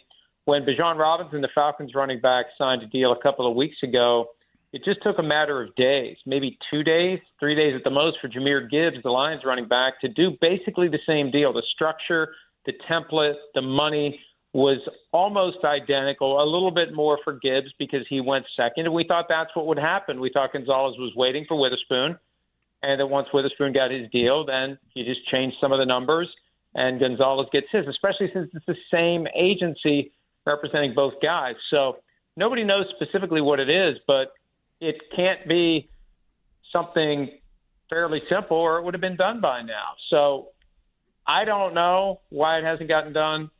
And with each passing day, it just makes me wonder, will they get it done by week one, and what happens if it doesn't? I was intrigued yesterday by the fact that Gonzalez wouldn't comment on whether or not it was a hold-in, wouldn't comment on whether or not he was actually injured, and now that he's back at practice, you never know when he's going to be, air quotes, injured again with week one approaching. Hey, Mike, I'm curious what you think about just the cornerback market in general. It feels like it's, it used to be higher prioritized than it is now. I feel like, it used to be behind cornerback was cornerback market and edge rusher, but it feels like it's slipped down over the years. What do you think that's the case? And if so, why aren't you don't hear the term shutdown corner or cornerbacks maybe making as much as they maybe, I don't know, theoretically used to make? Well, it's rebounded pretty significantly in recent years. When Patrick Surtain bumped it up above where it had been, it was lurking around 20 for a long time. So it's kind of systematically been going up and up and up. And it operates almost like the quarterback market used to, where all you have to be is the next guy up for a deal, and boom, you become the highest paid player at the position. There isn't a range there. Quarterback is now a $45 million range, and good luck figuring out where some of the guys fit in it. With corner, next guy becomes the highest paid. Next guy becomes the highest paid. And I don't know whether or not Gonzalez is looking at it saying, wait, this is not how it should go. You look at market at other positions, and corner has lagged. Corner is important. And I'm not content to simply take 33 and make it 33.5 or 34. I want to blow this thing out. I want to reset it completely. But it has been lagging, it has been increasing. But you look at some of the other positions and you wonder, should 33 be a lot higher for the highest paid player at the position? Hey, Mike, how do you see Drake May's contract playing out in comparison next year, and coupled with Jaden and Caleb? Do they all get done together in the summer, or how is that going to go? Well, it's going to be a critical year for all three of those guys because you're eligible for a new contract after the final game of your third regular season. Not season, but regular season. And I keep waiting for the time to come where a quarterback finishes his third regular season and makes it clear, I want my deal, if it's a playoff team, obviously, I want my deal before the first playoff game because the playoff money isn't significant. I'm still carrying the risk of the impact of an injury on me to my future earning. I want to have that protection before my first playoff game. I could see Caleb Williams definitely doing that. And between him and Drake May, those are the two that are most likely to be getting a significant second contract. Jaden Daniels has to go out and stay healthy and earn it this year because he had one great year and then he had the regression last year fueled mainly by injury. But it's a big year for all three guys. And again, we look at that quarterback market. You've got 20 all the way up to 65. The Bucs and Baker Mayfield are having a hard time finding his spot. And I think that day has ended. It used to be that way. There was a time, 2018, there was a rush of new contracts for quarterbacks, and everyone was just a little bit higher than the one before it. That doesn't happen anymore.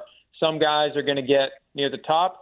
Some guys are going to be closer to the middle, and teams are more willing to take a hard line when it comes to the old knee-jerk reaction of, all right, we drafted a guy, he's checked the box, pass versus fail, bust versus not bust, and we're just going to suddenly make him the highest-paid player in the NFL. It just doesn't happen that way.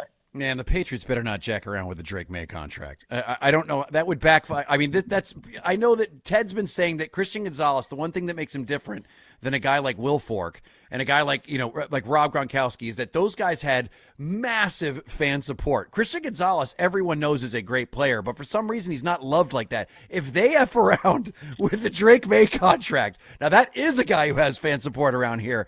And I don't know if they realize how much that would backfire if they treat it the same way as Christian Gonzalez.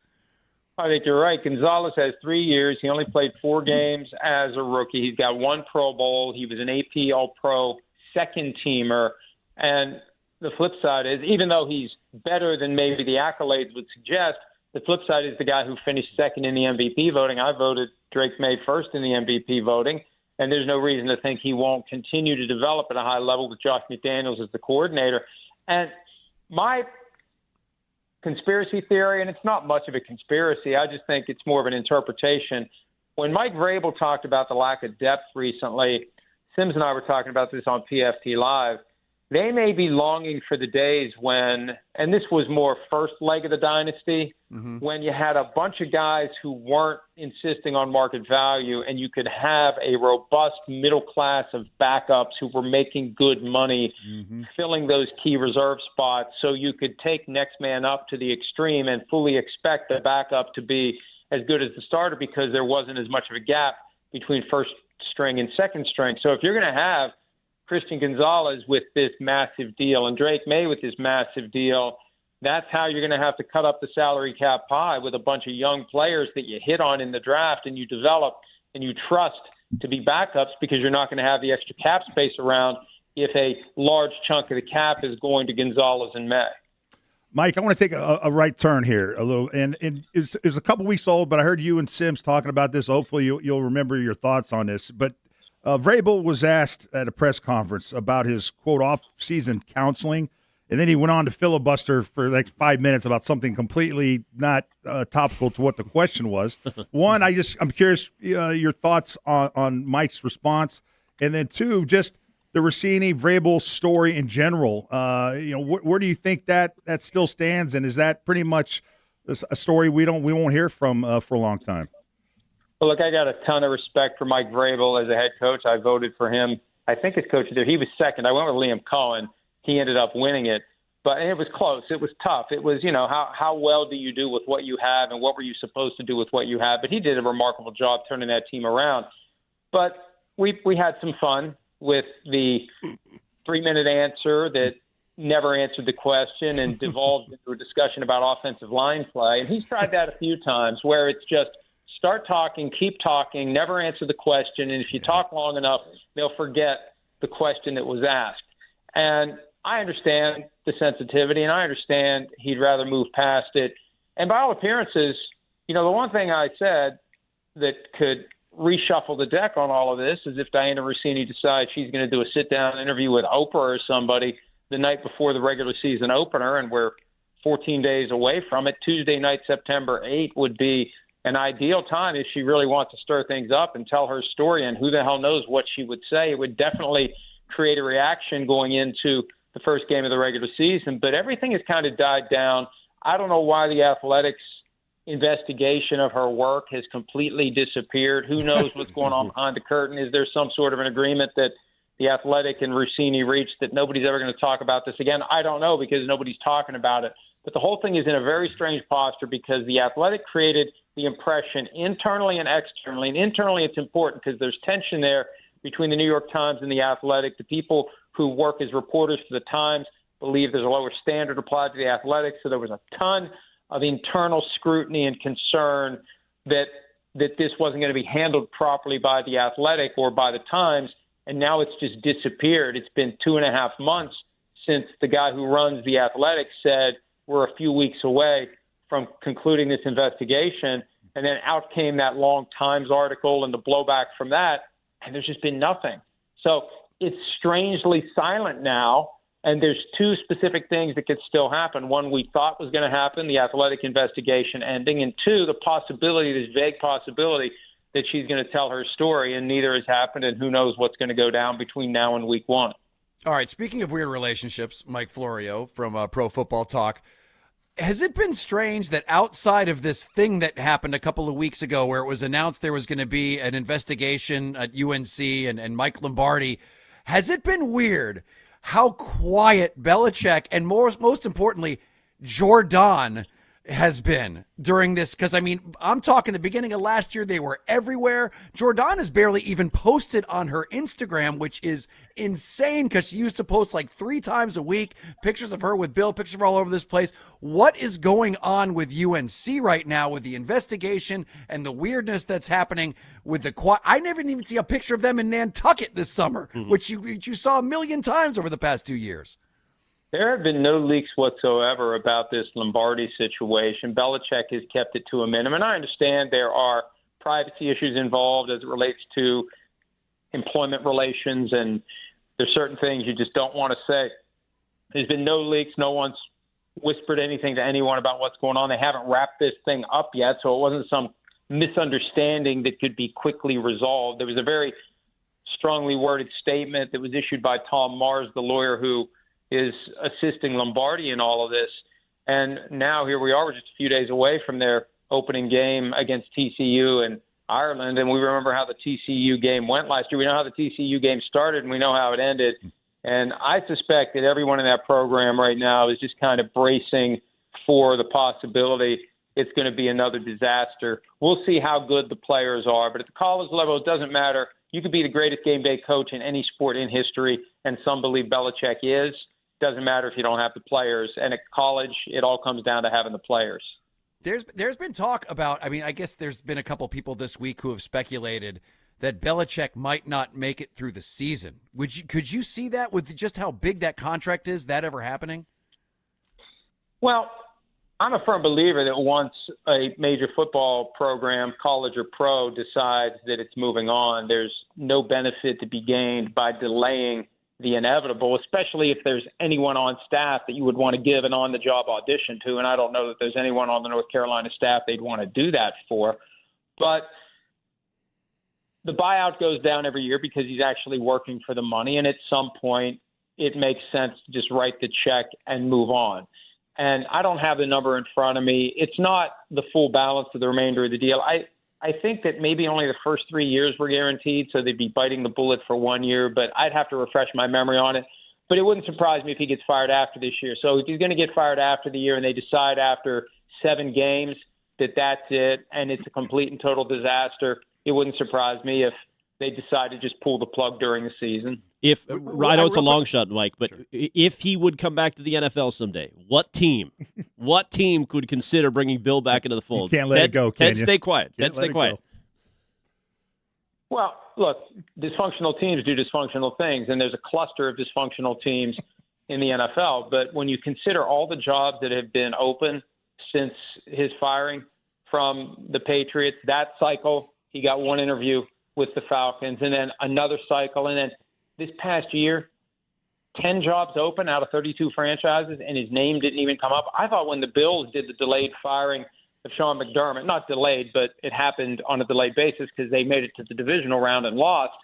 I was surprised they didn't even talk to him for that. I mean, how beautiful that would have been if Bill Belichick comes back to the division and coaches Josh Allen and the Bills.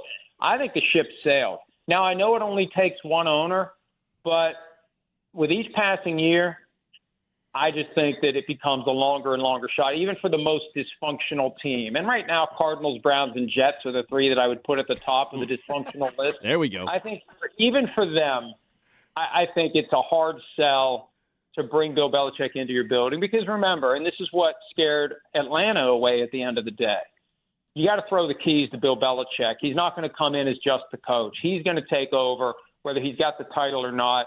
And if there's a structure in place, if there's any employee in place who is astute enough to realize Bill Belichick's going to take this place over, they're going to push back against the owner's interest in Bill Belichick. Well, listen, who's not going to want Matt Patricia as an offensive coordinator as well? Why not? No, Matt Patricia and Joe Judge. That's right. Joe That's Judge. right. Right. Listen, these are You all can't great. undersell the mastery of that decision. That combo right there. Yep. I mean, that is just, I still can't believe we lived through that. All right, Mike Florio, great stuff as always. You can read his stuff at profootballtalk.com. We appreciate you coming on, man, as always. Thanks, Mike. Thanks, guys. All right, we got to play this. Speaking of Belichick, this is so great. A guy whose show I have been on very proudly just teed off on Bill Belichick, and as I said, it's poetry. We'll play that in 2 minutes. Be right back.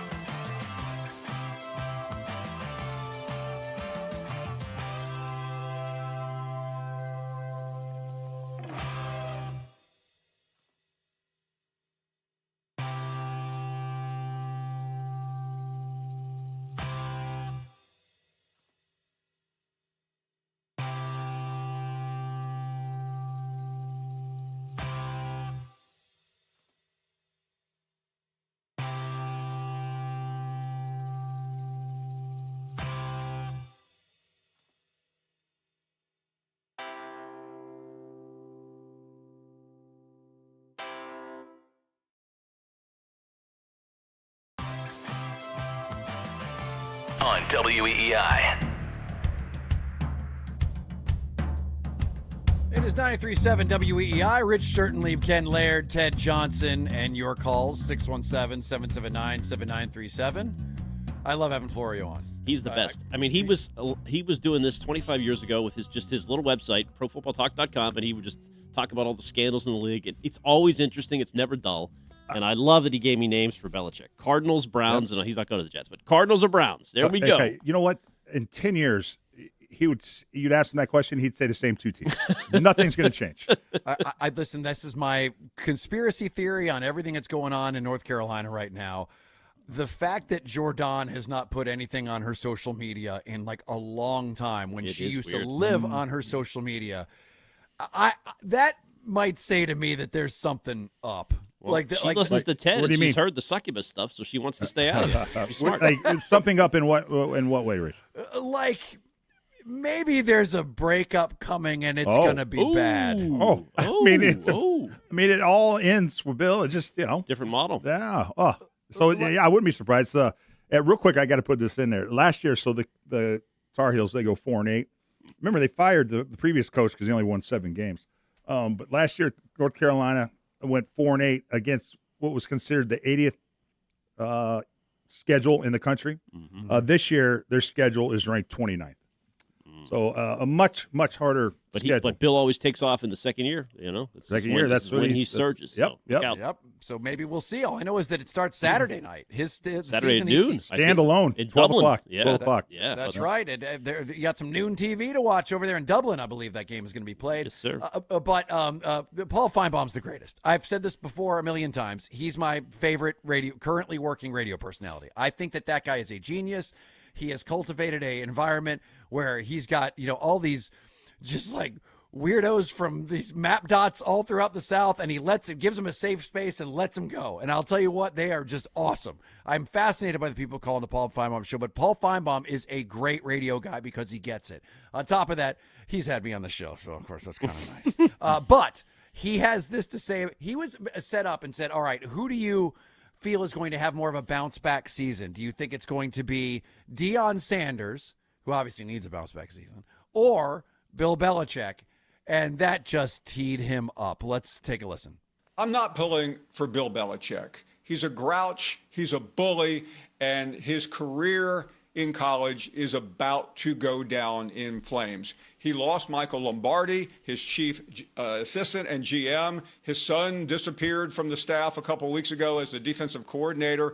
It is mass chaos in Chapel Hill, and I don't believe they'll win this game in Ireland, and I don't think Bill Belichick is going to survive until the end of the season. And the idea that somebody who has easily wrapped up the title as the greatest NFL coach of all time with his 6 championships in the Super Bowl, he lost a couple of other times, he has a couple of titles as an assistant, is going to go down in flames, but he did it to himself.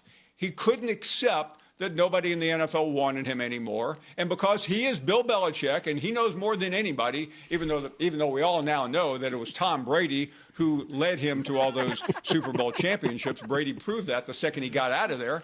Bill Belichick had to find a university that would offer him a job, and he would show the world that he is the greatest coach of all time. Instead, he's proven to be a disaster. He's one of the worst college football coaches in a short period of time I have ever seen, and I see no way this is going to be a successful landing or ending for Belichick. Oh, man. Ted listens to that at night as ASMR. Clearly, he has an sleep. agenda. Clearly, he has an agenda. We found the one guy who doesn't like Belichick more than you, Ted. Oh man! And it's one of the biggest authorities in college football. That guy is a legend in college football. Now, can I push back on something though? Sure. Losing Lombardi and Steven is a good thing for Yes. Bill. That is to Amen. his benefit. He needed to get out from the 33rd team, Gridiron Genius. That is great for What? Bill. Lombardi was getting in his way. Bill is going to be much better off with, and I'm telling you, that's what he needed to do to get back to the NFL because he wanted Lombardi as the package. Now he's willing to go and subjugate himself to another GM. Oh, thank you. My I God. can't believe I'm saying this. Ugh.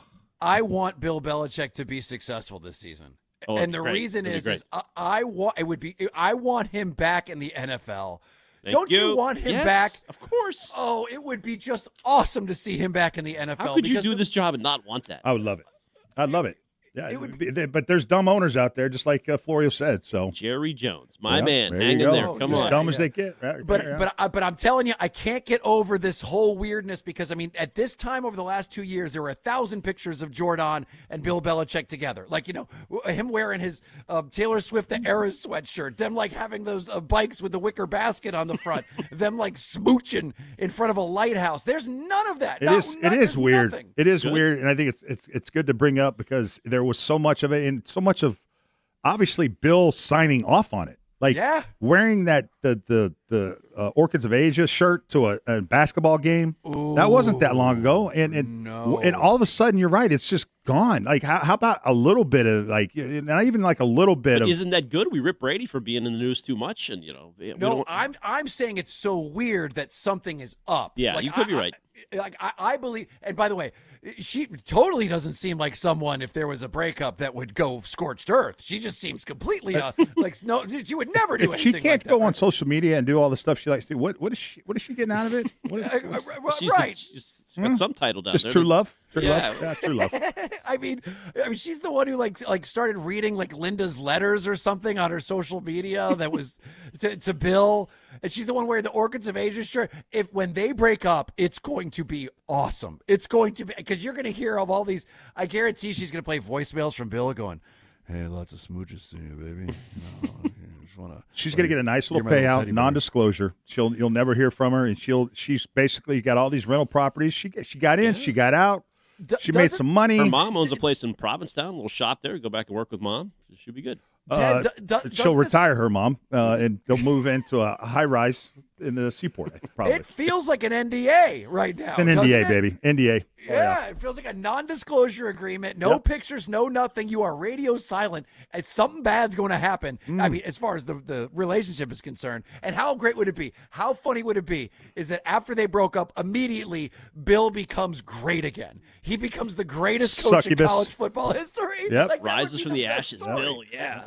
Because then wouldn't you be rooting for Bill? Like if he finally gets rid of her, and yeah, of course. I should have asked Ted that, Ken. Because then wouldn't you be rooting? Yes, okay, of course. Because if Lombardi's gone, the chick's gone, and all of a sudden it's just you, and he starts killing it. Oh, It'd be like Ebenezer coming around at the end. It'd just be like, you know what? Bill finally came around. When did Jordan get in the picture? Like, do we know unofficially? Like, wasn't it like in 2023 or 22? That sounds right. Sure. Like about 3 years. She was kind of maybe she's the beginning of the end for Bill, right? I mean, he's back-to-back 4-win seasons, and then you saw what he's doing at North Carolina. So she might be the problem, right? At the end of the day. When he gets fired, I would love to see him working at the porn shop in Provincetown. Oh. Behind Is that what the it is? counter. It's a porn shop? Isn't it? Who goes to a shop to buy porn? It's I kind don't know. of readily It's like a exotic shop. It's an exotic shop. Yes. Okay, I'm sorry. Not a porn Big shop. difference. It's an adult boutique. Buy that online. Hey, here's your. It's true though, Rich. It is kind of weird. Well, it's for the moment. Order in Provincetown. You just kind of walk Sure. around the street. You want to buy something. Here's your leather chaps and chains. I would think that you would. There's websites for that. Do they win the game Saturday? No, he starts 0-2 and then he surges, just like 2001. Just like last year. Yeah. Oh. There you go. Second year. Absolutely. Second year. But count me in. Count me in for Operation Redemption. Bill Belichick and Jordan blowing up the whole thing, leaving, and all of a sudden, that would be my favorite story of the year if she left and all of a sudden he just killed it. All right, 617-779-7937. We'll take your calls next.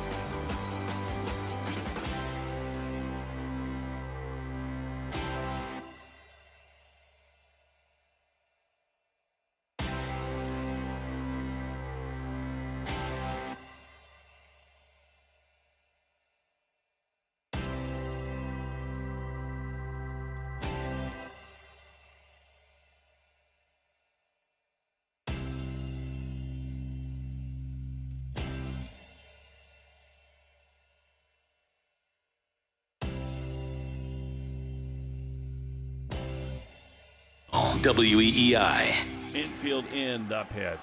Swinging a high drive into right field. It is cranked. It's at the track. It's at the wall. Goodbye. Infield in. What happened to Fleming? I mean, he had me worried about him, Jackson. That was right in the middle of the call. Jeez. Fleming turned into Max Headroom there. Oh, boy. Yeah, sorry, you screwed me up there. I said to Jackson's ear, we got to get some Lemmy. Yeah. And then he just panicked. Well, that's tough. I panicked. That's all right, Jackson. I've been there, man. I've been there. Live TV, someone's in my ear. I'm like, wait, I can't. I forgot what I was just saying. Your reaction shouldn't just be to smash buttons. I mean, that doesn't work. Sure, just start throwing stuff. No, Jackson is filling in for Stiz. And he's got 18 things going on. So, Jackson, we appreciate you're doing a great job. That is the sound of another what the F just happened ending to a Red Sox And I'm game. filling in for Jackson, which means I have like 4 things. Yeah, There you you got go. 4 things going on. Absolutely. Oh, that way. Okay, all right, let's let it go. Oh, hang on, so you give us Lemmy, but no Flemmy? No, you're asking a lot, Rich. Am I waiting for Fleming? Just cut the bit. Yeah, let's just move on. We Jackson, tried. it's a swing and a miss. I thought you just wanted Lemmy. I'm sorry. Why would you just No, want it's- Lemmy? It's a Lemmy Fleming. It's you play Fleming over Lemmy, the two at a time, not just one and then the next. That was a Flemmy Lemmy. What you saying? All right, stop. It's not Jackson, working. what are we doing? Every time I try to do it, you say something else, and then I get distracted. What is this? All right, well, don't worry about it. Well, you know what? Before the end of the show, maybe we'll nail one. We'll do a real Lemmy Flemmy. Have it ready to go. We'll do so the way it works is you give that first like 3 seconds of Motorhead, and then you launch into Fleming on top of it. In theory. And then you fade the two out together. And it's wonderful. It's magical. It's like it's a concerto of awesomeness. Yeah, this went way better in rehearsal, which I had 2 seconds for. Of course. All right. Well, let's just getting to the real point. The Red Sox are freaking weird, and they're great, and they're fun, and you can't turn them off. This is a team that is just the most. I don't want to say clutch. Clutch isn't a fair way to call them because the definition of clutch is when time is running out, and when you're up against the wall, you are at your best. And the 8th and the 9th inning for the Red Sox is just insanity over the last, I don't know how long. They somehow find a way to come from behind or do something ridiculous like yesterday.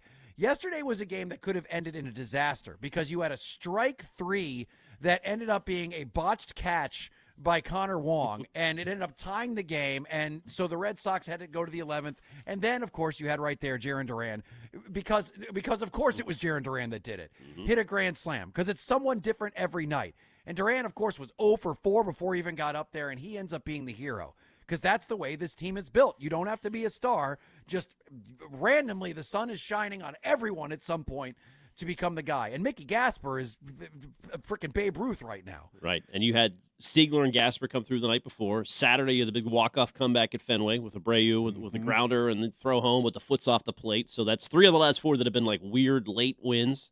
So I think there is a little bit of comeback in them. Those guys were talking about having been like the difficulty early in the year sort of built them into who they are as resilient. Do you buy that? I think there's some truth to it. Yeah. I think, you know what it is? It's kind of like you've been to a bad situation or a bad period of your life. You do everything you can to never go back to that space. So these guys don't ever want to go back to where it was. I mean, it was not fun to be a player here. So, yeah, dude, you get the taste of winning in this town, of what the possibilities can be. They want it to never end. Now, a couple things to bitch about. One, Rutschman, who I thought was going to be good. I said it was a good trade, but he's injured. He's not in the lineup tonight, Rich. Dude. Do you think this is like, I don't want to say it, but Roman Anthony part 2, like it's nothing, don't worry, nothing to see here, and now he's going to be out for like a month or we need a little more time, but you're right. I mean, you're right to be a little concerned about it. Did they rush the guy back? Was he not ready to go? Was he damaged goods when you traded for him? I mean, he was injured when you traded for him. Hey, what does that remind you of? Thinking of him being damaged goods. Yeah. Well, we had that guy from Baltimore on with us, and he was like, because we talked about the guys that they gave him, I guess, were somewhat, I think, injured or whatever. And he goes, hang on, we don't know if Rutschman's healthy. Who's zooming who? Who's zooming who? Yeah. And I think about that. Like last night, I thought about that when he wasn't in there. Apparently, Durbin was just taking a rest day, thank God, and he ended up coming in at the end. But let me ask you guys both this. Are the Red Sox about to make themselves worse by getting healthier? Yes. You think so? Well, I think there's a potential. You could take a step back, that because of I don't know and it's interesting. I mean, Trevor Story, he's not a guy that I think is just going to be fine sitting on the bench. And you put him in this lineup, and he plays the way he's been playing in AAA. Please, and then Roman Anthony doesn't seem like he's in the right frame of mind to kind of get back with this team. So I think when you got a team that's as hot as they are, any little tweaks here and there are, and there's going to be two significant tweaks. It's not just any random players they're bringing back. They're bringing back two of their star players. Yeah, that can definitely have an impact on the whole vibe and continuity in the clubhouse. Well, we have Chad Tracy on with us at 5:00, and the one thing that I can say is that I don't have much of a worry bringing back Roman Anthony. Roman Anthony obviously has done a very good job over the past week and a half. He's doing everything you want him to do. He's hitting dongs. He's playing well, and it seems like he really wants to come back. You're right. He sounds super mopey, but maybe this will cure that. Trevor Story, okay, I think there is a very wrong case for not starting Trevor Story. Not having him come back, because there's a couple things I was thinking of. First of all, the Red Sox became a monster without him. We all know that. He was legitimately bad before getting hurt. He hasn't exactly forced their hand in Worcester. So I looked it up. Through about 7 rehab games, he's 4 for 25, all singles. He's had 7 strikeouts and 1 walk. RBI walk, though, last night. Brought it a run. Nice. Okay, well, there you Nice. go. RBI walk. So, yay, throw him a parade. But 4 for 25. So, I mean, if you're going to bring him back, and I know that Monasterio obviously had that error last night, but if you go back to the beginning of the winning streak, Monasterio's been pretty damn good. As a matter of fact, I looked it up, and I wanted to compare the stats of everything. Monasterio's OPS since July 1st has been .817.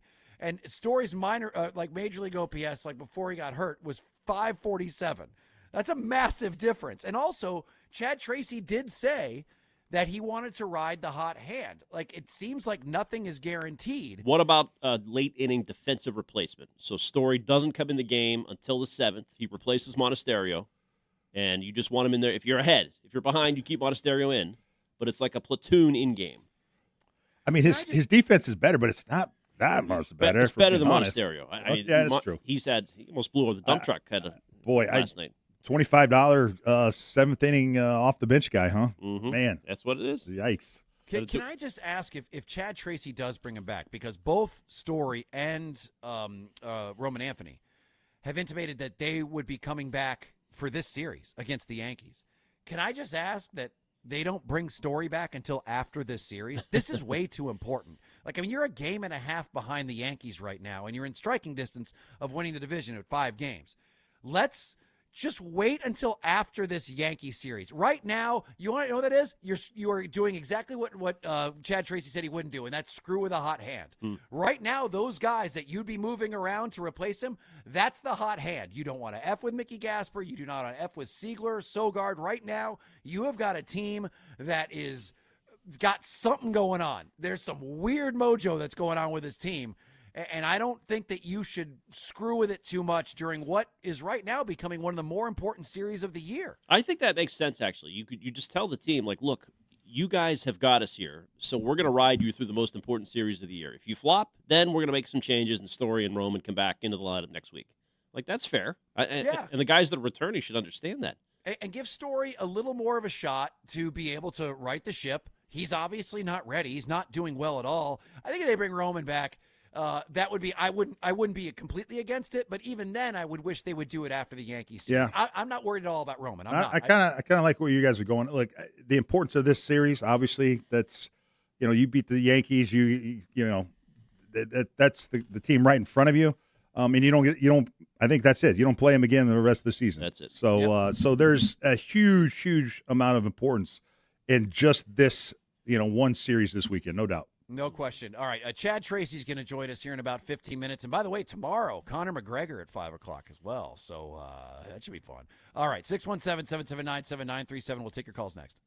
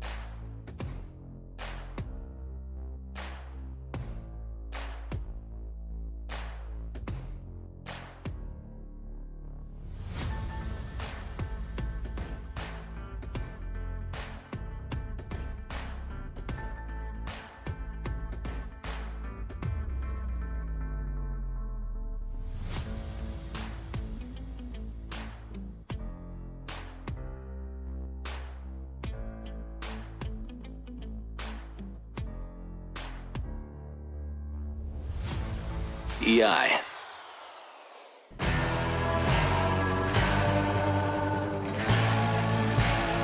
It is 93.7 WEEI. Rich Shirtley, Ken Laird, 3-time Super Bowl champion Ted Johnson, and just 10 minutes, Chad Tracy, interim manager for the Boston Red Sox, will be joining us. By the way, Tim Curry passing away today. Right after Dolly Parton, you've got another great actor who has left us. You know what, Tim Curry? The first time I ever saw Tim Curry, it wasn't in the movie. It wasn't in the TV movie It, which everyone's talking about, when he was Pennywise and he was terrifying. Clue. What's that? Clue. Yes. Clue was great, but it was, to me, in a movie that used to scare the snot out of me, and I think was a fairly underrated film. And matter of fact, a fairly underrated Tom Cruise film. And that was the movie Legend. Do you guys remember that at all? Never saw it. Oh, yeah. Legend is a fantastic movie. Okay, so Legend is a Ridley Scott movie, the guy who did Gladiator, all right? So he did this, I believe, after he did Blade Runner, and the first Alien. Like, Ridley Scott is a master filmmaker.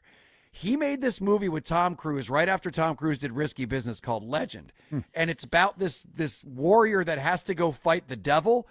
And Tim Curry is the most terrifying demon I've ever. Google Tim Curry Legend. And this thing gave me nightmare. I think I saw this movie when I was 5. Was he as good as Robert Pattinson in The Odyssey? As terms of villains? Almost as good. Almost as good.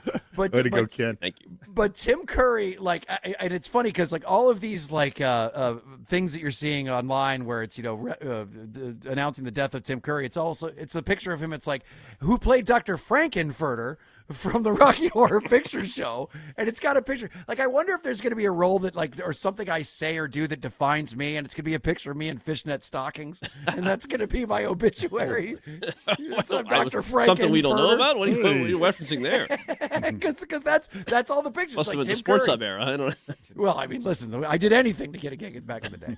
Perhaps a picture of you getting dragged out of a club drunk? Oh, well, no. Being carried up. Yes, they had to fish me out of the Casket Flag, and I had passed out on the toilet. That is a true story. But no, I love it. Like, all these things, like, he played Dr. Frankenfurter, and I'm like, the guy was a pretty good actor, man. He was in Home Alone 2. Oh, yeah. He was in the Muppet Treasure Island. He was absolutely slated. Oh, no, that's a good career. Very solid career. Better Decent than good. Career. Yeah. Better than good. All right, so rest in peace. Although the deaths come in 3. Now let's hope it's not, somebody else who's. I mean, because you got 2 gay icons in a row. Let's hope there's not a third. Check out on your gay friends, because between Dolly Parton and Tim Curry, it has been a tough couple of days. Speaking of Ridley Scott, I just watched Kingdom of Heaven. Pretty good. Oh, that's actually pretty good. It's a 20 years old great now, movie. but it's Orlando Bloom. Yeah, it's an epic. I love, better than The Odyssey. Yes, I would agree. Better than The Odyssey. You know what's cool about Kingdom of Heaven is that in the whole movie, there's a guy in a mask that you don't see his face the entire time. I know. I just found out about this. Who that was? It's Ed Norton, That's and he awesome. asked to not be credited. Right. So, like, when you saw that movie, you didn't know it was Ed Norton that was in. I didn't know that. Mask. That's cool. Yeah. Yeah. That's cool. That was Jeremy Irons was in that. You had. Orlando Bloom was not the best, but Liam Neeson. Liam Neeson was good. in it. Oh, Yeah. Was the All dad. right, what is the best, like, Sandals movie of all time? You just talked about, like, you didn't like The Odyssey. Yeah, you liked Kingdom of Heaven. Like, what is the best Warrior and Sandals movie of all time? Ben-Hur. Ben-Hur's all right. I actually have never seen it. I mean, like, Charlton Heston's a ham, but a guy dies for real in Ben-Hur, and they kept it in the movie. Did you know that? No. Oh, yeah. Gladiator, I think, has got to be the best. I'm a big fan of the old Excalibur. I liked Excalibur back in the day. Excalibur was the first movie on HBO I ever saw with like knockers. Like, that was like the first time. It was like, I remember I was a kid and we got HBO and it was on, and I remember my parents going, okay, we should have had this on. Also underrated, The Life of Brian, if you like Monty Python. Hilarious. Yeah, not bad. Spartacus. Life of Brian was the first time I ever saw a penis on movies. Okay, all right. Well, we're all living those moments, aren't we? Yeah. When's the first time you saw a penis on TV? 617 Who can ever forget? 779 Well, it was Game of Thrones fit. That's a series. It's not really a movie. That's a series. I wasn't a big 300 guy. I thought it was a little cheesy. It was good. I thought it was perfectly fine. I mean, Gladiator is really the bar. Yes. Braveheart. Would you Oh, consider love that a Sandals Braveheart. movie? Yes. And Troy. Love Braveheart. Ted and I love Troy. Yep. Big fan of Troy. Yep. That's not bad. You know what? There was a movie that came out around the same time as Braveheart that didn't get enough the same pop because Braveheart was out. But if you get a chance, a great movie is Liam Neeson in a movie called Rob Roy. Oh, love that movie. Great movie. Great movie. Again, phenomenal antagonist in that movie. Oh, the worst. He's the best. It's the guy from Reservoir Dogs. Yep. What's his name? Tim Roth. Tim Roth. Oh, Good call. great bad guy. Dude, a movie is as good as its villain, I think. Man. Yep. Can I give you a movie if you have not seen it that's kind of along the same level? It's not a Sandal movie. Sure, it's a Sandal movie. It's a Barefoot movie.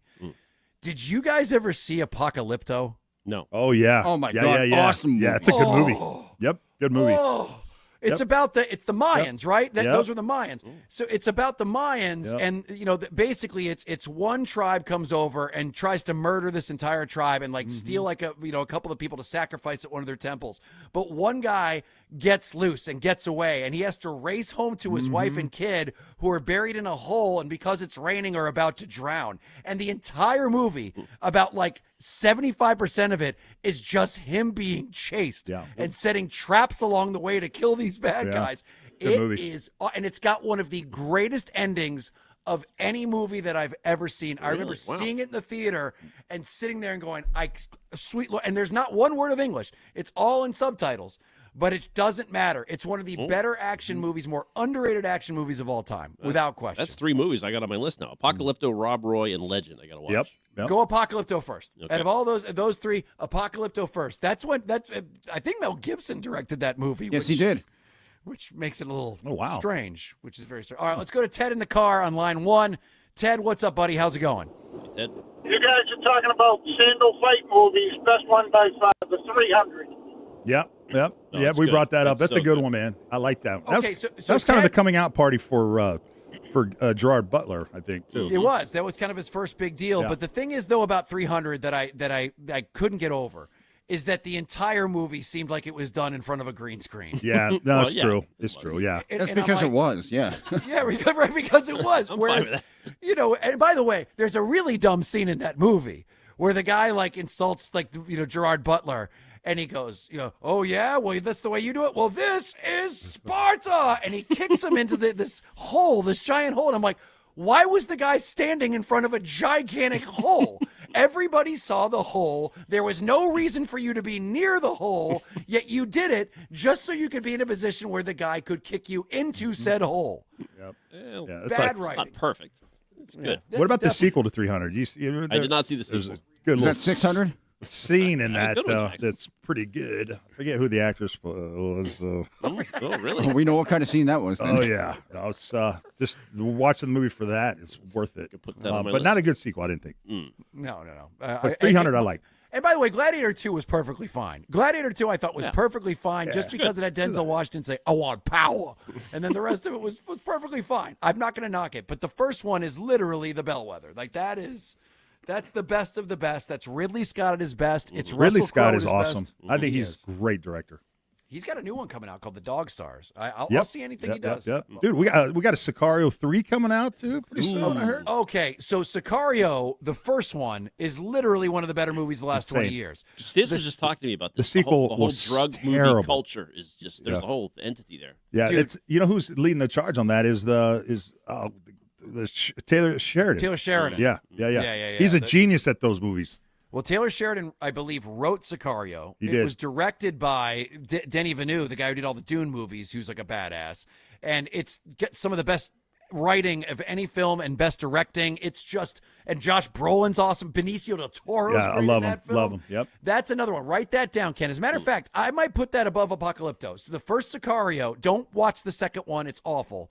But the first one, excellent. I probably saw that. I can't remember much about it. I think I saw Sicario, but there's the sequels I have not.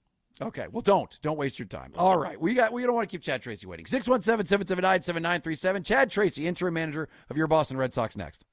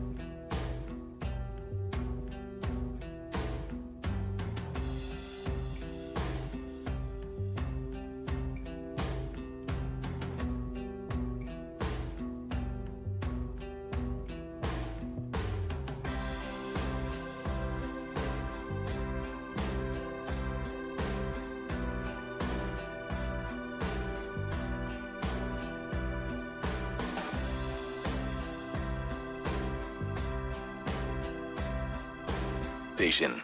Now, here's what's in our feed. And the feed brought to you by Boston Prolotherapy. Red Sox off their 7-3 win last night in Miami. Chance at a sweep tonight, 6:40 first pitch across the Shaw's and Star Market WEEI Red Sox Radio Network. Shaw's, proud to be local since 1860. However, no Adley Rutschman in the lineup again this evening. And Duran is in, though. He had a big night last night, including the game-winning grand slam. Here he is after the game talking about it. Well, Jaron, Lou mentioned in the booth just before your at bat, you want to try and see something up with Gibson. What was your strategy stepping into the box in that situation? Not that. Lou doesn't know what he's talking about. Honestly, I was just trying to get a good pitch. I felt like I was chasing all night, kind of played into their plan. So I was just trying to get a good pitch and do a job, and it just happened to be a homer. If your doctor said getting a second opinion,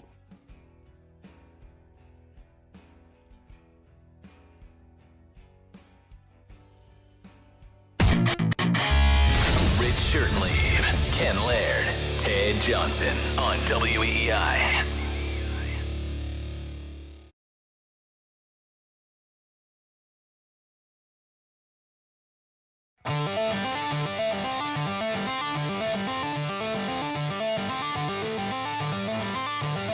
It is 93.7 WEEI, Rich Shirtleaf, Ken Laird, Ted Johnson, and you, 617-779-7937. And Chad Tracy, your interim manager of your Boston Red Sox, joins us, and he is brought to you by Shaw's and Star Market, the official supermarket of the Red Sox Radio Network, by Arbella, here for baseball fans, here for good, and by John Sewer and Drain Cleaning, the name to know when your drains don't flow. First of all, Chad, that ending was just like you expected it, huh? No, definitely not. How you guys doing? All right? We're good. Hey, doing good, Chad. I'll tell you, this has been a fun team to watch over the last couple of months. But I want to go ahead and start with what's in the news right now, and that is that Roman Anthony and Trevor Story have both indicated that they think that they're going to be with you guys this weekend for the Yankees series. First of all, do you see that happening? I just say it's possible, and I know I've kind of been non-committal on some of this stuff. So much of it really depends on we know what we know right now. What we know right now is they're playing again today. We know we have an off day as a big league team tomorrow, so we know we don't have to make that decision just yet. Obviously, the team's playing well. Obviously, they're still working through gaining game reps, logging innings on their legs. So when we get to that point, we'll talk about it. I mean, obviously, we're always talking through it. But we don't have to make it yet. So there's obviously, a lot of difficult roster decisions upcoming. Everybody knows that. But sorting through it before you get there is often a futile exercise because you never know what's going to happen over the next 48 hours. Okay, so to that point, if Roman and Story are both ready, Friday or a little bit after that, how do you balance getting two star players back into the lineup without disrupting this group that's playing its best baseball of the season 1 through 9? I think it's the balance is just like I made some comments about it yesterday. Is like you try to find out these guys can help us in certain ways, and understanding that you're at the point of the season. I think after today, or maybe it's starting today, we have less than 30 games left, and the most, I think 29 maybe 30, I think. And I think the most important thing over 29 game final stretch in our position is that you got to look at it day to day, be very diligent about doing your homework about who you're facing and what you feel like gives you the best chance to win that game. And if you're not starting somebody, how can they help us off the bench? And just looking at it that way and knowing that regardless of who it is or what, that we have to go with it that day. And then you guys are pretty well aware at this point, if I see a player that starts to catch fire, I'm not afraid to leave him in there. So I believe in that, especially if the matchups are still good. Obviously, there's certain days where maybe the matchup isn't good, but for the most part, that's what you're looking for this time of year. Is we're trying to be as consistent as we can. So I don't know if that answers your question the best way you want it, but it's definitely a good question. It is a balance, but I don't plan on doing it a whole lot differently than I've been doing it to this point. It's got to be tough, though, right, Chad? I mean, when you see some guys that, are probably look like they're maybe more comfortable being everyday players like a Jaron Duran. Now, then all of a sudden you bring Roman up, and then now maybe some of his playing time goes away, and then that impact. I mean, you got to look at really all angles of the decision. It's not just as easy as putting a guy in because he can help you. It's how it affects the guys that they're going in for as well, right? Yeah, of course. Yeah, I mean, it's definitely something you have to consider and look through it that way. Like, how do I think it's going to affect this person or that person? But you also are very aware of that we're at the time of year where we are grinding. We're getting ready. Keep in mind, like now, it's that last stretch where we're getting ready to play 13 games in 12 days.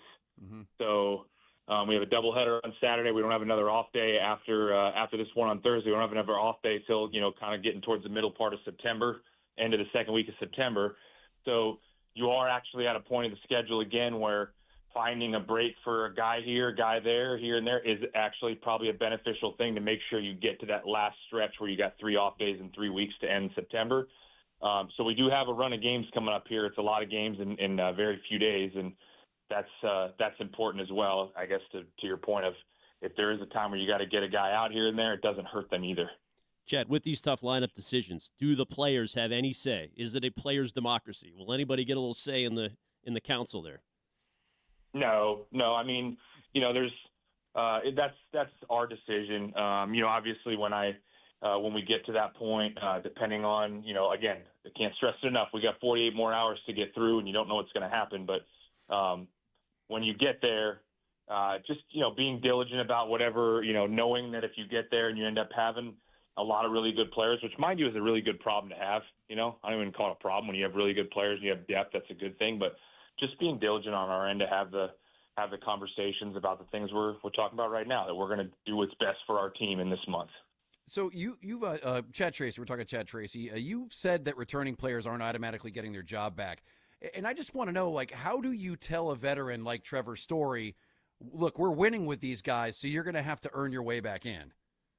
I actually didn't say that returning players are not getting their job back. I just said that when we balance this on a day-to-day basis, that there's no just guarantees that anybody's in the lineup. That's all I was saying. I wasn't talking about specifically returning players. I was talking about everybody as a group, and I actually made the comment that everybody in our locker room currently and/or that's coming, I think will understand when you're at 25 or so games left that we're going to do whatever it takes for the team to win. So I know that comment gets picked apart sideways and up ways and down ways about always talking about this specific player, and I'm not. I was talking about everybody based on how players are currently going, what the matchups are. That we'll do our best to make the best day, knowing that you'll use the other guys off the bench if you need them.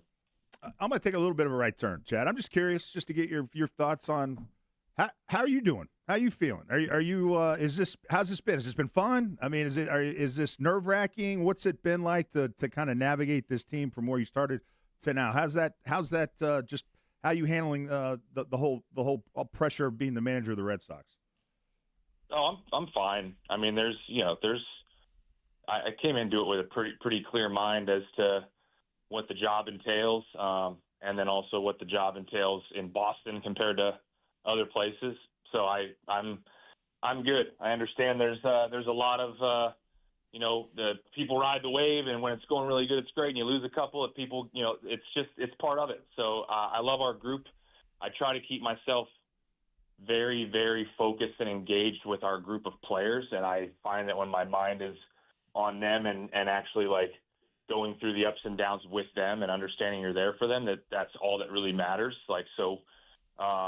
I stay focused on our guys. I stay focused on our group. I stay focused on, if there's a problem to solve or if there's something to talk through with the group or whatever, that keeps me focused on what I really need to be focused on. So I'm great with all of it.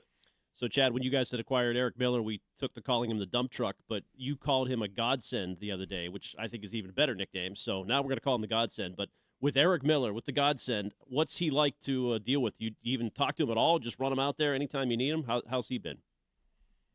He's been fantastic. I think that what I called him there was just more relative to what has happened to our bullpen over the course of the last 2 weeks with two key contributors in Whitlock and Slayton going down. and which you know during the course of a baseball season, you're going to have guys get banged up, and you're going to, especially the way we had to use our bullpen because we were winning almost every day, and we were using our back end guys a lot. So the thought going into the deadline with like whether it's a starter or reliever, but like a starter you get or a reliever that you get that supplements your bullpen, right, and helps sustain if there's an injury. And sure enough, we have a couple of them, and you have Eric Miller sitting there that has come in, and now he's picked up some of those big time, high leverage, meaningful innings that sometimes Slate would take or that Witt would take, and has helped keep our bullpen afloat. When in a time where we're a little banged up down there. So that's why I use the term. He's been tremendous. I've had conversations with him. He's a good dude. He's a quiet dude. He's very goes about his business, takes the ball when you ask him to, and he's been awesome for us. Any other guys have nicknames we don't know about on the team? No, you guys made those nicknames. Yeah, that's true. I didn't make that. Well, the Godsend was that we heard you call him that. I don't know if there's anything. No, that's I didn't call him the Godsend, and I said he has been a godsend. He has been a godsend based on the current situation and what's gone on. But Chad's coming correct today. Chad's correct. Yeah, he's making sure we all added a the in front of it and made it a nickname. Yeah, he's got to earn the. Yeah, all right. Well, is there a nickname for Mickey Gasper? Because I mean, the dude is maybe Mickey Mantle. Mantle yeah, Gasper. Because since he's been up, the dude has absolutely been on fire. First of all, what are you seeing out of this? Have you ever seen anything like this? A guy coming from AAA and just killing it the way he's doing it.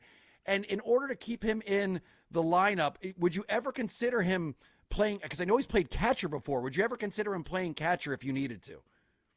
We had him catch earlier this year. He was catching quite a bit. There was that period of time earlier in May or so where we were running 3 catchers. We had a 3-catcher roster for a while. Mm-hmm. Things seemed to stabilize on the team, and Mickey went down the first time to get reps and stay sharp, but it stabilized when we had 2. So he's. Have I ever seen? I'm sure this has happened before. I mean, it's incredible what he's doing. You asked if you ever seen it before. I've seen him do this before. I've seen this in AAA. I've seen him hit like this. I've made various comments since May or whenever he come up about what I feel like this guy brings as a left-handed hitter. Been adamant about it. Like he's a great at bat from the left side. Now, are you expecting 5 home runs in a week from him all the time? No. But I have seen him perform at the AAA level with this kind of, this kind of consistency. And he's, it's AAA. Well, nobody else is doing it in AAA. All due respect, I don't see anybody else doing it in AAA. So if you can do that in AAA, you like to think you can hit in the big leagues. So I watched it in 2024, the first time we had him. I watched it again the beginning of this year when we had him. We sent him down, wherever it was, like a little bit prior to the going on the run. We sent him down. He went down, and I think he was hitting like 390 when we brought him back. So he can hit. He's always been able to hit, and he's just getting an opportunity right now for a string of games to show it, and he's showing it. All right, Chad, real quick, you have gone from 14 games below 500 on June 24th to 14 games over 500 as of yesterday. Do you ever say to yourself, what the hell else do I need to do to get this interim tag off of my title?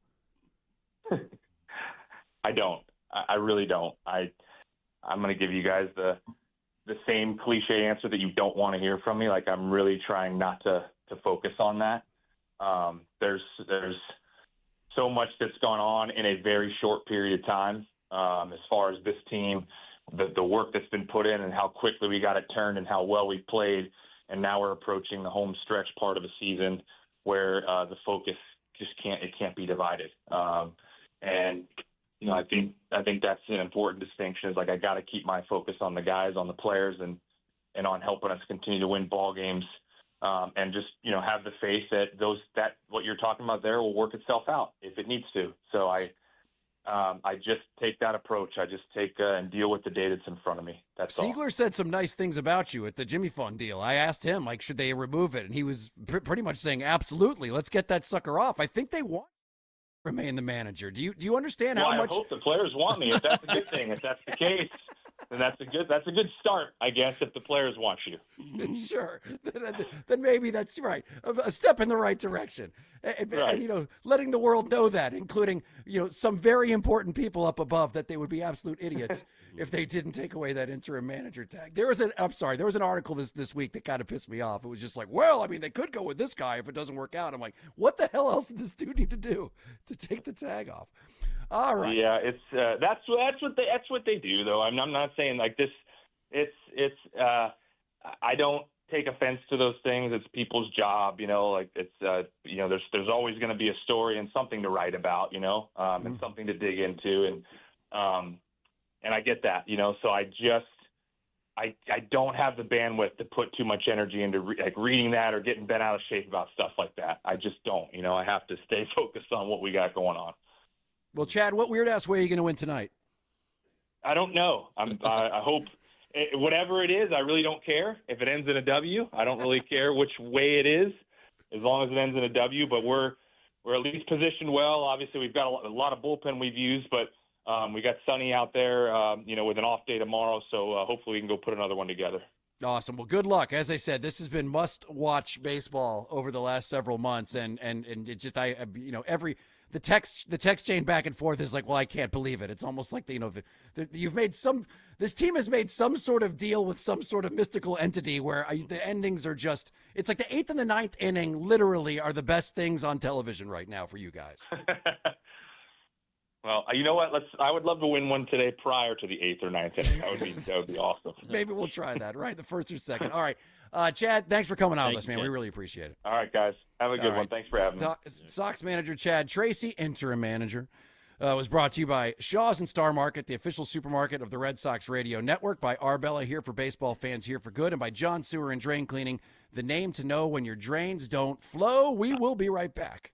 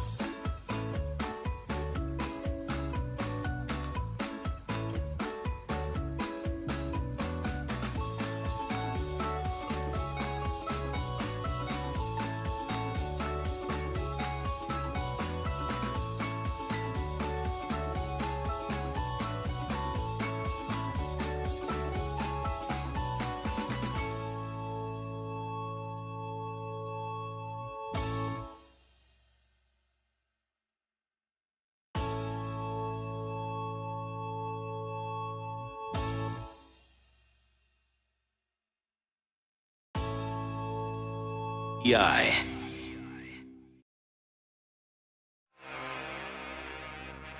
Oh, it is 93.7 WEEI. Rich Certainly, Ken Laird, Ted Johnson, and you. 617-779-7937. I thought Chad Tracy was great today. He's always great. The one thing you can say about him is good interview. He's quick.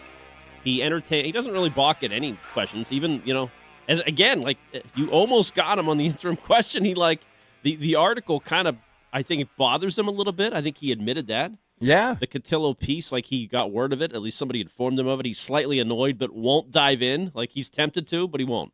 Dude, I'd be pissed if I was him too. I mean, I said that. It's like, what else do you need to do to get this interim tag taken off? And there's articles being written about how the front office is still looking at guys. And I do like the fact that he was like, you just kind of got to take stuff like that because people are always looking for something. And he's reading it. But it was sort of loose reporting too. That's the frustrating part. It was like, it's more likely than not it'll get done. It might be after the season, but they're going to potentially look at these other guys. It was very confusing reporting. So that's almost even worse. It's like, does he have like half the front office that believes in him and half that doesn't? Or what does that mean, Yeah, that was weird. All right, let's go to Tim real quick on line 2. Tim, what is going on, buddy? Thanks for calling. Tim. Guys, you guys are awesome, man. Rich, between you and Ted, those were 2 awesome questions you asked him. And I feel for this guy, man. I'm worried about him getting that job as it is. But you know what? He set the story straight because it didn't want to go sideways. And this guy here, he deserves that tag. They shouldn't lead him on. Just give him the job, man, because you know what? He saved a lot of butt already on all that front office, man. And I just he needs to get it out of the way. Exactly, Tim, and great call, and especially because you said nice things about me. But the main thing is that I couldn't agree more that I just don't understand how you can look at what he did. Okay, let's say that they end up losing in the playoffs. Let's say they end up even losing the first round of the playoffs. Yankees sweep them. 2 games, bing, bang, boom, you're out. Okay, let's say 2 games, bing, bang, boom, and they are out. He's still done enough to show you that he is going to be better than bringing in like Torey Lovullo or somebody else like that. To be able to take a team from the depths of depression, they were historically awful, and get them to not turn on each other, and somehow to be able to get Mickey Gasper out of Mickey Gasper, like what you've been seeing, and be able to get Sogard, Siegler, and every night a different person who is not a star to become a star is just something that you don't see. Well, that's true because keep in mind, he has a connection to those names you mentioned. Yeah. That's like his biggest argument to his favor. Like, hey, I had a big part of this. I knew these guys. I managed them. I knew Mickey Gasper could do this. That's why we believed in him, And you're exactly right, Ken, because when I asked him, I was like, dude, have you ever seen anything like this? He goes, yeah, I saw it with Gasper, and that's why I put him in there. Yep. And you're right. That shows the connection that he has. And anyone who had not been with Mickey Gasper that entire time and seen what he was able to pull off down in the minors probably wouldn't have given him that shot. And look what it did. It paid off. He's freaking Hank Aaron right now. And by the way, the team is 41-13. Unbelievable. Yeah. They just put that on the resume. We win 41-13 over a 2-month span. That gets you the job. 978 texter, I like that he said he's playing the hot hand. That is, I think, music to the fans' ears at this point. Well, you see, we'll see, because that's the thing that scares me the most. That's why I asked him about it, is because I don't know whether or not throwing Trevor Story in there, as I said, he's not setting Worcester on fire right now. He's not doing well. And if you just bring him up and just say, hey, go, man, and you got to take out one of these dirt dogs, one of the lunch pail guys we've been talking about, who is playing way over their head, way over their potential for some reason or another, then I just think that, I don't want the health of this team to make this team worse because you feel you have to play those guys. Well, the layered plan is currently, if they have to bring them up this series before the rosters expand, Connor Wong would be my guy to go down. Mickey Gasper can catch for you. Yep. And so, he told you that in there, that he's totally confident, did that earlier in the year. And then I would have Story, my late game replacement. So Monasterio starts, he's earned it. However, Story's better defensively, point blank period. If you have a lead, Story comes in. The Rich Certainly plan is I wouldn't do anything before the Yankees series. Roman does not come up. Story and Roman do not come up in the Yankees series. If Roman came up, I could accept it a little bit more. Roman's ready to go. I think that if you bring Roman up, because you're not going to make too drastic of a change because you can make a move at DH. I don't think it would be that big of a deal. And you're right. Put Mickey Gasper at catcher. I think that you're going to be perfectly fine. But Story's not good right now. He wasn't good before he went down. He's not good now. There's no reason to bring him up, especially in what could be the most important series of this regular season. So I don't mess around with this lineup too much. Do it afterwards. If you want to throw him in there and see if he works. There are home games at stake, which the organization does care about, right? So they're invested in some home playoff gates. I would think, that's you not sell nothing. hot dogs. Absolutely. No question. Fenway Franks are on the line here, baby. That's right. Frank's on the line. All right. 617-779-7937. You've been leaving us messages. We'll launch some take grenades next and take your calls.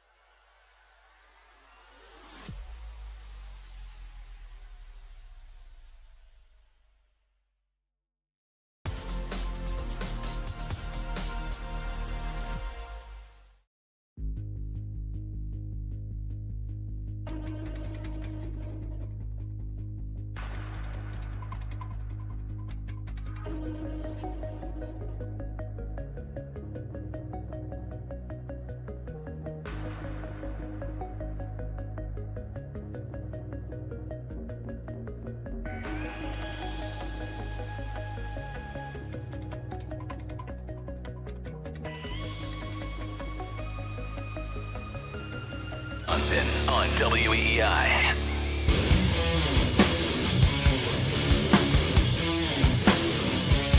It is 93.7 WEEI. Rich certainly, Ken Laird, Ted Johnson. By the way, the Pro Bowl just killed. They just got rid of it. They just got rid of the Pro Bowl. No. Yep. What will the we honors, do? you can still make the Pro Bowl. Oh. Because there's a bunch of players who have that in their contract, and are you a Pro Bowler? That is still going to be named, but there will actually be no Pro Bowl game. And to me, it's like, who cares? When has the Pro Bowl been good? Nobody watches the Pro Bowl. So at least they've got, now will they have the super cool, set up like some moving targets and stuff that they've got, The American Gladiators thing going on. The old Mac Jones when he was like so great at that. All right. What is worse than the NFL Pro Bowl? Maybe the preseason. I mean, there's not much in sports worse than the NFL Pro Bowl. I watch the preseason. I don't watch the Pro Bowl. You really? Yeah. I guess we have to. Right. Well, I mean, I guess even if I didn't have to, I would still probably check in on the preseason, not the Pro Bowl. It's so dumb. So there you go. I don't think anyone's crying about that. All right, let's launch some Take Grenade, shall we? There. Incoming. Yes. And the drive home is brought to you by Town Fair Tire. Nobody beats Town Fair Tire. Nobody. Jackson. Let's launch the first message we got. Go.